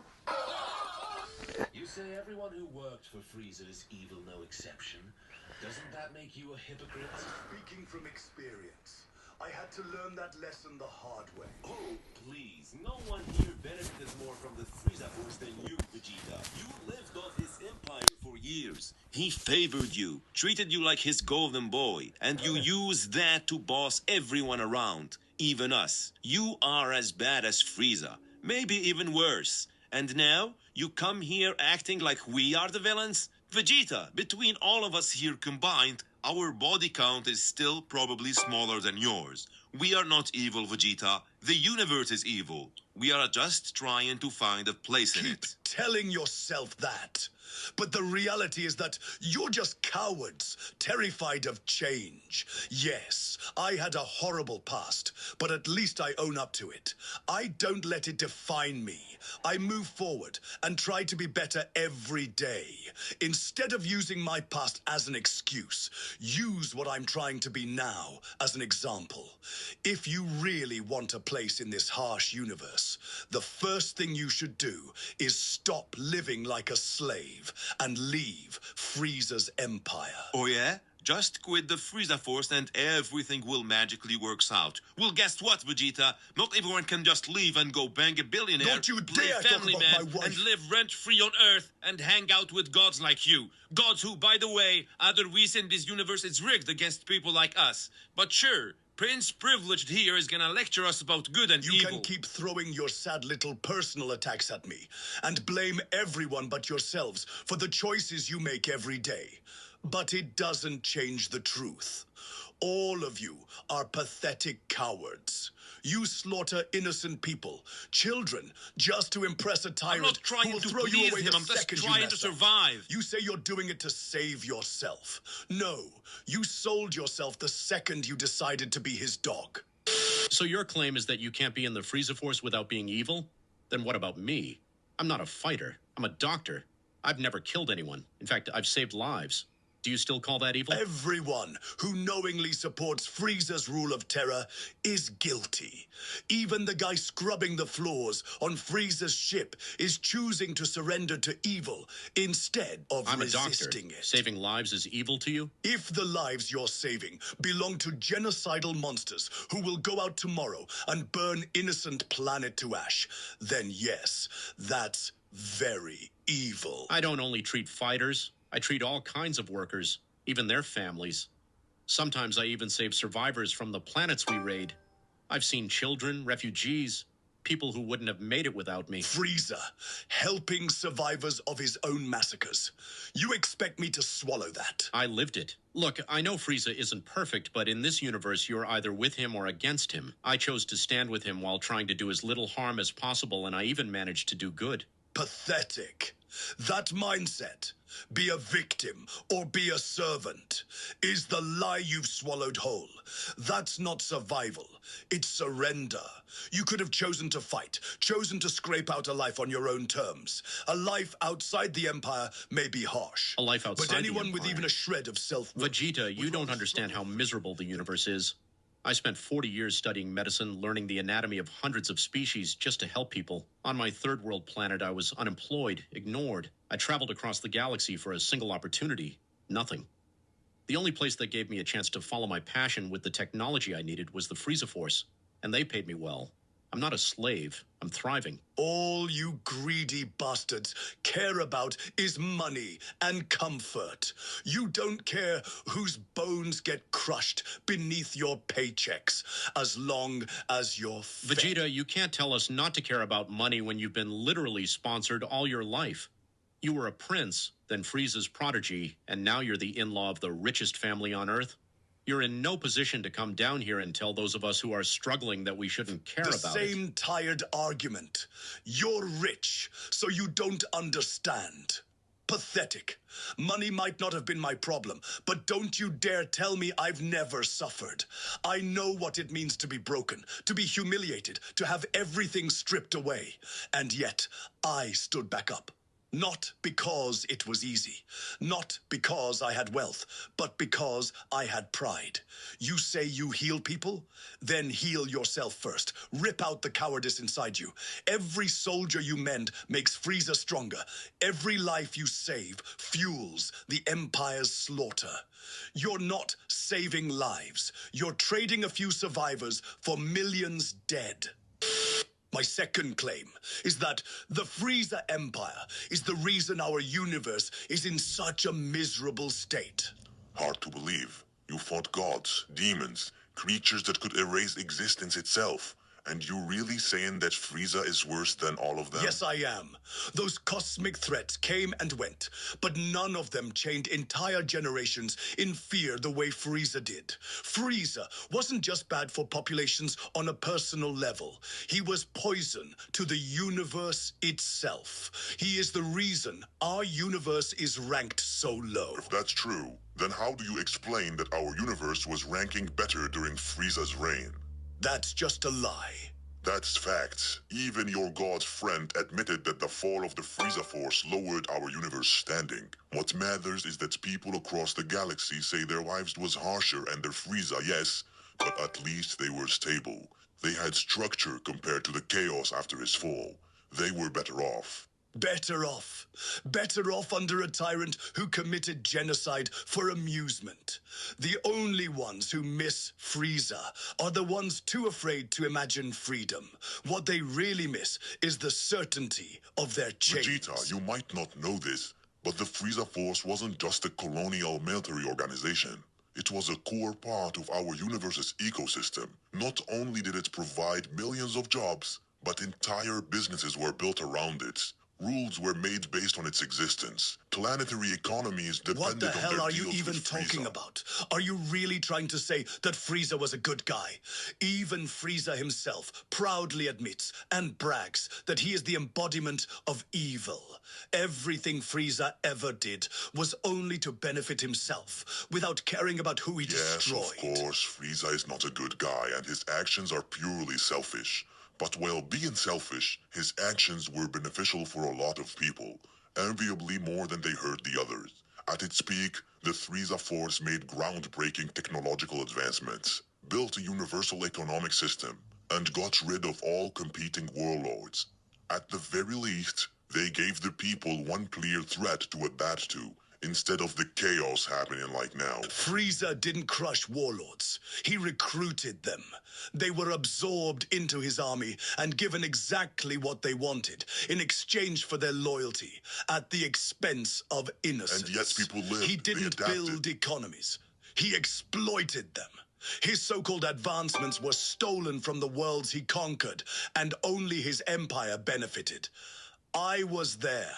I saw planets stripped of every resource until nothing was left but corpses. There was at least one threat to understand. Tell one me, tyrant to endure. what kind of now there is nothing but chaos. Let's be clear. Even Frieza himself would spit on the picture you're painting. He bragged about being the embodiment of evil. He never pretended to care about order or prosperity. If he heard you right now trying to make him sound like some galactic savior, he'd laugh in your face. He'd think you were making him look weak, and he doesn't tolerate weakness. Not from enemies, not from his own men. He'd kill you for it without a second thought. My final claim is that me and Kakarot defeating Frieza proves that us, Saiyans, are the strongest warriors in the universe. Yeah, that's what you care about. Everyone tells you they are struggling, and you only care about who's stronger. We don't care. Oh yeah, all of you sure seemed to care when you thought your leader Frieza was the strongest. What are you talking about? I am not even in the Frieza Force. I'm just a civilian, and still I support Frieza. You know why? Because you're an idiot? Because I think you and your friends are the worst thing that happened to this universe. You destroyed Frieza, left a giant power vacuum, and left people to struggle in pure chaos. At first, I thought that you were just too dumb to think about that. But now that I'm hearing you talk, you and your friends are just a bunch of egotistical bastards who don't care about anyone I am but a themselves. warrior. My job is beating evil, not fixing the universe. You are not even doing that right. You only cared about what you call evil when it stood in your way. The moment it wasn't hurting you, you didn't care. You never bothered to crush the remnants of his army after his death. They were unorganized, causing even more harm than he did. You didn't care about the groups that filled the gap when he left. You didn't care about the planets whose economies collapsed after him. And you called yourselves heroes. I never called myself a hero. Well, you're not. And you're not even a good guy. You could be helping millions of struggling people, but instead you keep chasing power to feed your own ego. How is that not evil? I do whatever I want. I don't owe you anything. We can't help everyone. You literally can. Your wife keeps the strongest wish-granting artifact in her garage, and she uses them to get woof jobs every year instead of saving millions who are starving. You have the power to build your own empire and use it for good. You are friends with the literal gods of this universe. No one has more power than you to help us, but you don't. That's why people like me choose to support Frieza. Because unlike you, he actually cares about building something. And people all across the universe are waking up. And they'd rather live under a dictator who at least makes a system, even if it benefits him, than trust you and your friends who don't care at all.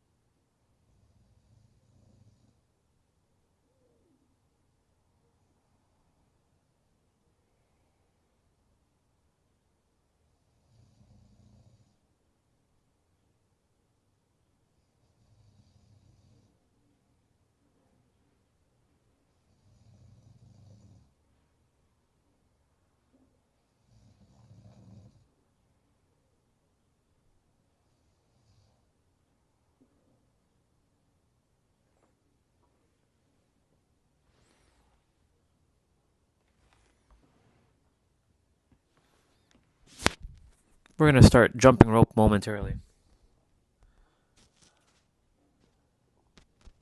I am the Galactic Emperor Frieza, and today I am surrounded by 20 villains. My first claim is of every sovereign to ever draw breath. None have ruled a collective with my level of perfection. You are not a true leader, Frieza. You are a mascot. Calling me a mascot while dressed in that glorified life support system is almost impressive in its irony. I have followers who fear and respect me in equal measure. What you have, Frieza, is a fan club. My followers are terrified of me. Every waking moment of their miserable lives is spent hoping they don't displease You me. pander to them. They offer a sliver of loyalty, and you reward them with comfort, resources, a place in your empire. My followers obey because the mere thought of defiance is enough to stop their hearts. The only thing I give them is permission to keep breathing. What are you talking about? I destroyed the homeworld of every soldier in my army. I reduced everything they ever loved to ash before I offered them a place at my side. And yet the words, "I surrender and pledge my service," are all it takes to transform you from conqueror to caretaker. I do it because a living weapon is more useful than a corpse, you asthmatic relic. I erase their past so I can own their future. Just to give him free high-tech housing in one of your planets. I am perfectly willing to execute any one of them the moment they step out of We line. both know that's not entirely true. I have done it. I have executed those who failed me, to ensure others do not. Which only proves my superiority.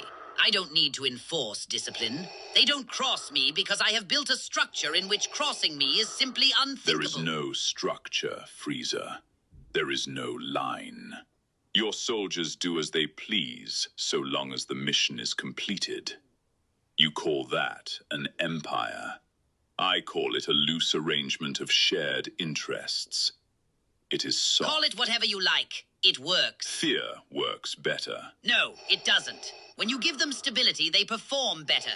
When you treat them well, they become loyal. They will risk everything for you. They will come back from the brink of death for you. Am I hearing this correctly? What? The self-proclaimed embodiment of cruelty just admitted that loyalty built on devotion is superior to loyalty built on fear. That is not what I said. You said it is better when they care about you than when they merely fear you. That is not what I meant. You want to be admired, even loved. Say love one more time, and I will unplug you myself. If anyone here truly fulfilled his grand design, it was me. Weren't you erased from existence by, like, a discount Power Ranger? I won. Reality itself had to be rewritten to take that victory from me. It doesn't change the fact that you had 14,604 to 14,605 chances to win, and you still lost. You can't talk to me about chances when you've been given chance after chance. You were literally brought back from death just to lose again. I don't know why everyone sees that as a failure. My resurrections aren't a weakness. I see them as proof of my superiority. Even death can't stop me. You're really proud of dying, aren't you? How many times have you been revived? Irrelevant. The point is that I completed my goal. I gathered all 6 Infinity Stones. From all across the universe, you weren't even able to gather 7 Dragon Balls from one planet. Perhaps I struggle because I contend with gods who erase planets as a warm-up, while you're busy fighting a man in a metal suit, a guy with a frisbee, a gymnast, and an archer. Are we doing power scaling now? I'd strongly advise you to think carefully before going down that road with me. Why? Do you think you can beat me? I think I could remove you from existence with a gesture. Pathetic. Invoking the stones is the same as me saying I could wish you out of reality with the Dragon Balls. It's a borrowed power, not yours. The weapon doesn't make the wielder impressive. Except you never had the Dragon Balls. And yet, without them, without your glorified jewelry and your color-coded bedazzled gauntlet, I could dismantle your entire empire with a single finger. Not even 2. Honestly, If I had been humiliated as consistently and as thoroughly as you have, I'd probably have used that finger on myself. I am the most successful villain to ever draw breath. That isn't a claim, it's a fact.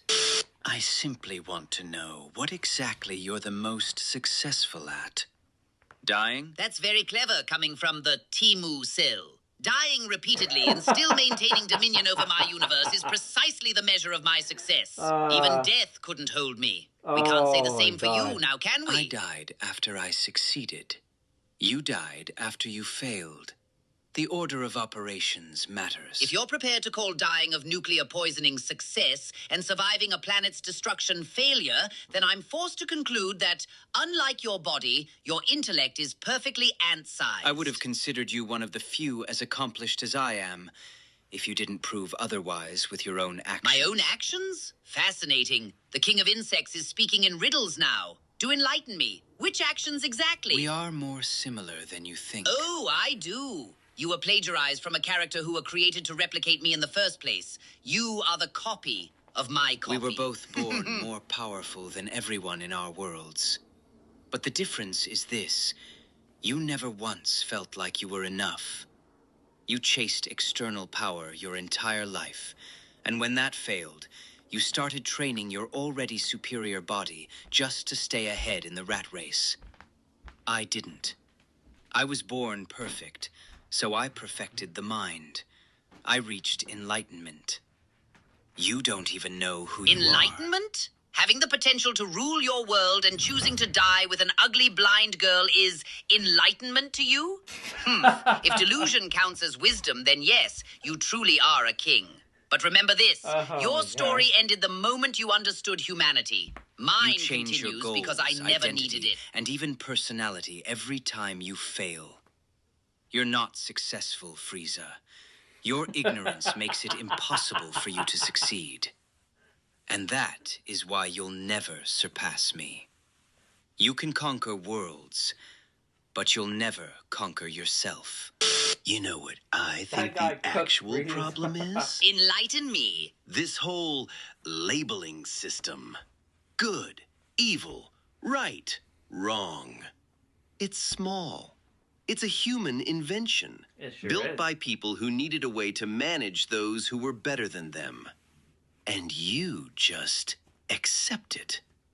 You let them put you in a box built by your inferiors. Why? Because I don't need to pretend those words don't apply to me in order to feel comfortable with myself. That's your game, not mine. But they don't apply. That's the point. If you are the strongest, then you determine what those words even mean. Ooh. You don't answer to a standard you didn't author. Above consequences? Certainly. Above definition. That's a much more charming fantasy. It isn't a fantasy. If you shape what the world looks like, then you shape what actions mean. There is no higher court. There is no standard above the one you set. How amusing. You claim to reject the opinions of the weak. Yet everything you're saying is built around rising above them. Even now, you're constructing a system where you are loved, which means you still care what they think of you. Unlike you, I don't. Peak greatness is having everything. Everything. Power, control, fear, admiration. I don't pick and choose like you. I want it all. Even the things that contradict each other. I don't need their love. I just want it. I want to be the greatest being in existence. That's what puts me above You all are of desperately trying to wrap yourself in divinity, using the very human approval you claim to be above. To want everything and its opposite is not greatness. It is insecurity, refusing to choose what it truly is. Oh, Frieza, I'm not even sure you qualify as a villain. Is that so? Would you like to compare records? Number of people killed, or number of times we've been killed? I think you're the only one in this panel I can beat on both counts. Because what you do is the opposite of villainy. True villainy is chaos. You create order. As far as I'm concerned, that makes you a hero. I don't create order. I create a hierarchy. One that places me above everyone else, so that I can extract everything they have to offer. That is the oldest game But no in matter existence. how self-serving the hierarchy, it's still structure. It gives people a system to orient themselves around. Landmarks, roles, something to adapt to. You're out here doing civilization's dirty work for free. I don't care what it gives them. And that's exactly where you fall short of real villainy. I'm not in this for personal gain. I do what I do to tear apart the false meaning, the manufactured happiness that people wrap around themselves like it's going to protect them. That's a purpose. You're just running a business. And you think rejecting hierarchy gives you some kind of superiority? All it tells me is how terrified you are of where you'd land if any real order were imposed. You rage against the system because you know exactly where the system would put you. Deep down, you dream of being exactly where I am. No, you're the one who's terrified. You've constructed an entire empire to distract yourself from the fact that you are dust in a world run by a 5-year-old that could erase you out of boredom. You built all of this just so you don't have to think about that. That doesn't frighten me in the slightest. It thrills me because I know with complete certainty that sooner or later that power will be mine. And that is exactly what I'm trying to burn down. That hope, that belief that if you just keep climbing, it'll eventually pay off. Joker. It won't. Even if you get everything you want, it collapses. It always So you collapses. figured it all out, and now you're on a mission to make sure everyone else sees it too. Tell me, how is that villainy? You're not destroying people. You're trying to enlighten them. At the end of the day, you're just another misunderstood idealist who wandered into the I'm wrong not interested in good or evil. I'm a reality enforcer. The truth exists whether people want it or not, and I make sure they can't look away from it. If you were in my world, I'd enforce it on you too, because you clearly still haven't seen it. I've seen it. I know perfectly well that everyone is scrambling for meaning in a universe that doesn't offer any. The difference between us is that I don't feel the need to run around announcing it to people. I use it. I take the existential void and I build my empire on top of it. Why would I wake the masses up? A desperate population is a manageable one. Which makes you one of them. You're playing the same game everyone else is, and to me, that's more pathetic than the ones who don't know any You're better. welcome to keep the moral superiority. I'll take the empire. Oh, you enjoyed this little display, Monkey Boy. How delightful. Then go ahead and use YouTube's new hype feature and show me your loyalty. What's that? You don't know what it is? How foolish of me to assume you mindless creatures would. It's a new YouTube feature, one that gives power back to humans instead of the algorithm and the clankers to decide which videos should be pushed. Personally, I wouldn't trust such power to beings like you. But since YouTube insists, you can now choose. Press the hype button below and give this video its points. That's how you help smaller channels, like this pathetic little one. So go, use it. Give me all your hype points and prove your loyalty to your lord.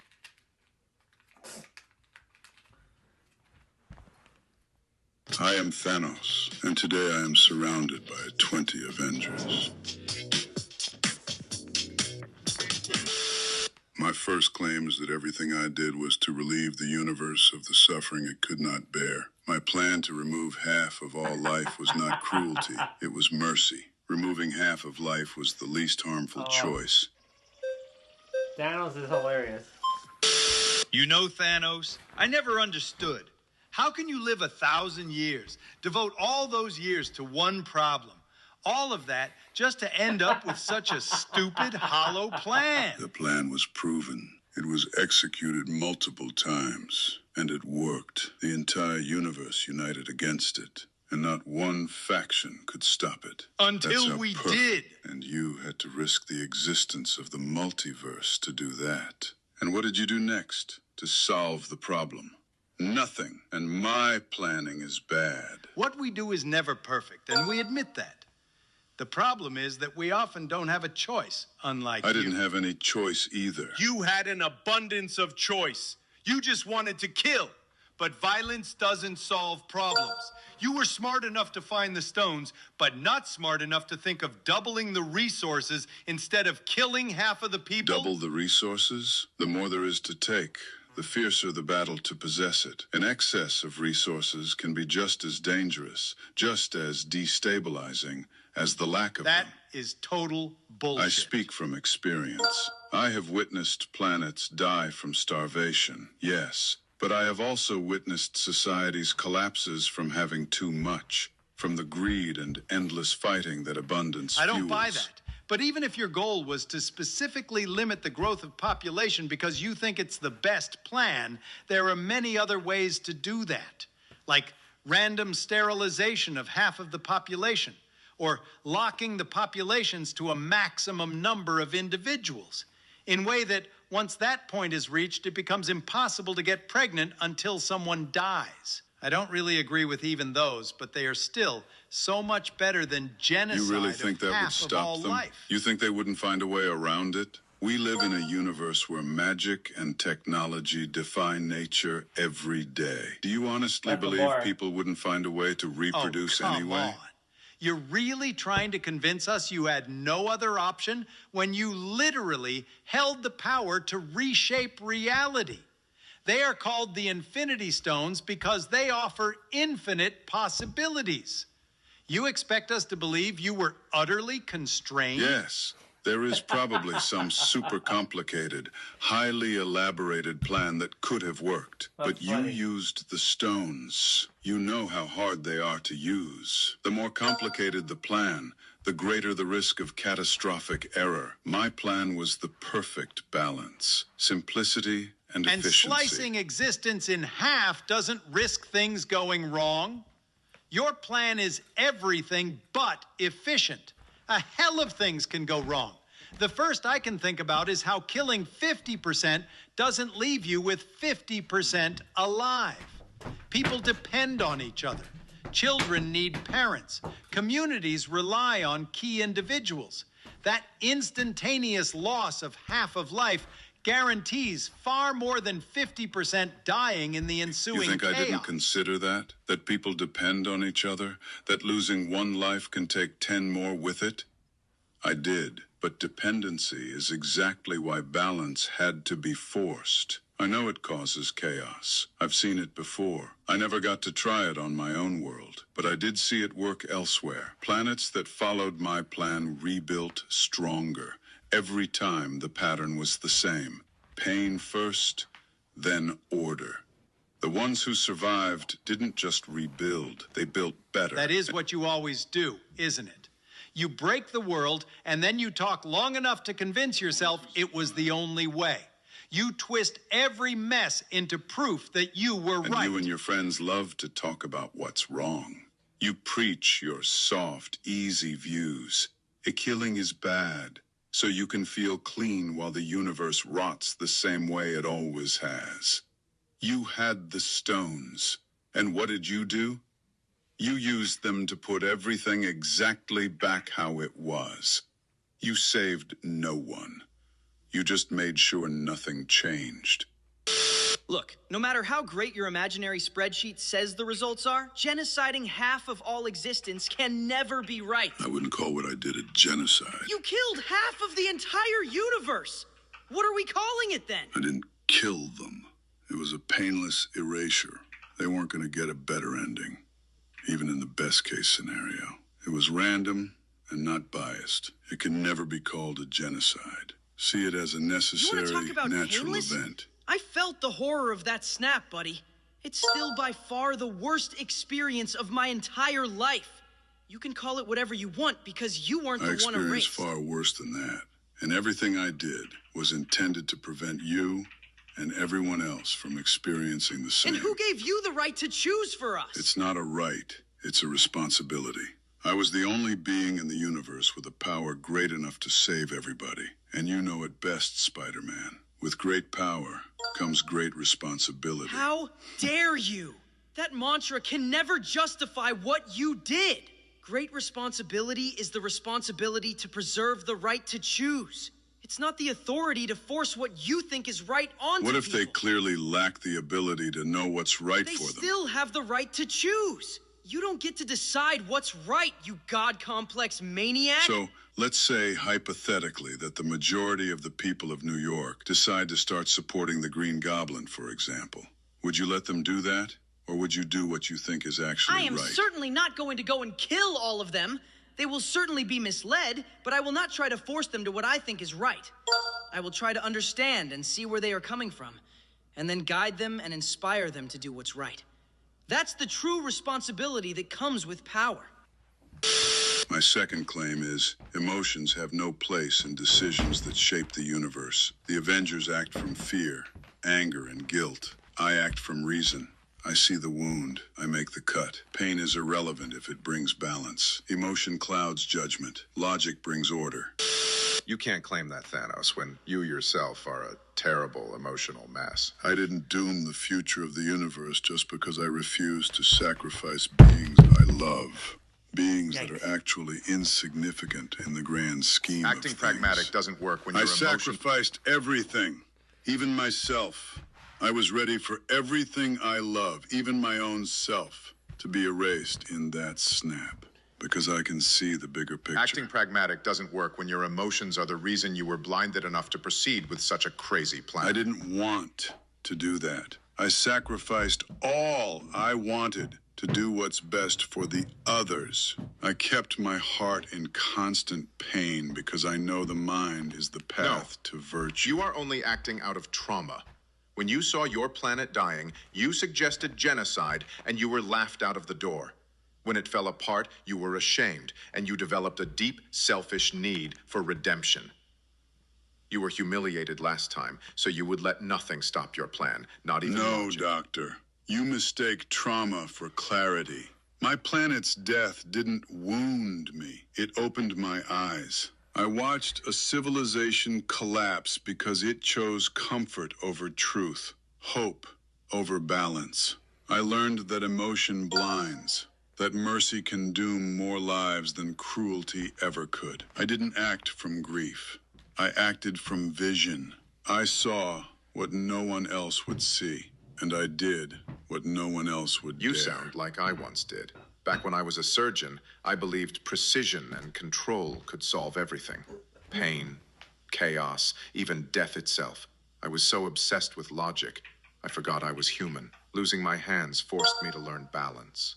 Now I let my heart guide me as much as my mind. I don't ignore emotion anymore. I trust it when it tells me You always what's speak like a man examining a patient, pretending you see everything that others can't. You stand there, dissecting me as if I'm another case on your table, but I am not your patient. I am the cure. The universe is sick. What's up, bro? I just saw that you're there. What's going on? Good to see you. I'm about to go jump my jump rope in the moment. Just getting warmed up. I'm just watching. I'm good, dude. Let me just pause the video for a moment. Just watching these interesting just watching these interesting videos with, you know, them debating each other. There's a bunch of them on YouTube, like Frieza. This one with Thanos. There's one with with Goku, with Vegeta. There's a bunch of them. I'm gonna turn the camera to me for a moment. I'm using a different streaming application called Streamlabs because YouTube, they screwed up the YouTube app with my microphone. So you're seeing me in 60 frames and you're finally seeing me the way you're supposed to see me, not in mirror mode. Look, see? The Nike logo is in the right location. Let me grab water and I'll share a couple things. Cause I feel like I'm choking right now because I ate something earlier and like my throat has been sort of like locked up. But yes, of course, there's always some sort of change. The channel's coming to an end soon. I don't know when, but sometime this month I'm going to stop streaming on this channel. I'll be on the other channel at some point. I'll probably be on Kick, maybe. I'm using Streamlabs right now because this was all test before I actually go on stream on Kick or the other YouTube channel. Let's see, what else? I mean, everything just is at this point. There's nothing else. There's nothing else to say, right? Because like everything just is. Like I can continue to say things in 10 million different ways, but it always will lead back to just this moment. For example, you know, I've shared like this is it. That's all there is, right? I know everyone's looking for externality and looking to experiment with things, but like, you know, I've shared this before, and I'll say it again, like whatever the mind has considered or seen or has experienced, it's because the universe is mental. It can be anything. If you believe it's some dude in the sky, or if you believe that like, you know, there's like all these archons and false gods grabbing like fake light, samsara, it's all real. All of it is. There is no one objective truth except for one that is right here, right now. That's it. This moment. So, you know, the funny thing is like most people are looking for some sort of like savior, some sort of like answer. But the answer's right here. It always has been. This moment. What else do you need to know? Right? What else do you need to really know? So basically, again, you know, justice or just is for all. And it sounds like justice, but just is for all. Because it is just is for all. But all just doesn't remember because all are still seeking outside. Because I call it the puppeteer mind now. In fact, I have a poem for you. It's a little bit of a long one, but I'll read it. There's a video, but I took it for myself. Because we're all itself, pretending to be a human character. Now, that's just a different name that we can call it God, the infinite intelligence. But I've been calling it itself in the last little while now. And itself has told this character, because I call myself a character now, that it just is. And it still wants you to have your identity. It still wants you to have your name. It still wants you to have these things. Otherwise, why did it come to Earth? Why did it create the thing called name and structure and identity? Right? It wanted all these things for each of us.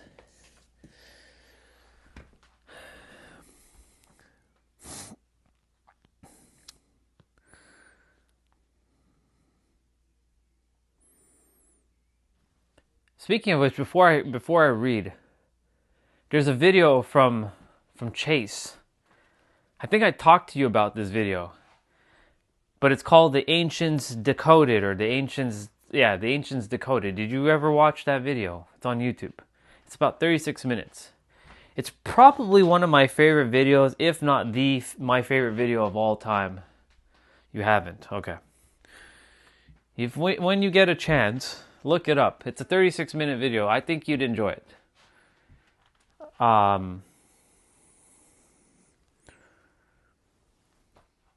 He talks basically how everything really just is, and language is what's causing all the suffering on the planet. Quite literally. Oh yeah, I'll send it to you right now.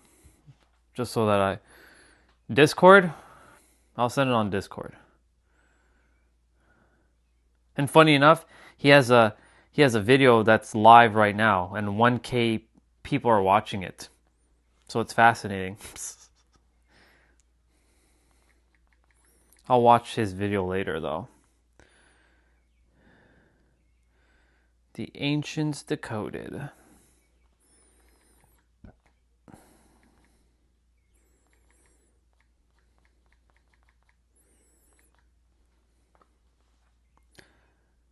Yep, this one. I'll put it on Discord. See you later, dude. I'm going to send it on Discord.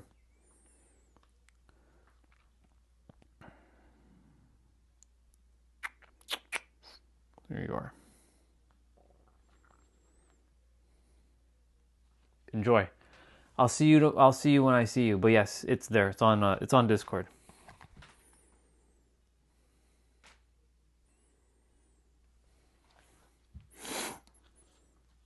Cool beans. All right. Go do your thing. I got to go jump rope anyways. I got to get rolling. It's a long one. It's going to be a long jump rope. Anyways, let's go.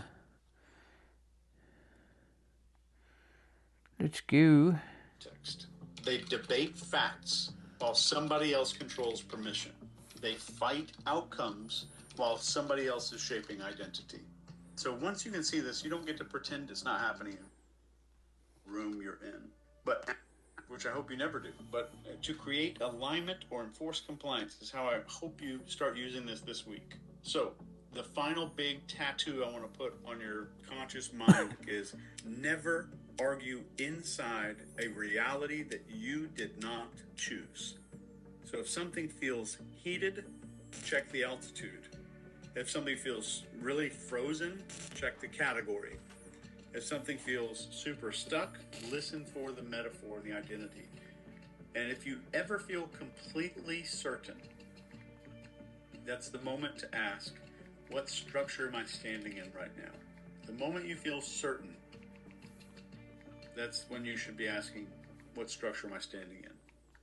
I want to be straight with you really quick. NCI Level 4, which is called grad school, it's my life's work. 20 years in the Navy, every hour of research, every program that I've ever built in my life, the entire NCI system all leads here. This is the reason Dr. Phil called me the best in the world at what I do. It's why you've seen me on pretty much every podcast on the planet. It all comes from this. Think about the last time you walked into a room where you were outmatched, outranked. The other side had lawyers and leverage and pretty much every structural advantage. And you sat there knowing that you were about to get handled and there was nothing you could do about it. You felt it before anybody even opened their mouth. NCI 4 flips that permanently. You're going to learn the most advanced methods in the world, I guarantee it, with influence formulas that stack multiple techniques and sequences to produce outcomes most people wouldn't even believe are possible. Yeah, it's Chase's video. You'll enjoy it. It's a good video. This video is done. The one that he was premiering just now. I'll watch this later. I like this song. A fragile sound. No echoes here. On sacred ground. A quiet pose. A steady beat. The truth we feel in simple heat. Barefoot steps on hallowed ground. A sacred rhythm we have found. Samsung is beating Apple to its next phone again. Interesting.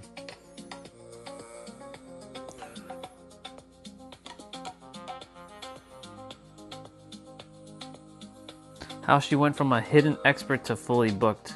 Good job.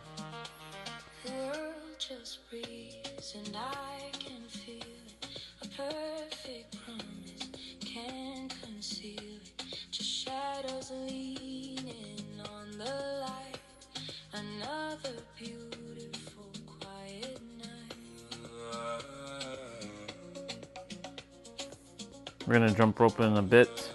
Well, not in a bit, shortly.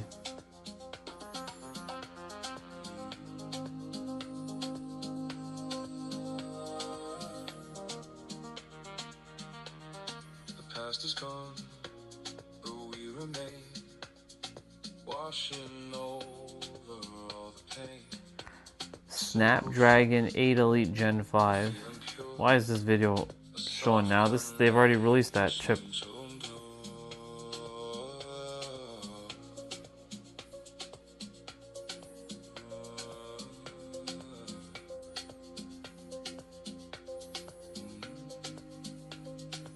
So much stuff to watch. The world just breathes and I can feel it. A perfect promise, can't conceal it. Just shadows leaning on the light. Another beautiful quiet night.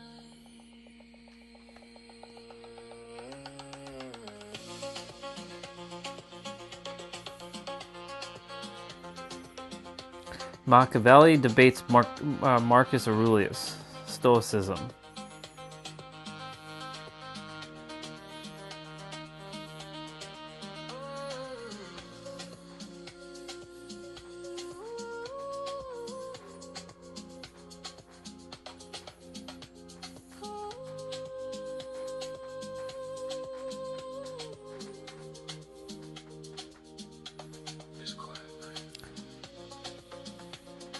Scientists heard the first translated whale sentence. Yep, sure.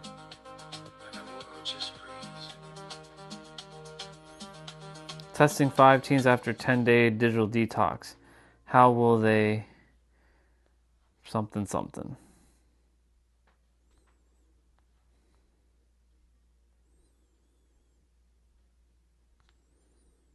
Lots of different videos, tons of different videos.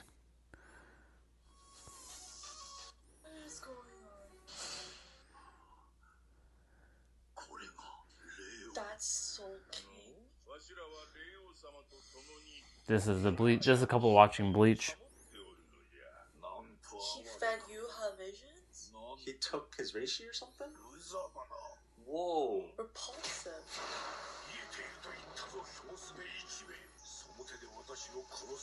He's injecting it into him.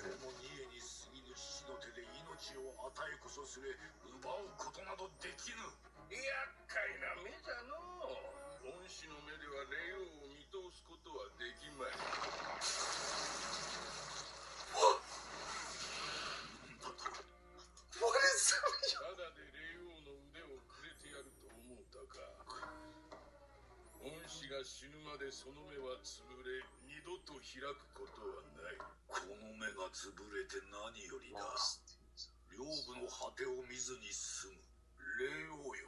What? My father? What's happening? What's happening? You see, this is why when you watch people react to things, you're like, you get entranced with their excitement. Father!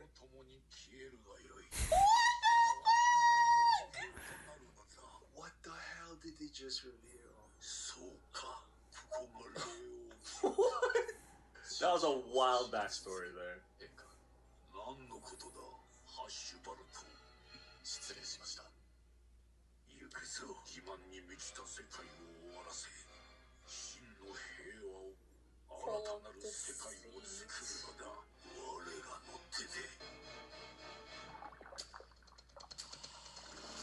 It works here?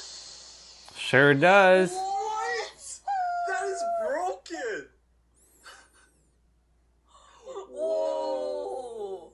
It's a welcome party. He's the old host. Yeah, what's happening?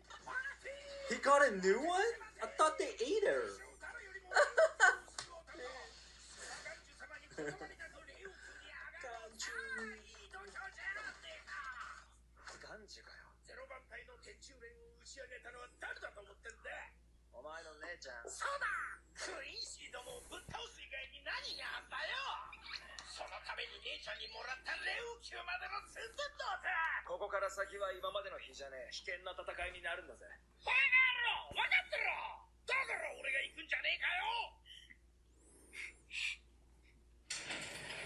Here we go. Off they go.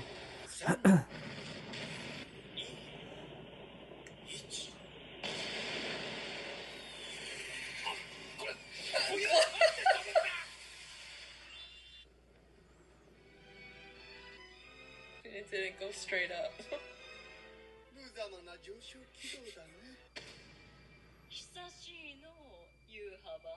招かれもせぬのにこの霊王宮に立ち入るとは源流祭を倒してよほど血迷ったと見える。ゾルダート。霊王の刃。 Soul King's blade. Oh, it should definitely be one-sided. 霊王の刃の鍵となる内容。 What was that sound effect? What's going on?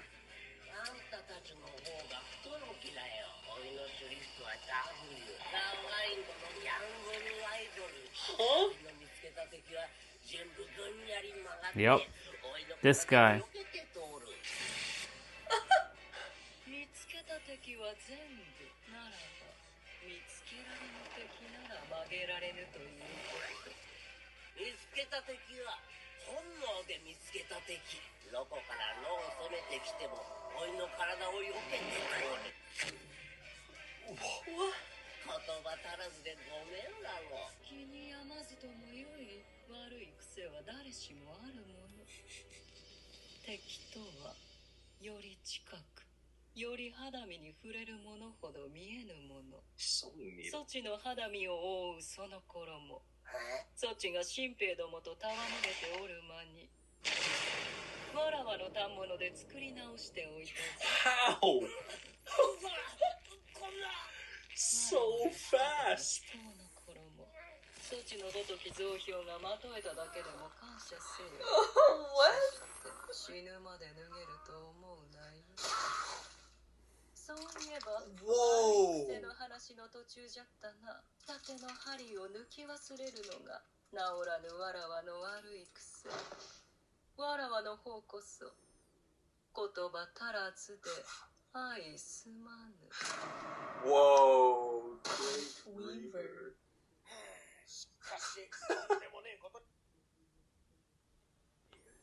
He's looking down.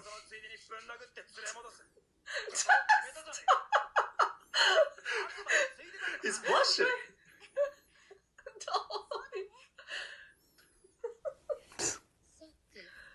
これでようやくそちに刃が届くようになったね。そう思うか。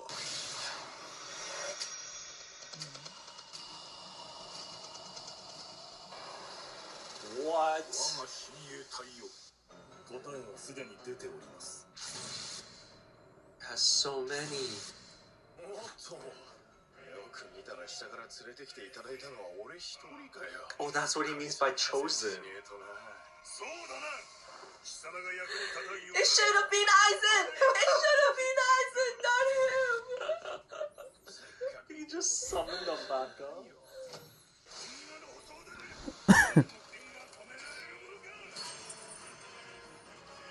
Whoa, what's going on?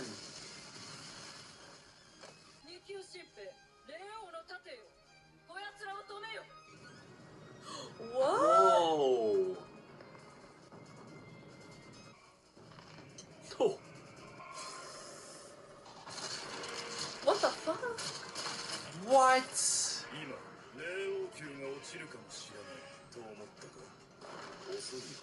戦いに負ける側はいつだって理解も遅ければ反応も遅い。 I'm getting entranced in their episode that they're watching. This guy's a sniper. Boom. No my friggin' God. way! No way! Are you serious? They got. No way! What do you mean, no way? Her head is fucking blown out! But she's a scientist. Maybe, like, Mayuri kind of style comes back or something. No way! I can't believe this right now. She's falling, dude! She's bleeding! Dude, Squad Zero's done. Oh my. What was the point of her? What the fuck? She got destroyed so easily. けなくなかったやつなんて。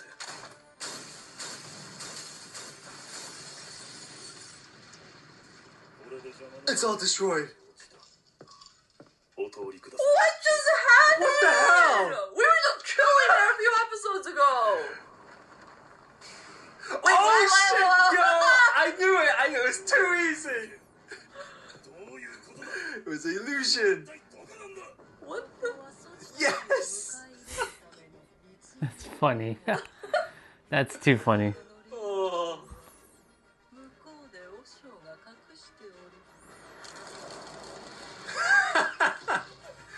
Hidden. What?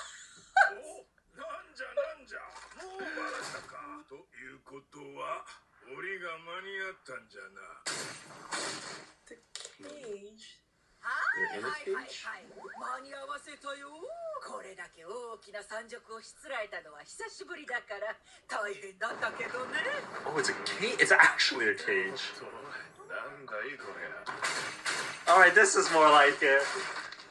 同じ箇所を連撃しても壊れない。貫通してるさ。食物を操るということは命を操るということ。その材料も自らの体から生み出す。この Oh, wow. を食らって身をつける。 That's such an interesting ability. そんな美味しいものをこの命の木は That's 逃 funny. がしないし、貫かれたって成長速度がそれを上回るさ。 Wait, I love her power. It's perfect for her. 能力はこの命の檻から出られやしない。 Cage of life. Oh my. キャラバン隊第1巻東方新書戦闘機キリンジ天次郎手あれさまのことで。ゼロ番隊第4巻北方新書大折り紙したら千住丸じゃ。ゼロ番隊第2巻南方新書国王引き船キリオだよ。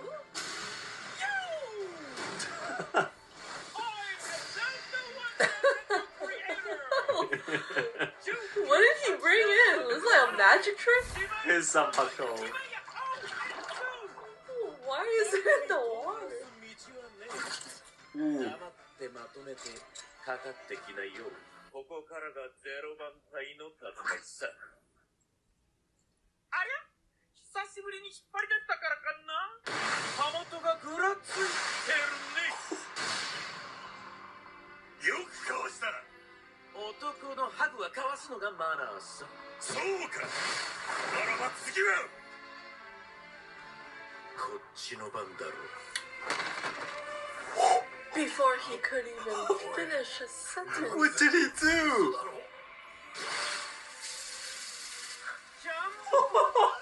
Damn. He got fucked.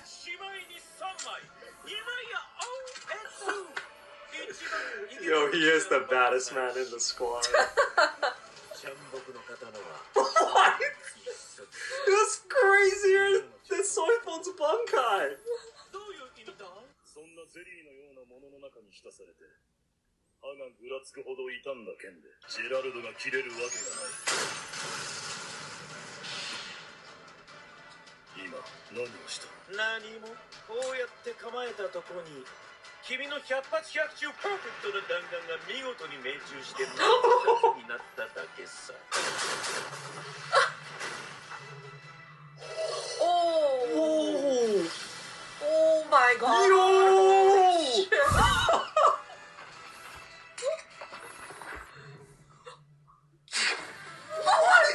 Holy shit! Why would you even want to be chosen, man? Oh my god, you just die. Nope. こいつの切れ味を見抜いてなけりゃできないことさ。この鞘節は失敗作さ。切れ味が良すぎて歯が滑らかすぎていくら切っても刃こぼれしない。これじゃ研ぎ屋が切っぱが What the hell? It can't be held either. It's too short. That's why he was in the water. What the fuck? Yo. These guys didn't even do anything yet. 感謝してるよ。You are. Yuha. Yuha. No, did you try to steal it? What the fuck? What? Teleported? 山賊を抜けられる力があるとはなかなかやりうるわい。さすがはキング、鮮やかなライジング。上にいるのは俺の湯でも匂いを消せねえ血生 His 臭い bloody ゴーストだぜ。 stench? 離れておるからといって好き勝手言ってくれるわい。今週 Look at him, he's so smiley. 通してもらおうか京すべ一兵何度叱っても軽々しくわしの名を呼ぶの。喉が潰れても知らんぞ。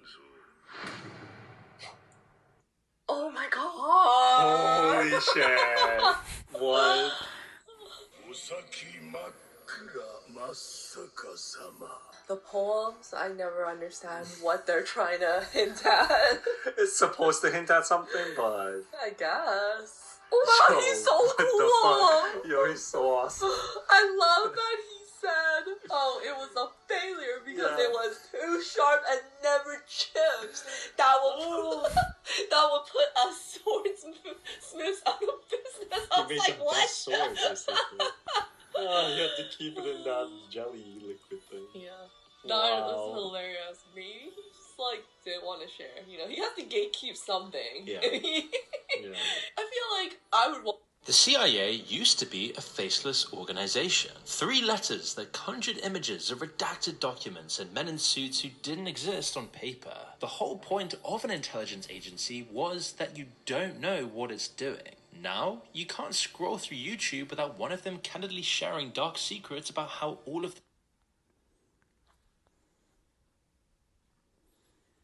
I wonder if they do an interview. Where would you say you were before you even signed up to the program? If I could do that from a scale of 1 being the lowest, 10 being the highest, I would say like 1, honestly. When I first started and I started losing followers, I was going to quit your program. I said, what kind of program you got where you have me doing this and I'm losing followers? I'm like, oh, heck no. But you got to remember, too, because the people you work with have a platform, right? So I don't have a platform. You know, I had a very successful business, but, you know, in every business, you got to get to a next level. What you taught is invaluable because I made triple since then, you know, quadruple. Like, so you've been doing whatever you've been doing for X amount of time and nothing is changing. So when you're making an investment to someone else, you're really making an investment in yourself. You don't believe in yourself enough to make the investment for yourself. That's what it is. You don't believe in yourself enough, or you don't think you're worth it, because when you are paying for a class or getting a coach or,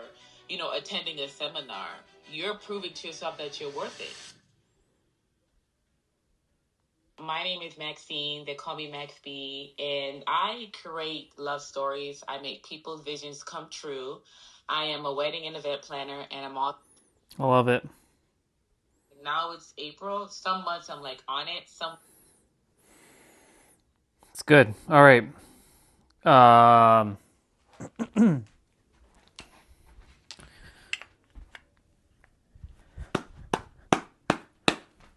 right, y'all.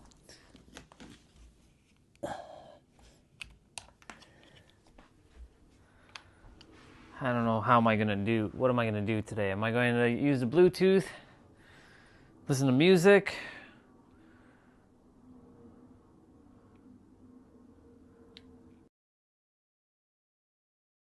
Music. While I do this.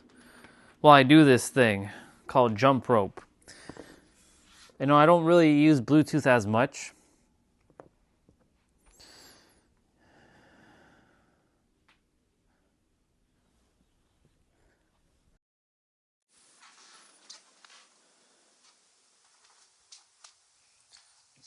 But we're gonna do this thing.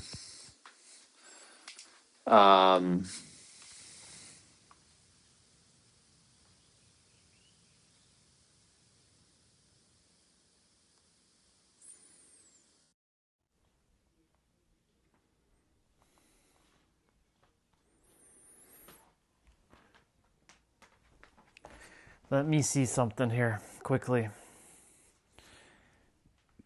if I can get the dual audio thing to work, then I don't need to use my Mac.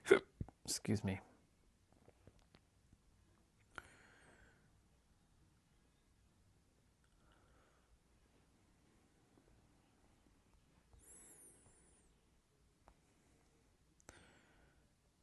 Sometimes this thing crashes, unfortunately.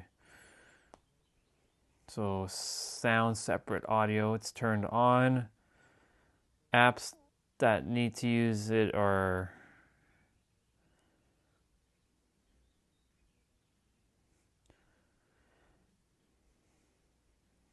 so we're going to turn that on. We're going to clear that.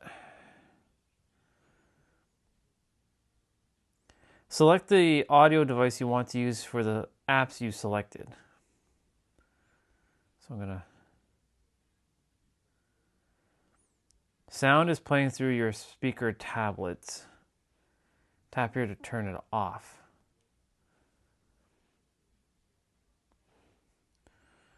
Okay, so let's see.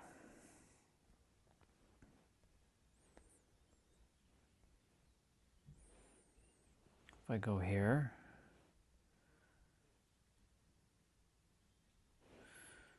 okay.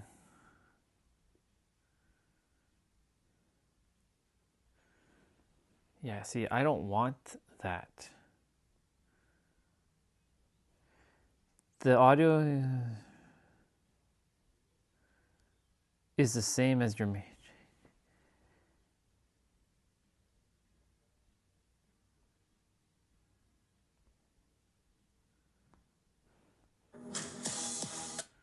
okay.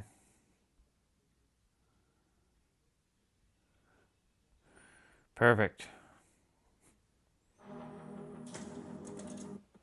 Without compromise. When it comes to gaming on Snapdragon 8 Elite Gen 5, the engineering team at Qualcomm Technologies pushes the boundaries of seamless gaming and understands that mobile gaming is more than just processing power, and it requires a more holistic approach. For example, when gamers need to move, room to room, Snapdragon 8 Elite Gen efficiency. It's extended gameplay sessions. Harder. To give Snap... Cool.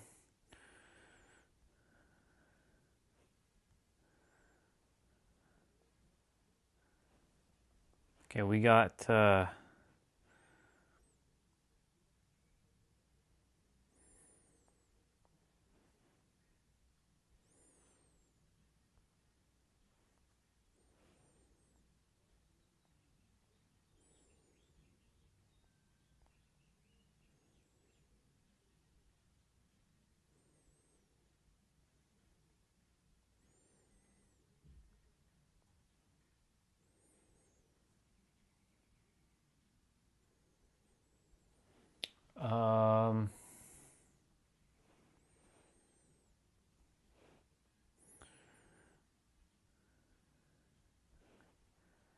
playlist.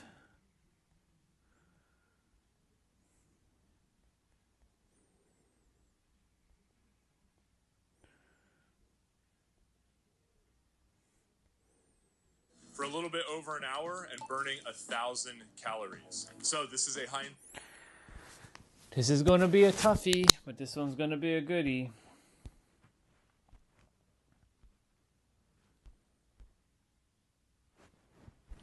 All right, I'll be back.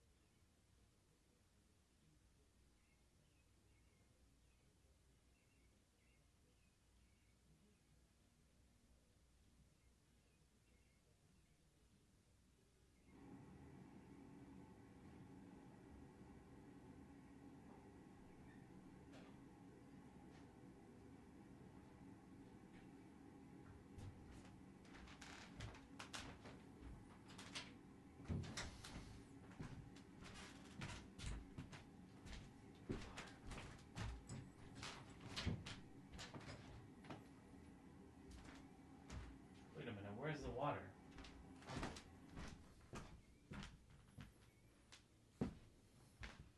Oh, it's over there. I was like looking for my water. I was like, wait a minute, where's my water? All right, y'all. I have my audio separate. So let me just check something. So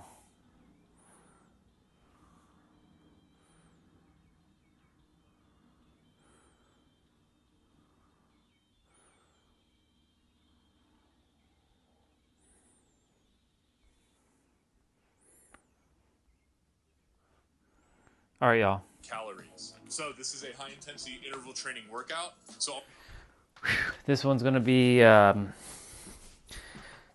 long one. So you at least get to see me do this one more time. At least one more time. Maybe another time. Maybe we get to the end of... I have no idea really at this point. But I do know that I have to... This channel will have to come to a halt soon. But for now, we're just focusing in this present moment. All things exist here and now.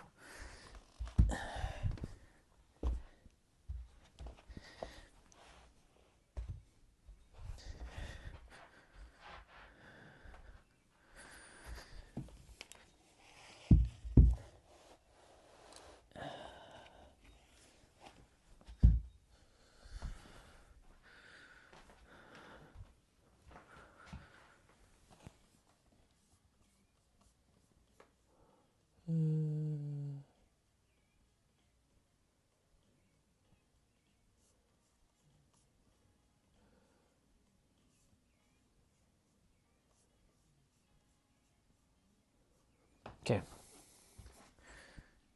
calories. So this is a high intensity interval training workout. So all we're going to be doing is jumping rope, mostly a lot of boxer skip sprints, no major tricks. I think there's, I'm going to do some double unders and stuff. By the way, my hat is super sweaty because I already did the workout. So I promise you it's difficult, but it's really effective. 60 minutes, 30 seconds on, 10 seconds off. And there will be some times in there for extended rest time. So it's not just 60 minutes the whole way through. When it comes to this calorie counting and like how many calories you're burning, it's really difficult to tell what's actually accurate. Even these gadgets I'm using are not 100% accurate. So just go as hard as you can because that's really what gives you results, not being like, oh, this thing said I burned this amount of calories. We can get an estimate, but again, my body's different than yours and you're going to get different results. So if you guys want the rope that I'm using for this workout and all the workouts, crossrope.com/JRD, and you can get 15% off with code DOTHETHING. If you need a little bit more help in losing weight and you need a structured kind of way to do that, go to the JRD app because that's where we have all of our programs. We have 1 month, 3 month, and we have sort of like a Discord accountability forum just to make sure that everybody's staying on track to their goals. So check it out, dude. And yeah, without further ado, let's get into this workout. Okay, guys, we're finally doing it. We're gonna burn 1,000 calories. So, 30-second increments. We're gonna just start with jumping. I just want you to focus on form. So it's gonna be 30 seconds on and then 20 and then like 10 seconds off. Kind of get warmed up here. Yeah, we're gonna warm up the body. I am in beautiful San Francisco, out at Ocean Beach right now, which is kind of like the Venice Beach of San Francisco. But beautiful day, beautiful day. Waves are crazy. I'm gonna move you guys back a bit. Large and massive. So again, 30-second increments. Just follow me. I'm going to be doing a lot of regular mounts, and we'll be increasing our intensity as we go through with this. If you need the jump rope, get the cross rope. This is the quarter pound, and this is my favorite jump rope for weight loss and fitness. I feel like the quarter pound is the perfect weight. Yeah, check it out. I'm using it with the amp handles, and again, you can obviously do this workout with any rope, but that's the one that I love. Use crossrope.com/JRD. Check it out. But yeah, anyway, beautiful day. Large waves. We got some, oh shoot, did I just go through it? This is what I do, guys. Just keep jumping with me, okay? Okay, here we go. Keep going. I usually stick to regular at the beginning of the workouts. Come on. 1,000 calorie burn. Let's go.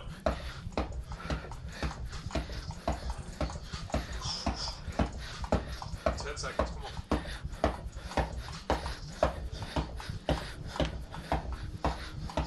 Yeah, beautiful day, man.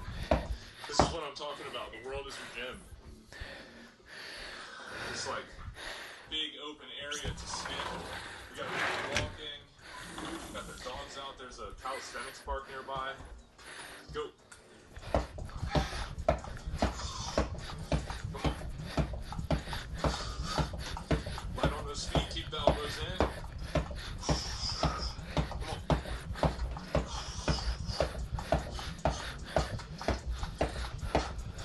Good job, guys. Come on. Let's make this count. If you got an hour to kill, or you just need an intense workout, just do this with me. Come back to this workout whenever you need to. Come on. Here we go. This is going to be very intense.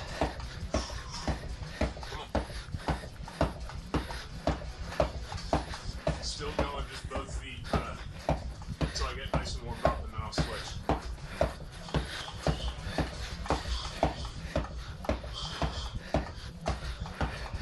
4, 3, 2, 1. Good. I also might just, switch, do some bodyweight stuff, or just take a little bit of a longer break. Maybe do like 20 sets, and then one of the 30-second breaks, just take it off completely. Come on.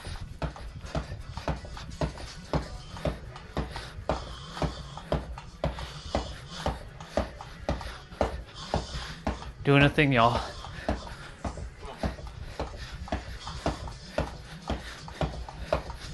And this is why I know people sometimes complain like, oh, jump rope mat's so expensive. But this is why you have one, dude.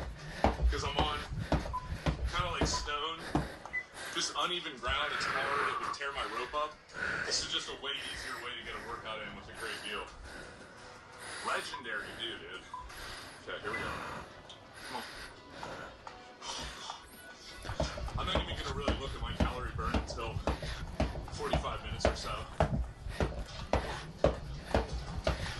Picking up the pace with each set. Yep. Don't worry about mess ups. Just keep going.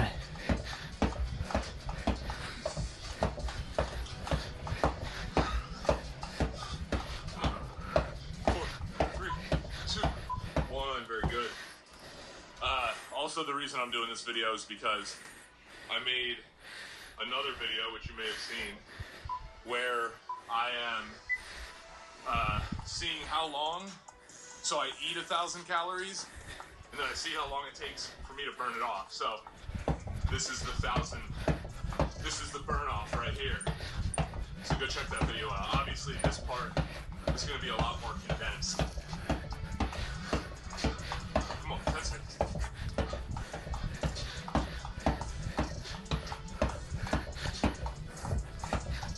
2, 1, good. Let's do some lunges. Let's give the feet a rest for a sec here. Do some lunges for this next 30-second increment. Here we go. Good. Big step out. Good.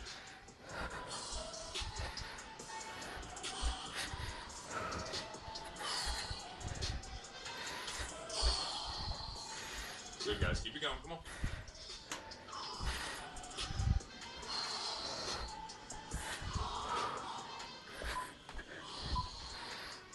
Good. Let's take a little breather on this next one.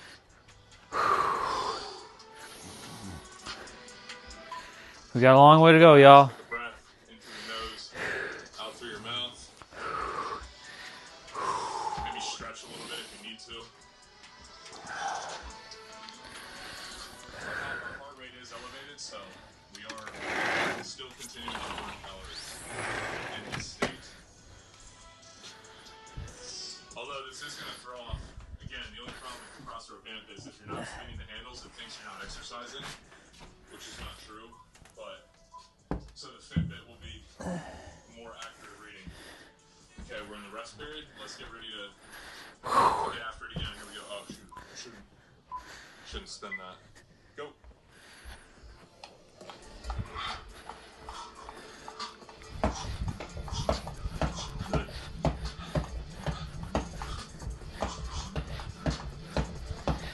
Yeah, we're starting to get loose now.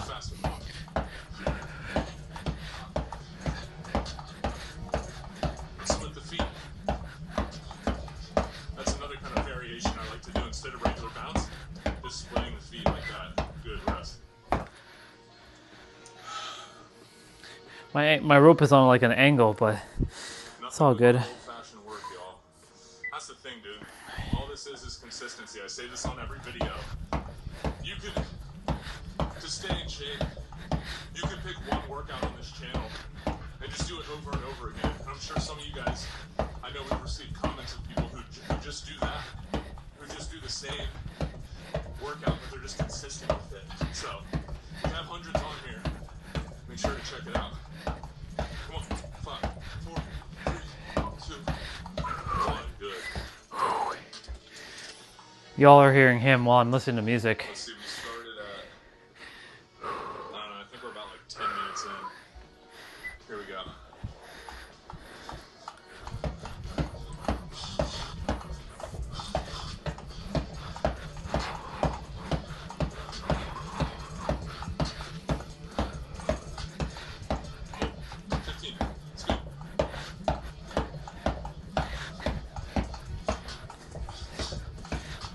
We should be getting. Sometimes at the beginning of a workout, I'll experience a little bit of foot pain. Now, Yep. there's a difference between like consistent foot pain that you should get checked out, and just like a little bit of soreness at the beginning of a workout. Yep. So, usually, sometimes that's why I jump with both feet, so that one of them is not like taking on the impact. So.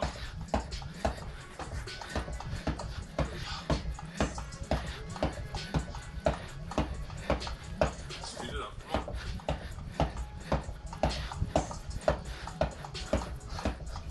5. Run in place, come on. 3, 2, 1. Good, keep going, y'all.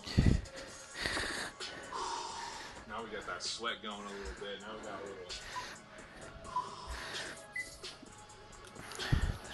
You don't even need to do anything fancy, dude.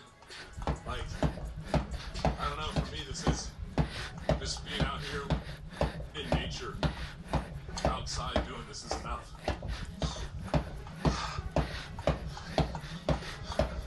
And if this is your first time on the channel, what are you doing? You need to be jumping a rope, man. You need to keep doing this. Don't just do it today. Keep it going, because it is just really good for you and fun. Okay, I'm gonna do one more here, and then I'm gonna rest again, check some of my stats, see where we're at. The thing about the Fitbit too is it like has to load. Let's get that resting heart rate up. Sprint in place.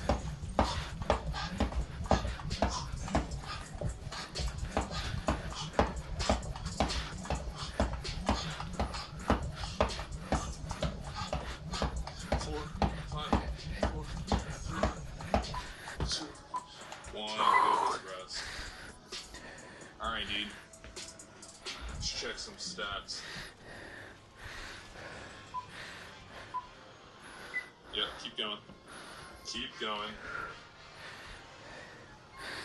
What? Is it saying? Oh man, something about my tracker. I don't know. We'll figure it out, guys. We'll figure it out. Crossrope, 11 minutes in. Doing good, y'all. Nice. Okay. Like I said, this one is challenging. 11 and a half minutes in. A little over 1,000. Because obviously I can't see you know, this one's an hour long. Calorie burn, but You get another 30 seconds, well, 40 seconds to breathe here. Just take a breather, guys. We got. Okay, it did. I'm listening to So I that started Bleach at music right 177 now. Calories. We're at 354, so we're already burning a very considerable amount. So basically, 1177 is where I have to get to. Okay, let's get back to it. I'm standing around here. It's only going to take me longer. Okay. Just let it go. All right. We're at a rest time here, so 4, 3, 2. There's going to be a moment 1, go. Let's where get some jump rope sets in, and then we're going to hit. there will not be any rest in between for a while. So take advantage of all the rest you can. Oops. I messed up. As soon as he says smooth, I also messed up. And he messed up too. 4, 3, 2, 1, good. Feet are nice and warmed up now, dude. Legs are getting loosened up. Hips are loosening up. Shoulders are loosening up. Body's loosening up. Go.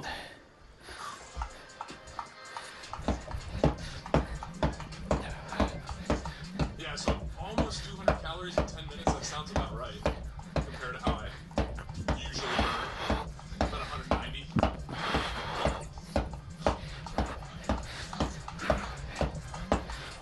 Solo leveling track. Helps with the calorie burn is when you spike your heart rate,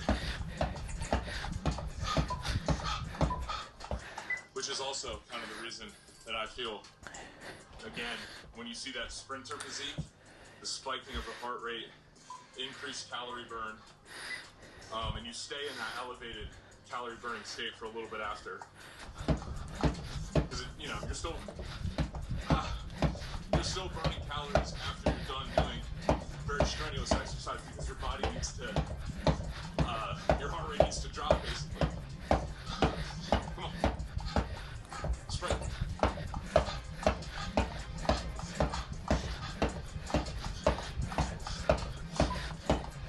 Good. One more, and then we're going to.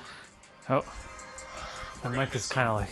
Some push-ups and a plank or something, you know what I'm saying? A little planky plank. You come from me. This is how this feels to me.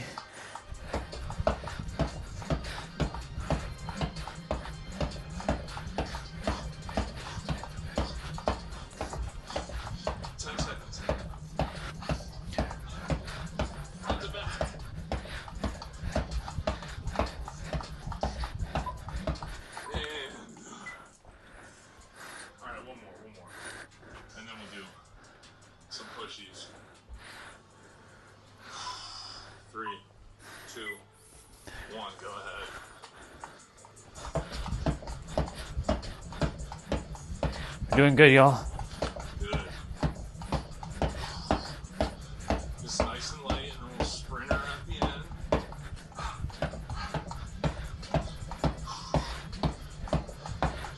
Okay, sprint.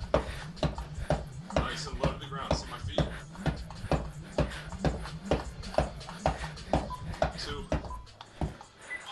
Let's do some push-ups, y'all. I'm going to try to just do like 12 to 15. 12 to 15. Here we go. 2, 4, 5, 6, 7, 8, 9, 10, 11, 12, 13, 14, 15. I'm just going to do 15 and give myself an extra 9 seconds. Good work, y'all. Good. 10 seconds. Then we're right back on it. I'm just going to make sure my team here. You know how I can be. Yup. Good to go. Okay. You're gonna breathe for a moment. Yeah, let's. No. Rest. Just rest. Let's do one more set of push-ups after this rest. We get 2 nice sets of pushies, and then we'll hit a plank, and then we'll get back into some jump rope, all right? That's fine. rest. Kind of like we're in between weightlifting sets. Take a nice long minute, rest, and then we're gonna hit 15 more. Try to get somewhere in the range of 10 to 15. Okay, if you need to take extra time to do it, that's okay too. Okay, here we go.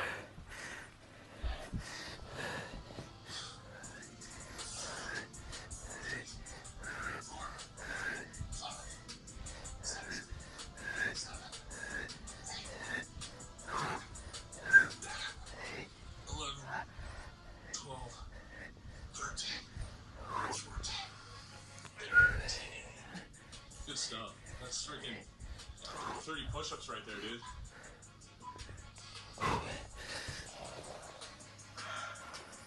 Oh yeah, I gotta change my...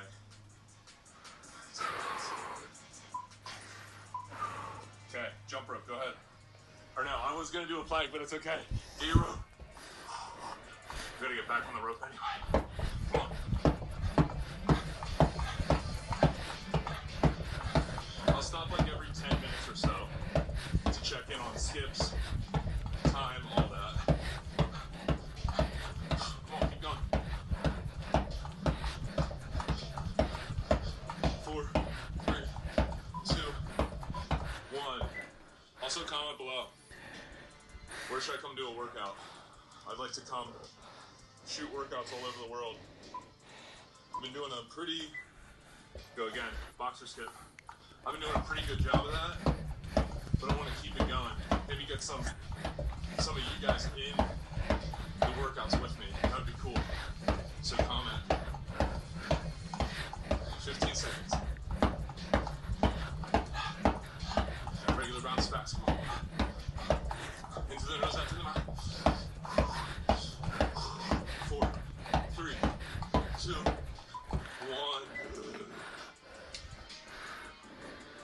This is light work. Light work. Keep going.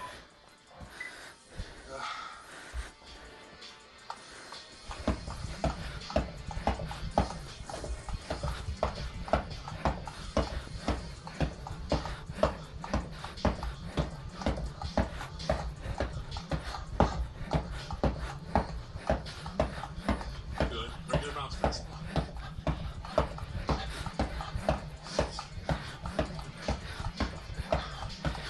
2, 1. Good. Plank it out.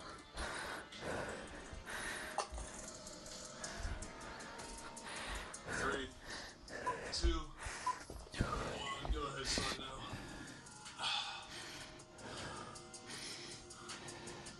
Good. Good, good, good.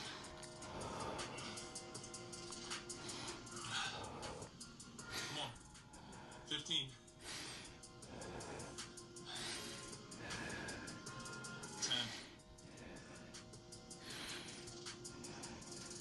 5, 4, 3, 2, 1. Good stuff. Let me just check the, go ahead, when the timer starts, go ahead and start jumping rope again, guys. 20, okay, I got 10 minutes. So I gotta switch the camera. Go ahead, keep jumping. Go ahead, get started. There we go. We are about Doing good, y'all. I'm just focusing right now. I'd say. Whenever you hear that beep, just stop. When you hear the beep, go. Got a little blister on my foot. I was getting into surf. I stepped on a rock and it like sliced this little piece of skin off my foot. Now there's like a hole there and a blister. Right on the arch, dude, you know? Super annoying. But it's okay. It's okay.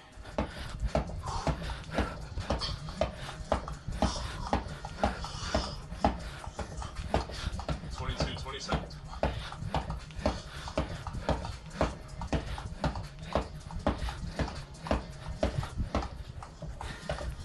Good.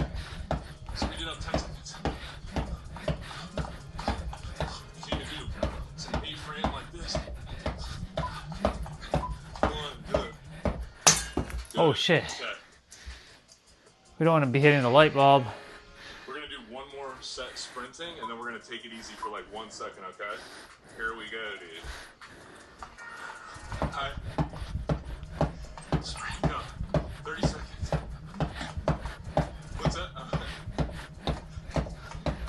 20 seconds. Come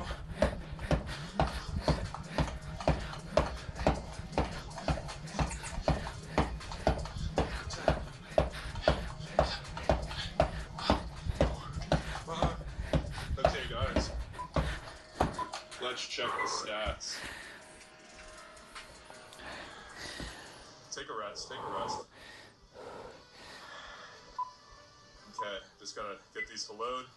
If you guys want to continue jumping during the times, go ahead, but I'm taking a little break here, so follow along accordingly.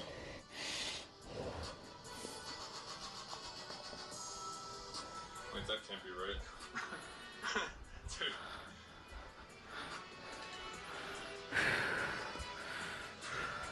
It takes a little bit of time to load. But anyway, okay, for the crossword bet, we're basically 2,000 skips, 23 minutes in. Come on. Just take a little rest, guys. 390, 2 to 3. Okay, so what's 390 plus 100? 494. 494 minus 177. Let's see. Doing good, y'all. 494 minus 177. What? We've only burned 317 calories.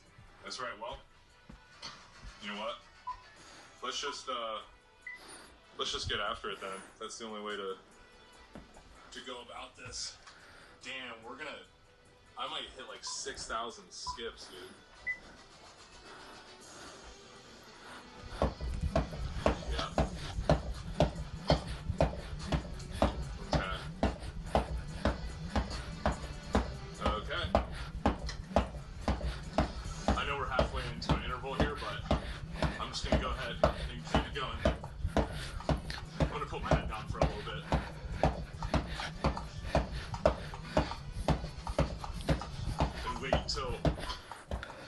We're at like 25 more minutes or so.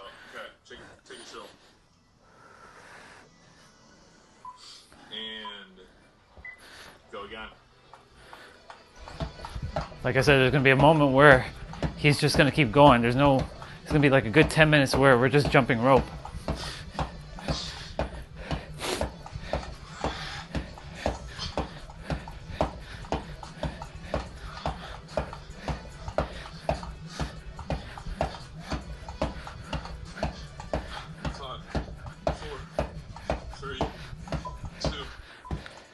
I'm just focusing on the music right now.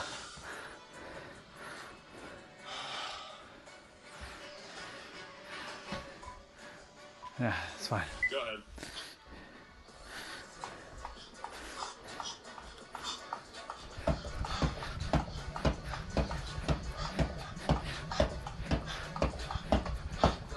Keep going, come on. Guys, don't forget, if you want a more structured program to help you lose weight and you want accountability, check out the JRD app. That's where we have all of our follow along programs.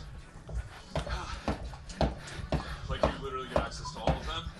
And we have our accountability forum, which is kind of like... I'm doing my best not to look at the timer either. posting every day, making sure that... Like his time that he has left. Posting, shoot, keep going.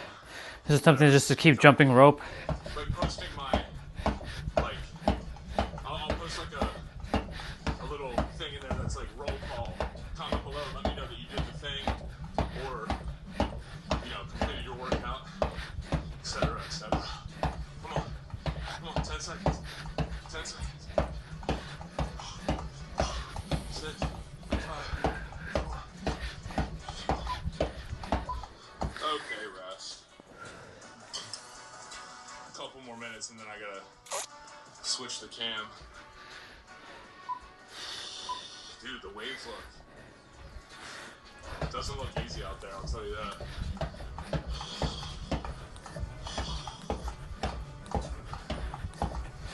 Come on, 20 seconds. 15. 10. Nope. 5, 4, 3, 2, 1. Good. I'm attempting to do the other side. I'm gonna land one. Dude, just even paddle out there is crazy. Go ahead. I'm clearly getting distracted, y'all. Come on. Just spin the rope. And don't stop spinning it. That's what we're doing for this workout. I'm gonna keep going with the rope for a little bit, and I'll probably There we go. do some push-ups just to keep it moving. I need to practice that more. Remember, nice and low to the ground.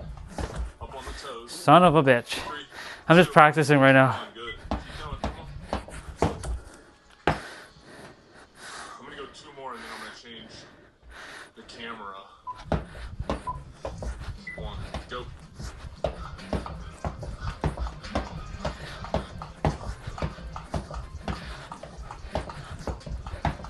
There we go.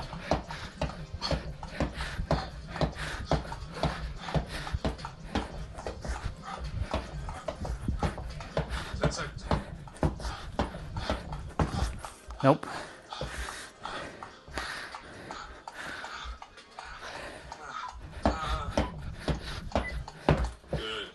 Just practicing right now.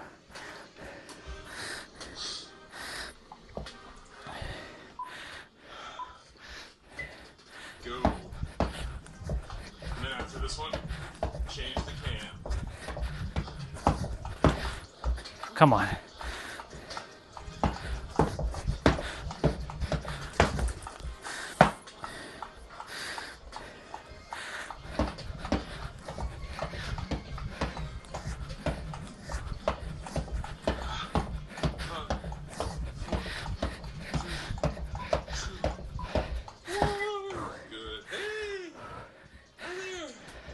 I can do it with the right hand. I can do it with my left, but No, you're good, man. It always makes the videos more interesting anyway. Have a good one. Thanks. Keep it going. Come on. 15.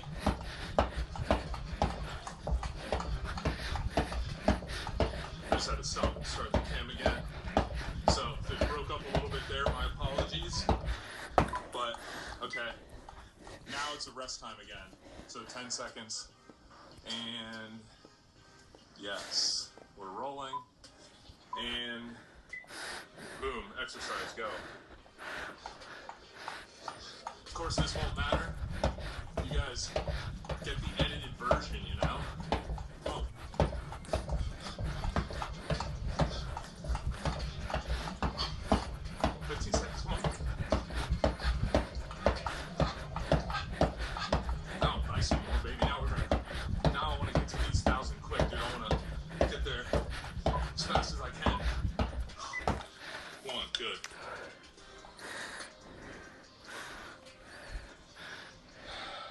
doing good, y'all.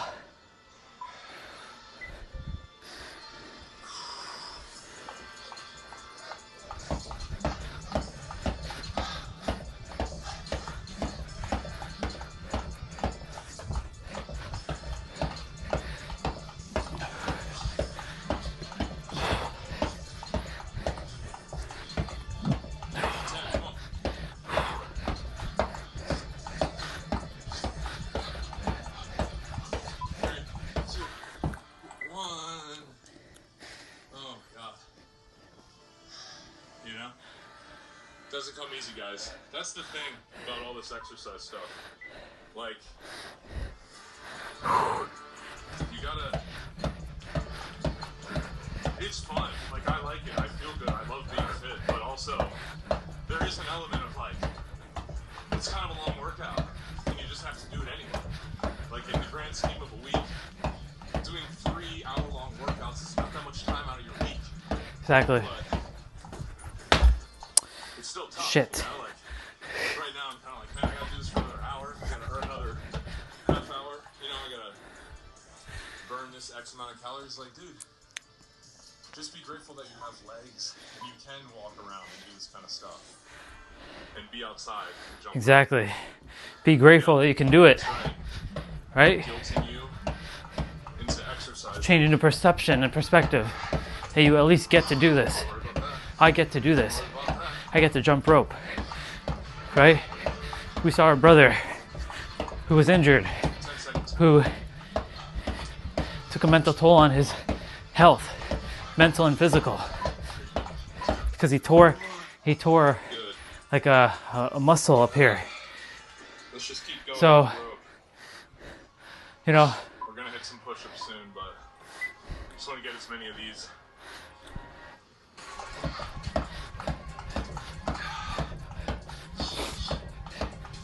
That's why I'm grateful I get to do this. Just keep that rope spinning fast. I love doing this one.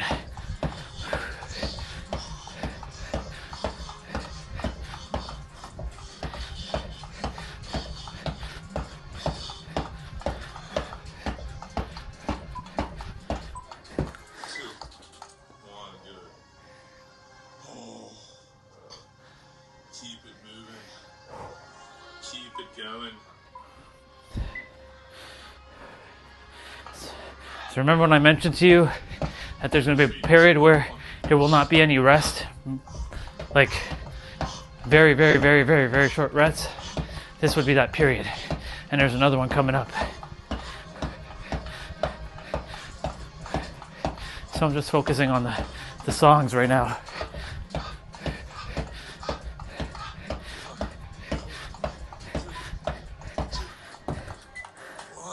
Good.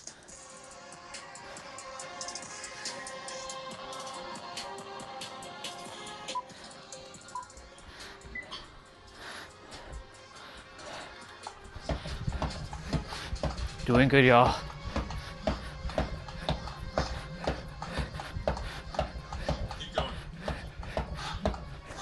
Have a feeling Young Goat will be here soon.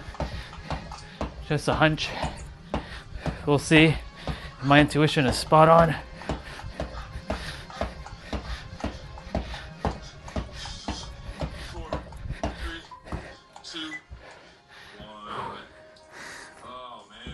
Feeling it now a little, just a little bit.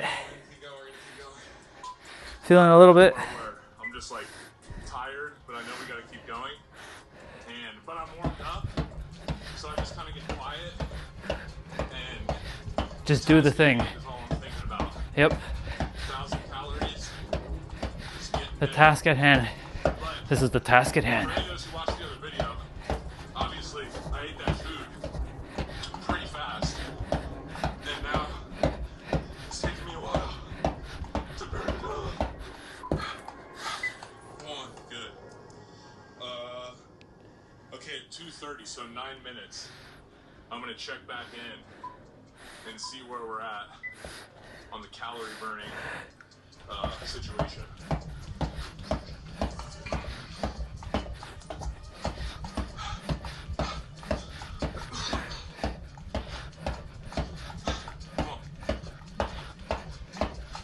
We're gonna hit push-ups next. 10 seconds, come on, sprint.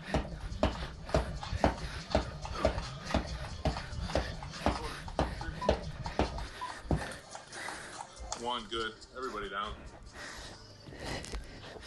15, here we go. And then use the extra time to rest. Go. 1, 2, 3, 4, 5, 6, 7, 8, 9, 10, 11,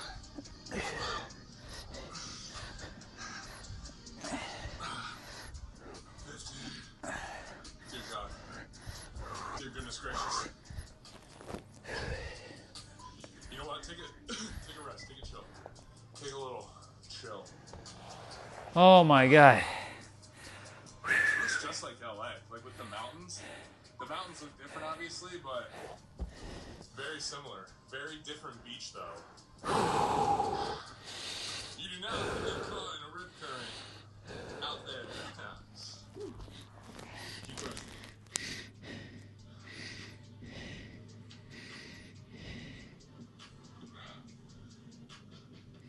Keep resting. If you're new, welcome to the channel. If you haven't subscribed yet, you should, because I'm spending my entire life making jump rope videos, jump rope workouts, surfing, and okay, here, let's basically just working out and making workouts for you guys, where you can do them anywhere for the most part. So be sure to give us a. I thought he was gonna take the longer rest here. Oh well. You can get more of these videos, do it for free. Free vids.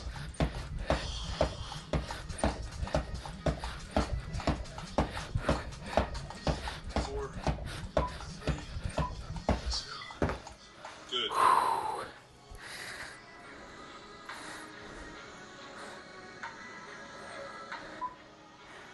And go ahead. Pick up the pace a little bit.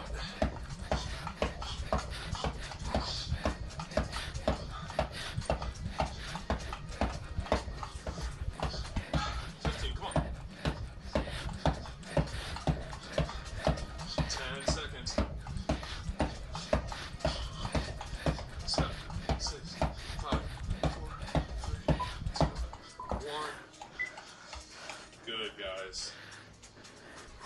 Keep it going.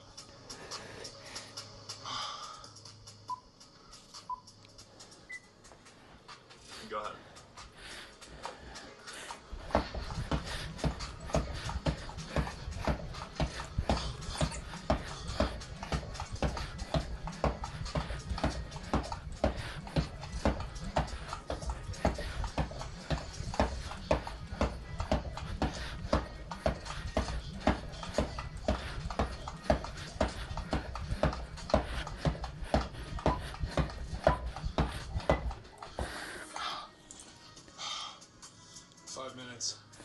And then we're gonna check how we doing on time here.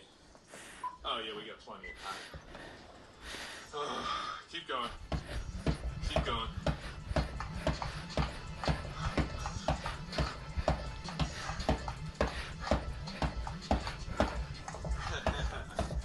Yes. Doing it, y'all. Simple but challenging, dude. Come on. 10. 5, 4, 3, 2, 1. Good. And just as a reminder, guys, on these jump rope sets, I try to make them as intense as possible. I can't go all out for 30 seconds, but I might do like 20 seconds of, you know, go ahead, get started. 20 seconds of like, you know, 70, 80%. And the last 10 seconds is like 90 to 95.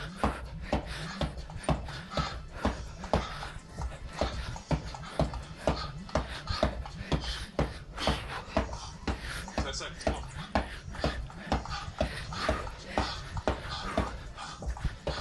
4, 3, 2, 1.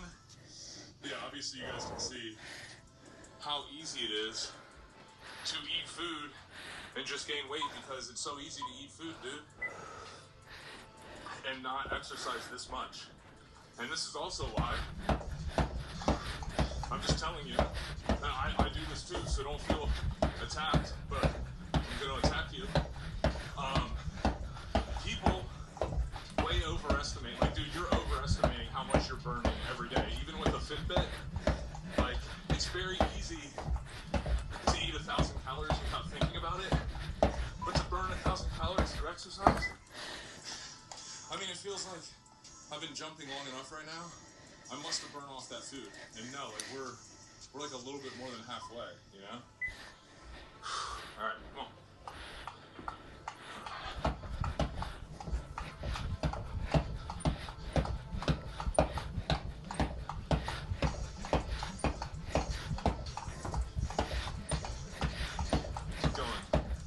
At 10 seconds, we're going to sprint. 3, 2, 1, go.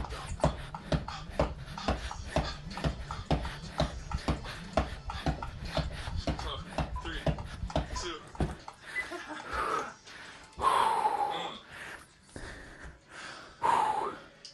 Doing the thing, y'all. Confidence phase where I just feel like I could just jump rope all day.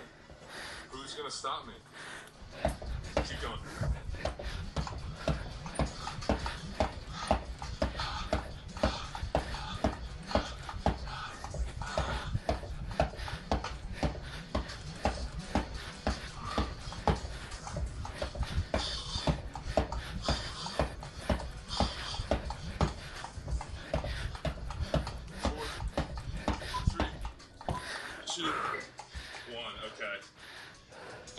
gonna go a little bit over 230.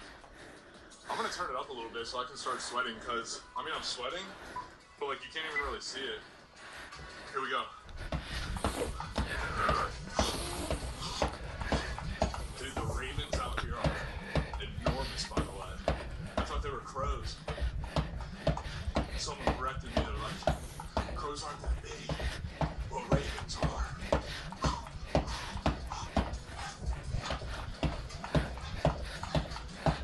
5, 4, 3, 2, 1. Holy cow. Guys, freaking going for it, dude. Let's just keep going for it, dude. That's how we do it. Go ahead.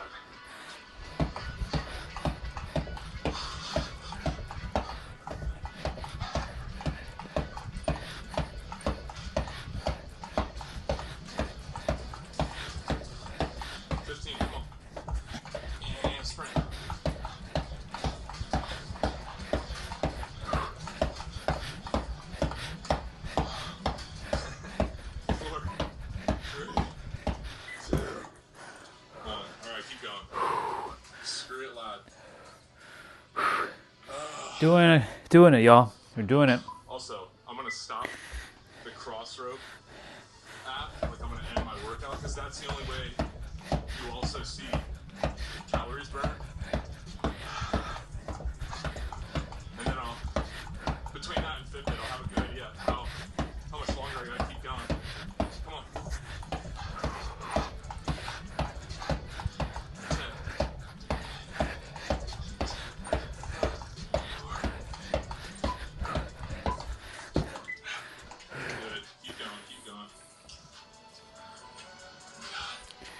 Doing it, y'all. Oh, yeah. I don't know if you guys noticed. I mean, you probably did.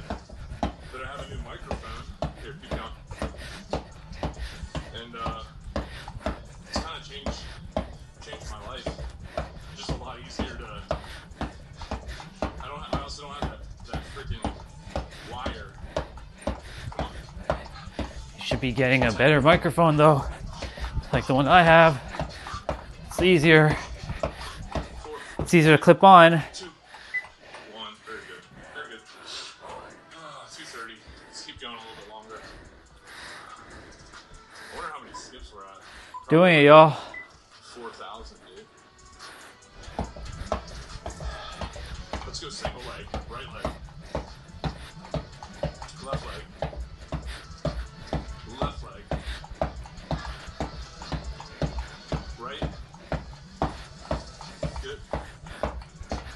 Left. Right.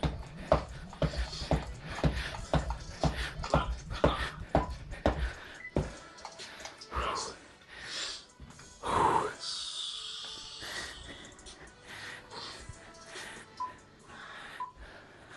Take my shirt off here.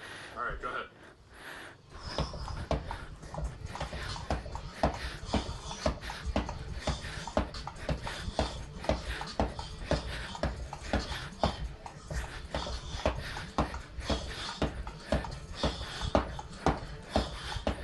Sprint the last 10. Come on.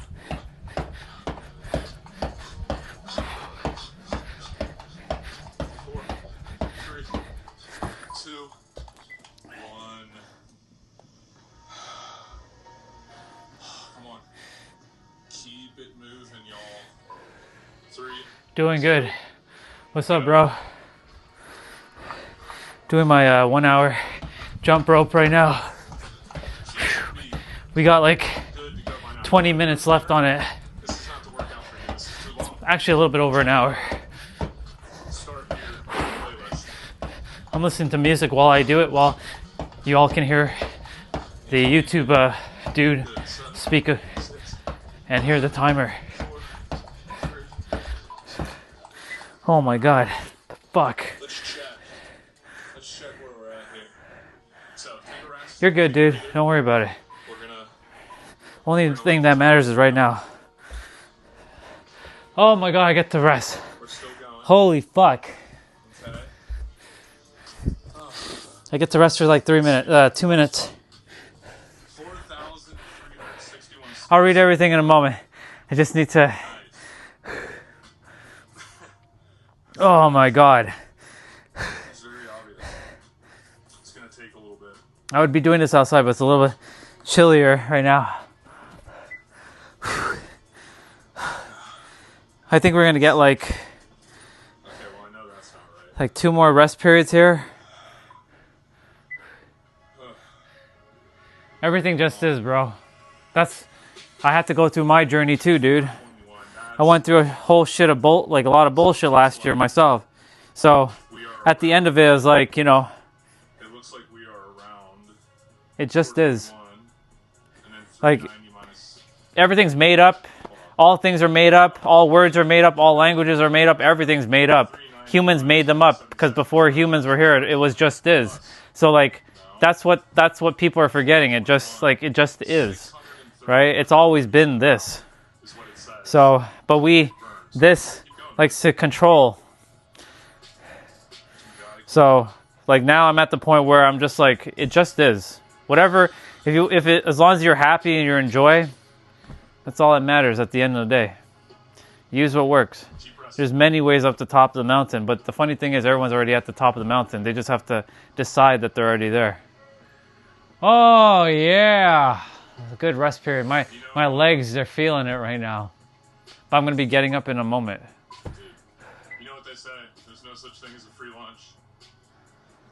I think he's getting ready for them. And they ain't lying. Is he getting ready for it? Yep. Over Oi! an hour. Here we go. Come on. Actually, we're gonna go. We're just gonna get it out. Oh man. Let's get the tan.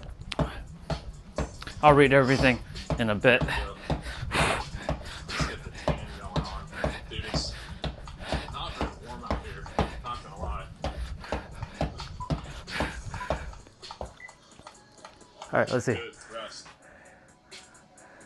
Yeah, you're good, dude. Don't worry. We would have been higher. I thought we've done more. Right now I'm listening to some music, but I thought we did more than what it says we've done. it's just music I download onto my tablet. Some like anime music to keep me going while listening to him in the background there.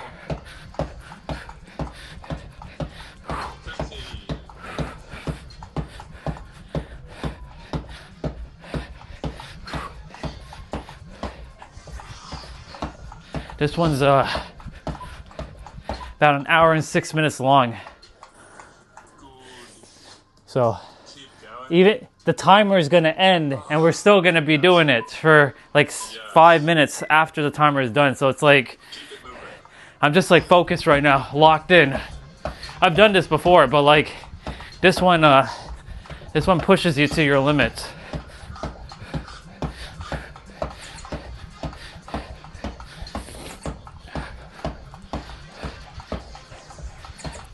So the channel will be coming to a conclusion sometime in this month, most likely.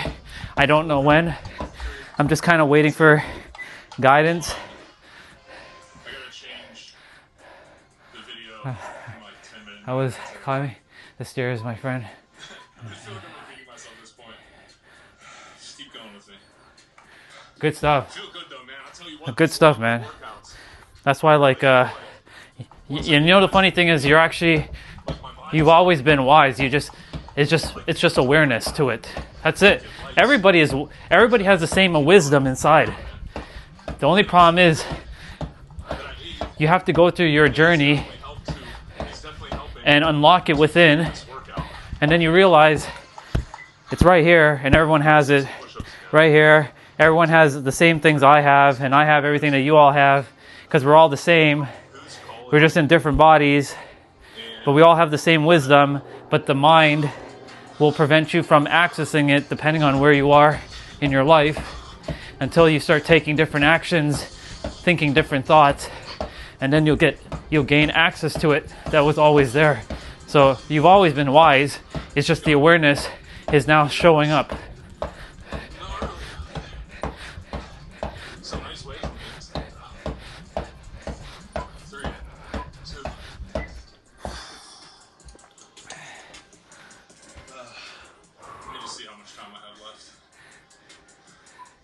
Yeah.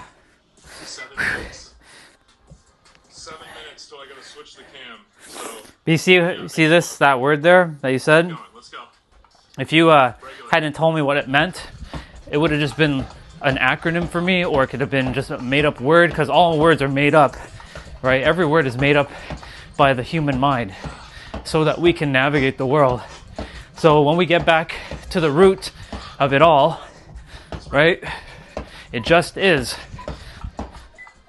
Every word means absolutely nothing until you give it meaning, right? That's why so many people in the world are suffering because of this. The language that they use, right? For me, I didn't fail to recognize that last year with you all. It was just simply my evolutionary process that I had to go through with all of you to recognize that within myself and then see it for everyone else.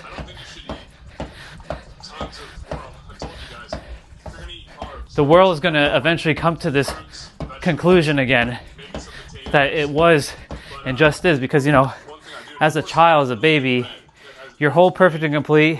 You have no language, you have no words, you have no beliefs, and you're perfect. But then it gets taught, and especially depending on the parents or the culture you're in, right? It can either hinder you or help you. Most people, it hinders them to some degree. Most, not all.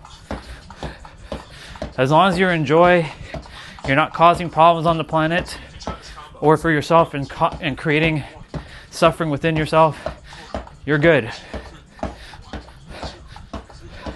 Lots has happened in the last like 6-7 months. Let's do that again. So it's A-frame. Oh. 1, 2, 3, 4, and 1, 2, 3, 4. Let's go. 1, 2, 4. 1, 2, 3, 4. 1, 2. But that's good for you, man. Keep going.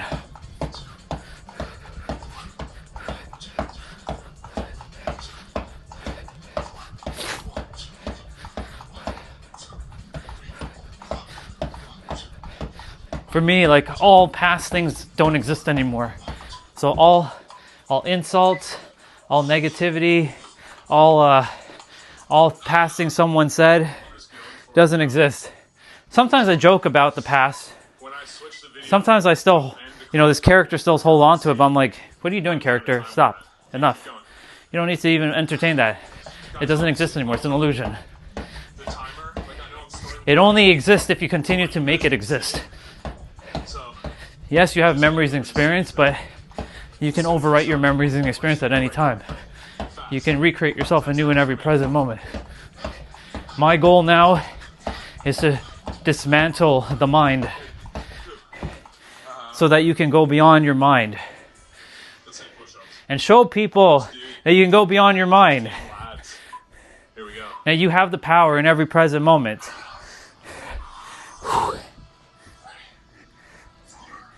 And break past your limits.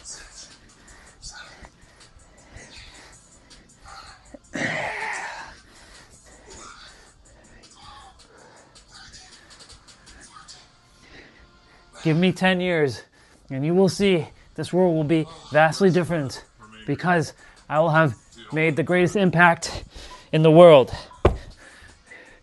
that no other person has made in history of humankind.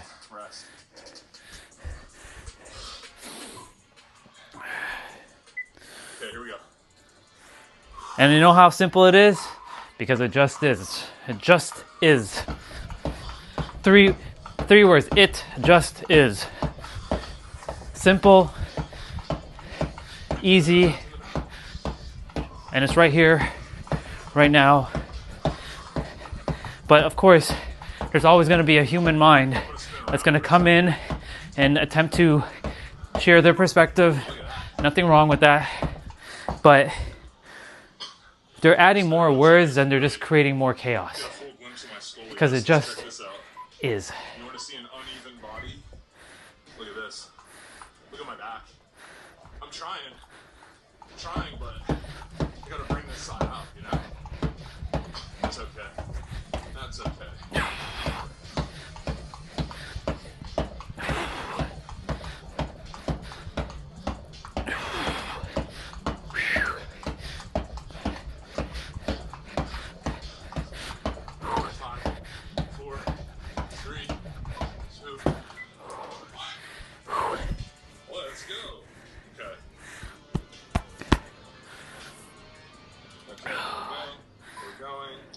Almost there. Almost there. Got like 10 minutes left. Alright, guys, so 150 more cows. Let's just do this. Oh shit.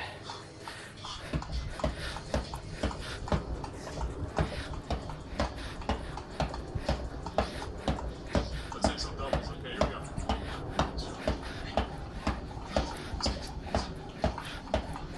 And good. Sprint.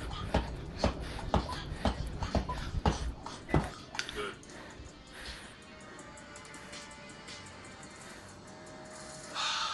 Good job, guys.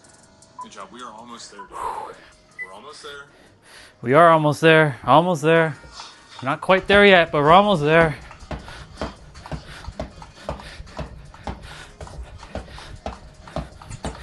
Almost there, but not quite there yet. Now we're just running off adrenaline until energy kicks back in.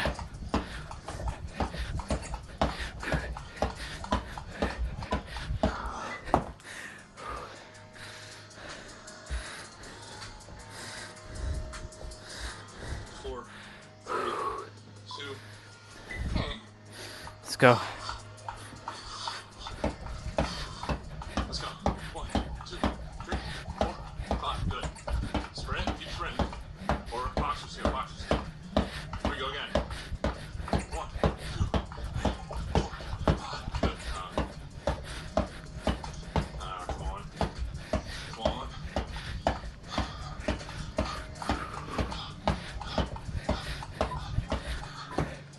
Oh my goodness. I don't know, man. The Fitbit, I feel like it's not giving me the right reading. The Usually ankles. the Fitbit I know. is the one that's saying Feeling I it. have more calories, and it's not. So I don't know what I gotta do. Here's this doubles again. Here we go. 1, 2, good. And here we go. 1, 2, 3, 4, 5. Good. Come on.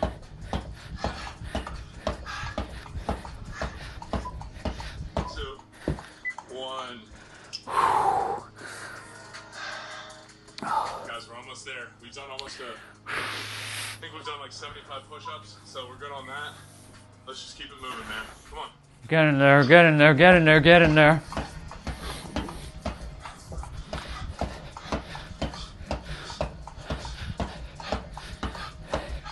I'm attempting to summon my my energy tanks, like in Mega Man. Regular bounce sprint. And let's hit 5 doubles at the end. And here we go. Good. Good job, guys.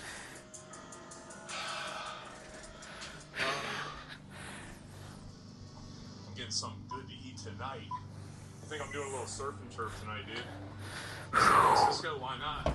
The fish is amazing here. Get a little steak. We're officially over an hour now, by the way. By the way, that's all I did today. The meal you saw me eat earlier, the eggs, avocado toast, the muffin, then the orange juice, and then And of course, we ain't done after this. We still have abs and our mobility training and our 55s. So and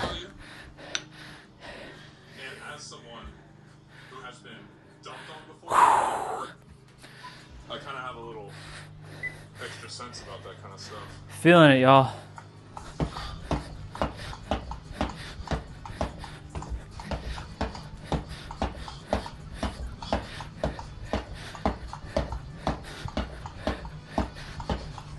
Funny enough, we're gonna get a little bit of a rest for 30 seconds or so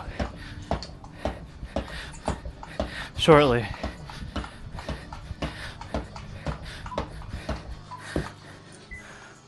Take a little rest, guys. Let's see. All right, Let's see. We're coming up on it. you get a 30-second rest. Oh no, my handles. Oh, dude. Well, 40-second rest. This is why, honestly, this is why, guys, it doesn't. Oh, dude. So This is why it doesn't. Hold on. Okay. We got 3 to 5 minutes left.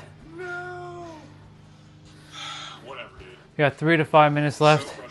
There's no timer, so I'll be literally just kind of visual cue with him and just jumping and stopping when he stops, continuing to jump when he jumps. The timer is done and we're going.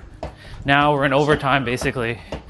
Kind of like however I want for the next 5 minutes, and then we'll finally be done,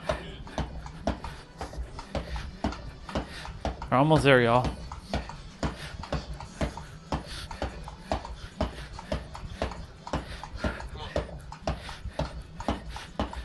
Just when I say stop, you guys stop, okay?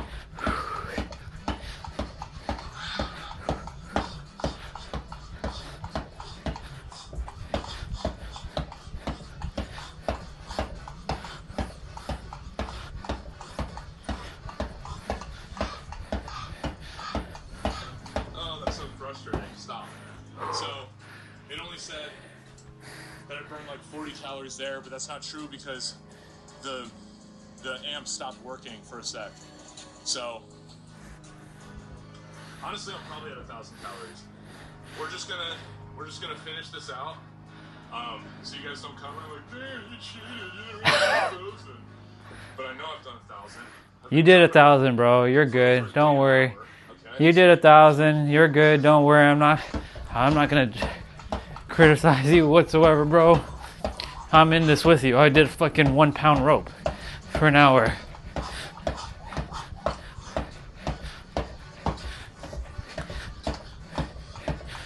Yeah, but that's okay.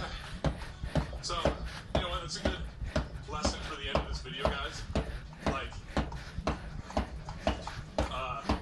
you can try to count your calories perfectly and then burn a certain amount on your little device. And like, dude, Almost there. it's never like you have to look in the mirror and decipher if your current eating and exercise strategy is working or if you're in too much of a calorie surplus and you're still not losing body fat. But like you can't rely on numbers because none of these gadgets are going to give you the right answer with 100% accuracy. That's why I always say just do the thing, go at your highest intensity, and that's really the best you can do. Not gonna lie. Here we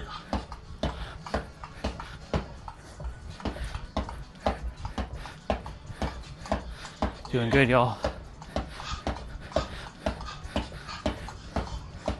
Keep going.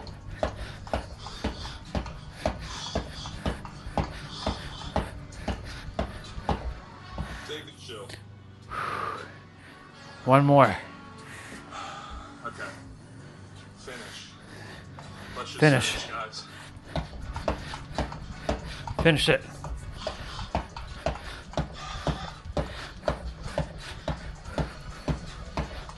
Breathing was on point for this whole workout. Come on, keep going.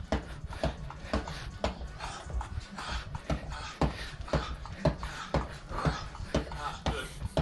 Good. Hopefully, yeah, I hope that you did this outside too. I mean, no big deal if you didn't, but I'm just saying. Well, getting that fresh air. Okay. Great job. Really good work. My CrossRep app is telling me like 5,000 Finish. 144 skips. We worked out for 66 minutes, so a little bit over an hour. 66 minutes. 1,030 calories. Now, because it didn't record that, it's probably more like, this would probably read like 1,100, 1,150, something like that. All right, we're not done though. We got abs to do. Let's see what the Fitbit says. Okay, so the Fitbit's saying that I only burned 885 calories, but I know that that is not right. I know that I burned 1,000. And if you guys want to give me crap about it, that's fine. I worked out for over an hour, and Don't worry, I'm not gonna give you crap, dude. You did an hour. I did an hour too. You're good. You're good. You did burn your 1,000. I burnt whatever. I'm not looking at burning calories. I'm just looking to just do the thing. So be mindful of what you're eating and be consistent with your workouts. That's the whole point. Check out the Jeremy app if you want to be. If you need I'm gonna shake out my knees for a moment. Get the Crossrope if you need the best jump rope for fitness and weight loss. Crossrope.com/JRD. Peace. Oh, whoa, no. Nah. We already did one. We're not doing another one.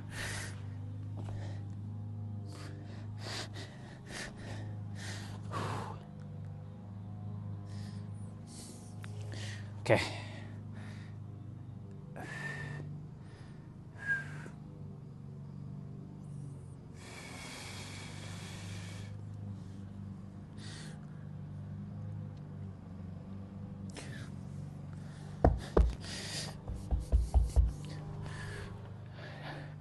We did the thing.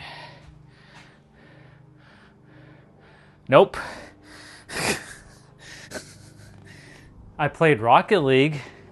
Look, I'll show you what Rocket League is. This is my version of Rocket League. Because I ain't playing that. No thank you. But this is my version. Look.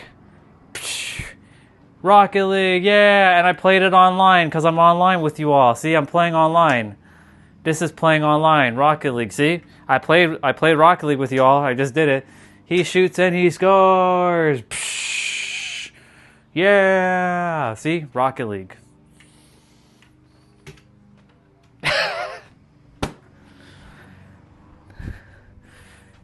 That's Rocket League for me. Oh, man. I just finished that hour log. Gotcha. He played Dead by Daylight with us, but he's like, you know, I played Dead by Daylight with you all. You should be playing Rocket League with me. I'm like, I'll think about it, but the answer is still no.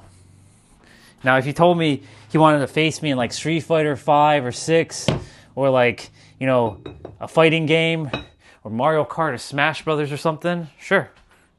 I'd be more than happy to oblige. Rocket League? Come on. Really? That's like a fucking Gen Z game. Dead by Daylight ain't no Gen Z game. Dead by Daylight is a more millennial game. Even though it was made in the Gen Z era. I don't know. Rocket League seems too... I don't know. I there's no words I can explain. It just... I don't take that game... I don't even think of it as a game, bro. Nah.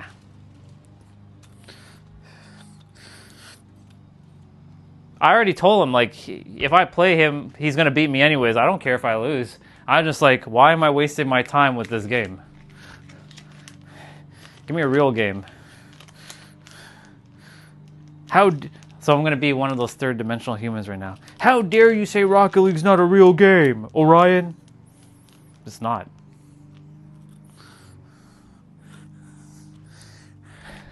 I'll say this.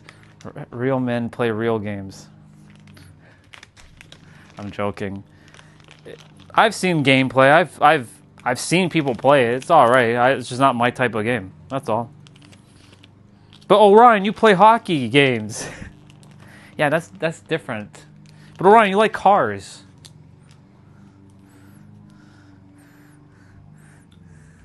I do like cars, and I do like soccer, aka football, aka made up word, because it's all made up. But the two together, no.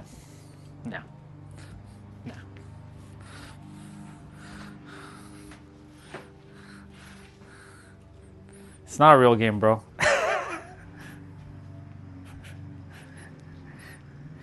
You know what a real game is? A real game would be Ninja Turtles 1, bro. That's a real game.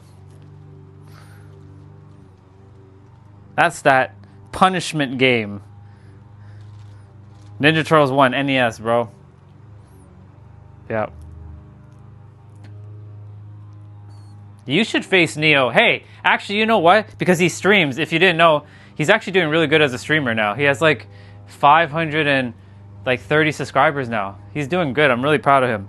You should challenge him to a game of Rocket League if you like it so much. That way you can have him on. He can have you on your stream, or sorry, you can be on his stream. I'll volunteer my time and I'll come and watch the stream just to see the game between you two. How about that? I have a proposition for him now. I'll say Nobito wants to challenge you in Rocket League. That's good. Yeah, he's doing good. I'm proud of him. I told him, I said it. I said like, yo, dude, just start streaming. And look, he took everything I said and now he's running with it. He's even better streamer than I am.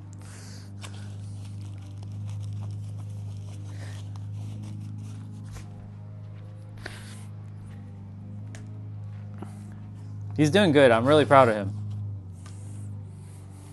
There's nothing more that I need to share with him. He knows what he has to do. Onwards to 1,000 for him.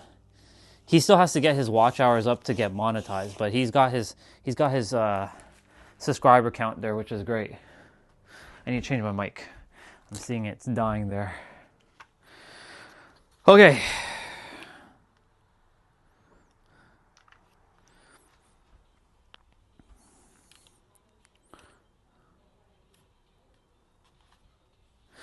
He asked me if I want to play Poppy Playtime.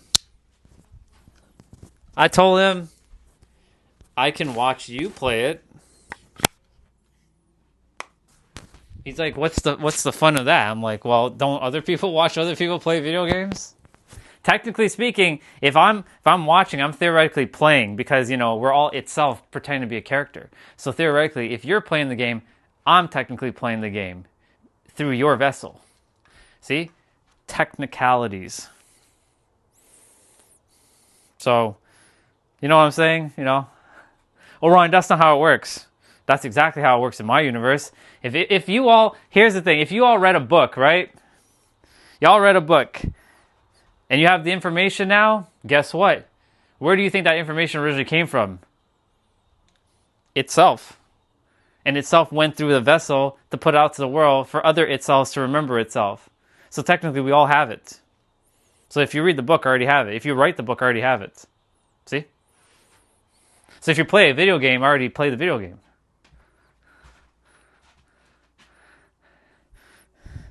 Yeah, he's doing good. He's doing good.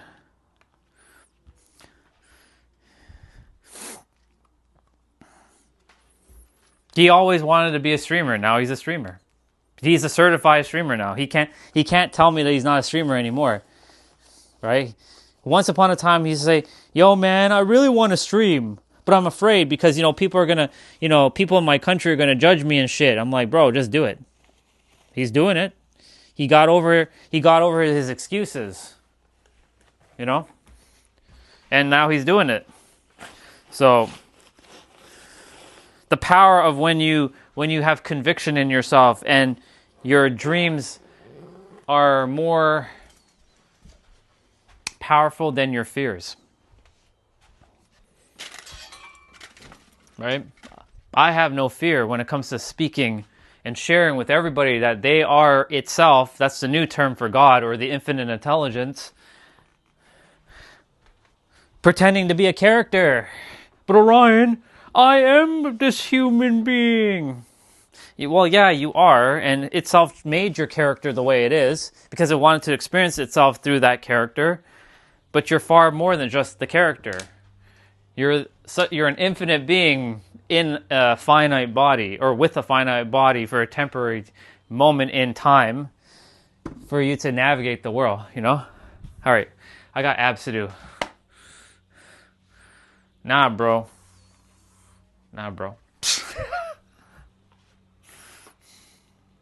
You play Rocket League with him. I'll watch. I'm going to actually text him right now. I'm like, hey, yo, dude, Nobito wants to play Rocket League with you. I'll do it.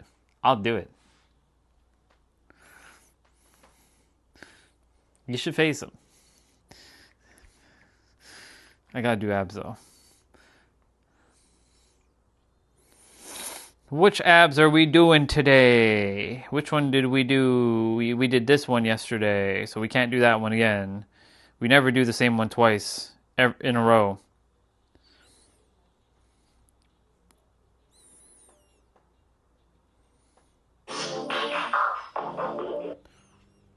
I think this is one of the harder ones. Alright, I got abs. I got them abs, people, them abs. How to become someone that nobody can affect. That's a Nero video, by the way. I don't have hardware. So, you don't have hardware.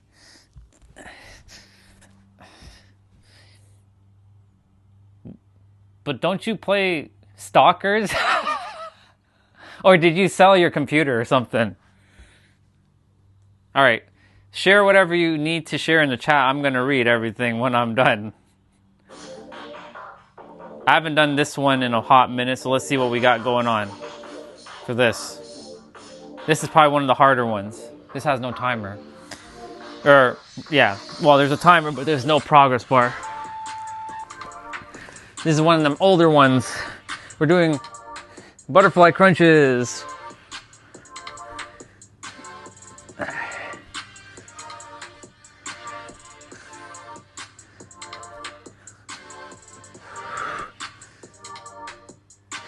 You'll like that video, by the way. The one that I sent you with Chase. You'll see exactly why I sent that video. You'll know the moment you see it in the video, you'll know exactly the part why I sent it. But I've always been hinting at it. I've been saying it clear as day. What is really causing the problem on the planet? First of all, what is a problem, right? What's the definition of a problem? Right? Hey, I don't want you to tell me the definition of the problem. Silly Siri. What's the definition? The moment you say anything, someone else has a different definition, right? So, would you stop that? Like, come on, what the fuck's up with you? I'm not needing you right now.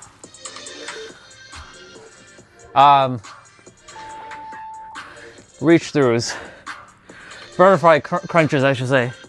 But the moment someone else says their definition of a problem, guess what? It might be vastly different from yours. So guess what? Isn't it just made up then? It's based on someone's experience. And their experience is made up of what? More words and more words, right? So imagine you just strip away all words and all language. What's left? It just is. There is, I can't even explain it with another word. It's just doing this. Starfish crunch. Right? So, like all concepts, all beliefs, all everything. Even saying I am the creator, I am God, even just saying it just is, that's all made up. What really is it can't be explained by any word. It's just an experience of like right now. But that's the problem. You know, we were once one. The planet was once like one, like the continents, and then we split. And then through evolution and genetics and through like different cultural like shifts and the environment of the area, we transformed our bodies into looking different. Some got a little bit darker, some got a little bit lighter, some have curly hair, some have straight hair, some are now mixed, right?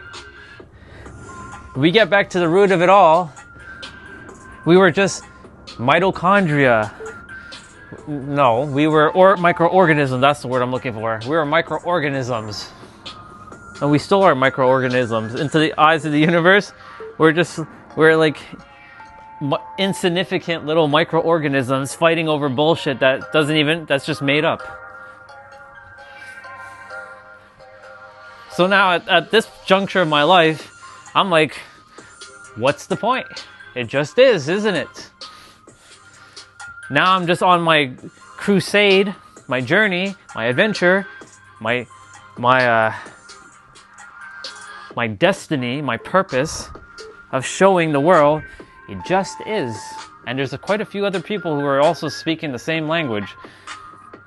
I don't need to help them, and they don't need to help me, and we don't need to help each other. But we do need to work with each other so that we can help the rest of the planet to remember that it just is at the end of the day. And the problems, which there are no problems, will eventually stop. Because humans ultimately are fighting over resources because they think they're scarce, right? That's what's causing all the unnecessary noise and problem. When you were a baby, when I was a baby, I didn't sign no damn contract that said that I need to do this and I need to adhere to this. But we knew before we came here what we were getting ourselves into.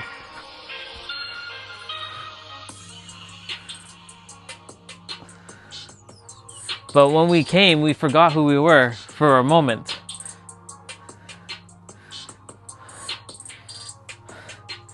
Orion, you're gonna get killed if you start sharing the way you start talking. Yeah, I know. But don't worry. I have to share what needs to be shared, even if that were to come to pass. I'd rather die sharing the truth than living a false, fake life. That's a bar, by the way. All the people who spoke the truth ended up getting annihilated, but that's not happening to me because there's something that's going to be slightly different with me. I'm super powerful. Where they not failed, but where they left off, I pick up and I continue.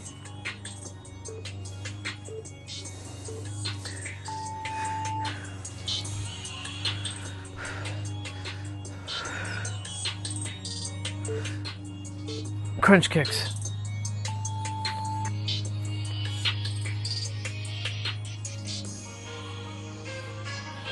If you're still there, yeah, if you're not, then you're not, but you know, I'm just doing my thing until I finish and I can start reading the chat.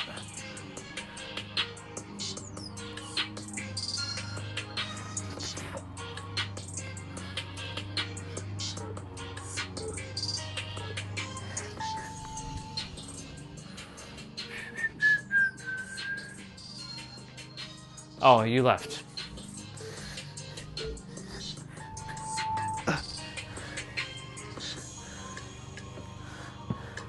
Wait, wrong way. I already did that way.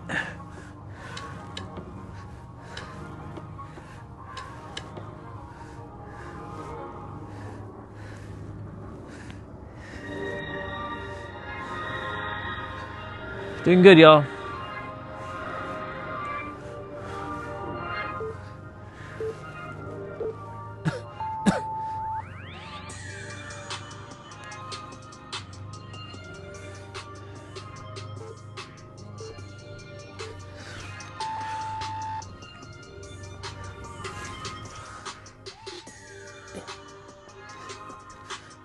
Leg lowers to Elsa toe touch.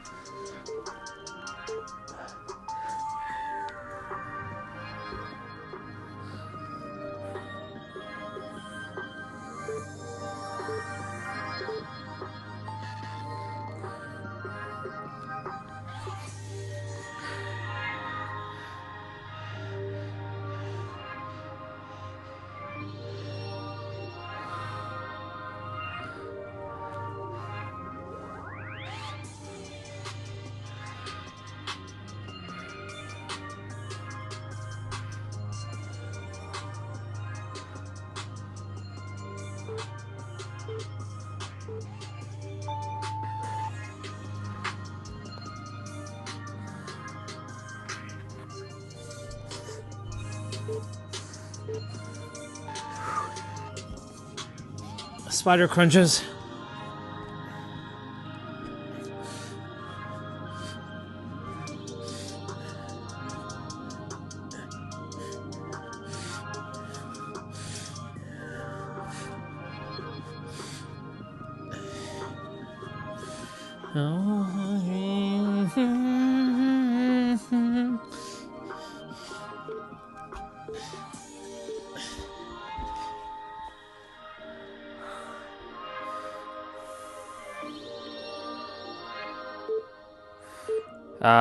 Cross climbers.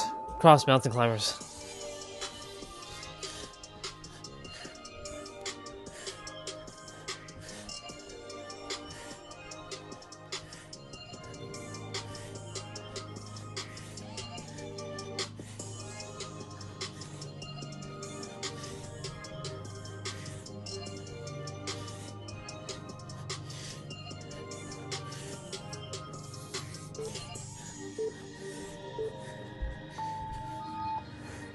Oh, we're done.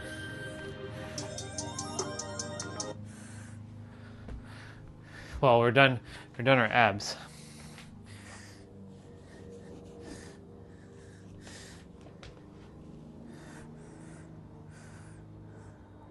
If you perceive yourself as a powerless puppet, then that's exactly how you're going to be for them. In the exact same manner.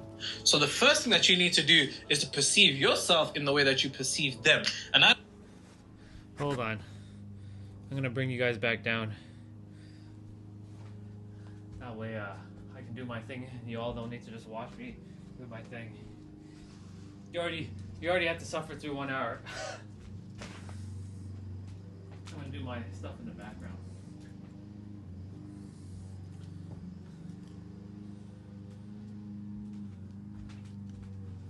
All right.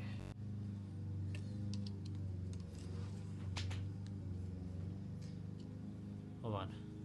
What track is this?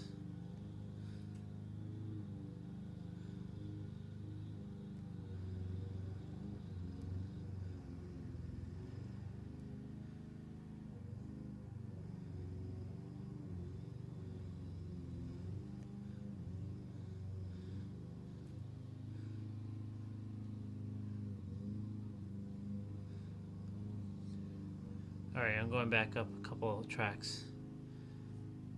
Y'all can't hear the music, but I can. If you perceive yourself as a powerless puppet, then that's exactly how you're going to be for them. In the exact same manner. So the first thing that you need to do is to perceive yourself in the way that you perceive them. And I don't mean as an asshole, I mean as powerful. And the only way you can perceive yourself as powerful is if you come to the understanding of what I was just saying before, that true power is in control of the internal. And there's never a moment in reality that you're not in control of your internal, even if it doesn't feel like it. And if it doesn't feel like it, it's because your old frequency is trying to get you to hyperfixate on the fact that you don't have any control, which is an illusion in of itself, because you do feel like that, excuse me. Now, here's the other thing. You need to shift from perceiving these people as a detriment to an opportunity. What do you mean they're literally ruining my life? What opportunity are they? You need to see these individuals that have the capability of affecting your frequency as an opportunity for you to exercise the frequency that you're moving at. See, here's the thing. When you reach a certain level of awareness, you understand one thing. And this is some shit that you spiritual niggas just clearly don't understand. So let me make it very apparent for you. Just because you're spiritual and you read these books and you do these meditations and you do these visualizations and you do these journals, doesn't mean your life is going to get easier.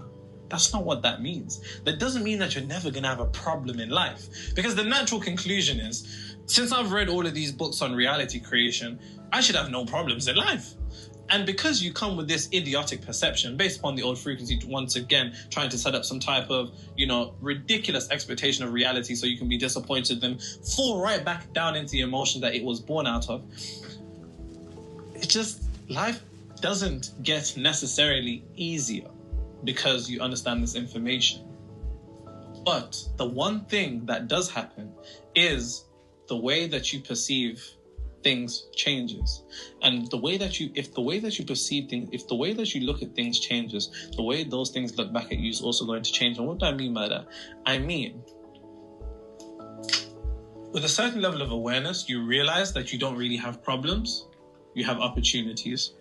And the opportunities that you have is to exercise frequency.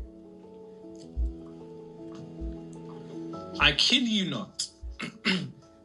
The reason why I know I could never ever fall back into the frequency of poverty. Maybe things can change outside of me. Maybe I can lose money. Business can go like this and this and this. But internally, the reason why I could never descend back into poverty is because I was from the ends. Listen, do you know how crazy you have to be in the literal ends where you're seeing, where you're seeing drug addicts walking around like this and gunshots, outside your door and all of it. Do you know how crazy you have to be able to be in a situation of poverty in a state of wealth and abundance? And do you realize once you're able to quite literally deny the external and cultivate an internal degree of consciousness independent and irreflective of the external, there's nothing more powerful than that. And oftentimes, funnily enough, when I work with clients, this has happened a few times. They'll pay me, we'll start working, then their life will go to shit. And then, of course, you get the results. But at that particular moment in time, I always say to them, this is beautiful, because here's the thing. Everybody's internal state is great when life is amazing outside of them. But do you know how powerful you have to be at a great internal state while your external isn't even reflective of anything that is great? That's true power. And that power can never be taken away from you, because all you have in life is consciousness. All you have in life is consciousness. Say it with me. All you have in life is consciousness. That's the real as anything that you're ever going to have. Consciousness. That's it. All this material shit, from people to money to opportunities, all of that can be gone. But so long as you maintain frequency and the state of consciousness and a self-concept that is the same, consistent, it's only a matter of time before it comes back. Only a matter of time before it comes back. Every particular person that you would deem as somebody who throws you off your frequency, if you see them as a problem, that's how you experience them. And because you see them as a problem, that's all you get to experience of them when you're in vicinity and proximity to them. But if you see them as an opportunity to exercise your frequency, then it turns into a game.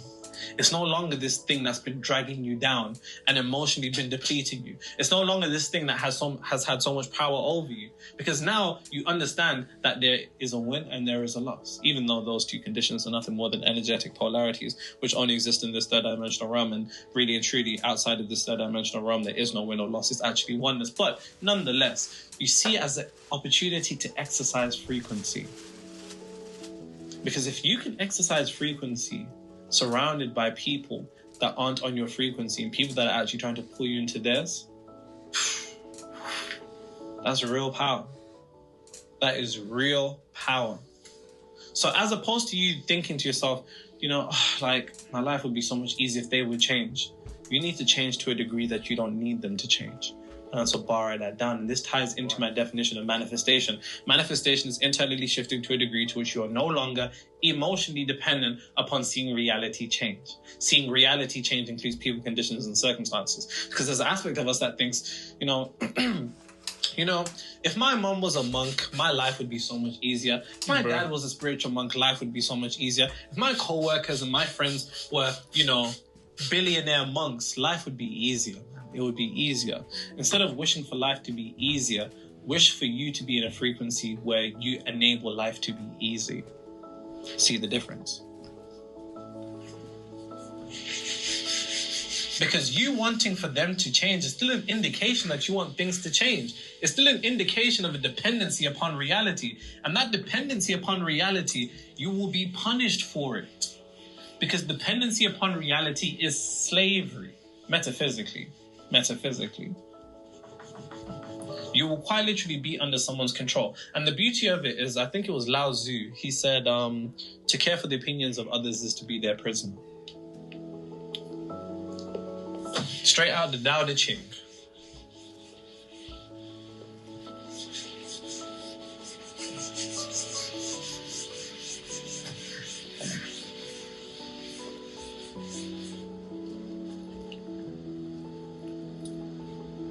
You look like you're in deep thought. You alright, bro? I'm good, G. You're just staring into space. I did that earlier, this video too. When niggas talking about decide. Is it hitting? Pause. Ain't nobody hitting me. Bro. Okay.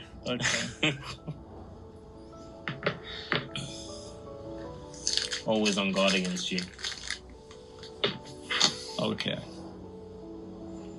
Somebody messaged me and they said, if I can't have you in this lifetime, I'll have you in the next one. Did you reply? No. You know, I don't really reply to DMs too much. Last time they didn't really like this green. Too light, innit? Yeah, I'll go with black. Now, here's the thing. The source of your frustration with also people having the ability to affect your frequency also comes down to one thing. Make sure you, if you can note down this thing,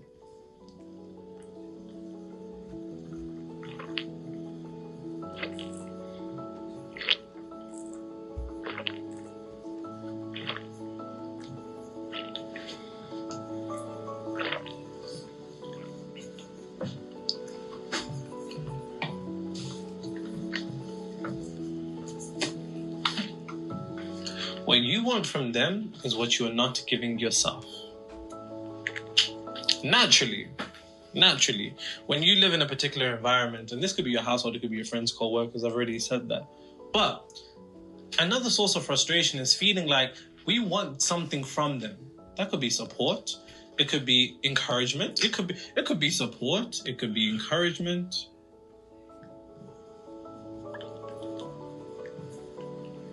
It could be love. It could be approval. No matter what it is, it's what you're not giving yourself. And that's why you want it from them. Because here's the thing. Whatever we desire externally is what we are missing internally. And that's a bar that down. And that can be extrapolated to all fields of life. That can be money. It could be relationships. It could be, whatnot. Because if you really break down those things, the only reason you want more money, the only reason you want that career, the only reason you want that career promotion, the only reason you want that person is because you have this unconscious idea that the attainment of that particular condition, event, or circumstance would lead you to feel a way that you are not feeling right now. And because you believe that there's a way that you'd be feeling that you're not feeling right now, you're seeking that feeling outside of you. And because you're seeking that feeling outside of you, you're indicating that you don't have it inside of you. And because you don't have it inside of you, you also don't have it outside of you. Now, here's the thing. What you want from them is what you are not giving yourself. You need to pinpoint what is it? What is it? Tell me, what is it?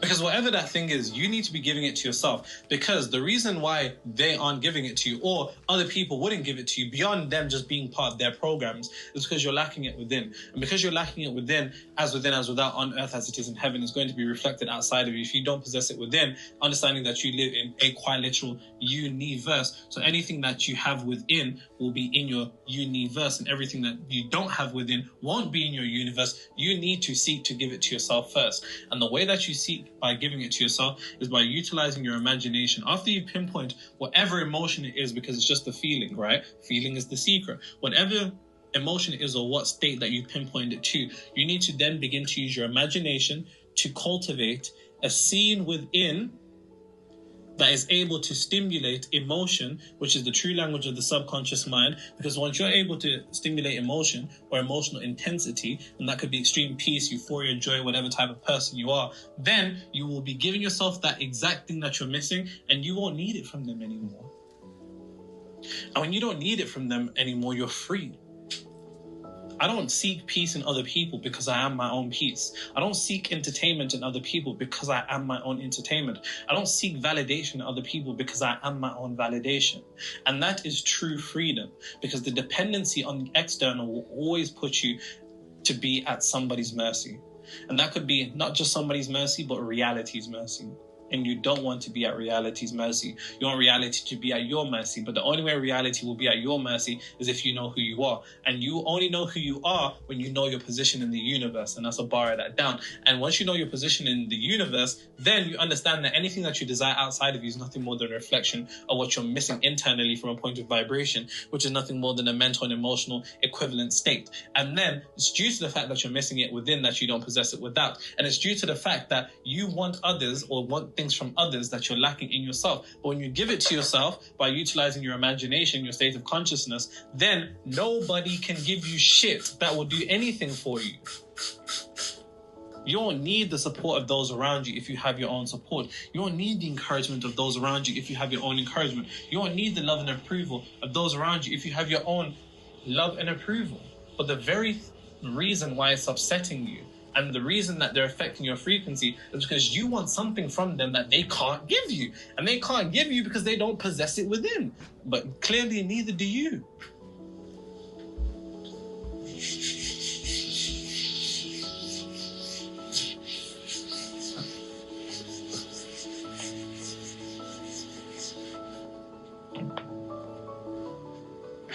Some niggas gonna be upset that we're eating sweets or candy. Gotta keep it PG. Nah, they want us to be eating like, I don't know, an acai bowl or something for a snack. Or granola bites.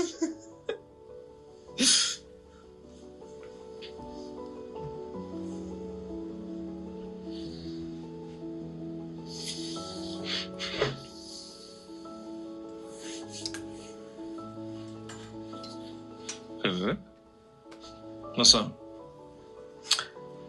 Oh, we got mentioned in a story. Me and you? Yeah, just now. What colour am I looking for? Purple. I'll show you in a sec. Perfect. Now, here's the final way to deal with people that are affecting your frequency. Now, you have to be able to pinpoint the individuals that are affecting your frequency. It's not enough for you to just say that they're affecting your frequency. You need to understand the precise emotion that they're sparking in you. What is the precise emotion that they're sparking in you? Is it fear? Is it worry? Is it chaos? Is it scarcity? And once you're able to pinpoint the precise emotion to how they're affecting you, that's the first step to transformation. Because if you want to perform alchemy, you first need to know what you're starting with. But it's not enough to just say they're affecting you. You need to know precisely how they're affecting you, because then we can begin to understand that each one of these emotions or feelings that they're cultivating within you are or have energetic polarities. And once you understand the energetic polarities of what they're making you feel and how they exist, then you can seek to cultivate that. So the opposite of fear would be courage. A lot of spiritual people say it's love. I don't understand how that is the energetic polarity. I mean, the energetic polarity of love is hate. But anyways, worry would probably be calm. Chaos would probably be peace. Scarcity would be abundance. So ask yourself, how are these individuals making me feel? What are they making me think? What's the perception that they're giving me? Once you're able to identify it, then all you need to do is to shift concentration into cultivating these states, because concentration is a centralization of energy. And if you can concentrate on centralizing energy to one of these things, you will begin to inspire more of you, or you'll begin to set in motion the vibration of these qualities, which will then compound and become a frequency, which will then become a reality. And in doing so, you will no longer be at somebody's mercy, but you'll be alchemizing what they're making you feel in real time. And the more that you skew yourself towards the energetic polarity of what you want to experience, the less they will have of getting you over. If they can they can only pull you to this side if you're already close to this side. But when you're over here, it'll be very difficult for them to pull you. And that's dependent upon your own ability to cultivate emotion internally. And in doing so, nobody will ever affect your reality again, unless you decide that they will.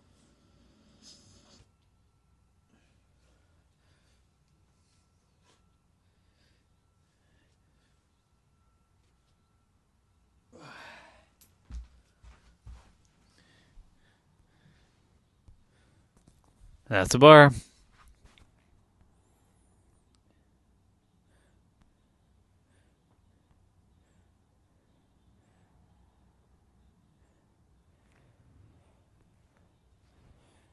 I'll watch that after.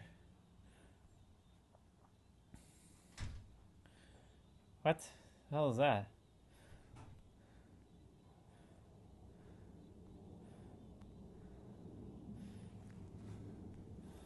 Alright, there's a bunch of things on my watch later list.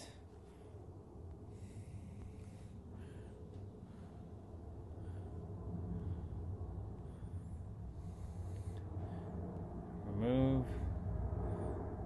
What? Remove.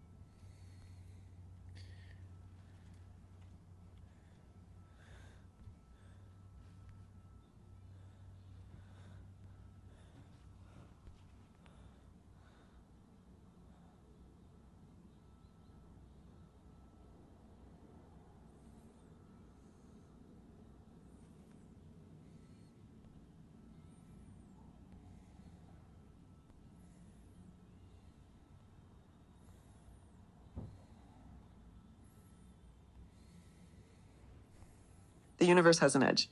Scientists found it, and what exists beyond it is not space, not darkness, not nothing. It is the question that breaks physics entirely. In 2003, cosmologist Jean-Pierre Luminet published a paper in Nature, one of the most peer-reviewed journals on the planet, proposing that the universe is not infinite, not endless, and not open. It has a shape. It has... Hold on.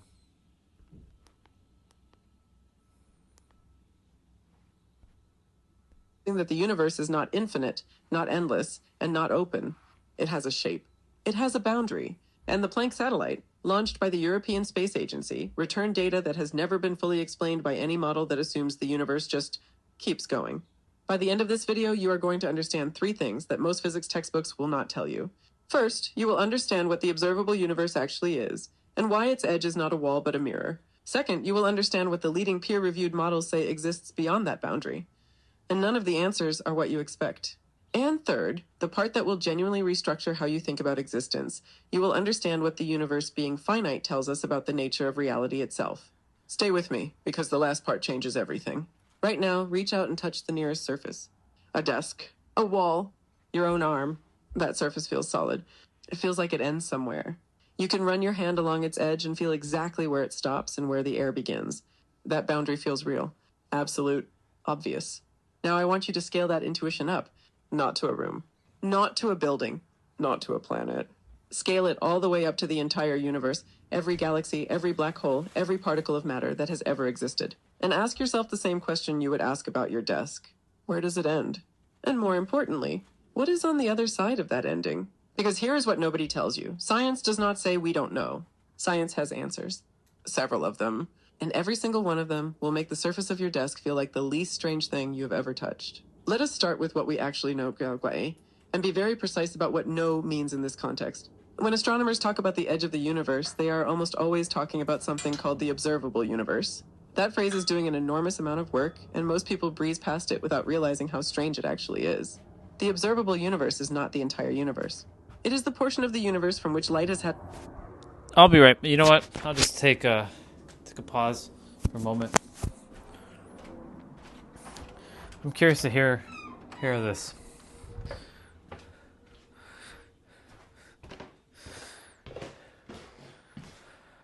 Not because I need to know. Not because I'm missing information. It's simple. Curiosity.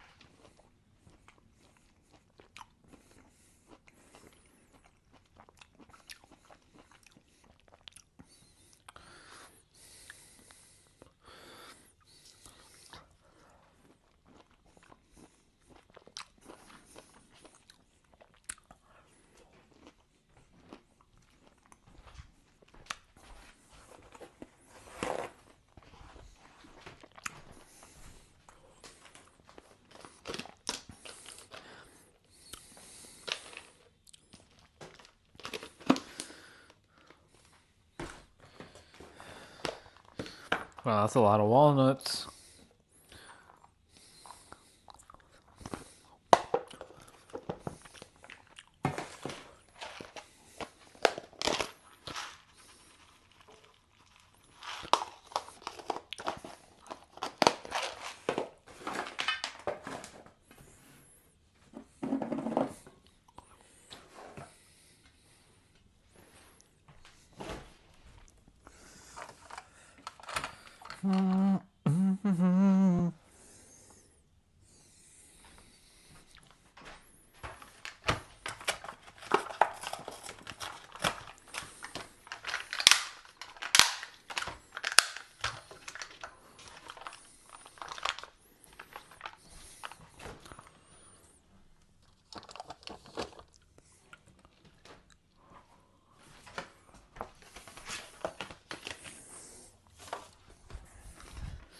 I'll be back downstairs in a moment.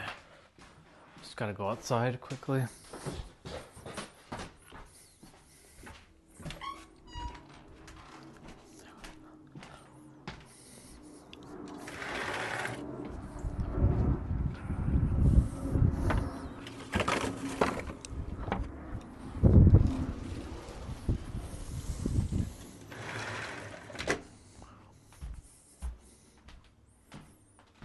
I can put away the tripod now.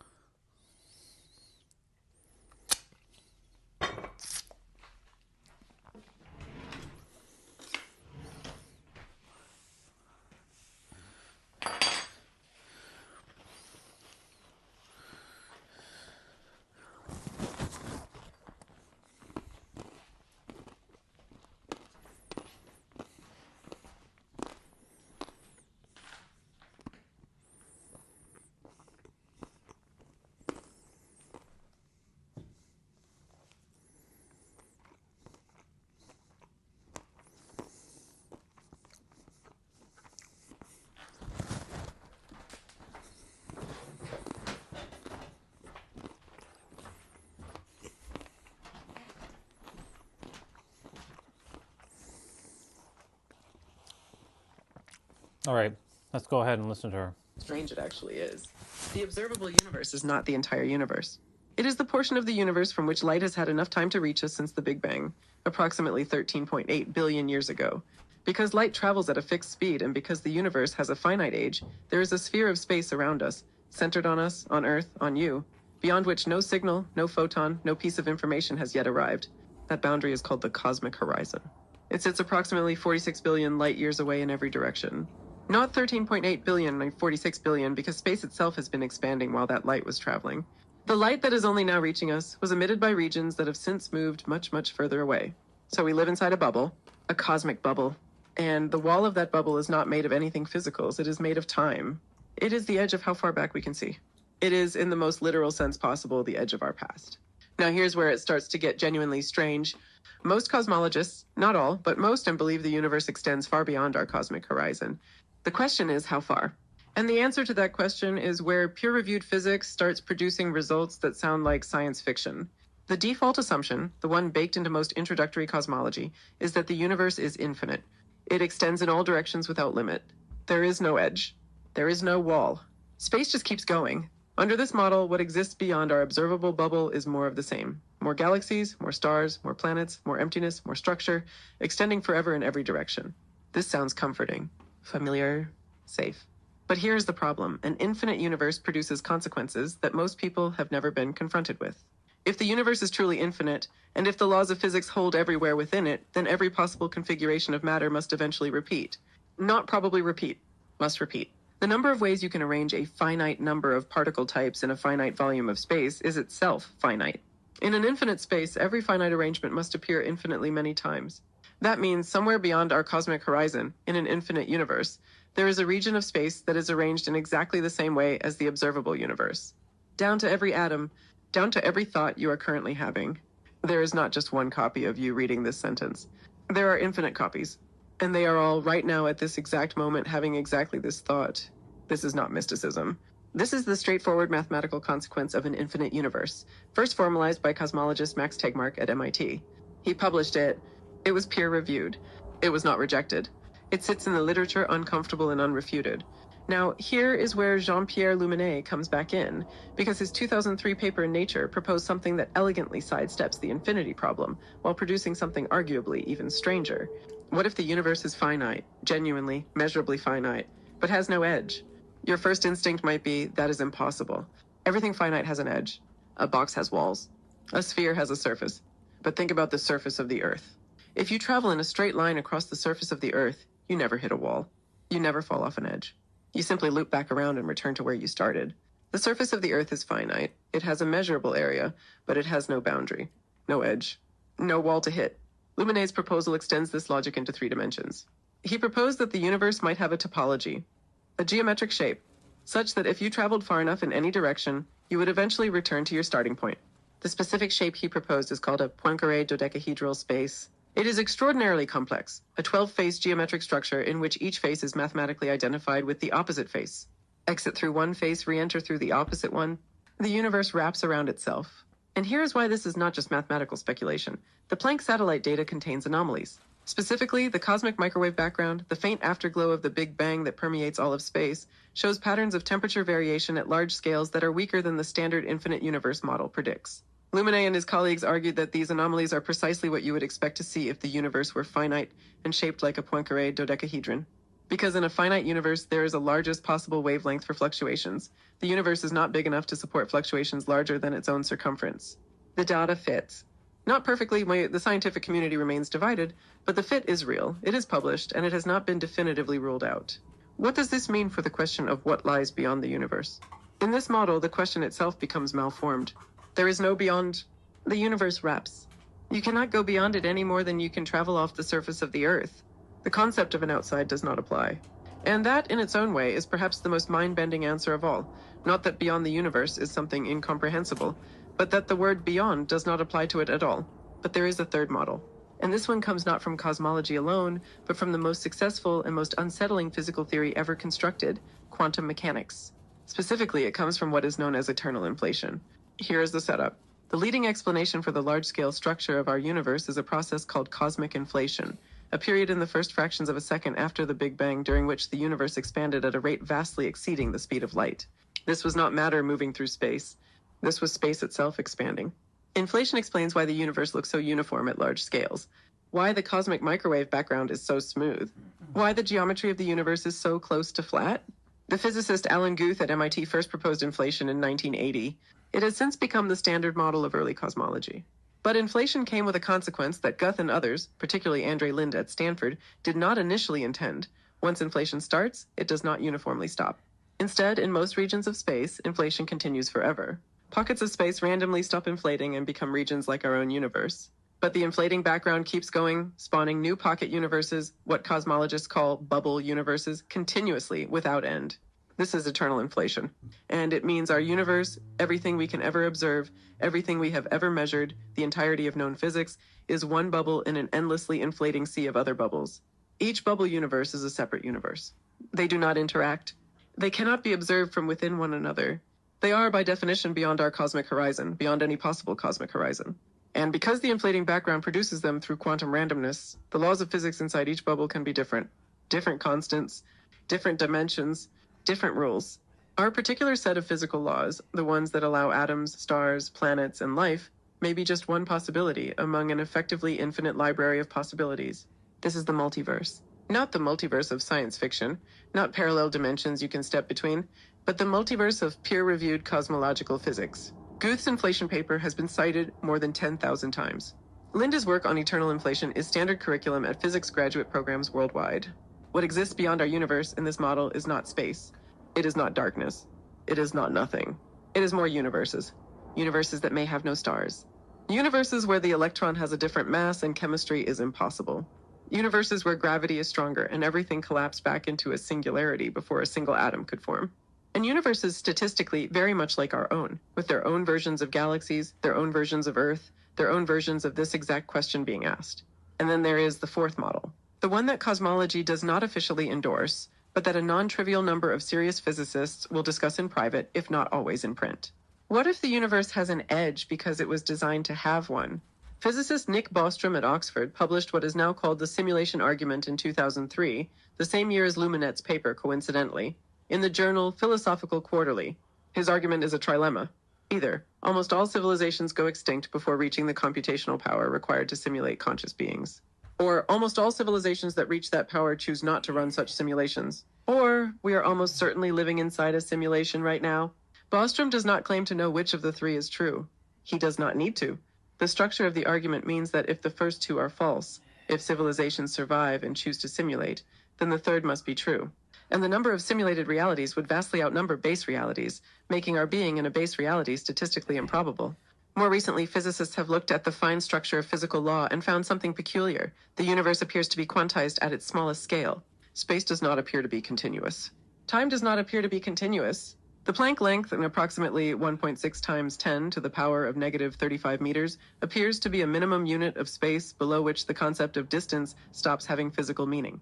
The Planck time, approximately 5.4 times 10 to the power of negative 44 seconds, appears to be a minimum unit of time below which the concept of duration stops having meaning.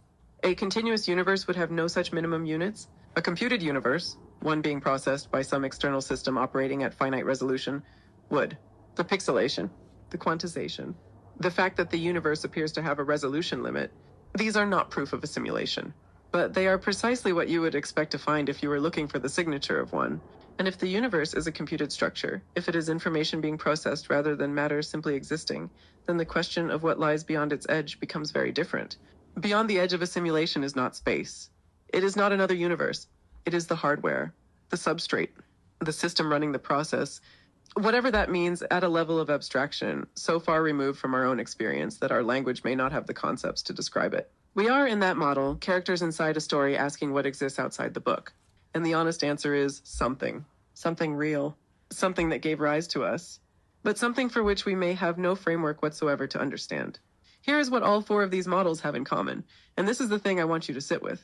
Every single one of them, the infinite universe, the finite looping universe, the multiverse, the simulation, every one of them arrives at the same conclusion through different mathematics and different assumptions. The universe you can observe is not the totality of what exists. It is a region, a sample, a slice. And the slice is not special. It is not the whole. It is not even necessarily representative of the whole, which means that everything you have ever experienced, every piece of evidence you have ever gathered about the nature of reality, every experiment ever run, every telescope ever pointed at the sky, every equation ever solved, all of it comes from inside a boundary that may be entirely unrepresentative of what lies beyond it. You are not studying reality. You are studying one room of a house whose total size, total shape, and total contents you cannot access from where you are standing. And here's the question that will stay with you. If the laws of physics that govern your existence, gravity, electromagnetism, the speed of light, if those laws are local features of your particular bubble, your particular region, your particular simulation, then what are you really? Are you a universal phenomenon? Or are you a local accident? So let us close the loops we opened at the start. I promised you three things. First, what the observable universe actually is, and why its edge is not a wall but a mirror. You now know that the cosmic horizon is not a physical boundary, it is a temporal one. It is the limit of how far back in time we can see. It is not a wall of matter. It is a mirror of time, reflecting back to us the earliest light the universe ever produced, and showing us exactly the point at which our information about the cosmos runs out. Beyond it, the universe continues. We simply cannot see it from here. Not yet. Not ever, possibly, because the expansion of space means that the most distant regions are moving away from us faster than the light from them can cross the growing distance. They are not gone. They are permanently, causally unreachable. Second, what the leading peer-reviewed models say exists beyond that boundary. You have now seen four: an infinite universe of infinite copies, a finite universe with no edge that wraps back on itself, a multiverse of bubble universes spawned by eternal inflation, each with potentially different physical laws, and a computed universe whose boundary is not spatial but architectural, the edge of a system running on something we cannot access from inside it. None of these models is proven.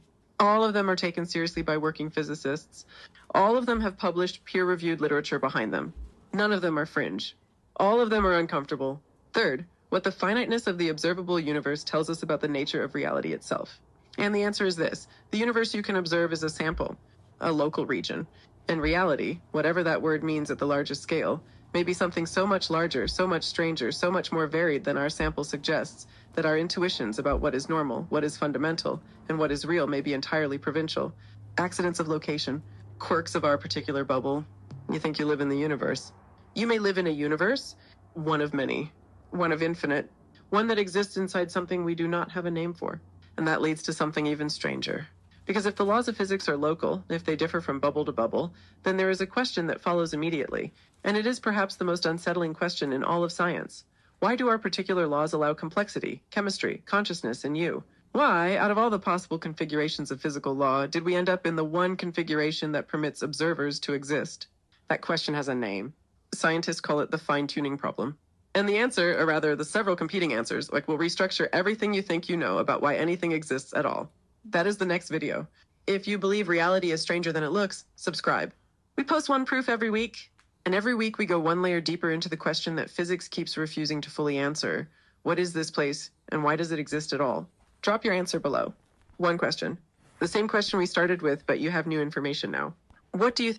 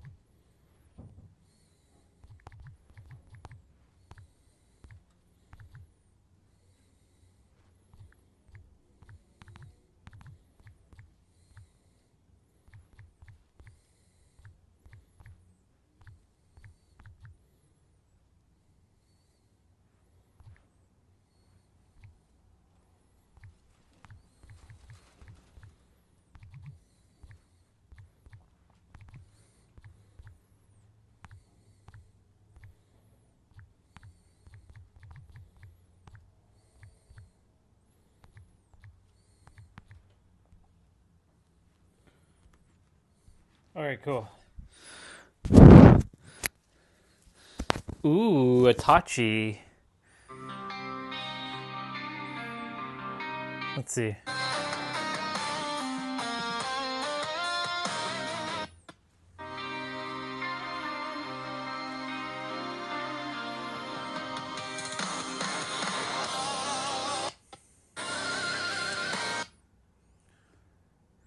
People love to say Gotham is too far gone. They're wrong. My first claim is that Gotham isn't beyond saving. If we fight Batman, if we bring real justice, this city can heal. The city can heal if we fight back? I was the one fighting back. I was the best Gotham had to offer.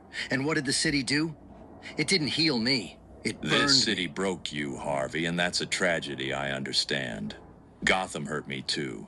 The difference, Harvey, is the choice. Choice? You surrendered to the There is no choice in Gotham. It's all luck. You think you forged your will? You were chosen, same as me. We are just two random outcomes of the same toss. You're right, Harvey. Luck's impartial, but impartial isn't justice.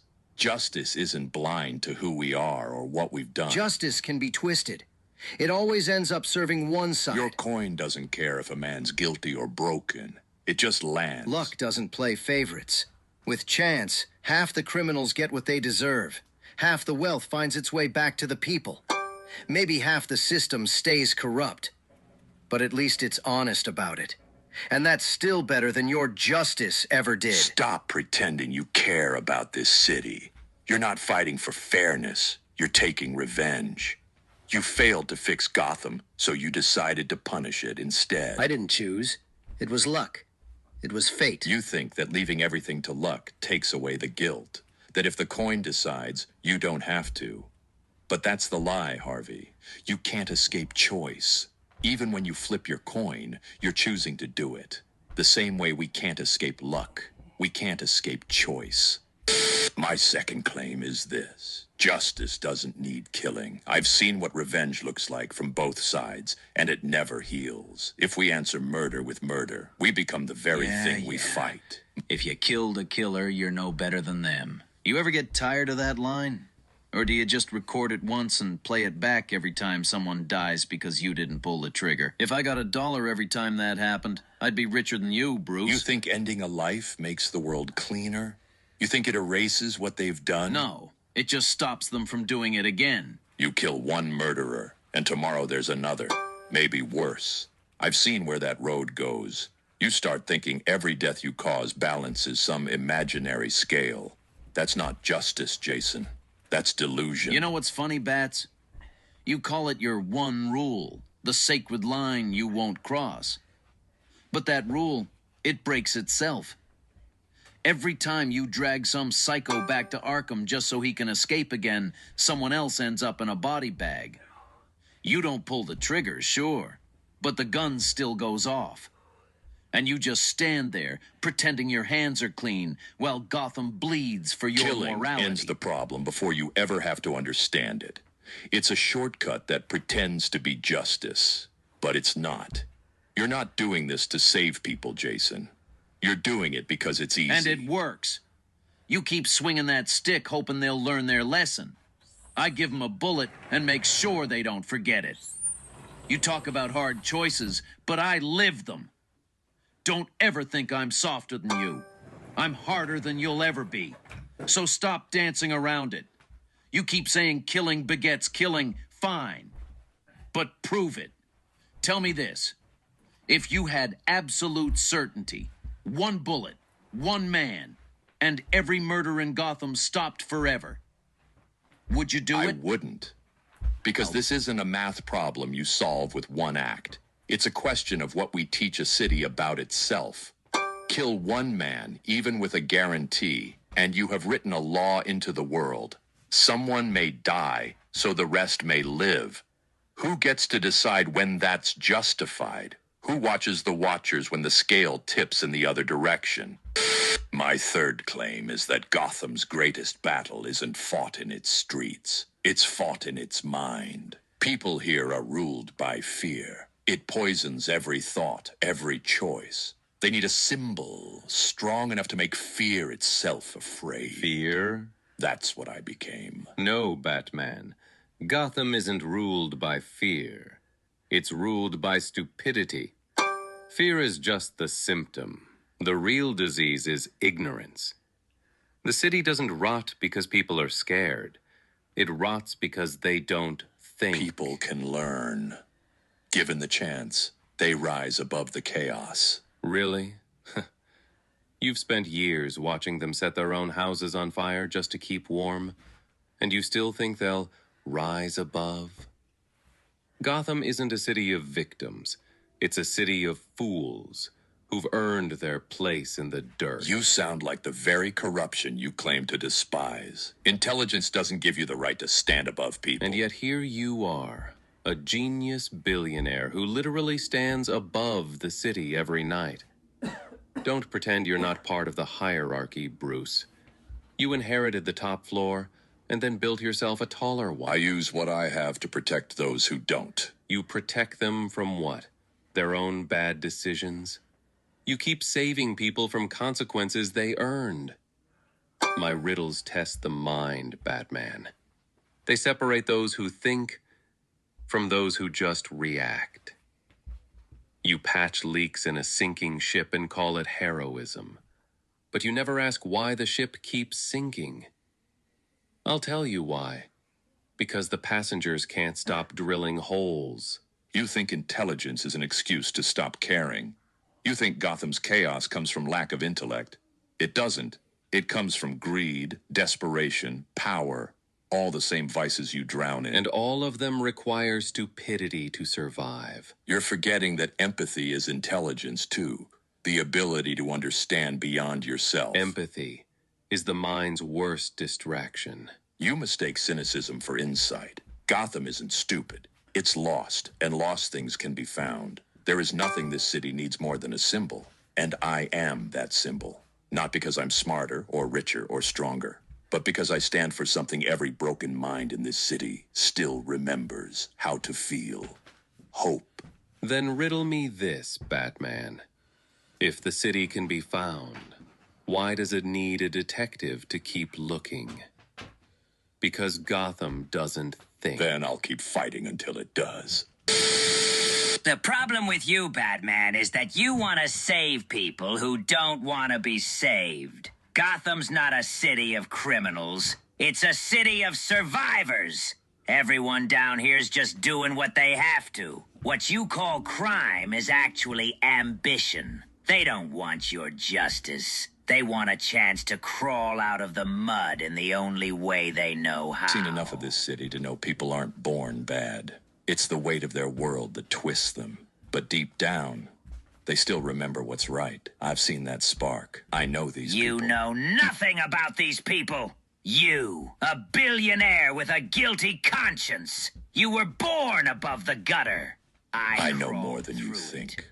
The people want something greater than comfort. They want order. Something Order? that reminds For them a city that like even in Gotham?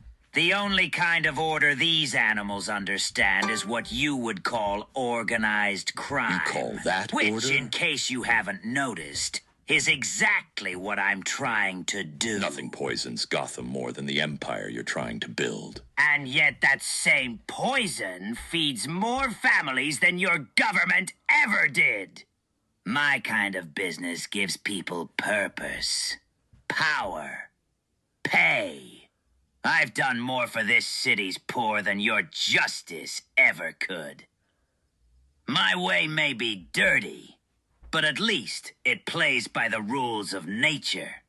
And that's exactly what Gotham needs. The underworld is the worst place in Gotham, ruled by the worst people this city can breed. Maybe if you weren't such a pain in the ass and let me run that underworld, it'd be better for everyone. You running the underworld would be like asking the fire to guard the matches. At least I'd give the people what they truly want. The freedom to fight, to take, to earn. You're the one trying to shove your code down their throats. My fourth claim is that chaos isn't the truth of Gotham. Order is. Even after all the madness, all the destruction, there's still structure worth defending. Without rules, without purpose, this city isn't free. It's lost. Order. That's all you ever talk about. You wrap people in rules because you're terrified of what happens without them. You don't want order, Bats. You want control. Control keeps people safe. Safe? No one's safe. You think you can build a cage big enough to keep the world from cracking? You're not saving Gotham. You're delaying the punchline. Everyone's one bad day away from realizing the joke. None of this makes sense. You think I don't see that? You think I don't know how absurd this all is? I do. I know none of it makes sense. But that's exactly why I fight. Because if the world refuses to make sense, then I'll force it to. Force I'll give it meaning. That's your plan? You can't bully the world into behaving. You can't scare chaos into order. You build your little systems, your rules, your symbols, but the moment you blink, it all falls apart. Because people want it to. They're not built for balance. They're built to break. It takes is one bad day, and they remember what they really are. You keep trying to save them from that truth, but deep down, you know it. They're all me, waiting for their turn. You can play the nihilist all you want, but that's not why you do it. You don't spread chaos because you believe in it. You do it because it serves you. Because as long as the world burns, you get to pretend the fire means something. You don't want to prove that everyone's like you. You just want to drag them down far enough that you can I don't use chaos. I belong to it. The world isn't built on order. Order's just a trick we tell ourselves to sleep at night. You fight chaos because you're terrified of it. Because deep down, you know it's stronger than you are. But me, I stopped being afraid a long time ago. No rules, no control, no illusion of safety. Just the truth, raw and honest. You call it madness, I call it Chaos freedom. doesn't build. It only burns. But burning is building. You just haven't accepted it yet. You still think you can draw lines in the fire and make it behave. But one day, you'll see what I see. That the flames don't destroy the city. They reveal it. You and I just handle the truth differently. I've already accepted it. You're still fighting it. But you will, eventually. Maybe you're right, Joker. Maybe one day I'll see what you see. But if that day ever comes, then Gotham really will be lost. Until then, I'll keep fighting the fire. Not because I think I can stop it, but because someone has to stand in the smoke and remind this city it's still worth... I am Spider-Man, and today I'm surrounded by 20 of my greatest foes. My first claim is simple. None of my enemies here are justified in what they do. Not one of you. All I do is steal back from the people who took everything from me. They stole my life. How is it not justified to take back a few scraps? Come on, Vulture. I caught you stealing an iPhone from a 14-year-old. Don't act like I don't know who you are. That kid lives better at 14 than I ever did. His father is probably a corrupt millionaire. Why do spoiled children get luxury while I struggle to feed my family after spending my whole life as the perfect citizen? Because stealing is illegal. Do I really have to explain that to you at 70? Stealing only becomes criminal when people like me do it. When the powerful steal, it's called contracts, loopholes, and policy. The system decides who gets punished, not who's guilty. Being treated unfairly doesn't give you permission to become unfair. I'm not being unfair. I'm correcting an injustice, not creating one. What I do isn't just morally right, it's virtuous. You don't fix a broken system by breaking everyone else. Change comes from participating, proposing better alternatives, exposing flaws.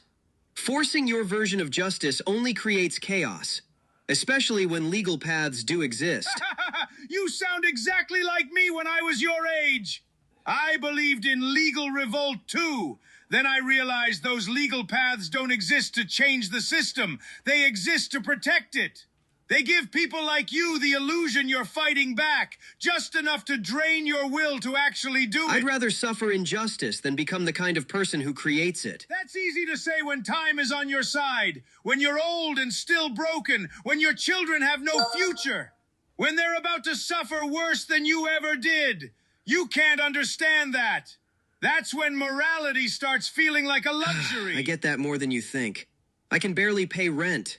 I give everything to this city, and it still finds new ways to punish me. But I choose to believe that using my power to protect people, even at my own expense, still matters. The man you were when you struggled honestly was stronger than the man you became. You hear that? That's exactly what the people on top want you to say. They love that. They tell you your suffering has moral value, while they take everything else that matters. They turned exploitation into a virtue, and somehow convinced us to feel proud about it. Stop pretending you're some enlightened revolutionary. You don't hate the elite because they're corrupt. You hate them because you're not one of them. You don't want the system destroyed. You want access to it. You and them play the same game. They just won, and you're taking that anger out on everyone else. Listen, Spider-Man, unlike the other idiots here, I'm not going to pretend there's some complicated philosophy behind what I do. I do it because it's what I've always done. So you just came here to tell everyone you're as shallow as that quilted suit you're wearing? I came here to tell you that nobody here owes you an explanation. I just do what I do because it's the only thing I've ever been good at. I wouldn't say good. You're barely decent at it, man. Have you ever actually won a fight? Like, even once? I win just enough to pay my rent. Look, this might be a game to you, but it's not for me. I don't wake up thinking, oh boy, time to get punched by a kid in pajamas. I do it because it's my only option. Oh, come on with the sob story. You're not some loser with no options. You're a genius engineer. You built that suit in a prison cell. And you're telling me you can't find anything else to do besides being a C-tier villain? Like I said, nothing's worked better for me than this life. And that's enough reason for me to choose it. No! Working better isn't a good enough reason to justify going around electrocuting people. What? Electrocuting? You don't even know what my powers are. My power isn't electricity, it's vibration. Oh, totally slipped my mind. I've got a lot of bad guys to keep track of, you know? But then again, why are you called the Shocker? Feels like you could have landed on something better. Why not the Vibrator? I was gonna, but it was taken by a superhero. The one who always saves MJ when you can't keep your web shooter loaded. Still lasts longer than you do in fights. Here is my second claim. If saving people requires lying, controlling them, or ruling over them, then it's not saving. This city under my control is much safer than what your ideals ever achieved. I carry the weight of this city's underworld. Buddy, you carry the weight of several city underworlds. But yes, probably. The city's safer for you and your goons when you're around. It's safer for everybody. Unlike you, I don't delude myself with the idea that crime will ever stop. So I regulate it. A city under me is predictable. Predictable! So under you, I can get a calendar reminder for when I get shot in the face?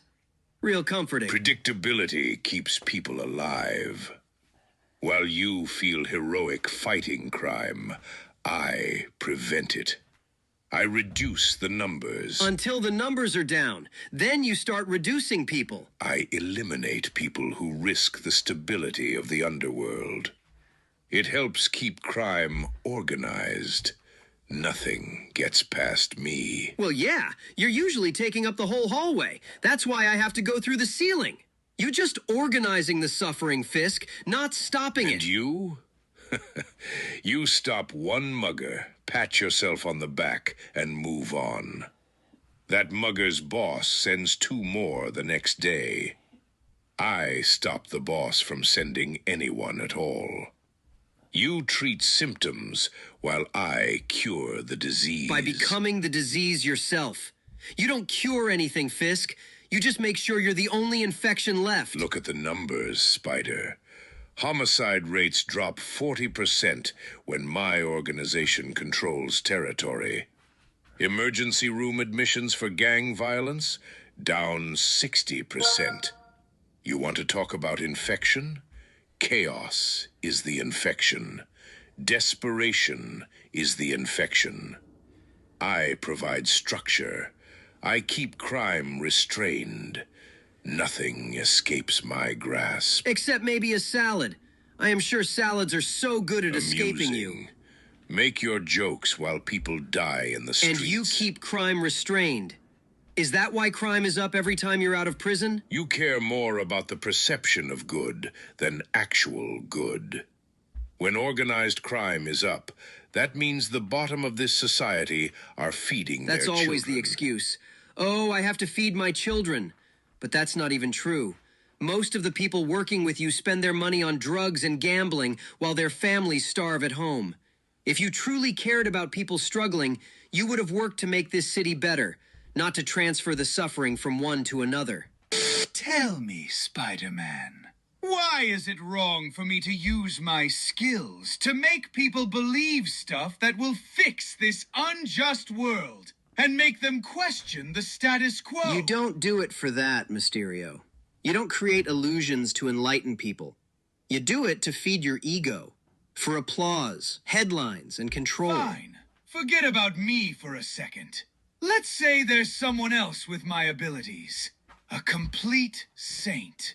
Someone who only bends reality to help people, to give them joy and hope. Sure, the situations aren't real, but they're genuinely making people's lives better. What then?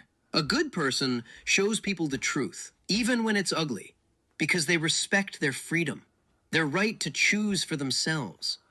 The second you feed them lies and twist reality into what you think is best for them, you take that away. So you're saying that there's no situation where manipulating people's minds is a good thing? None. Forcing people to believe lies is always wrong, no matter the intention. Then why did you do it? What? Why did you brainwash everyone into forgetting your identity? Peter Parker! How do you know that? Doesn't matter how I know. What matters is that you did the exact thing you just said no good person would ever do. So what does that make you? What I did didn't hurt anyone. Forgetting who I am doesn't change their lives. Oh, so suddenly you're not so black and white about reality manipulation. I don't think the Spider-Man from like 10 seconds ago would agree with you. Don't you dare compare what you do to what I did. You're right. I won't. Because what you did is worse than anything I've ever done. You heroes get to do the exact same things you condemn us for, with zero consequences. All because you've convinced yourselves you're doing the right thing. But newsflash, Spider-Man. We all think we're doing the right thing. You're no different from us. You're only seen as heroes because you won the PR We're war. heroes because people believe in us. Even when we make mistakes, our intentions are never evil. Does it really matter if the people believe in you or not, Peter? When you'll just run to some wizard, or the literal devil, to rewrite their minds the moment they stop believing in you. You know what? Maybe you're right. But I did it because the people I love were being hunted. And that choice still eats at me. Every single day. That's the difference. I carry the weight of what I did. You wear it like a trophy. My final claim is that with great power comes great responsibility. If you can stop harm and you don't, part of that harm is on you.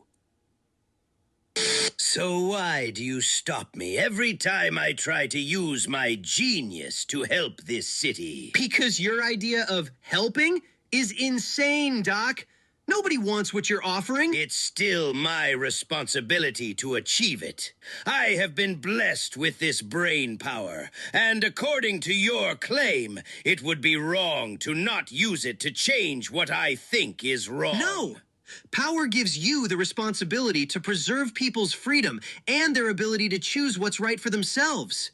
It doesn't give you the right to decide for other adults what you think is best for them. Tell me then, why do you think adults have the right to choose what's best for children? Because children's brains aren't developed enough to make those choices yet. And my brain is far more advanced compared to the average adult than their brains are compared to children. That's exactly what gives me the right to choose for them. I understand what's best for them far better than they ever will. You know what's funny? Saying that actually proves you're not as smart as you think. Intelligence isn't everything, Doc. It's not enough to tell you what's right or wrong. That's exactly what mediocre minds tell themselves to justify holding the rest of us back. They'd rather drag everyone into the abyss than admit someone knows better. Knowing right from wrong requires emotions, empathy, values, and faith. All you have, Doctor, is intelligence, which is probably why every genius plan of yours ends with you face down on the pavement. Maybe if you spent less time calculating and more time actually caring about people, you'd realize that being the smartest guy in the room means nothing if you're alone in it. With great power comes the privilege to rule. That's how it's always been throughout history, until insects started to have a say. So, I'm more powerful than you, which means I get to rule you now, right? Cool! My first decree, man purses are officially banned. Sorry, Gobby. Cute. Hide behind jokes all you want. The only reason you think power comes with obligations is because yours was handed to you by a spider bite. You feel guilty about it. If you'd spent decades clawing your way to the top like I did, you'd understand. You'd know you earned the right to take whatever you want. It doesn't matter how you got your power. Once you have it, you use it to help people. And I'm pretty sure you'd agree with that if you were on the other side. So let me get this straight. Someone works their entire life to gain power, and now they're supposed to not only avoid hurting people, but spend every waking moment saving them? If the roles were reversed, you'd want someone to save you. So the powerful spend their lives becoming slaves to the weak. That's your philosophy? Look, I could understand not going out of your way to hurt people, but you're saying we have no freedom, that we owe everyone everything. That's not responsibility, Spider-Man. That's just guilt. What you're missing, Gabi, is that you can't really get power on your own. No matter how much you think you're self-made, you wouldn't be where you are without people you've never even met. So yeah, we owe everybody. That's what the weak make us believe, so they can boss us around. Do you realize, Spider-Man, that if the vast majority of New York got powers like ours, they'd become me and not you? You say I'm your enemy, but you save thousands of me without power every single day. You know what? I've been in this city long enough to know you might actually be right about that. But even if it is, it'll always be my responsibility to do the right thing. Not because I owe it to them, but because I owe it to myself. Hey, did you like this video? If you did, you can help us out with the new Hype feature. It gives real people, you, the power to decide which videos get pushed instead of the algorithm. And you know, with great power comes great responsibility. So it's now your job to push only great content. If you thought this video was good, please give it some hypes. It really helps the video. Oh, and about 90% of the people who watch our videos aren't subscribed. So if you like what we do, maybe consider hitting subscribe so you don't miss future episodes. Thanks a ton. I am Eren Yeager, and today I'm surrounded by 20 people who oppose what I must do to free my people. My first claim is this. Eldia did nothing wrong. Ignorant fool. Do you have any comprehension of how many innocent people we slaughtered? How many entire civilizations we wiped from existence? I know that better than anyone. I carry every memory, every peaceful village, every face, every child crushed beneath the feet of our titans. And yet, I still believe there was nothing inherently wrong with what we did. How can those words even leave your mouth, you psychopath? Because if we hadn't done it to them first, they would have done it to us. The difference, and it's a massive one, is that we possessed titans capable of erasing entire continents. Do you truly not comprehend the difference in scale? So our crime is that we won? That we were the strongest? War is a horrific game that everyone agrees to play. But the moment someone loses, they cry oppression and victimhood. War is not a game, you monster. War should never exist. And when it does occur, there are rules. Sacred rules that separate us from animals. Rules that Eldia shattered completely by trafficking with devils. And what did Marley do with our power once they seized it? Worse than anything we ever committed.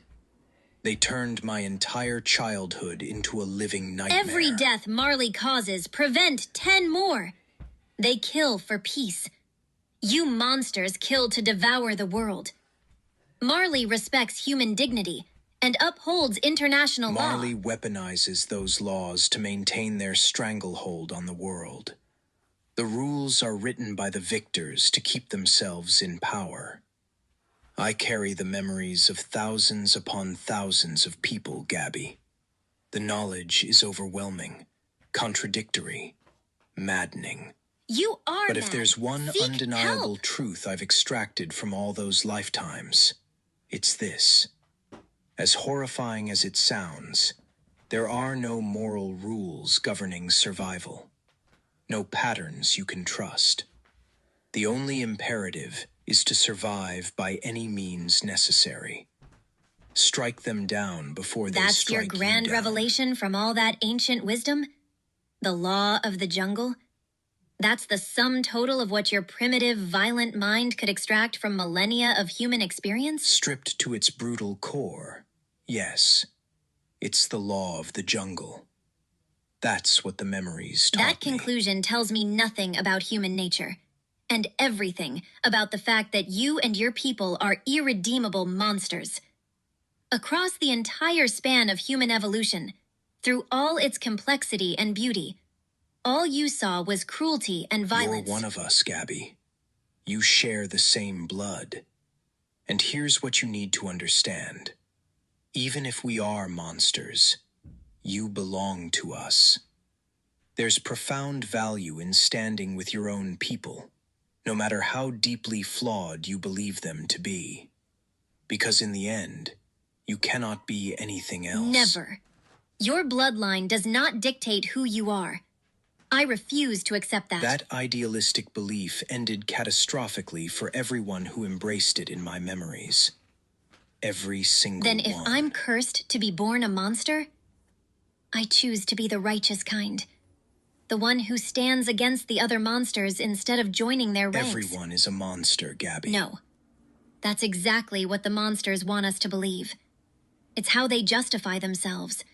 Aaron, I agree that we've all done horrible things. But you can't stand here and claim that the Eldian Empire did nothing wrong. But they didn't. The Eldian Empire is the reason this entire cycle of suffering exists in the first place. You only want me to condemn Eldia, so you can feel less guilty about what you did to us. To frame your actions as justified retaliation instead of what they really were. It was retaliation, but it was still horrible and wrong. I can admit that now. I don't think what you did was wrong, Reiner. You acted based on what you believed was right. Based on the information available to you through Marley's indoctrination. Oh, I'm gonna go shower shortly, so I'm just like in the background finishing up my stuff and just watching these debates. Lots of it goes to what's going on in the current world, but you know, this is based on like each show. Nothing, Reiner. You've glimpsed a tiny fragment of a vast, incomprehensibly complicated story. I know better. I'm the only one who can truly see the full picture. That's even more reason for you to want to do better. Hundreds of people tried to do better after realizing the cycle. I remember most of them. They were people far greater than you or me. And you know what happened when they tried to do better? They failed.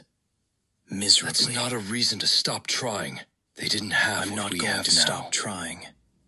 I just think it's insanity to repeat the same failed methods and expect different results. What's your different plan then? Destroy the world? Call it what you want, but I can assure you, it's the only solution that's never been attempted. You're insane. Do you have a better plan? Or do you want to keep recycling the same idealistic fantasies as your ancestors, failing to break the cycle over and over until it breaks you instead? I believe we can achieve better results using the same principles people before us tried. Because even though they failed, I don't see their attempts as useless. Every effort tilted the direction of the world slightly. True, we know what doesn't work. No! Repeating what they did isn't stupid, because the conditions are fundamentally different now. We have technology. After this one, I'm gonna go shower. Thought they did too. And people are more put on like something else to watch. Before, peace through balance has never been more achievable. And if we don't accomplish it, the people after us will. I regret saving your ass all those times. You weren't able to not save me. You're an Ackerman. You're made to do it. How can you do this to all the people who sacrificed their lives for you? Everything I'm doing is for them. You really think our slain comrades would want you to slaughter the entire world? I do. And these are Attack on Titans. How many of our people support my plan? Why do you These are the scouts. The only reason people support you is because you fed them lies. You manipulated their ignorance and fear of the outside world to make it seem like there's no other option. They're simply choosing themselves. Like we all should. Our fallen friends didn't do that. They chose what was right over their own survival. They didn't choose what's right. They chose their family and their people over everything else. I can tell you with certainty, every single one of them would have chosen the rumbling over dying in their final moments. You don't get to speak for them, Aaron. That's literally all you do. You claim you want to give their sacrifice meaning, but what you really want is to give your life meaning. So you project what you want onto them. But the truth is, they didn't want meaning for their deaths. They just wanted not to die.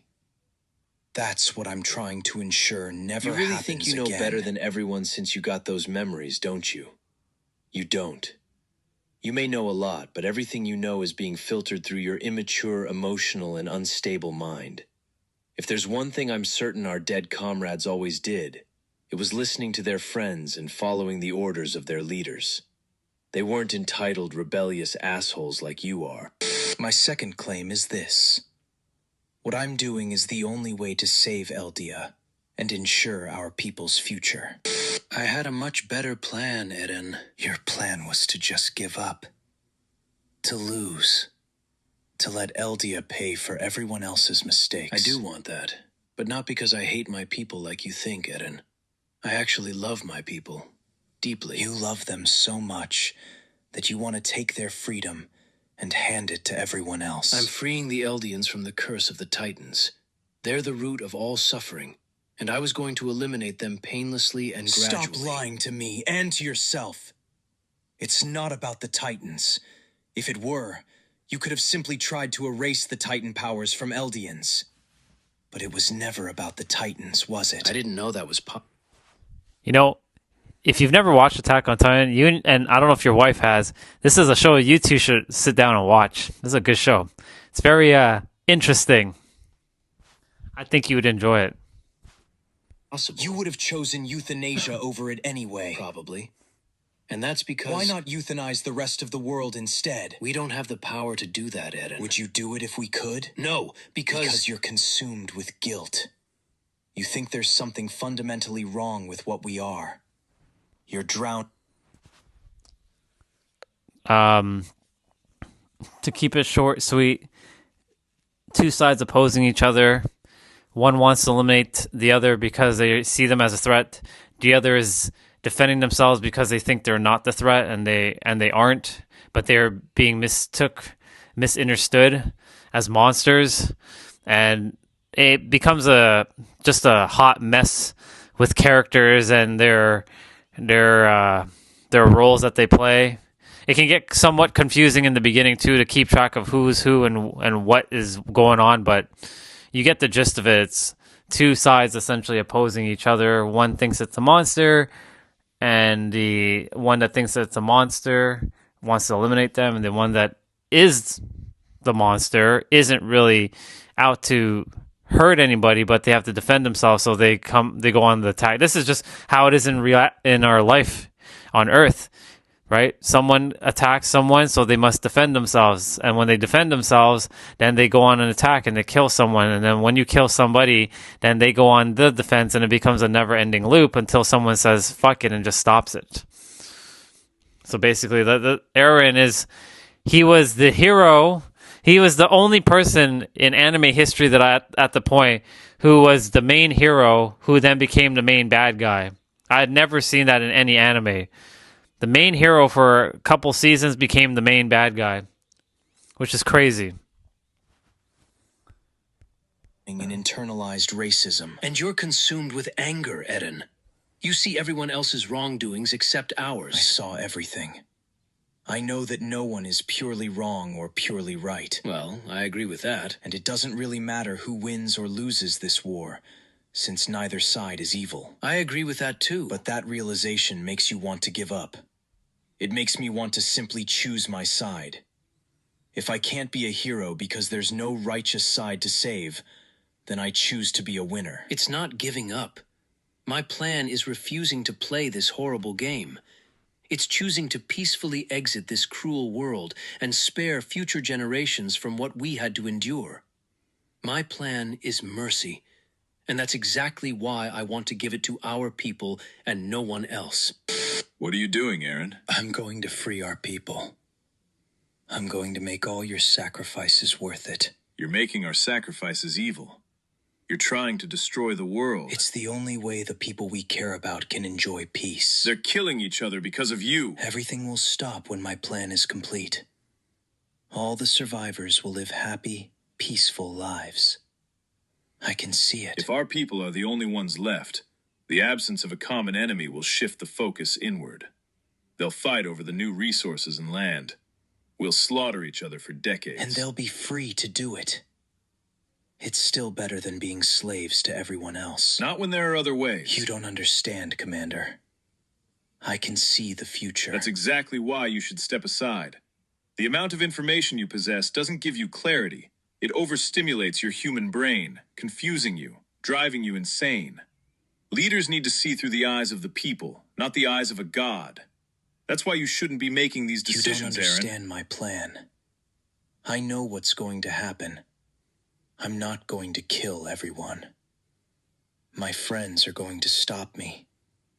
They'll become the heroes who save the world. And then what? You might buy peace for a couple of years, decades at best, and then war will return, worse than ever. Decades are enough for my friends to live long, happy, peaceful lives. Wrong. They'll live lives consumed by guilt and anxiety, knowing the entire world died so they could have those years. It's better than being massacred by our enemies. How do you know that? Did you ask them what they truly want? Yes. And the vast majority of our people support me. They support you because they're misinformed. All they know about the outside world is the worst of it. But I can assure you, if they spent even a little time out there, even the most selfish among them wouldn't support your plan. So what should I do? I have all this power. I have to do something with it. It's my responsibility. Your responsibility is not to use power simply because you have it. Your real responsibility right now is to stop. To let others who can still think clearly find another way.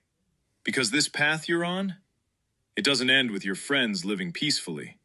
It ends with them inheriting a graveyard and the knowledge that you made them accomplices to the greatest atrocity in human history. Is that really the future you want to give them? For years, creators were trapped behind invisible I love that. walls. Algorithms decided which voices could move I get to just forward hear like the and which debates. were buried. But now, But like this is like I've seen Spider-Man, Thanos, Frieza, Goku, Vegeta. videos get pushed. If you think this video deserves to break through, use the hype button and push it forward. All right, I'm gonna go shower. It's Not 6:16. everyone has that power yet. But if you do, don't waste it. Keep moving forward. And subscribe if you want to see what comes next.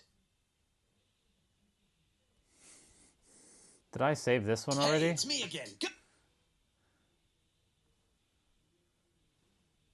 All right. I'll be back. Q, and today I am surrounded. Let me just stop the music because I actually have music in my earpods.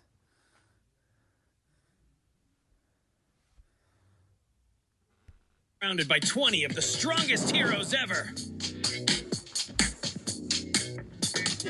Everybody knows how much I love fighting, and I'm always excited for a worthy opponent. That's why I think I'll be very bored if I was in any of the other universes. I think I'll be the strongest guy in any of their universes. That's my claim. I beat every person I fight with only one punch. I don't know why it would be any different with you. Oh, man. That actually makes me feel really sad for you. It means you can't really enjoy the fight or learn anything new. It must be incredibly boring to never get to experience that struggle, you know? Well, we would both be bored if you were in my world. You from constant failure, and me from constant winning with no challenge. I don't want to sound mean, but at my current level, you're honestly pretty weak. I'm at a point where I'm constantly competing with gods and universe-threatening beings. So I think I can pretty easily beat you. You don't compete with gods, man. You constantly lose to them. I don't think you're a worthy opponent because I've never lost. You can't say the same, so I don't get why you're so confident you can beat me. Here's the thing, though. If you never lose, you can never really learn how to fight better. Losses are lessons, and for my race, they're even power boosts. That's why I'm not scared of them at all. Every time I lose, I come back stronger. Listen, you might not be a one-punch kind of guy, but I'm pretty confident I could beat you in 1 or 2 minutes, tops. Oh, man. If only that were true. That would be so exciting. Hey, I have an idea. What if we did a fight where I wasn't allowed to use any of my transformations? That way it would be fair and actually Maybe I'm the one challenging. that would need that restriction. Oh wait, I don't have any transformations. I don't need 100 different forms. My base form is more than enough for anybody. My transformations just help me break through my limits whenever I hit a wall. Well, I don't have limits to break. My power is literally limitless. So even if you had some transformation that could rival me, My actual ability is to exponentially grow depending on how strong my opponent is. I just keep getting stronger to match whoever I'm fighting. Wait, if that's true, then my transformations are actually the perfect solution. See, my power doesn't grow exponentially like yours. It literally multiplies. So with each transformation, I'm not just getting a little stronger. I'm increasing my overall power level by massive amounts.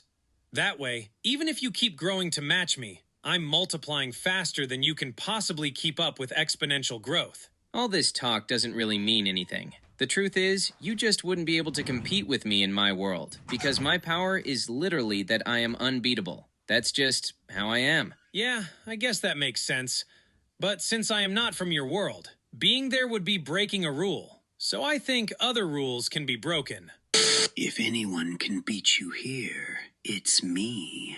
But you're not really a fighter, are you? That's where you're wrong, Goku. I don't need to be a fighter. I have something far more powerful. The Death Note. With it, I can end your life with just a few words written on a page. Your strength means nothing against that power. That's interesting and all, but why would you want to kill me? I mean, we're not even enemies or anything. What did I do to you? It's not personal, Goku. It's about justice. You see, you're incredibly reckless with your power.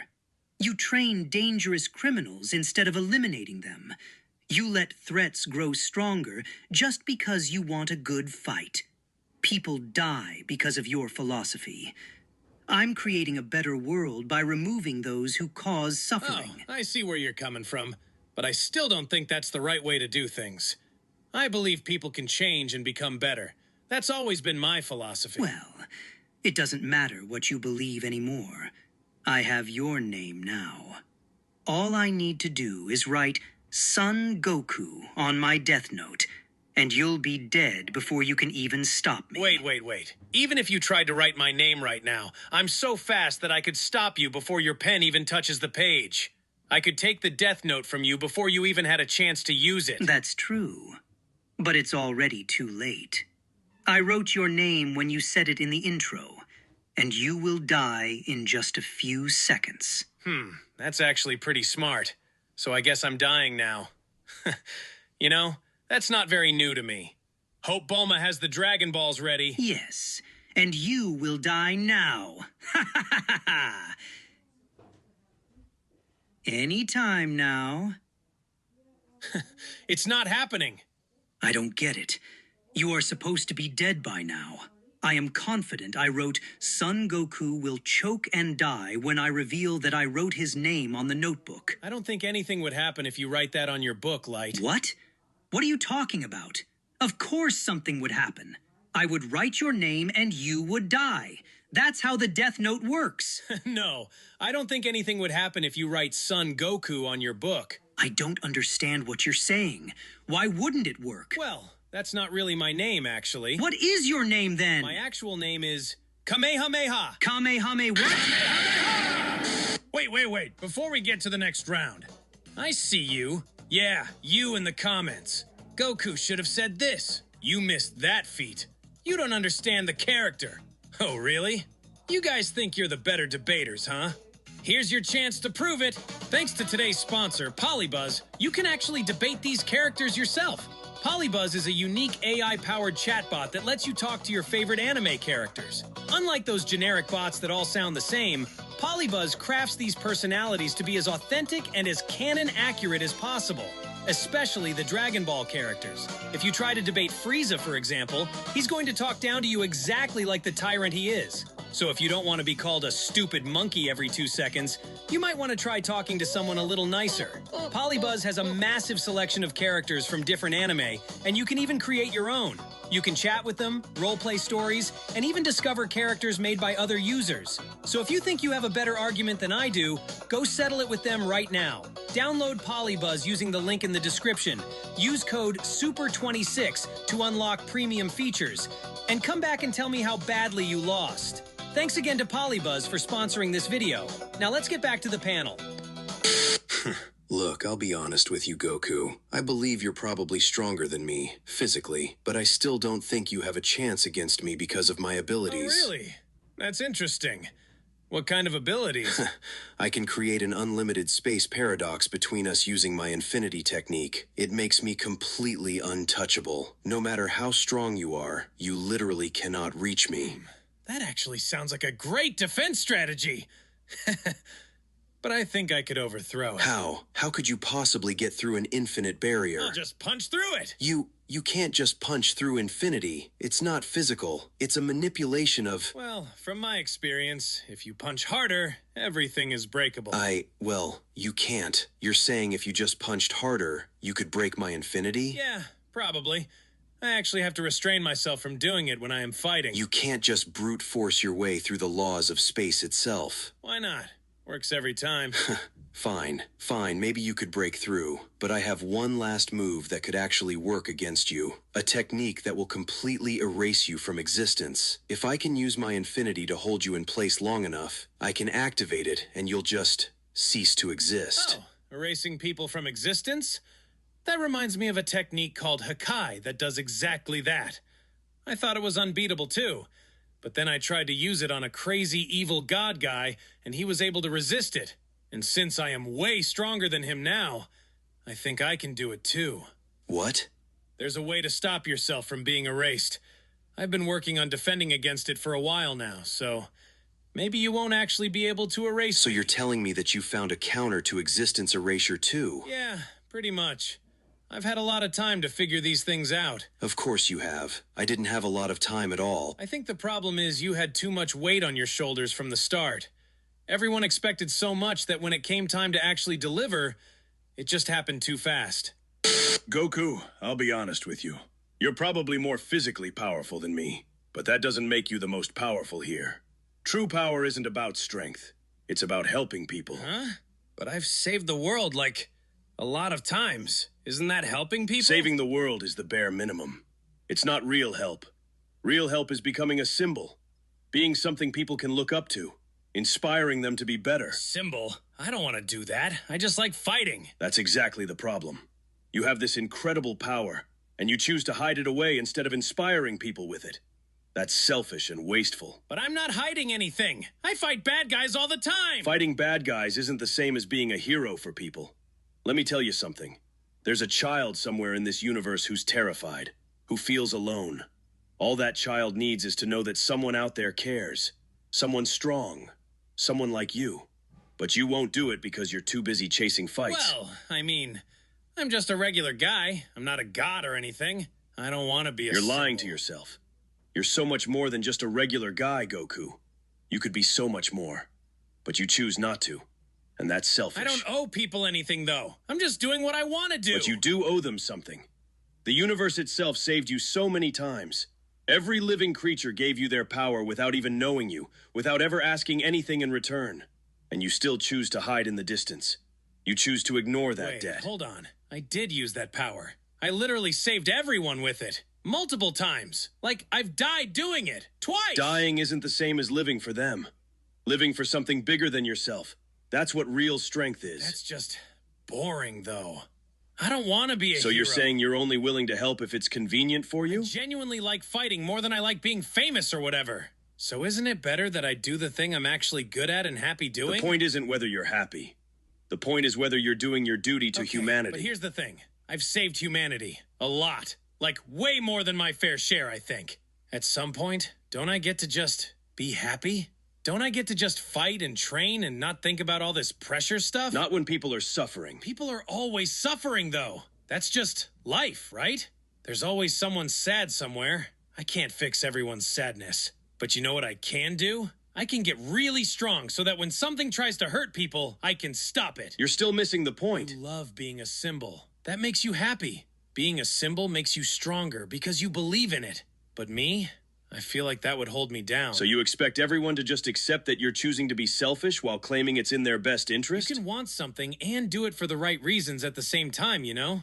I like fighting and I want to protect people. Both things You save are them true. when danger is there, but you let them live in fear when it's peaceful because you are never there to tell them that it's going to be okay, no matter how wrong things would go. With your level of power, you telling them that would be much truer than me doing it. Yet you still chose not Listen, to do it. I'm just not as good at it as you are. If me doing that is truly needed, if the universe really needs me to do that, I will do it. But as long as I can do it my way, I will continue to do it this way, because I'm just not good at it. It would be very clumsy if I did it. That's why I will only do it if it's truly, truly needed. You've thought about this more than I expected. I mean, not really. I'm kind of just making it up as I go. But it sounds good, doesn't it? Hey, Goku! I'm pretty confident I could beat you in a fight, but I don't think we should fight. I don't think you're a bad guy or anything. We don't need to be bad guys to fight. Fighting is fun. We fight because we enjoy it, not because we have to. Yeah, it's quite fun. So hey, you know what would be awesome? A multiverse tournament. But with the worlds that the people on this panel come from instead. Multiverse tournament? What's that? Oh man, it was so cool. So basically, the god of our universe was getting bored. So I came up with this idea of a huge tournament. All the universes had to send their strongest fighters, and they had to fight each other. And if your universe lost, it would get erased from existence. Completely gone. It was the coolest thing ever. Wait, erased from existence? Like, everyone dies? Yeah, everyone in the universe. Thankfully, we did wish them back at the end, but it was close. But what's the point of that? Why would they make people fight for their lives like that? Because it was fun, and it was intense. I got to fight so many strong people.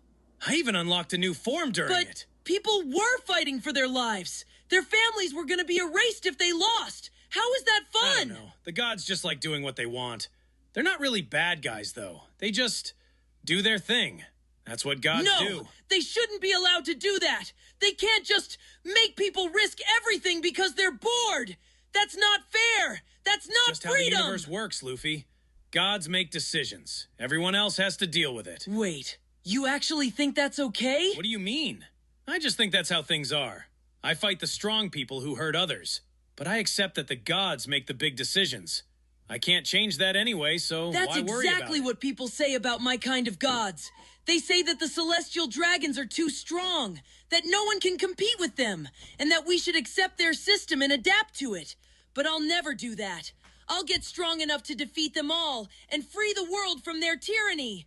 You're supposed to be stronger than me. Why aren't you doing that for your world? That's not realistic. So you just accept that your gods are using people's lives as a form of entertainment. You even participate in it? What can I do instead? Be free. Refuse to bow to the system. Don't participate in a game that reinforces the oppression of people. You know what would have happened if we did that? Everyone would be dead. And you know what did happen when we didn't do that? When we played the game like you said? Everyone survived. Maybe I can't change the whole system. I can only change what's in front of me. So that's what I do. That's exactly why nothing ever changes. People like you just accept it and keep fighting within the rules, while the gods keep controlling everything. You're making it worse by pretending it's okay. I'm not pretending it's okay. I just accept what I can't change and do what I can. We really are different. I thought we were the same, but we're not. You love fighting, but you don't love freedom. And I can't respect that. I do love freedom. I'm free to fight. I'm free to get stronger. That's freedom enough for me. Hey, thanks for watching. I appreciate it. Here's something interesting. Only about 10% of the people who watch these videos regularly are actually subscribed. Now, I know subscribing isn't as important on YouTube as it used to be. The algorithm does its own thing. But it's a real morale boost. It shows that you're not just watching. I'm back. To stick around. So if you've been coming back to the channel and enjoying the videos, consider subscribing. That's it. Thanks again. Hey guys, it's me, Gohan. And today, we'll be trying to guess which one of these 6 people in front of us is a Saiyan. Okay, first it was the Jubilee videos. Now it's false identity. What's next? I'll be back. To take Hand of the Dragon Ball wins a wish? I'm actually really excited to play. Who knows? Maybe I'll meet some new strong Saiyans that I can fight. Here are 6 people, and they're all claiming to be Saiyans. However, only one of them is telling the truth, and it's our job to figure out which one is the real Saiyan. Round by round, we'll vote one person out at a time. If we guess correctly, we win. But if we guess wrong, the last person left gets the Dragon Balls and can make whatever wish they want. This is False Identity, Dragon Ball Edition. Just like in the original... All right.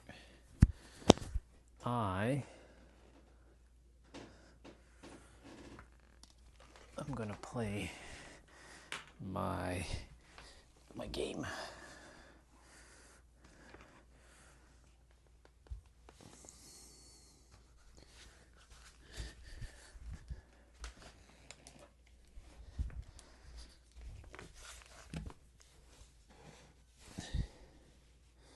So question is,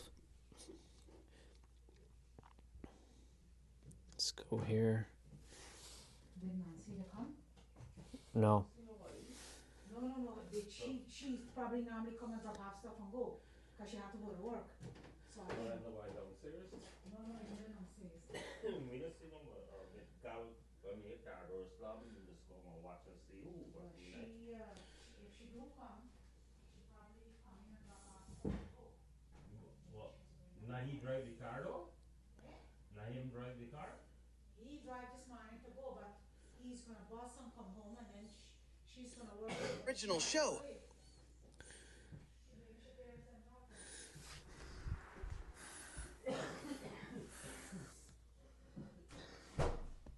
We have a guest who will help us. All right. I have music playing, so let's see.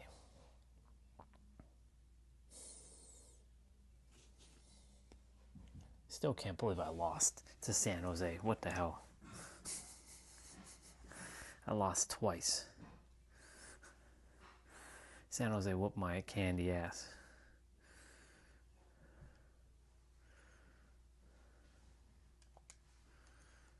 Check your memory card.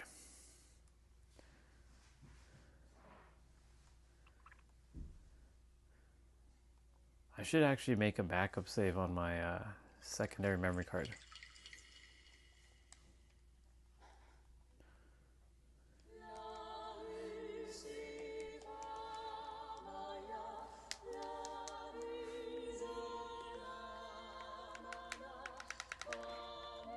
Wait, what?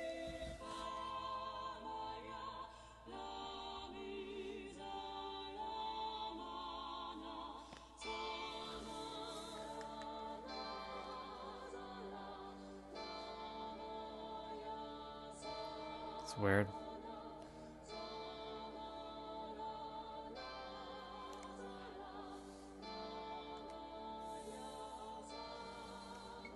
There we go.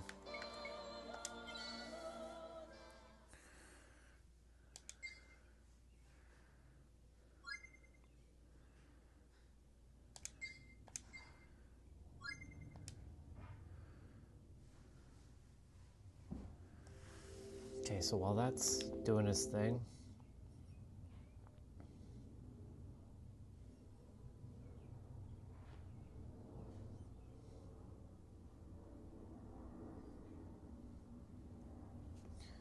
so let's lower down this guy.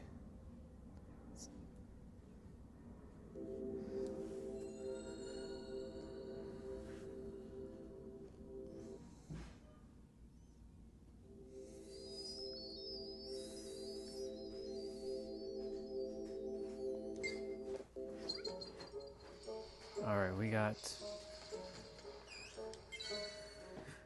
a long way to go.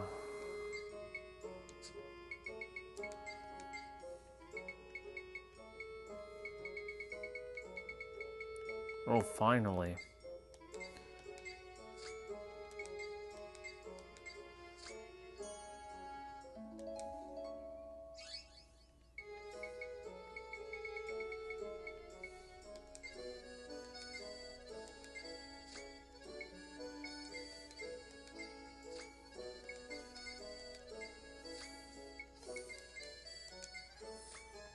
Cool.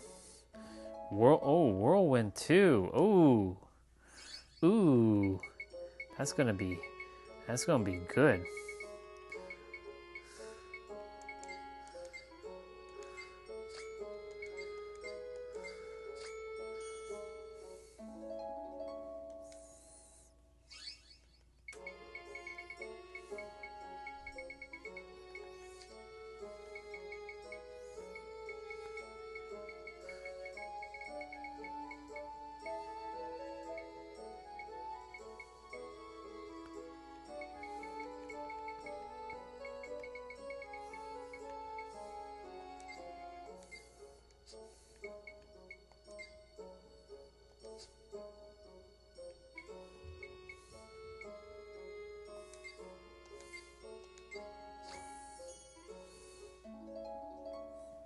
Okay, she's got a new move.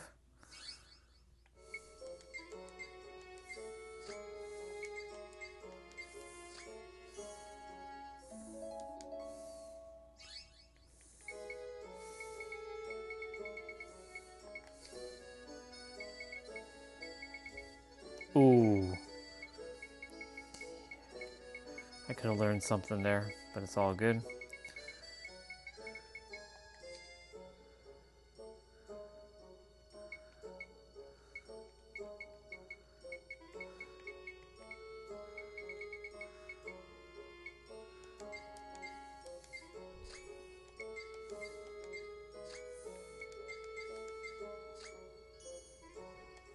Shake, shake.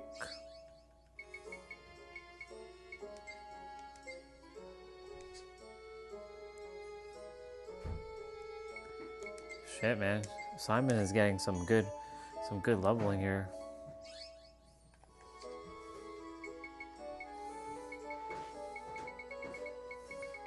Jupus. Nope.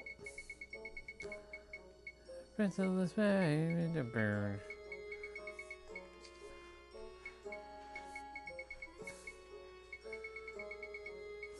Oh.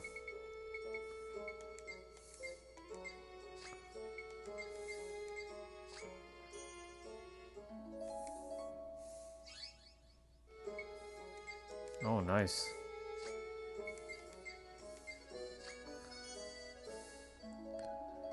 We're leveling up. Oh my goodness, she's getting those items, them stuff.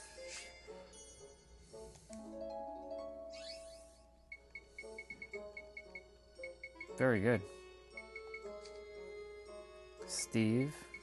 Let's see, Steve. Nope. This one, yes.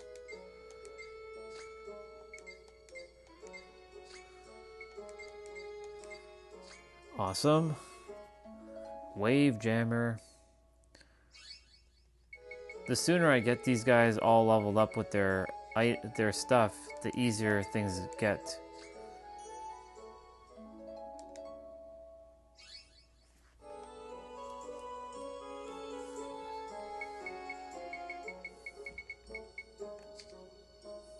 And then Jaster. I've already done Jaster.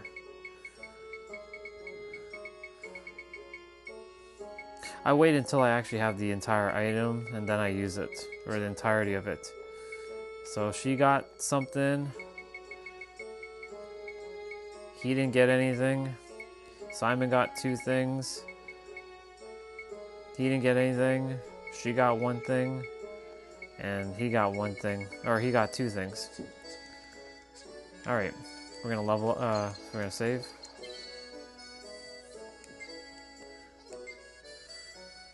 We got lots to still explore. And what I'm going to do is I'm going to quickly save again. Oops. Let's go to slot number 2. Wow, look at that. Going back to like the beginning of the game, it's crazy.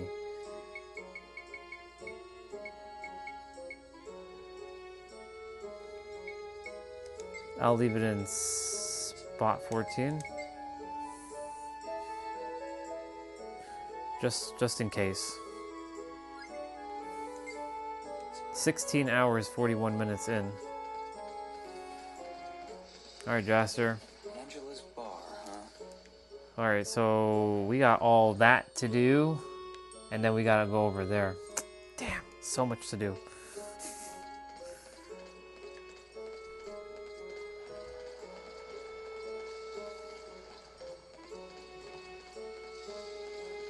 Crazy. We're not the only ones looking for the Great Tablet, are we? Let's turn up the brightness so y'all see more of the game.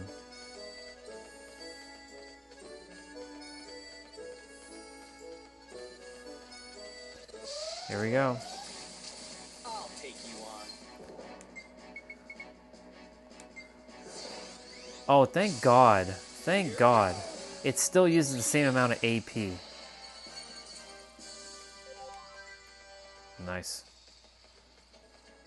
Don't fall behind, okay? Okay, I won't. Fastest way would probably be going down this way. Yep.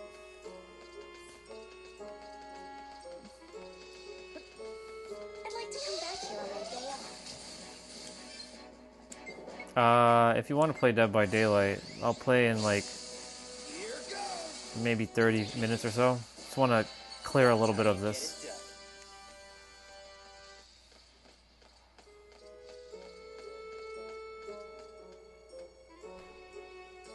Yeah, they are so Final Fantasy indeed, I know. You think I'm gonna go easy? I'm just basically attempting to just run through the area.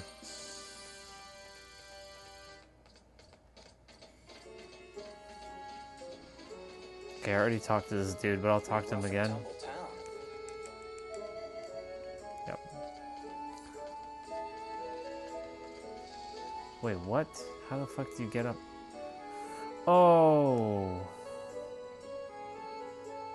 Wait, what? Do I have to go around?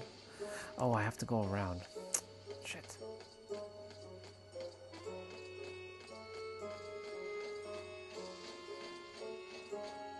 The Moriarty family, huh?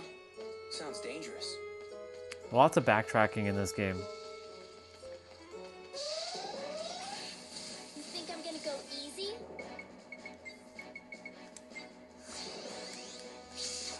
I mean, these things, his skill reaps them very quickly, so that's good. Too easy.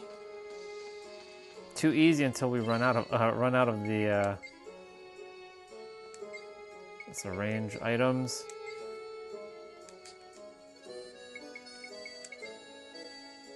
I need to use a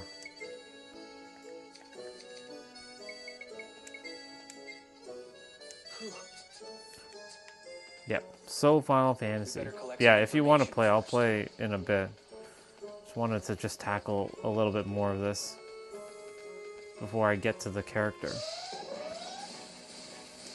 Let's go.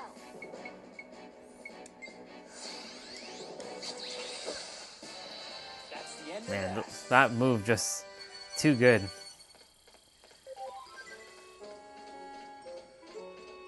All right. Now we can go this way.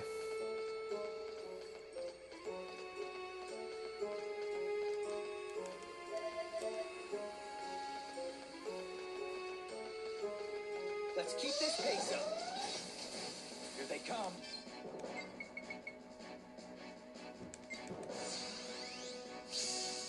Here goes. Nice. Enjoy the derby.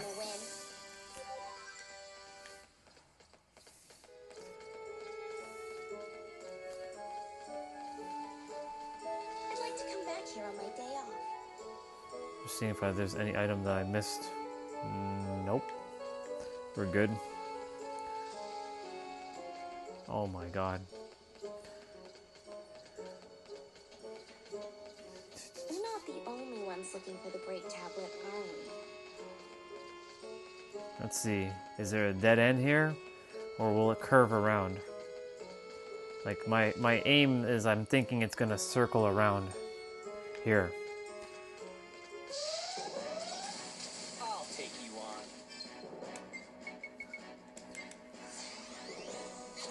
I used to just like want to fight everything like with my sword. Now I'm just quickly punishing them. I just have to use items to. Trains run right in the middle of the street? Yes, Jaster. The trains run right in the middle of the street. Okay. Watch out, don't walk on the rails.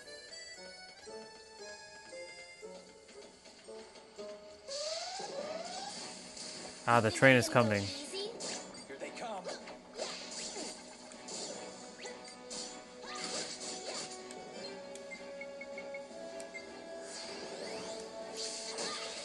I'm dead. Too easy. Here comes the train. Look at this train. Can I actually enter the train? No. I can stand on the train though. It can take me places. We better collect some information first. The train would be a quick way to get around the city.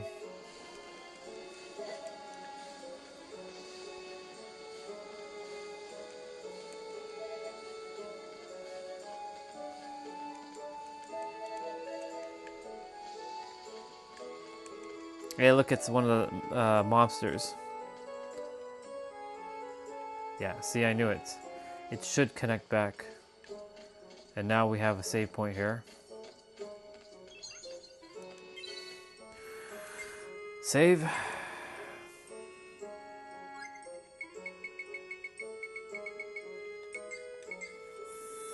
Ooh.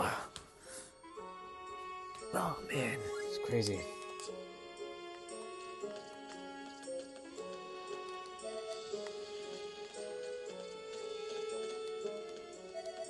I don't think I missed that item, but I'll just have to double check quickly. Angela's bar, huh? Nope.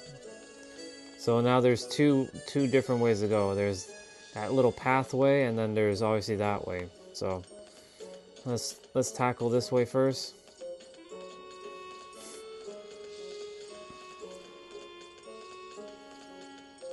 Don't fall behind, okay? All right, what's this? Is this a shop? It's a station.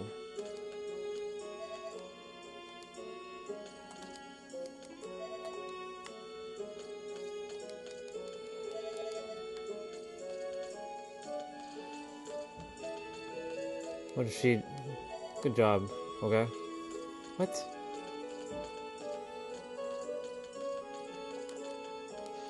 Oh. Okay, so we can't go there right now. I'm sure Pretty rough and tumble town. I am, but I don't mind playing. That's why I'm playing this right now. I'm giving myself a little bit of time to recoup from it. Angela's bar. I wonder where it is.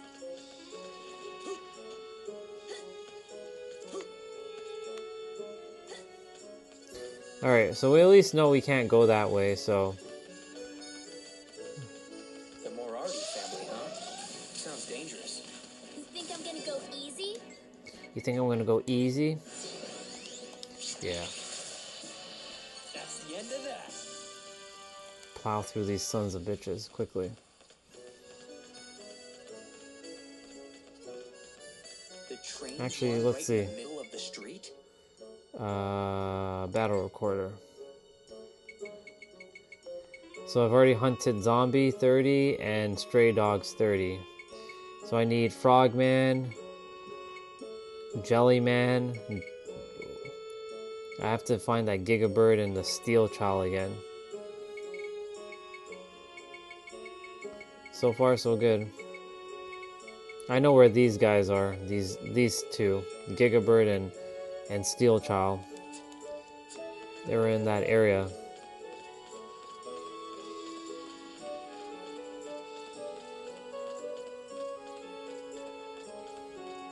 Alright, we're connecting with the city. Yep, see? And then...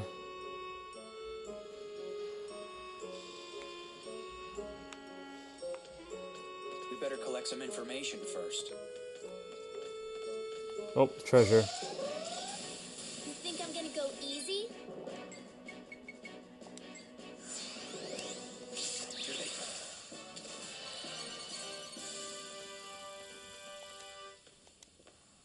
Everyone okay?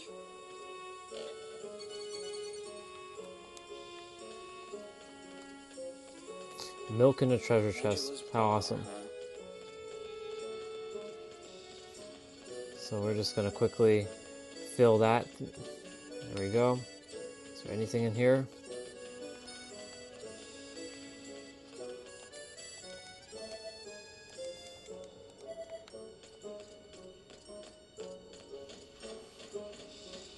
Hope it all goes well. I hope it all goes well. There's no hope. It will go all well. It is going all well. Cool. So we filled out that. Now we're heading basically towards the star, but we're not gonna quite go to the star yet. Here they come.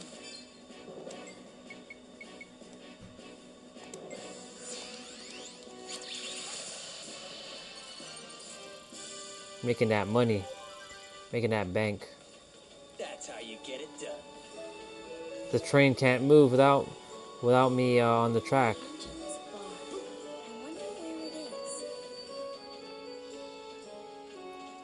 That's funny. Ooh, there's another save point over there. You think I'm gonna go easy? Nice. Those guys were no challenge at all. Ooh, okay. What? We gotta discard this.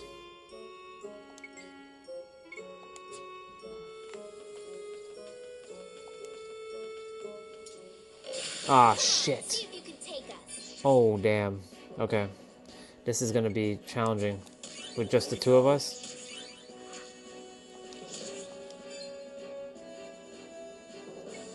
Ability. Invokes power.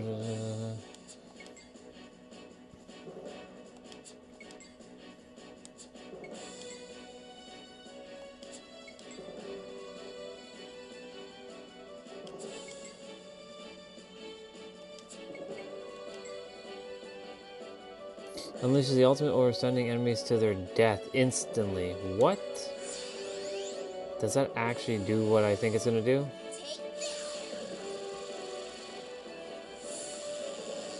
What the hell is going on?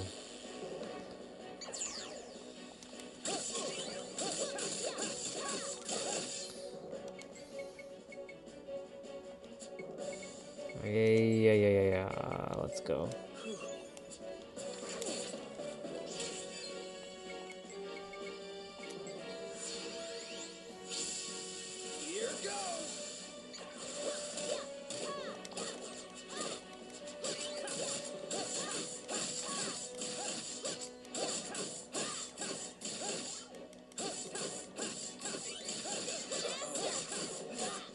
Oh shit. No! Ah! I didn't get any EXP for that one. Fuck. Damn it, Kasal. It's fine. It's whatever.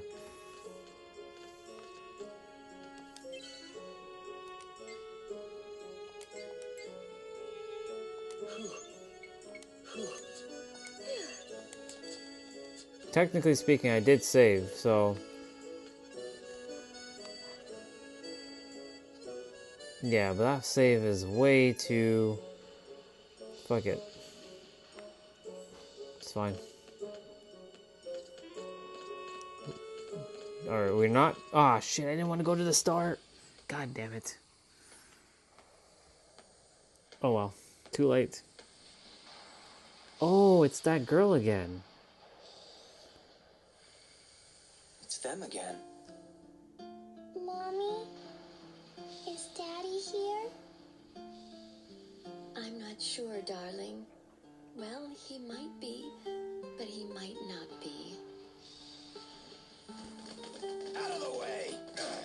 Oh my god. Are you for real? Are you for real? You jackasses for doing that. Mommy! Why did you do that to my mommy? It's all right, Jie. I just tripped, that's all. Mommy!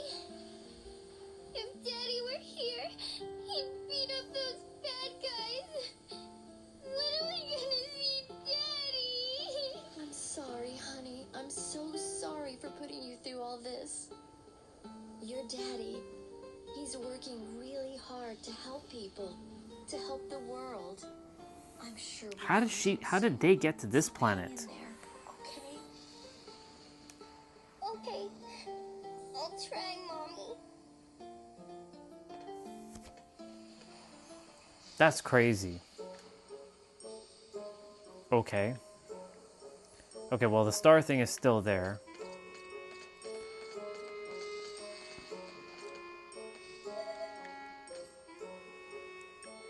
God damn it, I didn't get the EXP for that, but whatever, it's all good. Angela's bar, huh?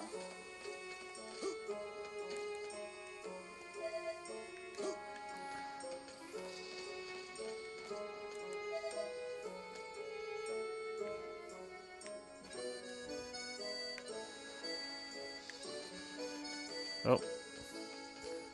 I need to go this way. Angela's bar. I wonder where it is. You think I'm gonna go easy?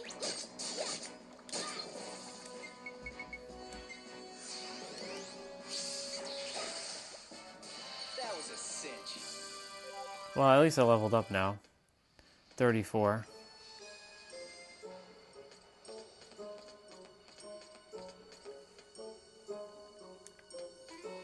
Let's see. We better collect some information first. Oh my god, it's going around. No, let's go this way first. You know, it'd be cool if the map was already was filled out, but it's not. Power station. All right. Pretty rough and tumble town. Is this another mimic? Nope, that needs a key. Banana. Ooh, frogman. We needed a little bit more of these frogmen.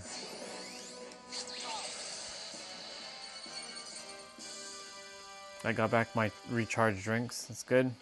All right. The Moriarty family, huh? Sounds dangerous. It's because that move is one-shotting them. And thank God you can skip it too. Like, you don't have to keep watching the cutscene.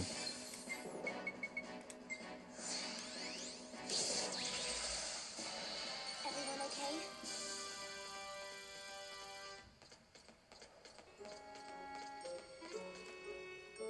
Awesome. It's now filled out. Look at that. Now we need to do that bottom piece. You can turn back. Don't fall behind, okay?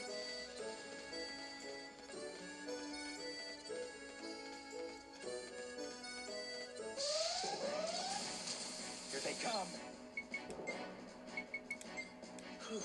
The good thing is I can, I'm using these items so that I'll get them back. And you can't hold like 99 of things.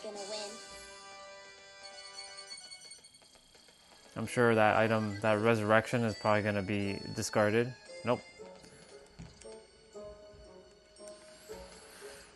Okay, now we can go down this way.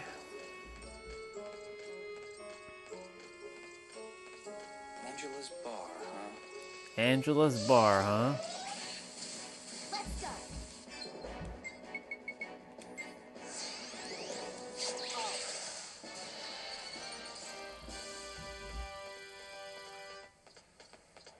Too easy. Too easy. Pretty rough and tumble town. Well, it's good that I'm doing this because I need to find these enemies anyways. I need to hunt them.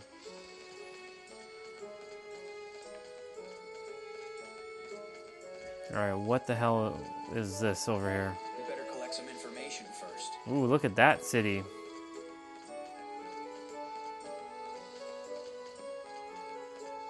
Another save point and a shop. And a treasure chest over there. You think I'm gonna go easy?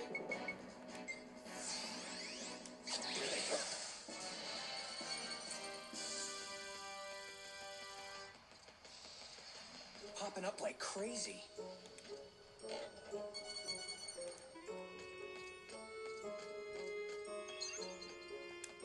Very good.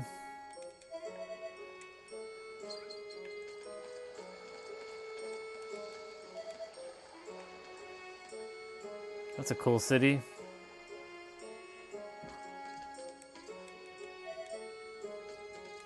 Yes, that guy is a warthog.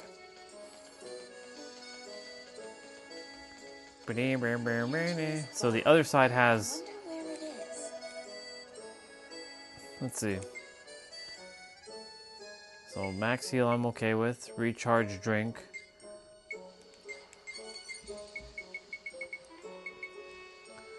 Stealth pills, antidote. Ooh.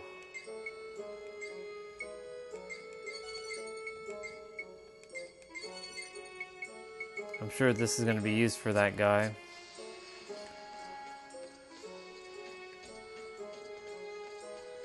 Let's fill out this map, this part of the map.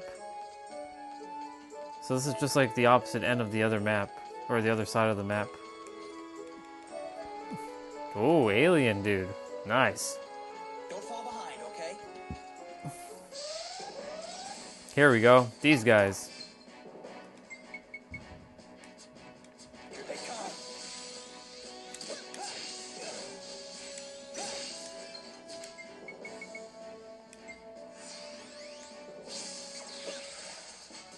Everyone okay?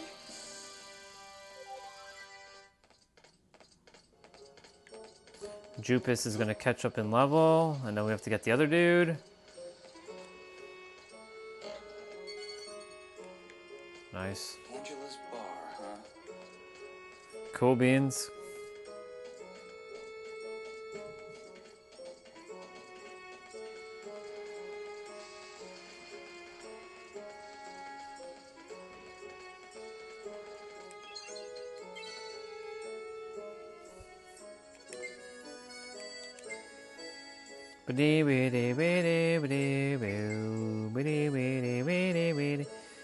Live stream will be done in about 10 minutes.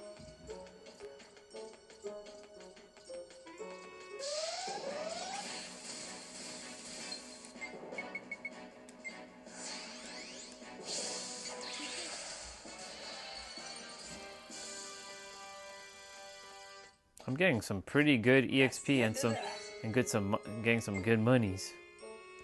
Making that money now. Making that bank, that cheddar. I'd like to come back here on my day off. That enchilada.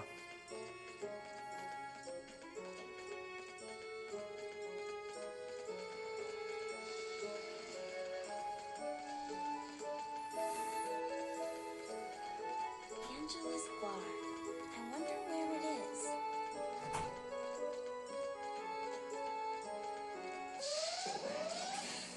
Here they come.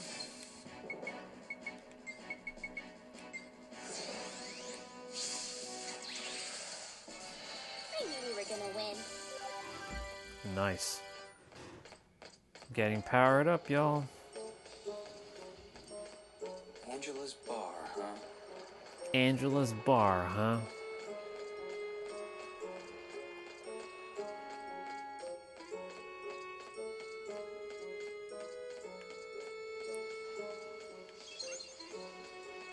And the thing is, when you touch the save point, you get healing. Family, huh? Sounds dangerous.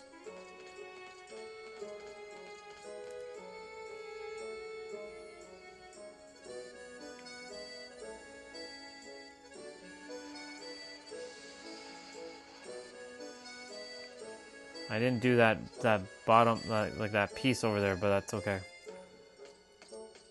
I know that part was blocked. You think I'm gonna go easy? Here they come.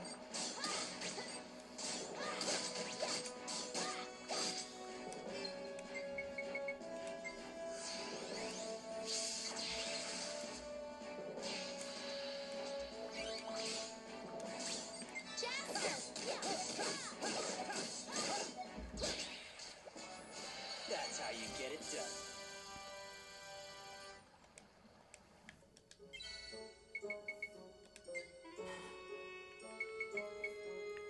So Jellyman's almost done. Junk Phantom. Gigabird. Steel Child. Okay, so we need Steel Child as well.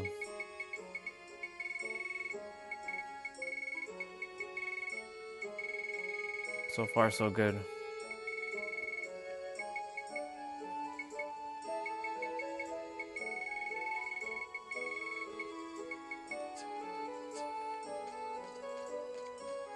All right. Information first.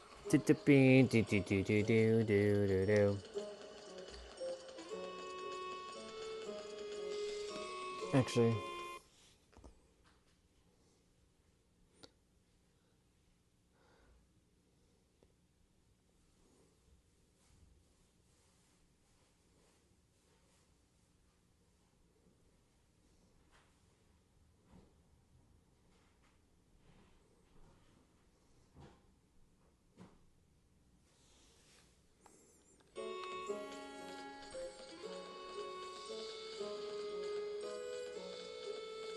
Hope it all goes well.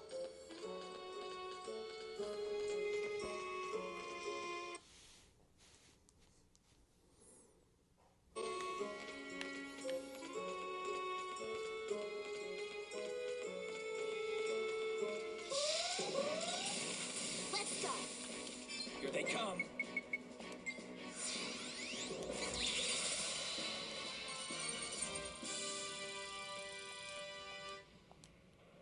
Too easy. Angela's bar, huh?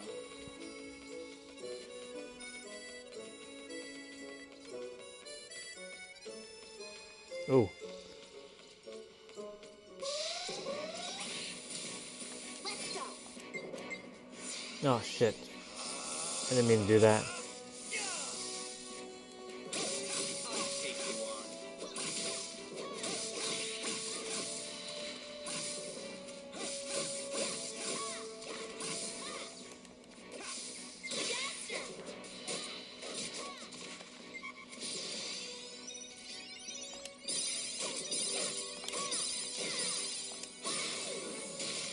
Nice.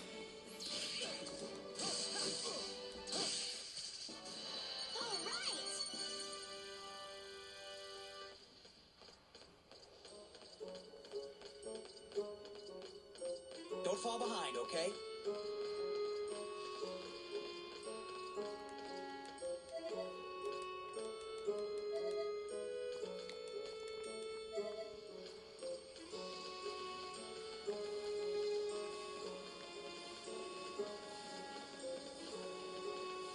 We better collect some information first.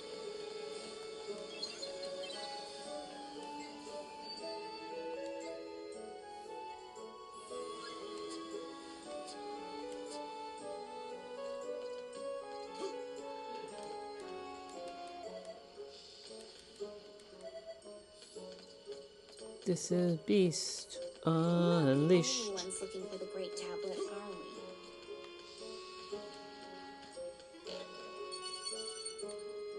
Perfect heal. Whoa.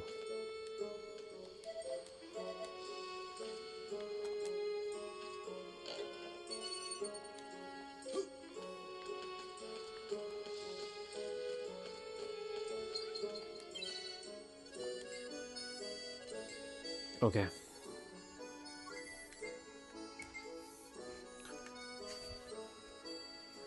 Before I continue, I'm gonna do my wrap up in a moment. Actually, let's see what happens.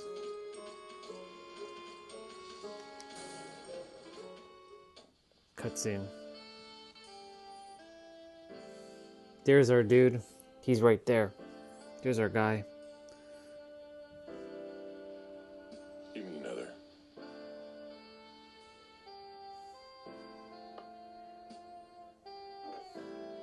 Come on, that's enough, Digo. Dio. Drop it, would you? Why can't I drink as much as I want?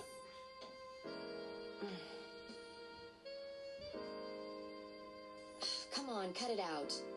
You never used to be like this. What happened to the old Digo, the heroic soldier? Look at you. You're just a shell of your former self.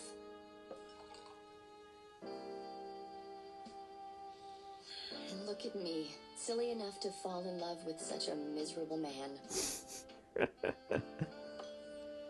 Oh, this again. I'm tired of talking about the past. Digo.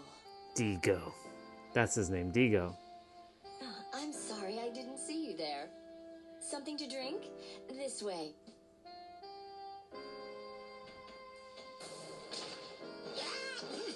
Oh, it's that old guy.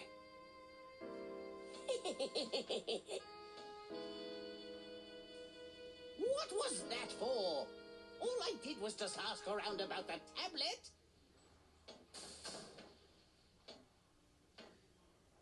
Oh, sorry about that. All this secretive sniffing around. Guess you still have no idea. Gale.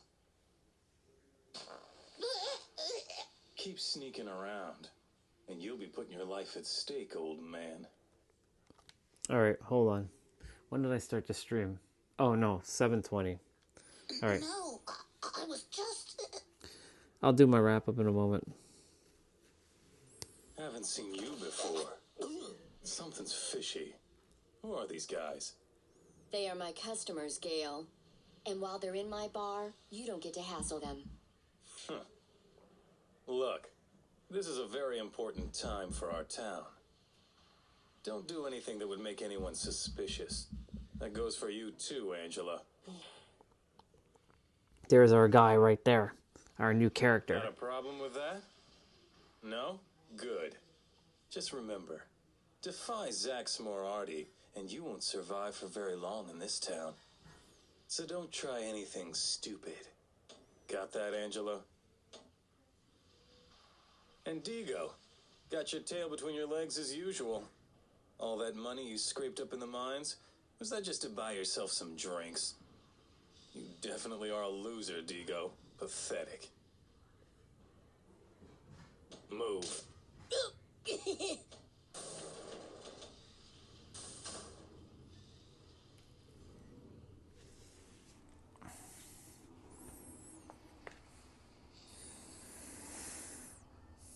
Ah, they were former comrades in arms. Yep, that makes sense. Whoa, this is great! Why, it's fate that has brought us together. Say, big fella, you look like you work at the mine. Is there a secret entrance to that place? Would you be so kind as to show me? Oh. No thanks. I'm not getting involved. Oh, come on, please. Don't make me tell you again. I won't do it. Oh, I see how it is. You're afraid of that fella. You look pretty tough, but you're really just a wuss, aren't you? What? Whoa, wait a second. Don't get mad. This has been a dream of mine. They found an ancient tablet in a mine on this planet. Its archaeological value is absolutely mind-boggling. I can't die until I've gazed upon that tablet and unlocked its secrets. Come on, can't you help an old archaeologist's dream come true? A dream come true. So that's your dream, huh? You bet. Tell me, you got money, old man? Oh, that's rich. Oh, my. Have faith, good fellow. Money is no object for Money me. is no object for me. I love it. Hey, why don't we go with them, Jester? Oh, so you two want to help as well? Sure. Can we come along? Are you serious? Of course, of course. All right, then it's settled. The Burton caravan is off to find the great tablet. Then we better leave soon. First, you need an ID card. The item shop downtown should have some black market cards. Gale's got his eye on you, old man. You stay here.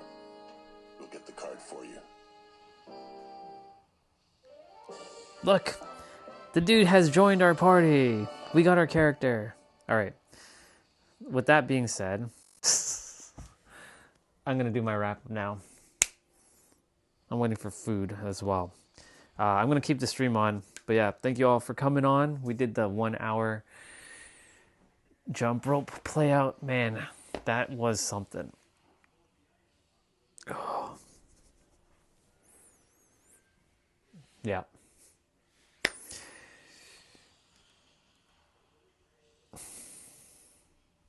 Well, yeah, that's all I have to say. Well, we got our dude, though. We finally have our final party member. So, this is going to be fun. I'll put on Dead by Daylight shortly. I'm gonna like get them organized and we're gonna get rolling.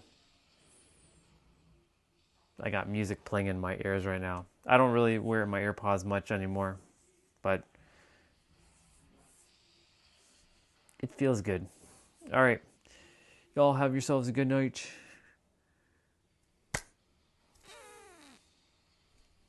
Bye-bye. Later, y'all. I'll see you when I see you. Now we will continue with the game. The wrap-up is over. Well, it should be. Oops. Oh, I see. Yes, all right. But you know I will get a little lonely. Oh, don't worry. I'll be happy to keep you company. Ah, yes? That sounds marvelous. Haven't had a drink with a beautiful woman in quite some time. It's over. Very well, good luck out there, troops. Oh, and We got our dude, though. Huh? Look at our guy. Look at that big ass axe he's got carrying. Look at that dude. By the way, they have different costumes as well in this game for them. Alright, we gotta see what this guy has. Okay, we gotta give this guy something. Top dog.